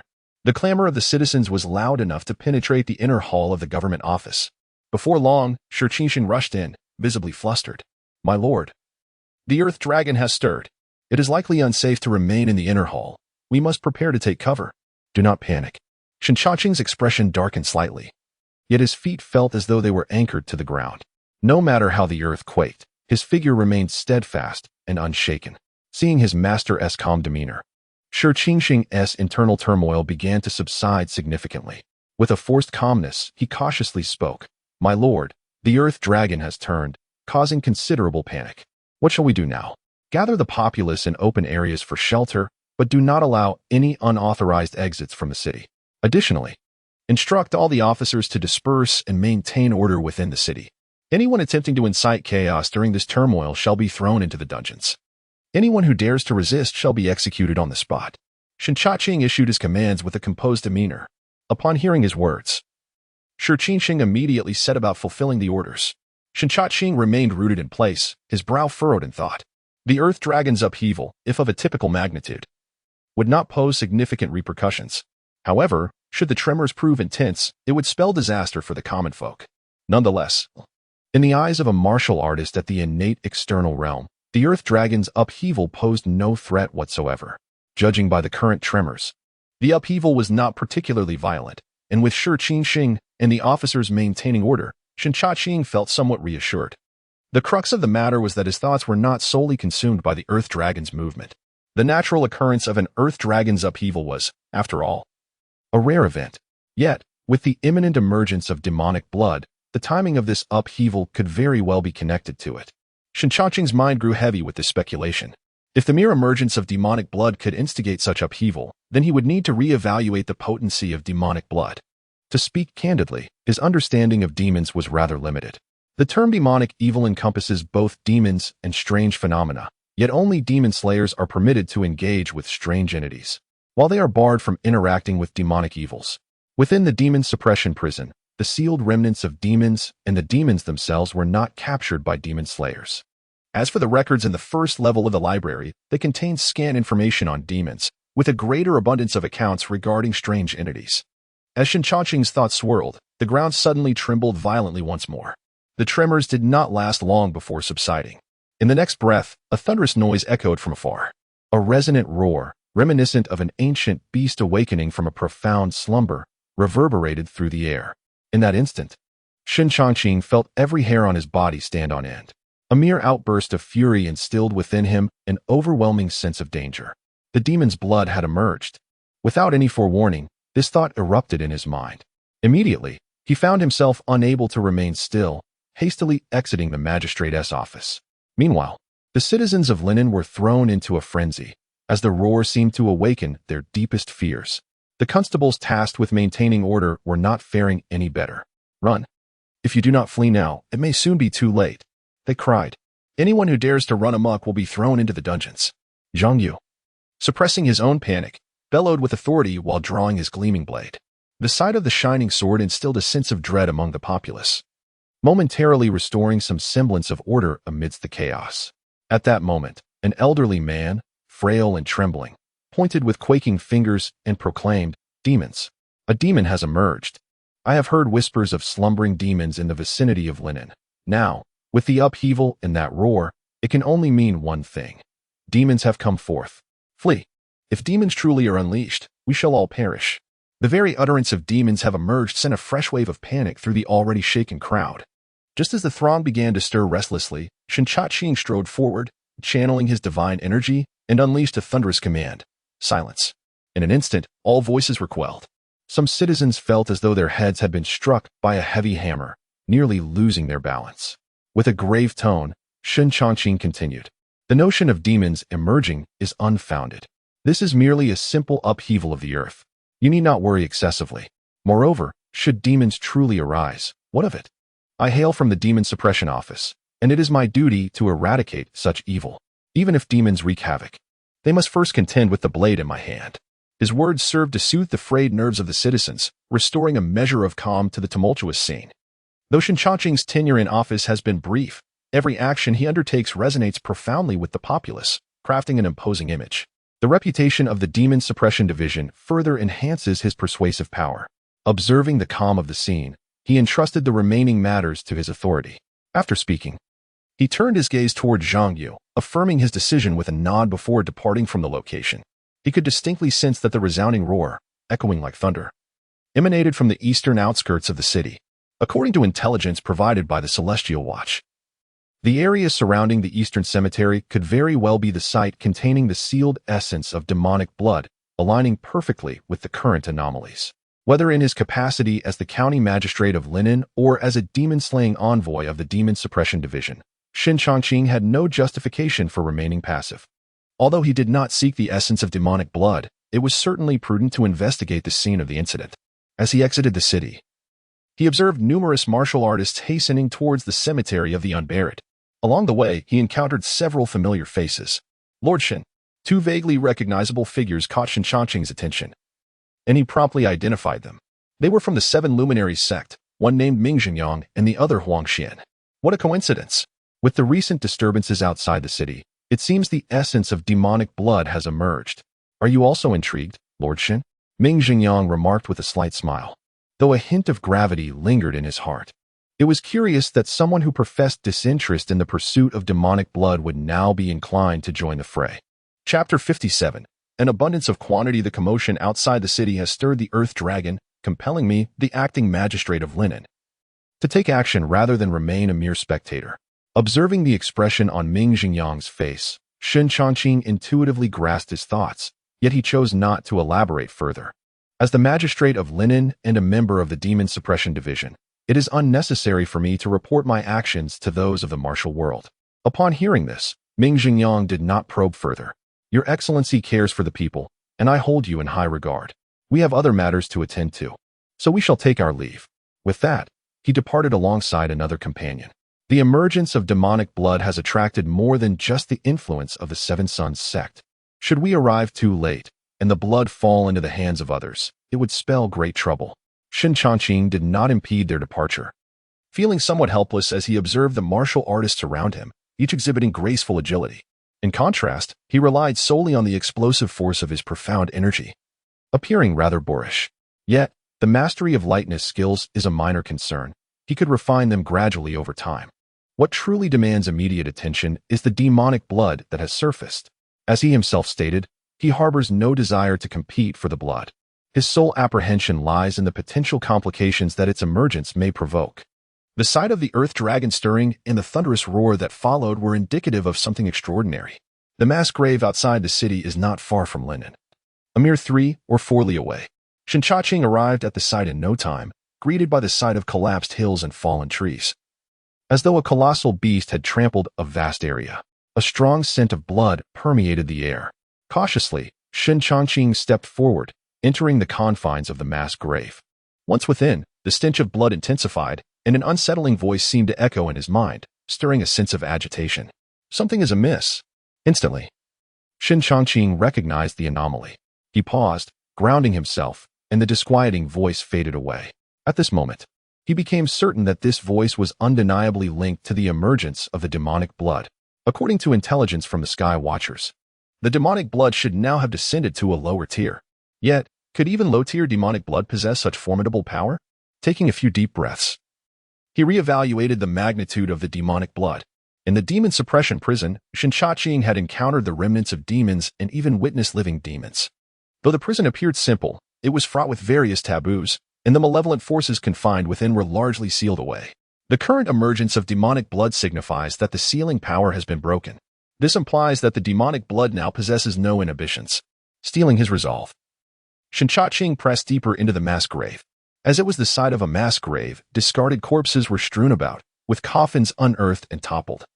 Their skeletal remains scattered within. He paid little heed to this grim scene, stepping over the bones as he advanced toward the source of the demon's blood. With each step deeper into the area, the surroundings gradually opened up. Finally, Shen Changqing came to a halt. Before him, the ground had split open, resembling an abyssal chasm, from which an endless glow of blood emanated, reflecting from the depths below.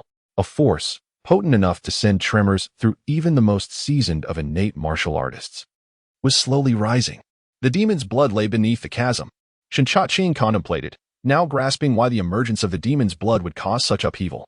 The sheer size of the fissure bore testament to the magnitude of the disturbance caused by the blood's appearance. Given the proximity to Linen City, it was only natural that this rupture would send shockwaves across the distance. He noticed Chui Cheng and Ming Zhengyang, each standing apart, their expressions grave. Several martial artists had drawn their swords, poised for action. Lord Shen, do you also intend to contest for the demon's blood?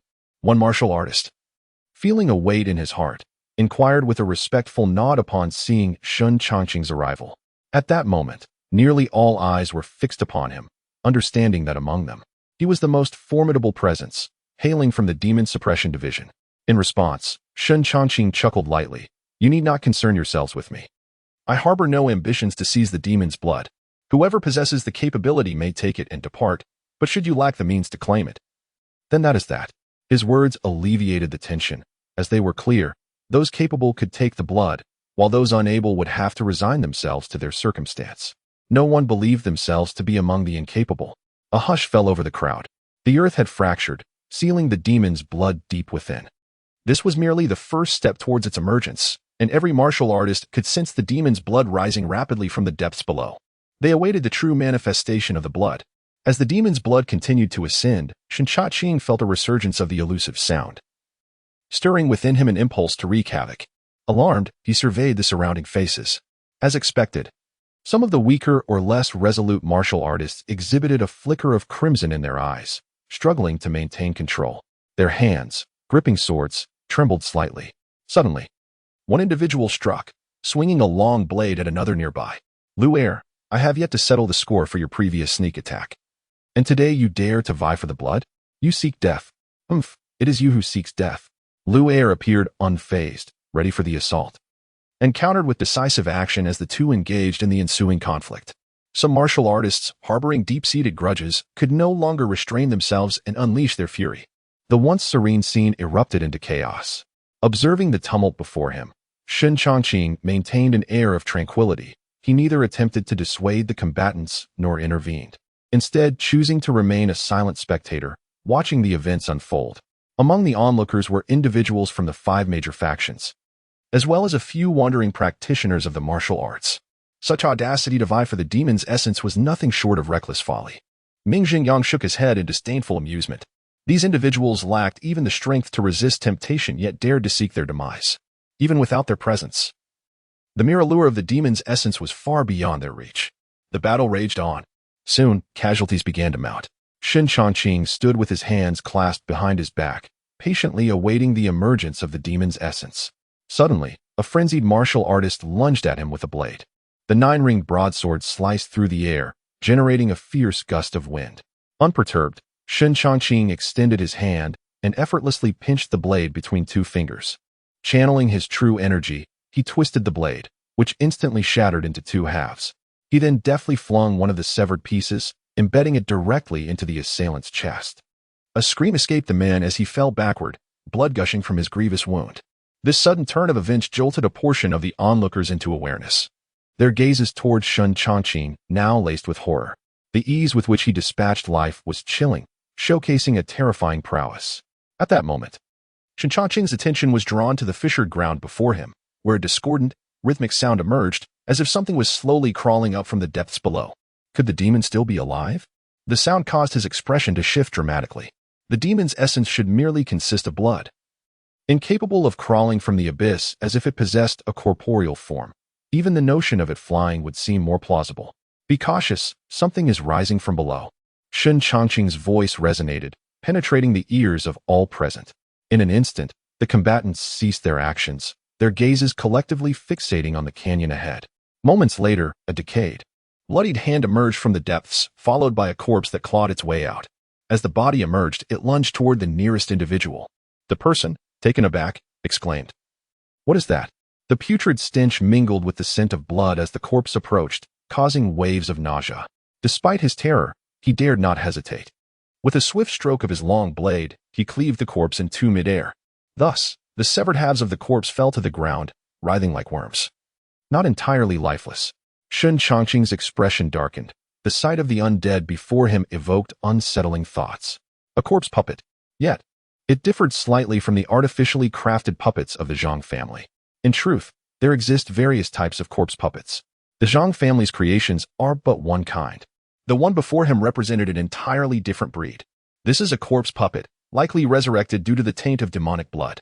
To vanquish such a creature swiftly and efficiently, one must sever its head.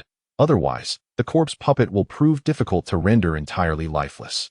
Shen Changqing spoke with clarity, revealing the true nature of the entity before them. As he spoke, more corpse puppets emerged from the canyon. Despite their terrifying appearance, those who traverse the martial world are seasoned individuals, accustomed to facing peril, and thus, fear is unwarranted. Particularly, although the corpse puppets appear fearsome, their actual strength is rather feeble, comparable to that of an ordinary person at best.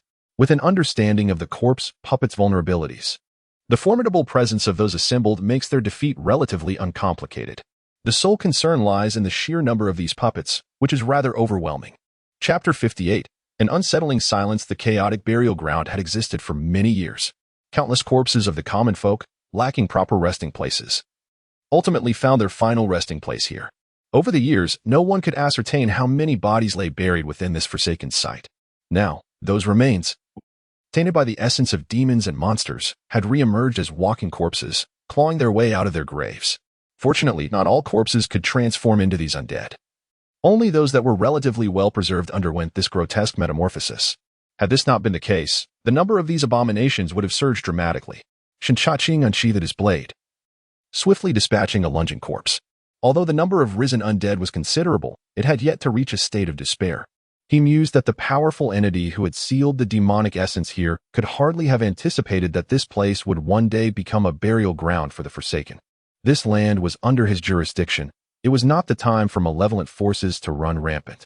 With a fierce shout, Shen Changqing stepped forward, unleashing a wave of energy that cleaved the air and decapitated dozens of the undead in an instant. The manifestation of his energy sent shivers down the spines of those who witnessed it. Such a display of power was the hallmark of an innate external force practitioner. While some martial arts could mimic this external manifestation before one reached the realm of external force, who could definitively claim that this Lord Shen was not a practitioner of the innate external force? Amidst the shock, a sense of relief washed over them. Although the number of undead was daunting, the presence of an innate external force practitioner meant that the situation was far from dire. Shen Changqing paid little mind to their thoughts. His advancement beyond the innate stage could not remain concealed for long, but with the celestial martial energy coursing through him, he could offer an explanation to the Demon-Suppression division. As long as he did not deliberately reveal himself, no one would know that he had already attained the rank of an innate external force warrior. The nature of celestial martial energy allowed for the external manifestation of force upon breaking through to the innate stage. Shen Changqing's decisive actions inspired those around him. In an instant, the others hastened their efforts to dispatch the undead. Within less than half an hour, not a single undead creature remained in the chasm. At that moment, a surge of crimson light erupted. Something was about to emerge. With his blade sheathed, Shen Changqing instinctively placed his hand upon the hilt, his gaze heavy with gravity, his mind refusing to entertain even a moment of relaxation. The strength of the demons was not to be underestimated. He could not be certain just how powerful a drop of their unrestrained essence might be. The recent upheaval, from the Earth Dragon's upheaval to the reanimation of the dead, spoke volumes of the extraordinary nature of this demonic essence. His gaze then swept over Chui Cheng and the others. Even with his own cultivation, he could sense immense pressure emanating from the situation. In response, Shen Changqing harbored profound doubts within his heart. The atmosphere was thick with silence. After a brief moment, a blood-green sphere, roughly the size of a human fist, ascended from the abyss of the canyon, captivating the attention of all present. Upon closer inspection, one could discern the intertwining red light within the sphere. A series of thunderous roars emanated from it, instilling a sense of dread. "Attack!" someone exclaimed, igniting the fervor of the crowd as individuals surged towards the blood-green sphere. Their purpose for coming was solely to seize the essence of the demon. Now that it had manifested, no one could suppress their impulses. With the first strike initiated, a second and a third soon followed. Even Cui Cheng and Ming Zhenyang could not maintain their composure in this moment. The essence of the demon rightfully belonged to the Guiyuan sword sect. None could claim it.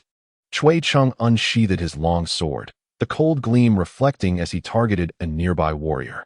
Simultaneously, Ming Zhenyang stepped forward, his figure seemingly shifting like a shadow, vanishing in an instant. In the next heartbeat, he reappeared near the essence of the demon, his folding fan striking out like a long sword, unleashing a fierce gust that left onlookers aghast. The Guiyuan sword sect's desire to monopolize the essence was overly presumptuous. This essence belongs to the Chiyue sect. If you would be so kind, I assure you that Ming will offer substantial rewards on behalf of the Chiyue sect in the future. The compensation I can provide as the Tiandao sect will be double. Thus, I propose that the essence be relinquished to me. Xiao Bolong laughed heartily, drawing his long knife, unleashing an unparalleled blade aura that cleaved through the air in an instant. Before the essence of the demon emerged, these renowned factions exhibited some restraint. However, with its true appearance, all pretenses of moderation were cast aside. A chaotic melee erupted. Each individual yearned for the essence, ensuring that a peaceful resolution was impossible. Shen Changqing took a step back, quietly observing the fray as others vied for the essence, choosing not to intervene. As he had initially stated, while the essence was indeed precious, this was relative. The Demon-Suppression division lacked neither the essence nor the means to obtain it. Thus, what appeared invaluable to other factions was considered merely desirable by the division. The martial arts of the Chiyue sect appeared relatively gentle, imbued with a Confucian essence. It was said that the founder of the Chiyue sect was once a prominent scholar in the court, and this rumor seemed to hold true. Shen Changqing's gaze settled on Ming Zhenyang, who stood as the strongest among those present. In comparison, even the two masters from the Tiandao sect were slightly inferior in strength. While the strength of a sect does not always correlate with the prowess of its disciples, a more powerful sect often possesses a richer heritage. Consequently, those who emerge from such backgrounds tend to be significantly stronger than the average individual. If one were to categorize everyone present into distinct tiers, Ming Zhenyang would undoubtedly occupy the foremost echelon, while the two representatives from the Tiandao sect would be placed in the second tier. The remaining disciples from various sects would barely straddle the line between the second and third tiers. And the idle martial artists would all be relegated to the lower third tier. The essence of martial combat lies in the fierce struggle between life and death, particularly now. Under the insidious allure of demon blood, the murderous intent within each individual has been magnified immeasurably, leading to swift casualties as soon as the battle commenced. Suddenly, a chilling aura enveloped the surroundings. Shen Changqing's expression shifted, and with a deft tap of his toes upon the ground, he soared backward like a great bird, quickly distancing himself from the radius of the demon blood. As he retreated, a thick fog materialized before him, rendering the once clear scene indistinct. Demons. Having slain a few of these fiends with his own hands, Shen Changqing had become acutely attuned to their presence. Initially, upon witnessing the demon blood, he had harbored doubts. With so many martial artists vying for the demon blood, why had the demonic faction remained inactive? Eventually, he attributed the absence of demons to the fact that he had decimated the forces sent by the Eternal Life Alliance. However, he was unprepared for the revelation that the demons indeed had contingencies in place. Now, the area of contention for the demon blood at the mass grave had succumbed to a shroud of fog, which was spreading ominously outward. With his keen instincts, Shen Changqing sensed a profound danger lurking within the mist. Thus, after initially retreating from the fog's embrace, he did not linger, executing several agile leaps to escape the mass grave entirely. The demons had appeared at the mass grave in search of demon blood, and he feared that the citizens of Linen City might also be coveted by these malevolent beings. With his feet in constant motion, he darted toward Linen City. The emergence of demons at the mass grave suggested that they could very well manifest in Linen as well. He remained unwavering in his mission to defend Linen City. Should it fall to the demons, his task would be deemed failure. Moreover, even if not for the sake of duty, Shen Changqing could not idly allow so many innocent lives to be sacrificed to the demons. The threat posed by the demons at the mass grave was undeniable, likely stemming from a formidable entity or perhaps multiple entities. Given that the mass grave was a burial ground, it was ill-advised to confront them directly. As for the martial artists, their fate would depend on fortune, he mused. To be candid, He did not believe that Chui Cheng and his companions stood any chance of survival. After all, even those who had reached the innate external realm felt threatened. The outcome for those who had yet to attain such a level was all too predictable. However, if they dared to pursue the demon blood, they must also bear the consequences of their actions. In contrast, when weighed against the citizens of Linen, that faction of martial artists could be deemed expendable. Hence, Shen Changqing withdrew decisively, without hesitation. The malevolent spirits of the mass grave seemed to sense the tenacity of his presence. As they retreated, they exhibited no intention of obstructing his path. It did not take long. In fact, the entire city emanated an unusual tranquility. As he walked along the serene streets, Shen Changqing gripped the hilt of his sword firmly, his gaze composed, steadily making his way toward the yamen. It was eerily silent. The surroundings were excessively quiet. What was ordinarily a short street appeared to stretch infinitely before him. Chapter 59. A night predestined for bloodshed. Shen Changqing's countenance remained serene as he traversed the deserted streets alone. Suddenly, a gentle breeze swept past him. His footsteps faltered, and in that instant, he beheld a figure clad in crimson, indistinct in visage, cleaved in two by a long blade.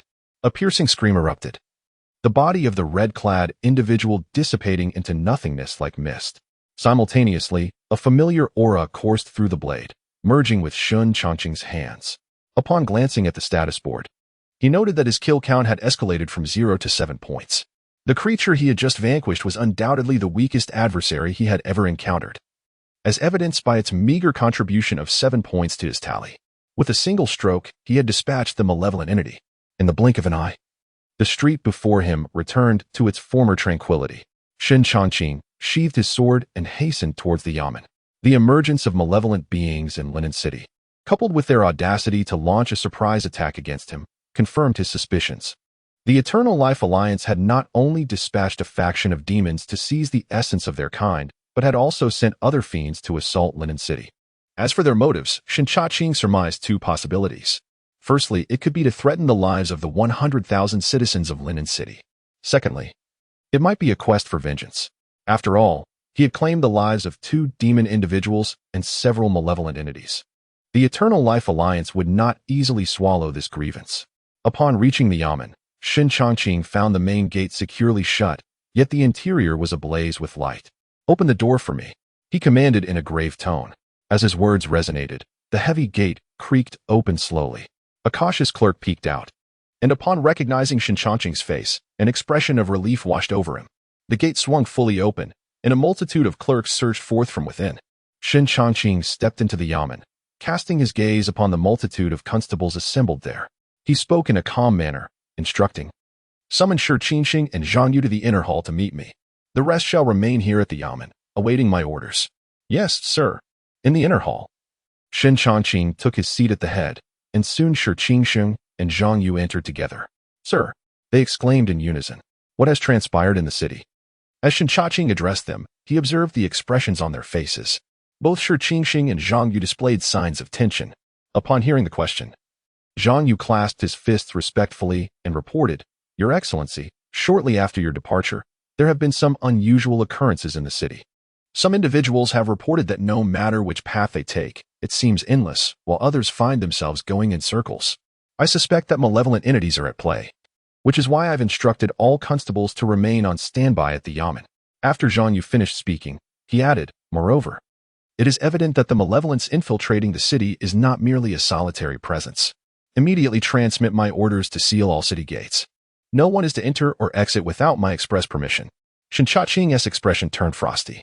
Based on Zhang Yu's description, the number of malevolent entities in the city was evidently not a trivial matter. However, these entities appeared to possess only the ability to bewilder, and their strength seemed limited. Yet, he could not be entirely certain that all the malevolence within the city was feeble. Just as Zhang Yu was about to take his leave, Shen Changqing halted him. "The number of malevolent entities in the city is considerable. Ordinary constables stand no chance against them. Collect all roosters that have lived for more than 3 years." Seeing the confusion on their faces, Shen Changqing patiently elucidated, "Roosters are embodiments of pure yang energy. While their blood may not be a definitive remedy against malevolence, it can prove beneficial. In the face of extraordinary circumstances, spilling a little rooster blood can dispel obstacles and provide you with a chance to escape. However, Do not entertain the notion that rooster blood will slay the malevolent beings. That would be of no avail. Understood, Your Excellency, Zhang Yu replied solemnly. Clasping his fists before turning to depart, his gaze fell upon Shi Changqing, who seemed poised to speak, yet ultimately shook his head in silence. You have nothing left to explain. Just strive to survive, he thought. A scholar, lacking in martial prowess, could scarcely achieve anything of significance. Although some venerable scholars possess the ability to counter malevolent forces with their righteous spirit, it was evident that Shi Changqing was not of that caliber. The last encounter with the evil had left him fortunate to escape, and now, it was a matter of luck for him once more. Upon hearing this, Shi Changqing forced a wry smile. Thank you for your concern, my lord. I understand what I must do. He was well aware of his own limitations. In the face of malevolence, it was enough for him not to be a burden. After a short while, Zhang Yu had gathered a considerable number of roosters, and under Shen Changqing's orders, proceeded to collect their blood, carefully bottling it. Each constable received several vials of this crimson essence. In the courtyard of the magistrate's office, a multitude of constables had assembled, each holding a torch. Some bore expressions of dread, while others displayed resolute determination. Following the previous attack, which had claimed several constables, Shen Changqing had recruited many more, bringing their number to over 40. Standing before them, Shen Changqing's demeanor was grave. There are a few matters I shall refrain from elaborating on, but I must emphasize one point. The imperial rations you consume and the salaries you receive are derived from the taxes of the people. It is the duty of the citizens to support you, but when faced with peril, you are obliged to stand at the forefront, safeguarding the peace of the populace behind you. This is equally your responsibility. Now, with malevolent forces threatening Linen City, I require you to undertake several tasks. First, immediately seal the city gates. Allow no one to enter or exit. As for the chicken blood in your possession, I have already provided instructions for its use. Each of you has a limited supply, which must only be employed in critical moments. Should it be depleted prematurely, the consequences are dire and need not be reiterated. Zhang Yu clasped his fists and spoke solemnly. Rest assured, my lord, even if I must sacrifice my life, I shall not retreat an inch in the face of the malevolence that besets Linen. Excellent, let us set forth. With a grand wave of his hand, Shen Changqing signaled for Zhang Yu to lead all the officers away. Instantly, the government office appeared considerably more desolate. My lord, do you possess confidence in dealing with these malevolent creatures? Asked Shi Changqing, standing nearby. Though his expression remained composed, an undeniable fear flickered in his eyes. He was but an ordinary man, instinctively daunted by the supernatural entities that transcended human comprehension. Confidence? Shen Changqing shook his head with a derisive chuckle. Who dares claim absolute certainty against such evil? However, rest assured, as the magistrate of Linen, I shall not permit our city to fall into the clutches of these fiends, unless it is truly unavoidable. He silently added this last thought in his mind. After offering some reassurance to Shi Changqing, Shen Changqing paused before inquiring, are there any formidable weapons within the office? My blade has been corroded by the blood of demons, and I find it rather unwieldy. Formidable weapons? Shi Changqing was momentarily taken aback, then fell into deep contemplation. After a while, a thought occurred to him. It happens that during the last raid on the Zhao household, some weapons were indeed confiscated. They have yet to be liquidated and are currently stored in the government warehouse. My lord, you may accompany me to inspect them. Very well, lead the way.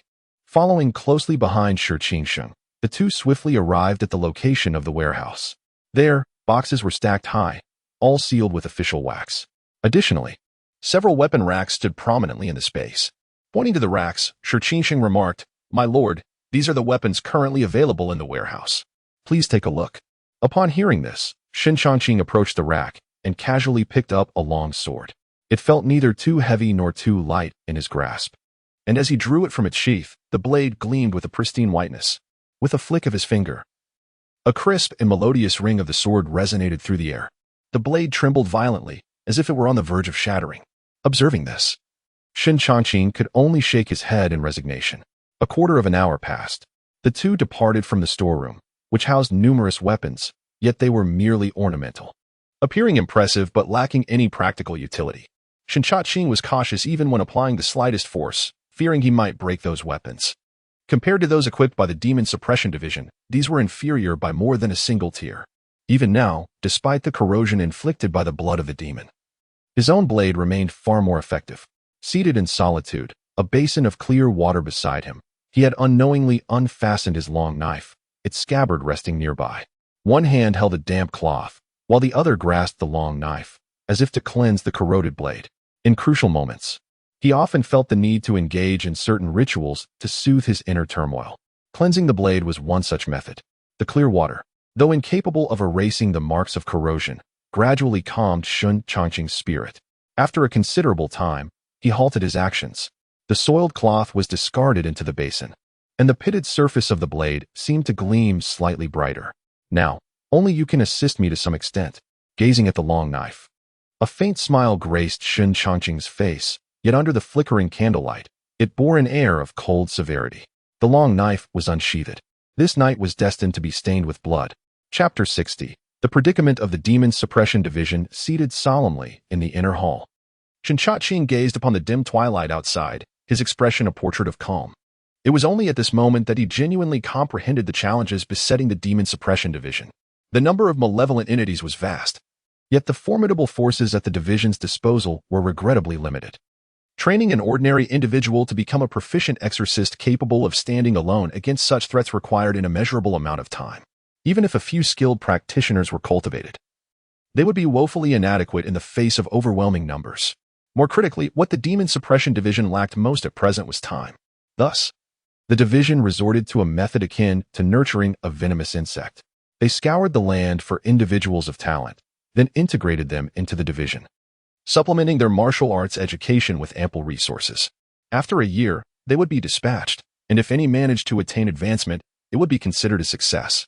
However, this approach inevitably entailed the sacrifice of numerous lives. Those capable of confronting the demonic threats remained exceedingly few. Shen Changqing sighed inwardly. One could discern the severity of the situation merely from the state of Linen City. With malevolent forces wreaking havoc, his solitary presence here rendered him somewhat beleaguered.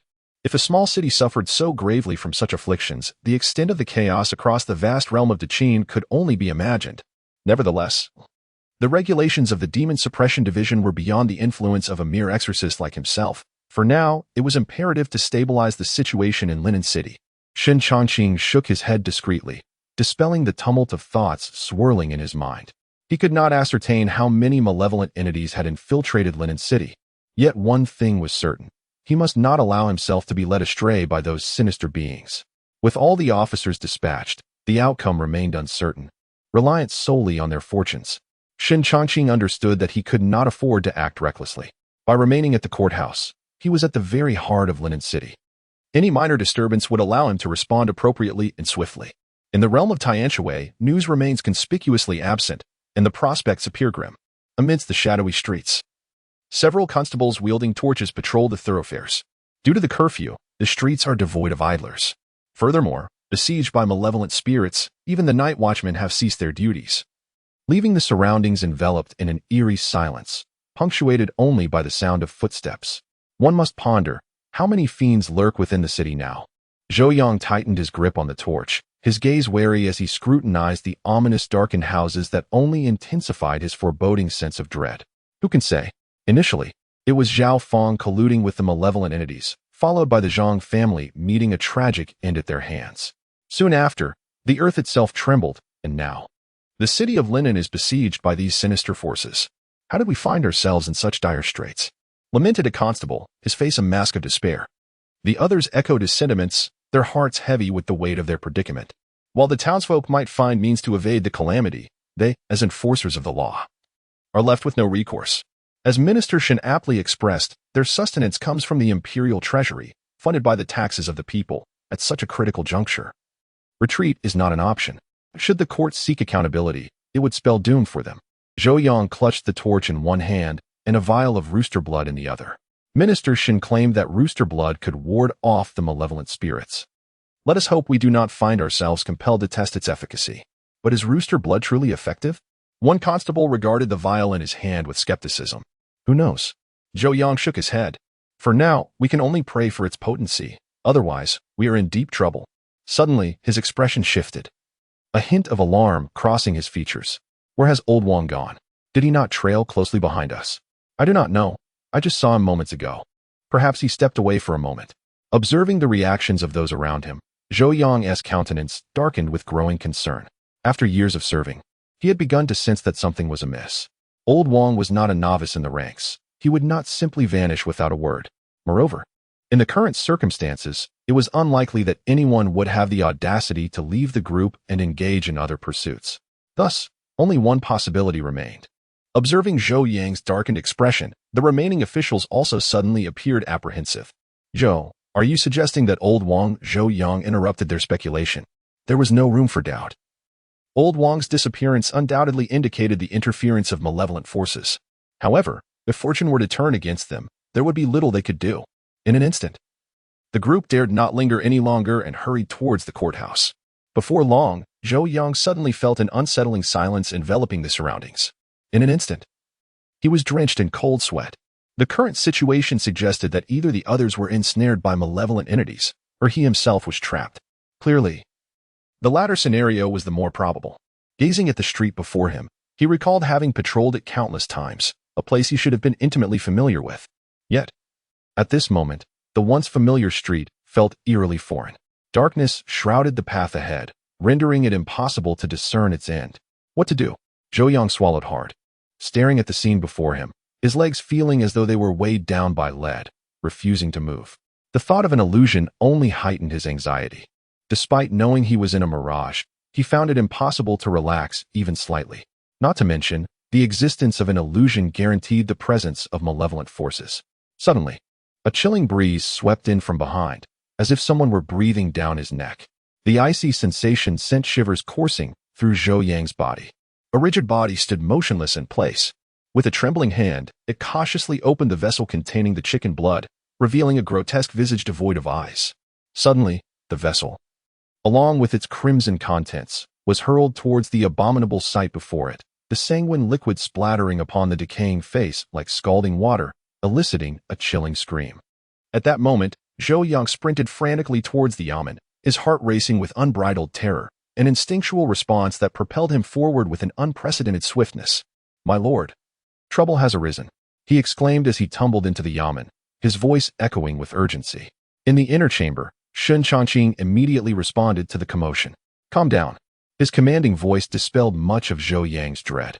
With a stern expression, Shen Changqing demanded, "What transpired? Speak clearly." Upon seeing that familiar face, Zhou Yang found a semblance of tranquility within himself. He swallowed hard before reporting, "My lord, we were attacked by an evil spirit. The others are unaccounted for. I managed to escape using the chicken blood." "An evil spirit attack? Where? Let me there," Shen Changqing ordered, and Zhou Yang, feeling compelled to obey, took the lead without hesitation. Before long, they arrived at the very street where the incident had occurred. "My lord, we were patrolling this street when, shortly thereafter, Old Wang and the others vanished without a trace." As he gazed upon the familiar surroundings, Zhou Yang recalled his recent harrowing experience. Had it not been for Shen Changqing's presence, he would never have dared return. Upon hearing this, Shen Changqing summoned his inner martial energy, heightening his senses to their utmost. Moments later, he stepped forward, channeling his martial energy into a powerful strike aimed directly at the air. The formidable essence of celestial martial energy surged forth like a raging inferno, causing the ambient temperature to rise dramatically. In the wake of this, before Zhou Yang's astonished gaze, everything around him began to dissipate into ashes, bit by bit. As the street vanished, another one materialized before his eyes. However, unlike before, the previously absent constables now lay strewn haphazardly across the ground.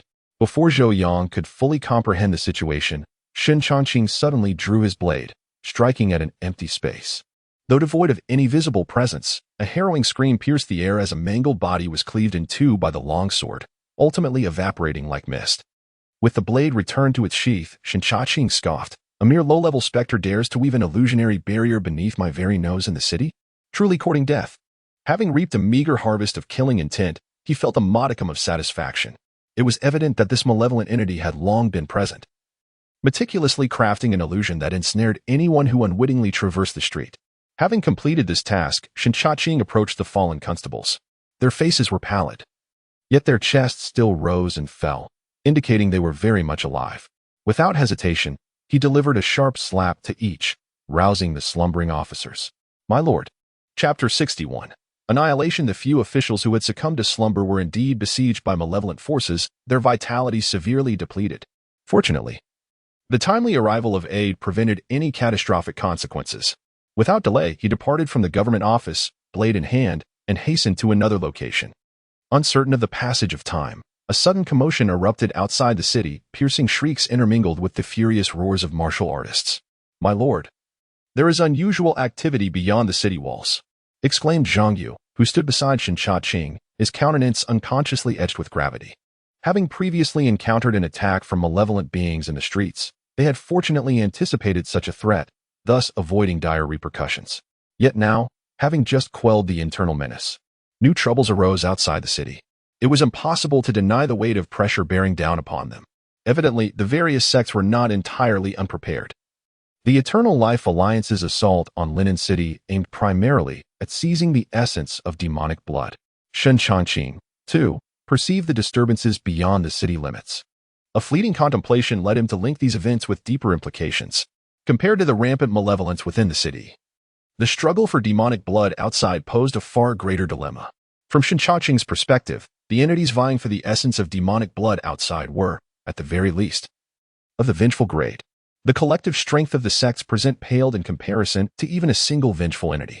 Consequently, he had braced himself for the possibility of their total obliteration. However, it was evident that other formidable forces had arrived at the scene.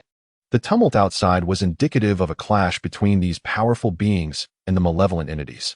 It became apparent that the sects were merely the vanguard in this struggle for demonic blood, while a stronger presence loomed behind them. The combatants involved were likely at least of the innate realm, though the exact number remained uncertain. Only those of innate prowess could contend with vengeful entities. Yet Shen Changqing could not ascertain how many innate warriors had joined the fray.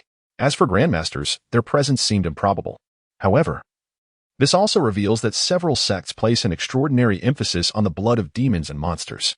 Shen Changqing turned to Zhang Yu and instructed, "Continue patrolling the city.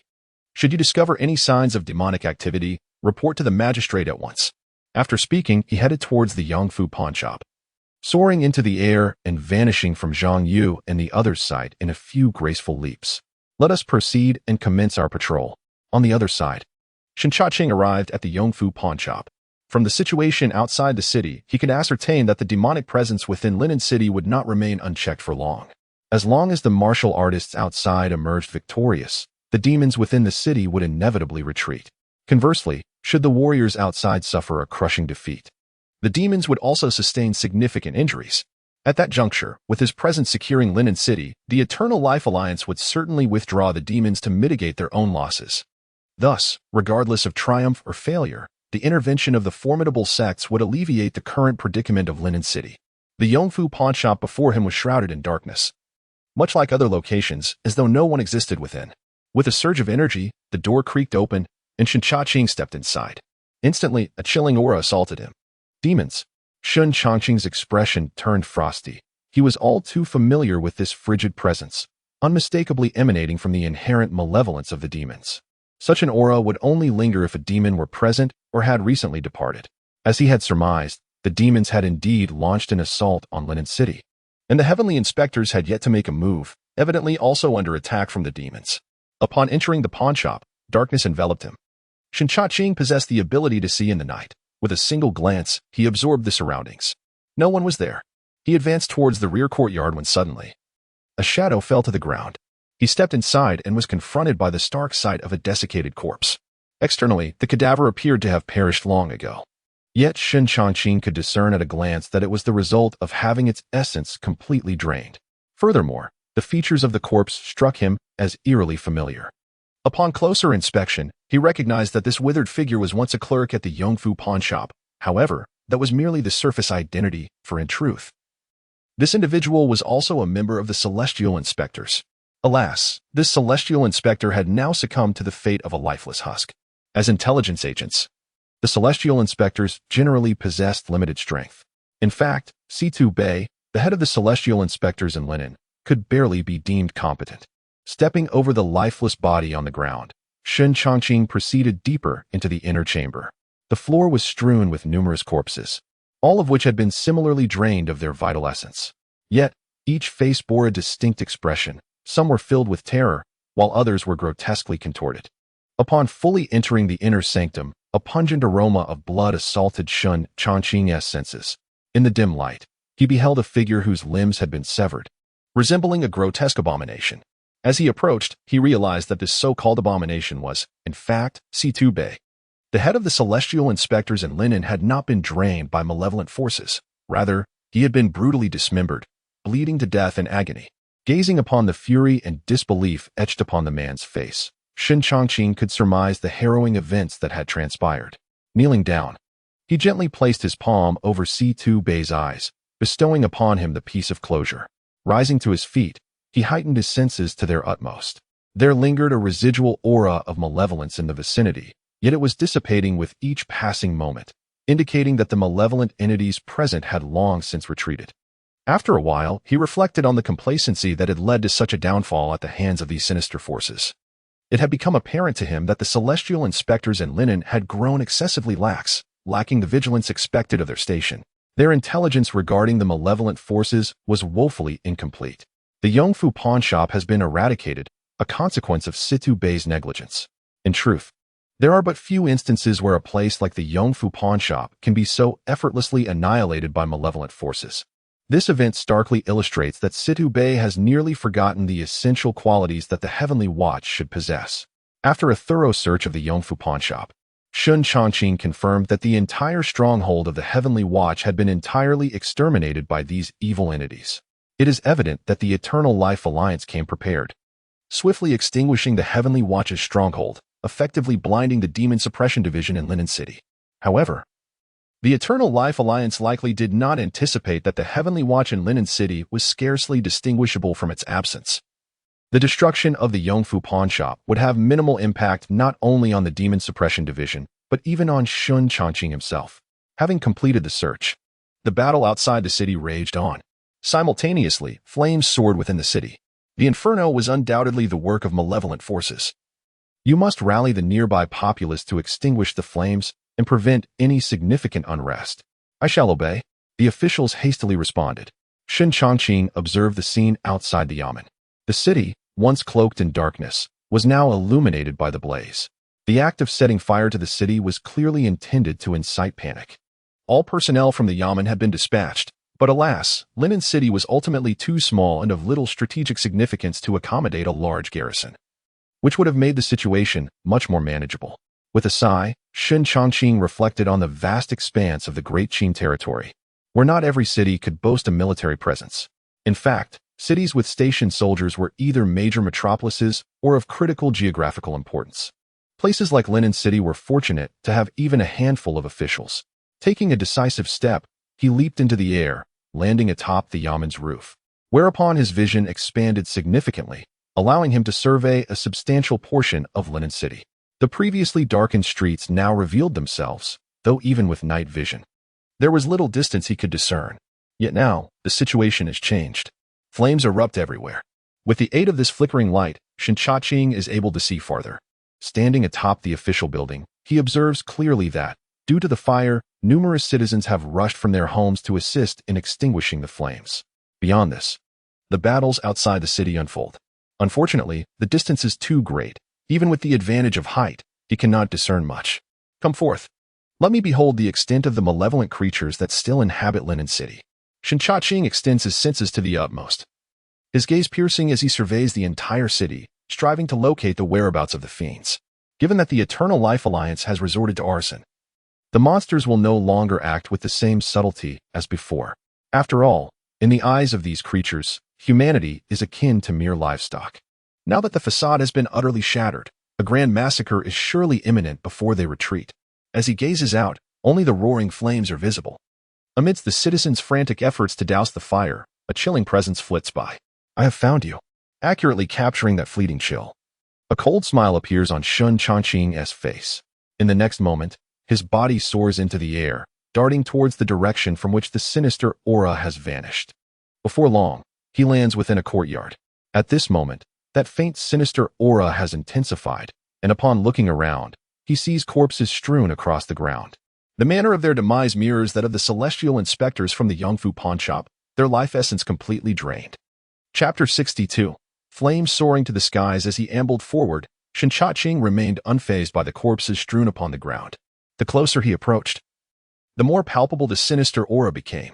When his perception extended outward, he was met with an eerie silence, devoid of any signs of life. Suddenly, Shen Changqing came to a standstill, surrounded by a miasma of malevolence, as if time itself had come to a halt. He was certain that the malevolent entity lurking here had detected his presence, yet out of trepidation for its own power, it dared not make a move. Moments trickled by, with neither Shen Changqing nor the malevolent creature taking action. Both were in a state of anticipation, awaiting the other to reveal a vulnerability. After a considerable duration, the entity remained still, while Shen Changqing's patience waned. Very well, since you choose not to reveal yourself, I shall see how long you can endure. With a swift motion, he unleashed a powerful strike, and the searing gust of his palms swept through the air like a scorching wave, instantly igniting the surrounding structures. Following this, he unleashed several more strikes, intensifying the inferno's fervor. In no time, the entire courtyard was engulfed in flames. Though the malevolent entity was unafraid of fire, it did not imply that the flames were without effect, even for an entity that was formless and intangible. A rise in temperature to a certain degree would compel it to retreat. As the blaze erupted, Shen Changqing stood resolutely in the courtyard, exuding an aura that shielded him from the oppressive heat. Simultaneously, he heightened his senses to detect any movements within the courtyard. 1 breath, 2 breaths. The fire crackled, causing the wood to emit sharp sounds, and the sinister aura was somewhat dispelled by the intense heat, yet it still exhibited little fluctuation. As the flames grew increasingly ferocious, even with his protective aura, Shen Changqing felt his breath become labored. However, he remained motionless, locked in a standoff with the malevolent entity lurking nearby. The ground trembled as the building collapsed, the flames consuming it at last, causing the more fragile chambers to give way. In that fleeting moment of destruction, a shadow erupted from the inferno, darting away into the distance. At last, it had emerged. With a gaze as frigid as ice, Shen Changqing pursued without hesitation. The essence of heavenly martial arts surged within him, propelling his body with the swiftness of lightning, and within mere moments, he closed the distance between them. He then unleashed a powerful strike, sending a wave of force that caused the shadow ahead to plummet. As the shadow fell, Shen Changqing took a decisive step forward, landing just as the figure rebounded. In an instant, he drew his blade, engaging in a fierce confrontation. Utilizing his nocturnal vision, he discerned the nature of his opponent, a guardian of sorts, yet with a stiff expression and movements that resembled those of a wraith. This familiar scene was etched in his memory. Possession. The malevolent forces of the Eternal Life Alliance, in addition to seizing the essence of demons, had the capacity to dispatch a vengeful specter to wreak havoc in Linen City. Shen Changqing's expression remained composed, his offensive unrelenting. The annihilation of the Heavenly Watcher stronghold was likely orchestrated by this very vengeful specter. Otherwise, given the strength of the Heavenly Watcher, it would have been inconceivable for a mere ghostly entity to obliterate them so easily. Conversely, a vengeful specter would pose a formidable challenge that the Heavenly Watcher could scarcely withstand. With a swift motion, he cleaved through the air with his long blade, the resulting shockwave slicing through the night with a piercing howl. The malevolent figure vanished momentarily, seemingly attempting to evade to another location. Shen Changqing, anticipating its move, surged forward, and with a decisive strike, he unleashed a powerful blow. Bang! The entity was sent hurtling through the air. That strike directly caved in its chest. Immediately afterward, Shen Changqing wielded his blade once more, severing the demon's head with a swift stroke. The moment the head fell to the ground, the demon detached itself from its body, attempting to flee in another direction. Master, a constable, having noticed the commotion, hurriedly approached. The demon quickly altered its course, soaring towards the constable. Upon witnessing this, Shen Changqing's expression shifted dramatically. Dodge. The warning escaped his lips, but it was already too late.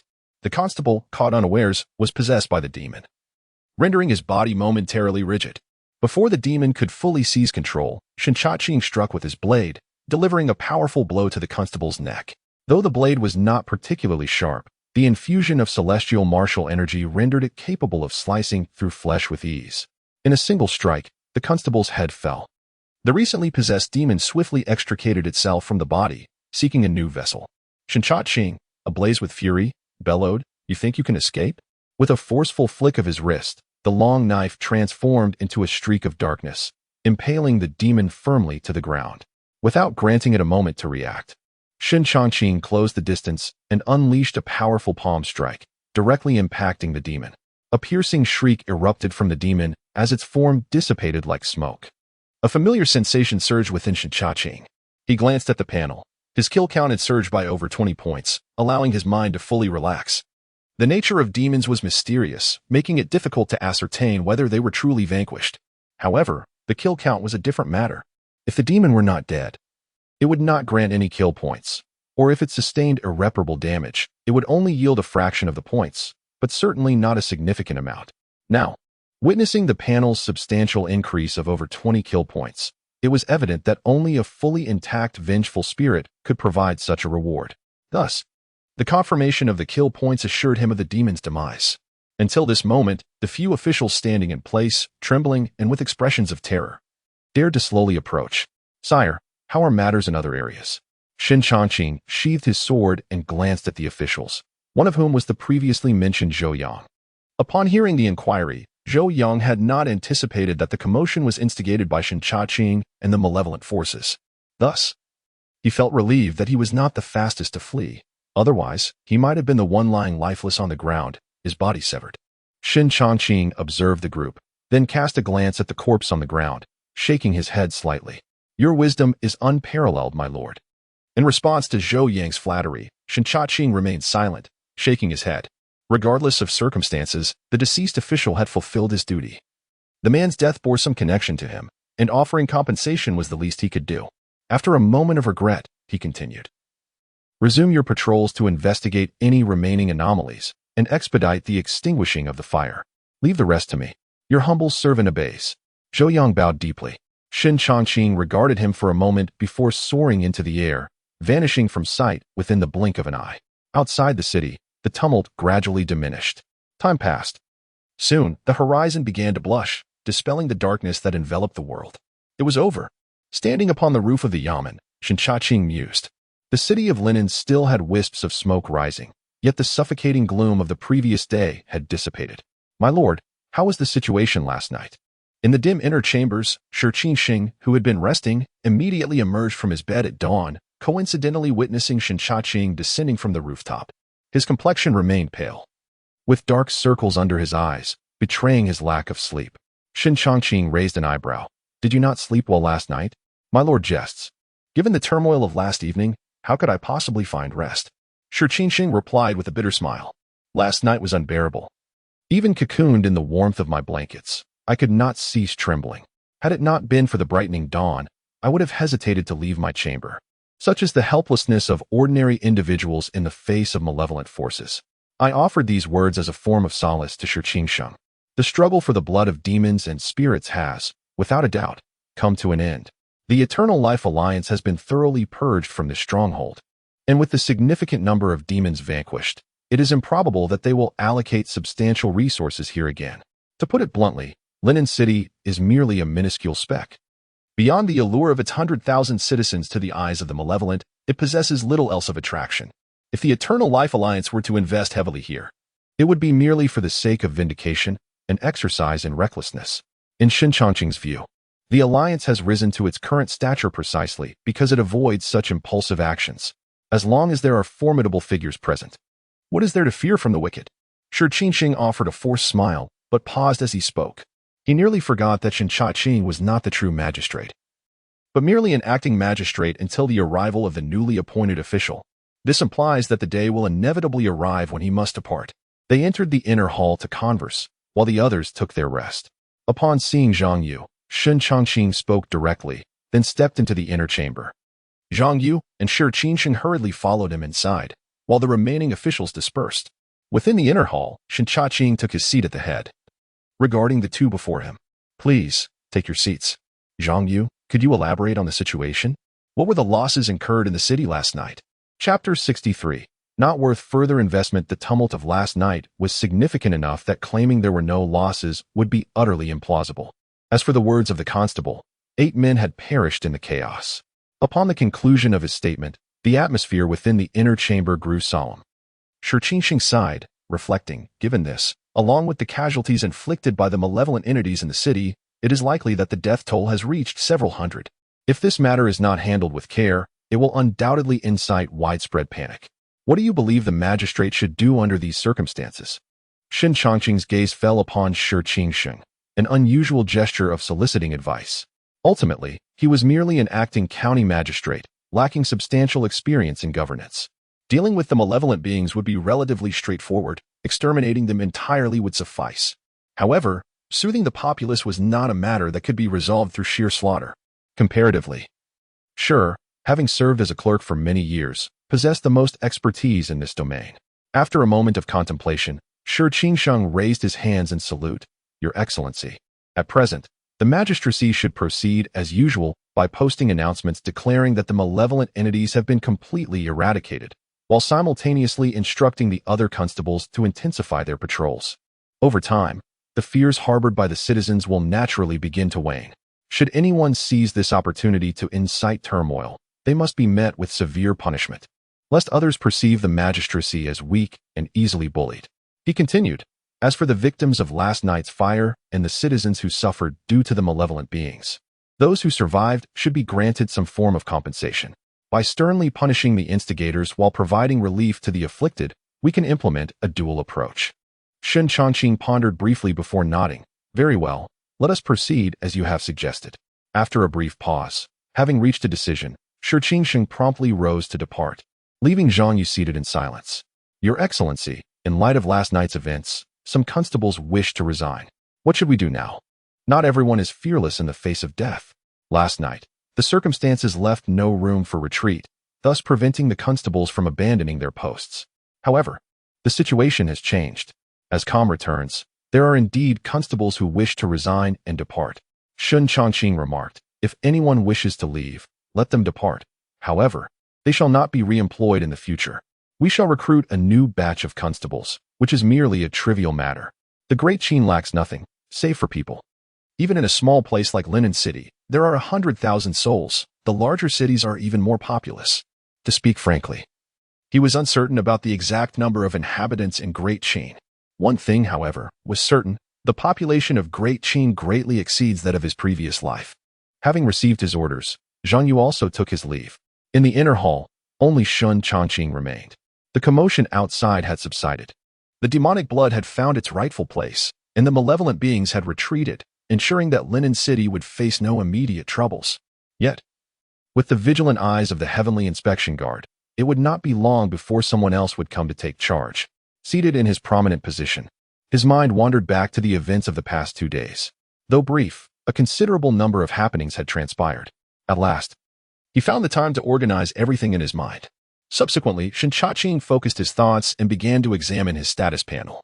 Name: Shen Changqing Faction, Great Qin Demon-Suppression Department. Identity: Yellow rank, Demon Exterminator Martial Arts. 13 Guardians Horizontal Training, Level 20, Upgradable. Heavenly Martial Chi, Level 13, Upgradable. 7 Kill Blade Technique, Level 3, Iron Sand Palm, Level 2, Kill Count, 53 points of kill value. Shen Changqing exhaled a sigh of relief. The previous night, he had vanquished numerous demons, including a vengeful great apparition and several ghost-grade fiends. The single vengeful great apparition alone contributed over 20 points of kill value, while the remaining ghost-grade fiends, due to their generally inferior strength, each contributed 7 to 8 points. Yet, even the smallest morsel is still sustenance. All combined, his kill value had indeed surpassed 50 points. Although a slaughter value of over 50 may seem substantial, the reality is that the consumption required for each level of advancement has become quite significant. After the 20th level, the 13 Guardians Horizontal Training demands a minimum of 10 slaughter points for each level, not accounting for any potential increments. Currently, the first level of the Heavenly Martial Vitality requires 8 slaughter points. However, based on previous increments, this consumption will likely not sustain for long. Moreover, given the higher tier of this martial art, should there be an increment, the required slaughter points would undoubtedly surpass that of the 13 Guardians Horizontal Training. Upon reflection, Shen Changqing realized that 50 or so slaughter points are not as impressive as they once seemed. He found himself reminiscing about earlier times when a mere point of slaughter value could elevate his standing. If not for the increments, these 50 points could have propelled him to a truly formidable level. Shaking his head, he dispelled these distracting thoughts. The rational use of 50 points would yield limited increase in strength, and whether he could break through to the Grandmaster level remained uncertain. The 13th level of Heavenly Martial Vitality grants him an edge over ordinary innate external forces. Yet, to this day, Shen Changqing has yet to touch the threshold of Grandmaster. What constitutes a Grandmaster is still somewhat nebulous to him. But one thing he is certain of is that if the heavenly martial vitality could be elevated directly by several levels, he would have a significant chance of ascending to that realm. However, enhancing the heavenly martial vitality requires a substantial reserve of vitality. The consumption of the 13 Guardians' horizontal training is too great. While each level does confer considerable augmentation to the physical body, it pales in comparison to the demands of heavenly martial vitality. Gaining slaughter points is no easy feat, and further investment in the 13 Guardians' horizontal training no longer seems worthwhile. Having made his decision, Shen Changqing withdrew his focus from the interface. Without the necessary vitality to support it, he currently has no means to enhance the heavenly martial vitality. Calculating the time, he estimated that the new county magistrate should be arriving soon. Since Zhao Feng's demise, nearly half a month has elapsed, even allowing for the time required to navigate the formalities. After more than half a month, the time for departure was nearly upon him. Barring any unforeseen circumstances, the newly appointed county magistrate should have arrived by now. Rising to his feet, he realized that he had scarcely closed his eyes for 2 consecutive days, and last night had demanded an extraordinary level of focus as he traversed the city, vanquishing malevolent entities. The exhaustion that enveloped him was profound. He lay down fully clothed, succumbing to slumber, and slept soundly until the following afternoon. It was not until knocked at his door that he stirred from his dreams. Upon opening the door, he found the visitor already standing there. "Sir, what has transpired?" Yawned, feeling considerably revitalized after a full day of rest. "I was concerned for your well-being, having observed that you slept through the night until now," explained. "Lunch has been prepared. May I invite you to partake? Your thoughtfulness is appreciated." After enjoying his meal, departed the yamen and made his way directly towards the outskirts of the city. Unlike the bustling streets of Linen on ordinary days, the atmosphere today was markedly somber. The usual throngs of people had dwindled significantly, reflecting the profound impact of the previous day's events on the townsfolk. Found himself powerless in this regard. Alleviating an individual's inner trepidation could only be accomplished through the passage of time. As he left Linen, he soon arrived at the site that had once been the mass grave. Trees lay toppled, and the dense forest had vanished. The entire area appeared to have been ravaged by an unseen, formidable force, irrevocably altering the landscape. The tumultuous confrontation of that night had undoubtedly caused considerable upheaval. S expression grew grave. The expanse of the mass grave was considerable. To have leveled it entirely was a feat beyond the capabilities of merely 1 or 2 innate beings. Even he, himself, acknowledged this reality. To level the unmarked burial ground is no trivial endeavor.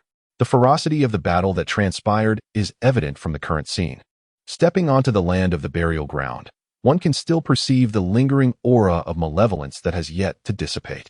Most of the coffins that once lay buried have been exposed to the air, their contents reduced to mere remnants, epitomizing the essence of being utterly shattered. Arriving at the site where the essence of demonic blood emerged, the ravine still exists, albeit stained with numerous traces of blood on the ground. As he extended his perception, Shen Changqing discerned that while the sinister aura remained, there were no traces of malevolent beings left behind. After a brief moment, he departed from the burial ground. His purpose for coming here was merely to ascertain if any hidden dangers lingered. However, now that the burial ground has been leveled, although some malevolent aura persists, the true demons have either been vanquished or have fled entirely, leaving no remnants behind. Regarding the ravine triggered by the emergence of demonic blood, Shen Changqing merely cast a glance before deciding against further exploration. The depths of the ravine are unfathomable, and he could not ascertain whether anything resided within. To venture inside would entail considerable risk. Thus, Shen Changqing chose to remain reclusive. As days passed, the turmoil caused by the malevolent beings subsided significantly. Coupled with the diligent patrols by the authorities and the soothing proclamations posted, the populace gradually alleviated their inner fears. Although the town had not completely returned to its former vibrancy, it had improved considerably compared to the initial chaos. Shen Changqing found solace in the changes within the city. It was not until 5 days later that an unexpected visitor arrived, slightly disrupting the tranquility. Chapter 64. The arrival of the celestial inspector within the inner hall. Shen Changqing was seated in the foremost position, attired in plain garments. Beneath him stood an unremarkable middle-aged man. "Your Excellency has specifically requested to see me. May I inquire as to the purpose of your visit?" From the man's demeanor, it was evident that his vitality was somewhat robust. Yet whether he had truly entered the realm of meridian opening remained uncertain to Shen Changqing. Interpreting subtle cues and sensing one's aura were not tasks easily accomplished, particularly when it came to martial practitioners who, having opened their meridians, concealed their true energy within their dantian and channels, without actively manipulating their vital energy. It was challenging to discern any anomalies. Upon concluding his words, the middle-aged man clasped his hands and smiled gently. I am Rong Yuan from the Celestial Inspectorate, under the jurisdiction of the Demon-Suppression Department. It is an honor to meet you, Sir Shun. The Celestial Inspectorate? Shen Changqing raised an eyebrow, scrutinizing the individual before him with renewed seriousness. You claim to be from the Celestial Inspectorate. Do you have any proof? This token signifies my identity as a member of the Celestial Inspectorate. Please examine it, esteemed sir. Rong Yuan produced a square token from his bosom and stepped forward to present it with both hands. Since you are indeed one of the Celestial Inspectors, there is no need for you to stand. Please, take a seat. Thank you, sir. Throughout the encounter, his expression remained respectful, devoid of any semblance of insolence or impropriety. Shen Changqing held no substantial doubts regarding his claim to be an inspector. After all, impersonating a celestial inspector would bear little consequence for him. Primarily, if someone were to attempt such deception, the genuine inspectors would soon uncover the truth, leading to inevitable exposure. Gazing at Rong Yuan, Shen Changqing inquired, what brings you here on this occasion? The Celestial Inspectorate's outpost in Linen City has been unexpectedly overrun by malevolent forces. Might Sir Shen possess any information regarding this matter? Rong Yuan queried, clasping his hands once more. I have no information to offer, Shen Changqing replied, shaking his head. By the time I arrived, Sidu Bei and his entire team had perished. As for their remains, I buried them beneath the Yongfu pawn shop. If you wish to see them, you may excavate at your convenience. I believe they still lie there.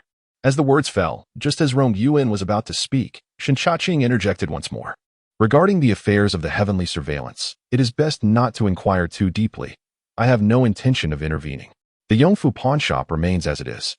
If there are any remnants of information from the previous batch of heavenly surveillance, you may seek them out yourself. As for the malevolent entities, my knowledge is rather limited. However, from the current information at hand, it is highly probable that the Eternal Life Alliance is behind the disturbances, fueled by their desire to seize the essence of demons. As for the specifics, I cannot vouch for them. After all, in matters of intelligence, the Demon-Suppression Division's exorcists have never excelled in the heavenly surveillance. Serving as the eyes and ears of the Demon-Suppression Division should possess more information than I do. Upon hearing this, a resigned smile graced Rong Yuan's face. Your straightforwardness, Lord Shun, leaves me with no lingering questions. Everything I wish to ask has been thoroughly addressed. It seems there is little left to inquire about. By the way, given the heavenly surveillance's connections, do you have any inkling as to when the new county magistrate might arrive? Shen Changqing recalled an important matter. It's been several days now, and it seems as though the new magistrate is lost on the road. If they delay any longer, I fear I may find myself officially appointed as the magistrate. Despite the seemingly esteemed position of a city magistrate, it pales in comparison to the stature of an exorcist. Furthermore, in light of the recent upheaval caused by malevolent entities, the various branches of the Demon-Suppression Division have exerted all their efforts to quell the disturbances, yet considerable repercussions still ensued, causing many matters to be postponed. How substantial are the losses incurred from these malevolent disturbances? Shen Changqing perceptively noted the gravity on Rong Yuan's countenance when the topic of upheaval arose. Indeed, the losses are significant. Rong Yuan inhaled deeply. 5 cities have fallen. Nearly 1 million citizens have been displaced, and the exorcists have suffered considerable casualties. It is rumored that even several of the demon guardians have perished. Speaking of which, the city of Linen, under your command, Lord Shun, has notably fared the best amidst the chaos wrought by these malevolent entities. As he spoke, admiration flickered across his face. In comparison to other regions, the losses in Linen City are indeed relatively minor. Although Linen is merely a small town and the malevolent forces causing the trouble are not particularly formidable. It is worth noting that Shen Changqing, who guards Linen, is publicly recognized as only a yellow-tier demon exorcist. However, in terms of true capability, he is not inferior to a mystic-tier demon exorcist. Nevertheless, safeguarding the peace of an entire city is no trivial task. According to Rong Yuan's understanding, the situation in Linen involves more than just a single vengeful creature. In response to the praise, Shen Changqing maintained his composure and offered a faint smile. You flatter me. Regarding the reconstruction of the Heavenly Watch's base, during my tenure, I shall provide any assistance the office can extend. However, for other matters, my ability to assist is rather limited. The reconstruction of the base should naturally be the responsibility of the Heavenly Watch. I would not dare to trouble Lord Shen with that. As they spoke, Rong Yuan rose to his feet. As there are many matters to attend to, I shall not impose further and take my leave. I hope in the future there will be an opportunity for a more in-depth conversation with you, Lord Shen. Certainly. Shen Changqing replied with a slight nod before calling out, "Someone, see our guest out." A clerk entered from outside. "My lord, please." "Lord Shen, farewell." Rong Yuan respectfully clasped his hands and then turned to depart. Muttering the name Heavenly Watch, Shen Changqing shook his head with a smile. He had no intention of entangling himself too deeply with the Heavenly Watch, even though both the Heavenly Watch and the Demon Exorcist belong to the Ministry of Demon-Suppression. In truth, they are entirely different departments. Moreover, as a temporary county magistrate of Linen, he would soon have to pack his belongings and leave. Cultivating a good relationship with the Heavenly Watch would provide him little benefit in the future.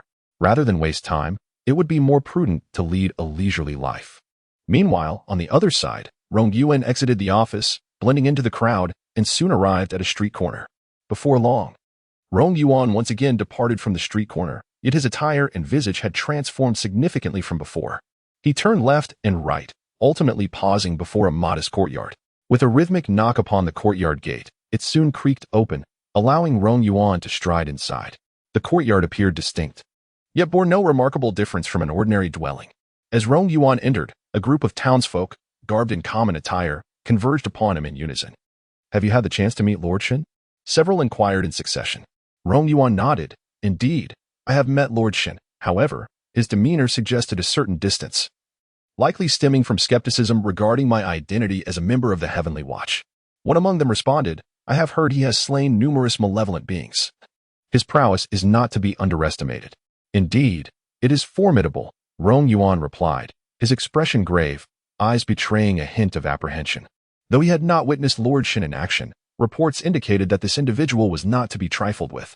Having arrived in Linen City for a brief period, he had already accumulated a considerable amount of bloodshed. The demon exterminators of the Demon-Suppression division who could act with such ruthlessness were invariably seasoned veterans. For one like him, newly inducted into the division, to possess such a merciless disposition was a clear indication of his innate suitability for the role.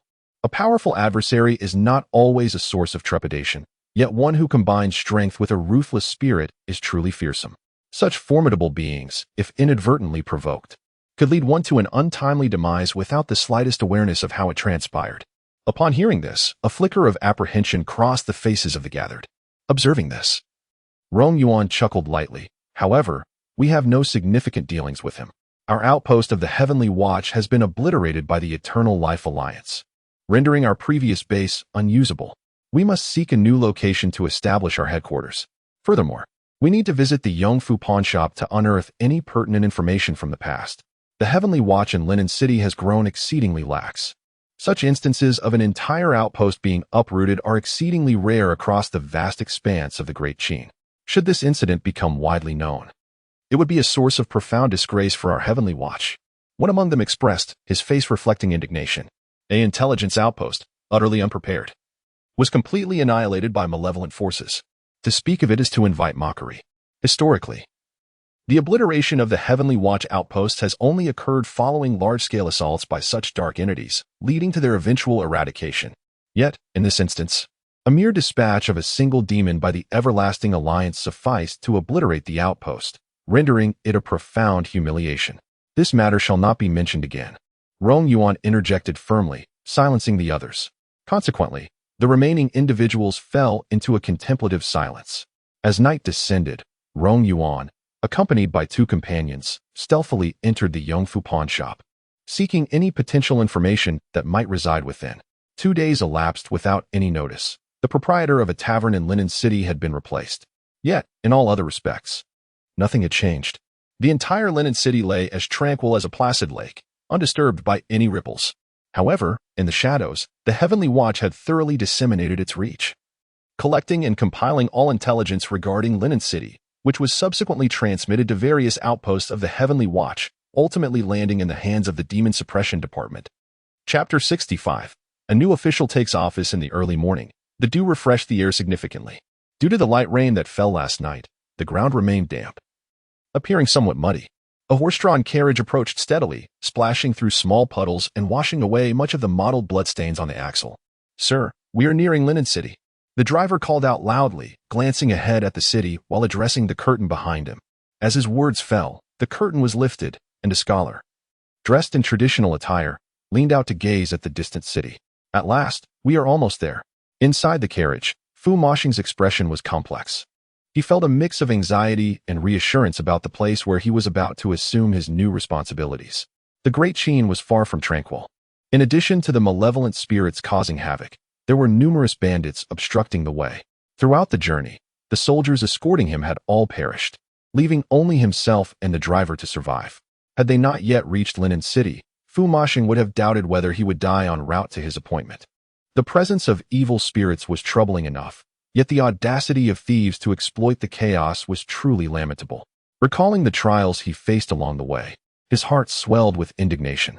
If not for the insufficient military strength at his disposal, he would have longed to eradicate every bandit den along the route. However, these thoughts remained mere fantasies. In recent years, the banditry within the Great Qin had escalated alarmingly, closely linked to the rampant evil spirits.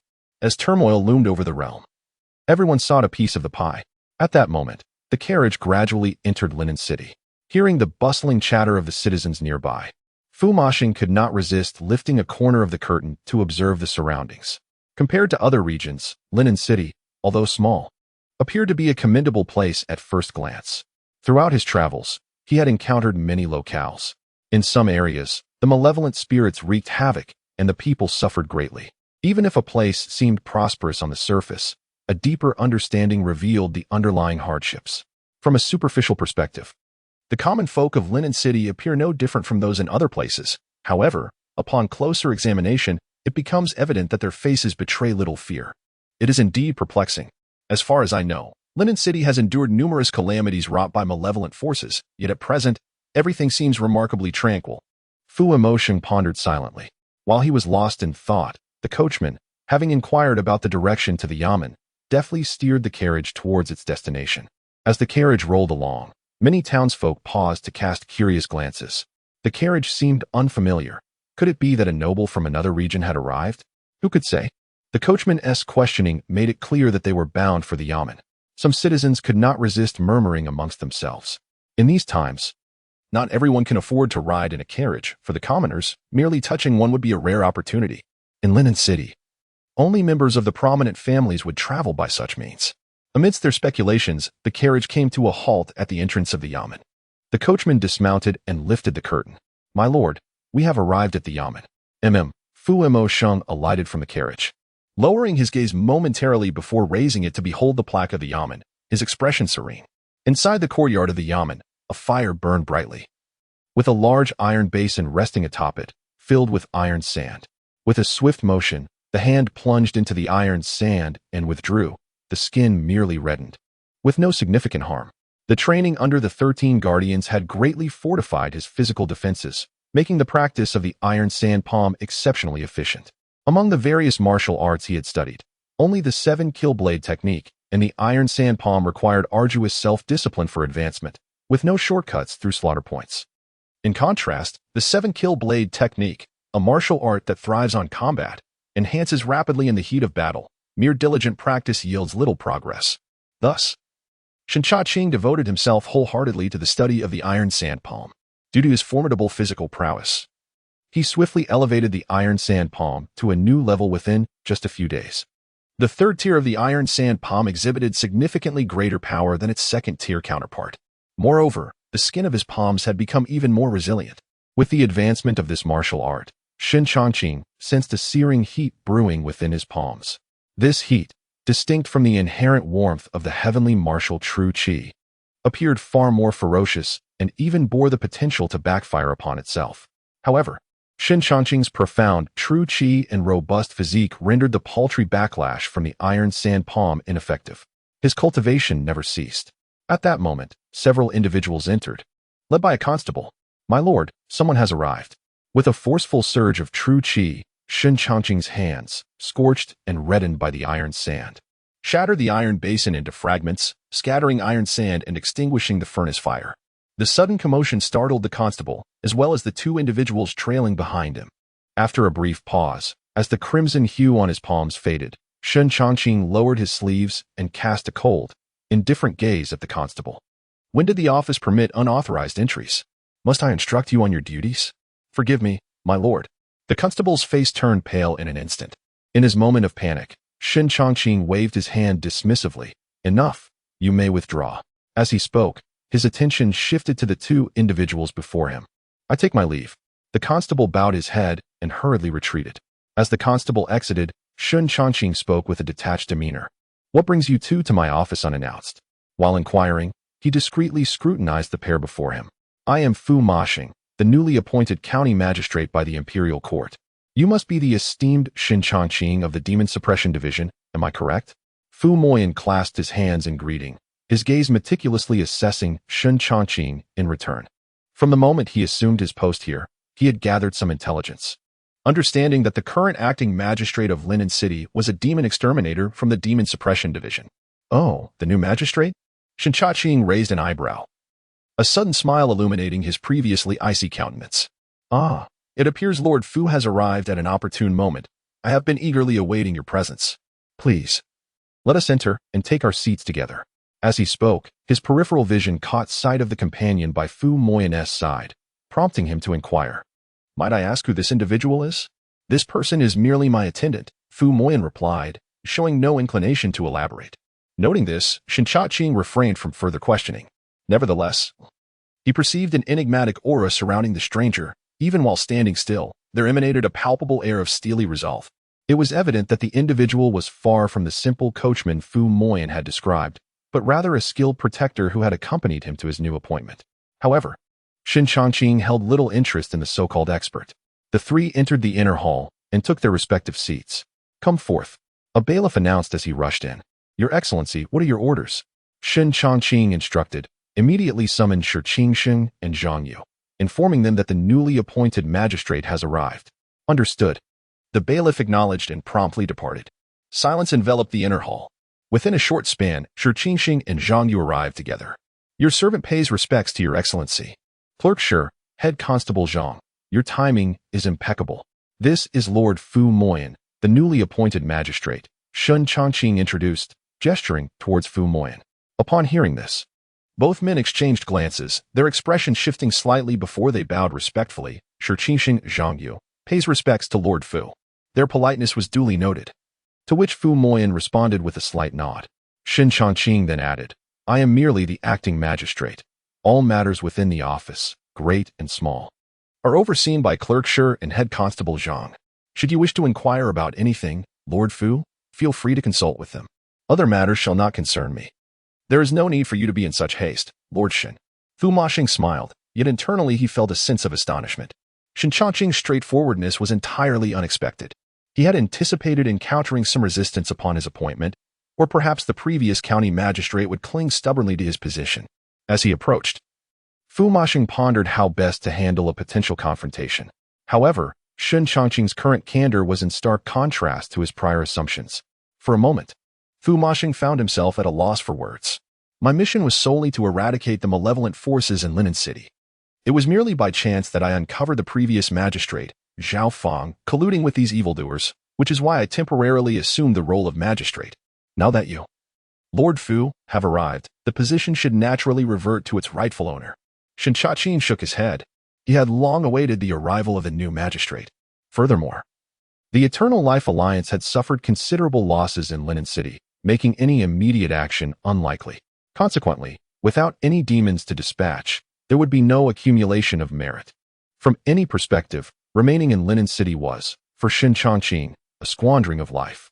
Observing his resolute attitude, Fu Mashing felt it unwise to persuade him further. Very well. I shall prepare to receive you in due course. With a slight bow, Shen Changqing departed from the inner hall of the yamen. I am new to this place, and I shall rely on both of you for assistance in the days to come. Your words are too kind, Lord Fu. Chapter 66. The recluse by the falls. The swift steed galloped onward. Shen Changqing sat firmly upon his mount, impervious to the jolts and bumps of the journey. Previously, when he traveled from the Demon-Suppression division to Linen City, He too had ridden, but relentless travel had resulted in his horse's untimely demise before reaching the city. This time, Shen Changqing procured another horse. With ample funds at his disposal, he saw no reason to be parsimonious over a mere few taels of silver. However, in a place like Linen City, it was rather challenging to find a noble steed. Thus, he ultimately settled for a horse of mediocre quality. With the lessons of the past fresh in his mind, he refrained from undertaking the harried pace of his previous journey. Instead, he resolved to rest for a day upon reaching each destination before continuing to the Demon-Suppression division. Suddenly, a deafening clap of thunder resonated ominously, startling the horse into a rearing stance.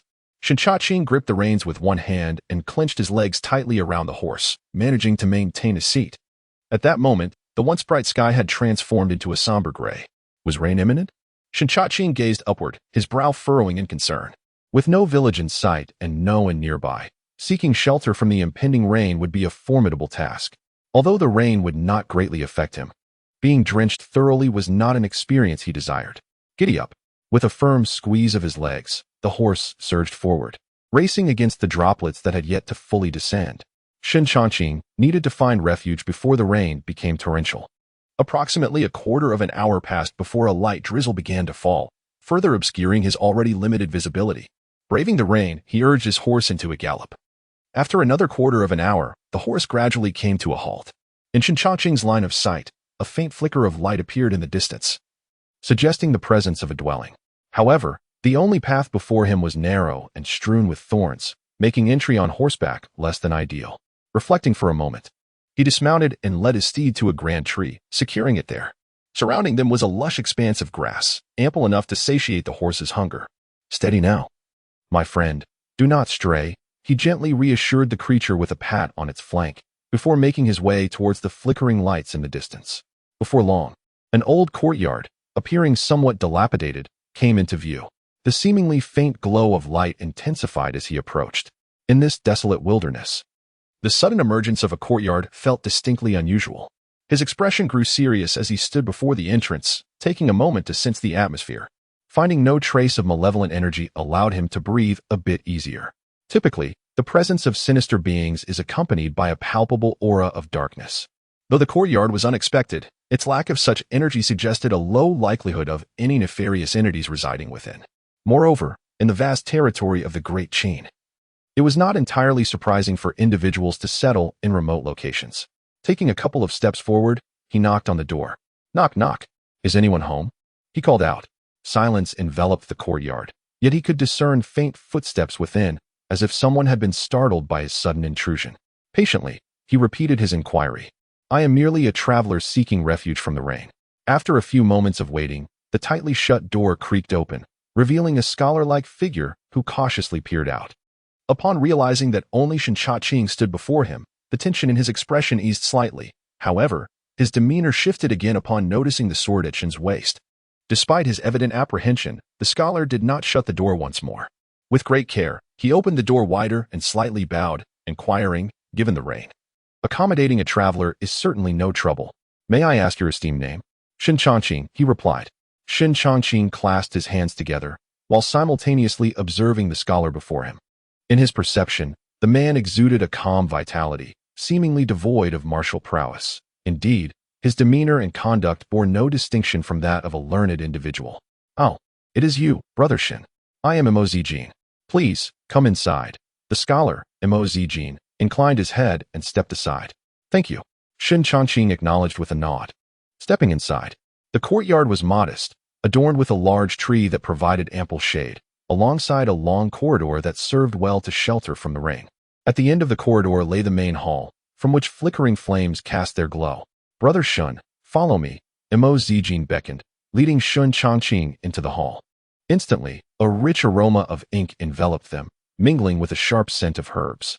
As Shen Changqing surveyed the space, he noted numerous calligraphy scrolls and paintings hanging in the hall, while a table bore sheets of white paper alongside ink and brushes. On the topmost sheet, half of a calligraphic piece remained, the ink still not fully dried. Clearly, the scholar had only just been engaged in writing. To the far right of the hall, a collection of herbs was displayed, accompanied by a stone mortar and pestle. Brother Shen, please take a seat, Mo Zijin said, removing the calligraphy and paintings from the stool. As Shen Changqing settled down, his gaze lingered momentarily on the mortar. Noticing the shift in his attention, Imo Zijin chuckled. Brother Shen may not be aware, but living alone inevitably brings about certain ailments. Thus, it is prudent to prepare some herbs in advance, lest one finds themselves in need. Indeed, Shen Changqing replied, understanding dawning. What Imo Zijin said held merit. The remoteness of this place suggested that should illness strike, there may not be time to seek medical aid. Casually, he smiled and inquired, Brother Imo, do you not fear living here alone? In the beginning, fear was indeed a companion, yet with the passage of time, it became but a fleeting emotion. As a humble scholar, devoid of material possessions, I hardly believe that any bandit would cast a glance in my direction. This place offers a certain tranquility, allowing me to devote my energies to preparation. Should fortune favor me in the coming year and I achieve the status of a scholar, it would be an unparalleled blessing. Imo Zijin smiled with nonchalance. If I were to fail, embracing the role of a physician dedicated to healing others would not be a poor alternative. Imo displayed a remarkable sense of acceptance.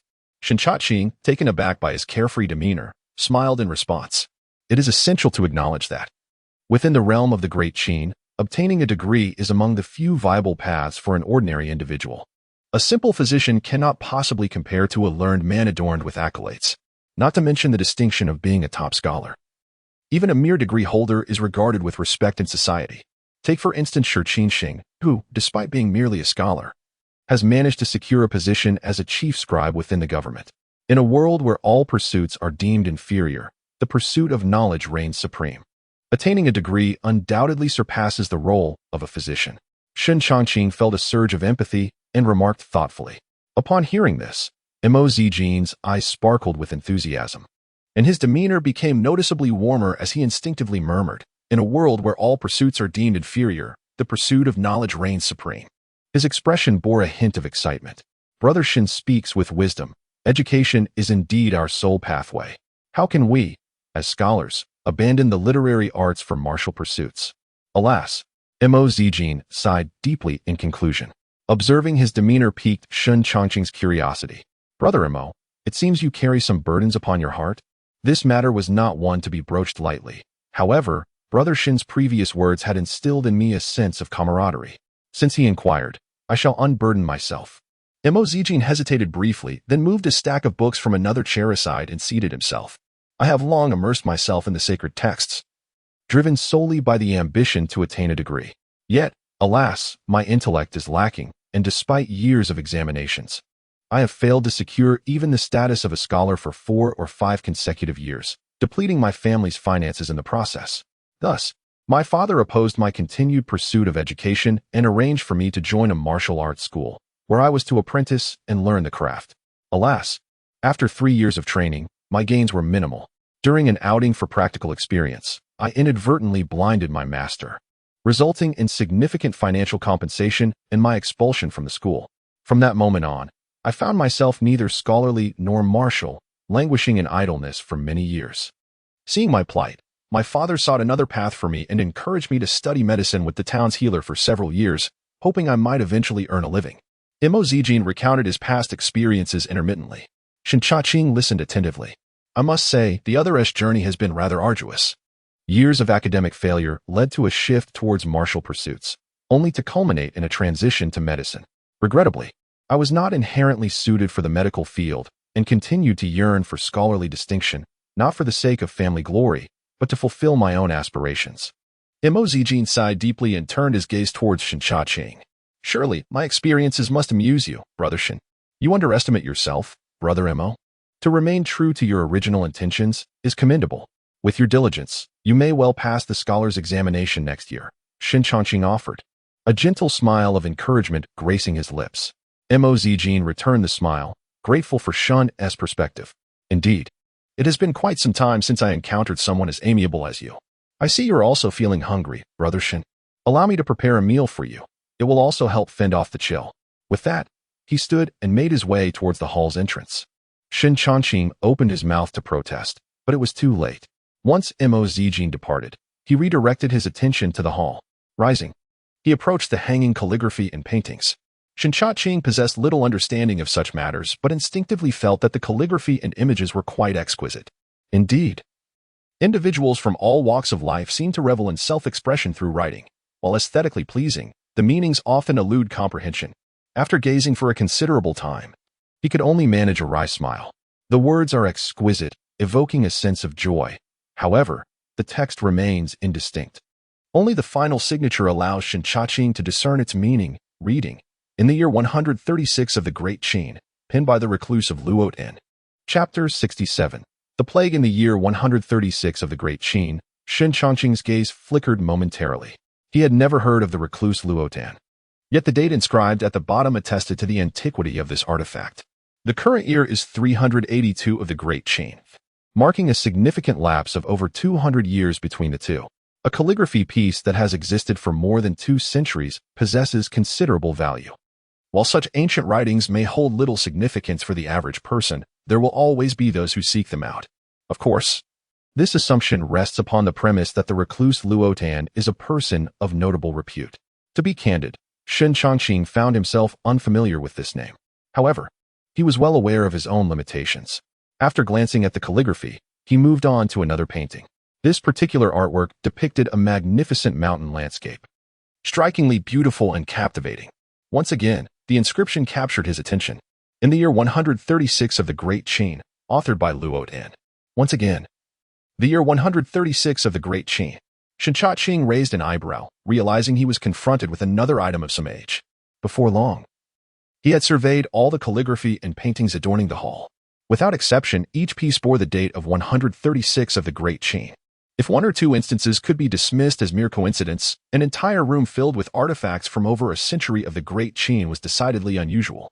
Shen Changqing's expression grew serious, and he approached the table. There, he discovered an unfinished piece of calligraphy, its ink still wet, clearly written not long ago. Beside it lay another calligraphy piece, completed but still slightly damp, indicating it had been set aside momentarily. His gaze was drawn to the bottom of the unfinished work. In the 136th year of the Great Qin, the recluse of Luotan penned his work. Upon glimpsing that inscription, Shen Changqing felt his breath slow by several beats. At that very moment, a tranquil voice resonated within the silent hall. "What is Brother Shen perusing?" The sudden utterance caused Shen Changqing to tremble, a shiver coursing through him, raising goosebumps upon his skin. Yet, he did not immediately respond. Instead, he suppressed the tumult within his heart and turned to face the source of the voice. There stood Mo Zijin, holding a bowl, not far away. "I merely felt a yearning to appreciate Brother Mo's calligraphy," he replied. "Ah, I see," Mo Zijin said, unperturbed, placing the bowl in an empty corner of the table. "Does Brother Shen also delve into the study of calligraphy? I am but a mere warrior, not particularly versed in the art of calligraphy or painting, merely a tad curious." Shen Changqing forced a smile and shook his head. Simultaneously, an overwhelming sense of perplexity surged within him. The hall was imbued with an unusual atmosphere, yet Mo Zijin appeared oblivious to any peculiarities. If there were malevolent forces at play, being in such proximity, it would be impossible for even a hint of sinister energy to remain concealed. In light of the current circumstances, 2 possibilities emerged. Firstly, Mo Zijin was an ordinary person. Secondly, he was indeed a malevolent entity, yet of a level far beyond what Shen Changqing had anticipated. Only under such conditions could one stand before him without exuding any trace of malevolence. Between these 2 possibilities, Shen Changqing preferred to believe in the former. For, as a warrior at the innate outer realm, he knew that malevolent beings of lesser caliber could not entirely mask their sinister aura before him. Even those of the sinister grade held little likelihood of successfully doing so. Moreover, with constables stationed in every province, if such a formidable malevolence were to manifest within the Great Qin, how could the Demon-Suppression Office remain entirely inactive? After all, the Demon-Suppression Division is, in any case, an institution dedicated to safeguarding the Great Qin. If formidable malevolent forces were to infiltrate unnoticed, what right would the Demon-Suppression Division have to protect the realm? At that point, the Great Qin could very well find itself under siege by these vile entities. Shen Changqing found it hard to believe that such powerful malevolence could stealthily blend in without alerting the Demon-Suppression Division. Despite his skepticism, a sense of caution towards Mo Zijin began to take root within him. "Brother Shen, you jest?" Mo Zijin remarked, shaking his head with a nonchalant smile. He then gestured towards the bowl on the table and continued, "My humble abode is rather modest, and I currently have little to offer. I have prepared some warming sustenance." and I hope you will not find it wanting. You are too kind. Brother Imo. Shen Changqing glanced at the dark concoction within the bowl, his lips twitching slightly. Even if he had not sensed something amiss with Imo Zijin, he would not carelessly consume what another offered him. The last time, he had escaped the poisoned pastries of Zhang Long solely due to his robust internal energy. Now, in this peculiar courtyard, consuming the contents of the bowl could very well lead to his undoing. By the way, I find myself curious. When did you decide to pursue the path of academic distinction once more? Since you express curiosity, I shall not withhold the truth, Imo Zijin replied, his gaze drifting to the flickering flame, seemingly lost in reminiscence. Brother Shen, you may recall that several years ago, an epidemic swept through the Guangyuan prefecture, claiming countless lives. Many physicians perished from the very plague they sought to combat, and it was then that I realized even healers are not infallible. The pursuit of medicine ultimately seemed to lack promise, and the desire for familial glory felt like a distant dream. Thus, I resolved to reattempt the imperial examination, hoping that merely having my name on the list would suffice to bring me contentment. Guangyuan Prefecture, an epidemic. Shen Changqing's brow furrowed deeply. In his recollections, he could not recall any such outbreak occurring in Guangyuan Prefecture. It is important to note that an epidemic claiming 1 million lives would undoubtedly be a cataclysmic event. Even if one is not originally from Guangyuan Prefecture, it is certain that there would be whispers of some clues. However, after rummaging through the memories of his former self, there was not a single mention of the plague. Yet, observing the earnest expression on Imo Zijin's face, Shen Changqing felt that he was not merely fabricating a tale. Wait, a sudden epiphany struck him, and a buried memory emerged. In the year 132 of the Great Qin, demons wreaked havoc in Guangyuan Prefecture, resulting in the devastation of numerous cities, countless casualties, and mountains of corpses, ultimately leading to a plague that displaced millions. Statistically, it was said that the number of commoners who perished from the plague was no less than 1 million. This information was something Shen Changqing had inadvertently come across while perusing materials during his time in the Demon-Suppression division. The first floor of the library was not abundant in variety, but it held extensive records on martial arts and accounts of demons. The year 132 of the Great Qin. The plague. Over 100,000 lives lost. Piecing together the information he had just encountered, Shen Changqing arrived at a chilling conclusion. Looking at Imo Zijin before him, he appeared to be no more than in his 20s or 30s. Sweat began to bead in his palms, yet Shen Changqing maintained a facade of tranquility. Brother Imo, I do recall the plague you mentioned. Are you suggesting that you escaped from it, and thus chose to settle here? Indeed, Imo Zijin replied, a sorrowful expression crossing his face. During that plague, the entire city perished, and my parents also fell victim to it. Fortunately, I was among the lucky few who did not contract the disease, which is why I came to settle here. Ah, I see. Shen Changqing nodded in agreement, his wariness reaching its peak. He glanced at the darkening sky. Imo Zijin gathered his emotions and smiled, saying, it is getting late. If Brother Shen does not wish to partake in any food, it would be best to rest early. With that, he rose to his feet. To the right of the courtyard lies a guest room, which, though unoccupied on most days, is regularly attended to by me. Thus, Brother Shen may temporarily reside there. Stepping outside the main hall, Imo Zijin gestured towards the right. Following his direction, Shen Changqing beheld a short corridor, which appeared even darker under the dimming twilight. Utilizing his nocturnal vision, he discerned the partially ajar door. Imo Zijin remarked, I dwell in the room to the left. Should you require anything, Brother Shen, feel free to seek me at any time. Thank you, Shen Changqing replied with a respectful nod. Imo Zijin smiled, you are too courteous. Brother Shen, exercise caution in this dimming light. Once Shen Changqing accepted the oil lamp, he proceeded towards the left corridor, pushing open the door. The once dim room was illuminated by the lamp, casting light through the gauzy window. Shen Changqing stood there, glancing at the partially open door on the right, then at the lamp in his hand, momentarily caught in indecision. When he first arrived, it was not yet evening. However, after a spell of rain and some idle chatter, he had unwittingly lingered until nightfall. To stay or not to stay became a pressing dilemma. Clearly, Imo Zijin harbored some secrets. If he were to remain here, unforeseen changes could arise. Thus, it seemed wiser to depart from this place. With a composed demeanor, Shen Changqing resolved internally that remaining here posed significant dangers. Every corner of this place exuded an unsettling aura, and despite his considerable skills and courage, he could not guarantee his safety. With these thoughts in mind, Shen Changqing promptly made his way towards the courtyard exit. At that moment, A calm yet haunting voice echoed from behind him.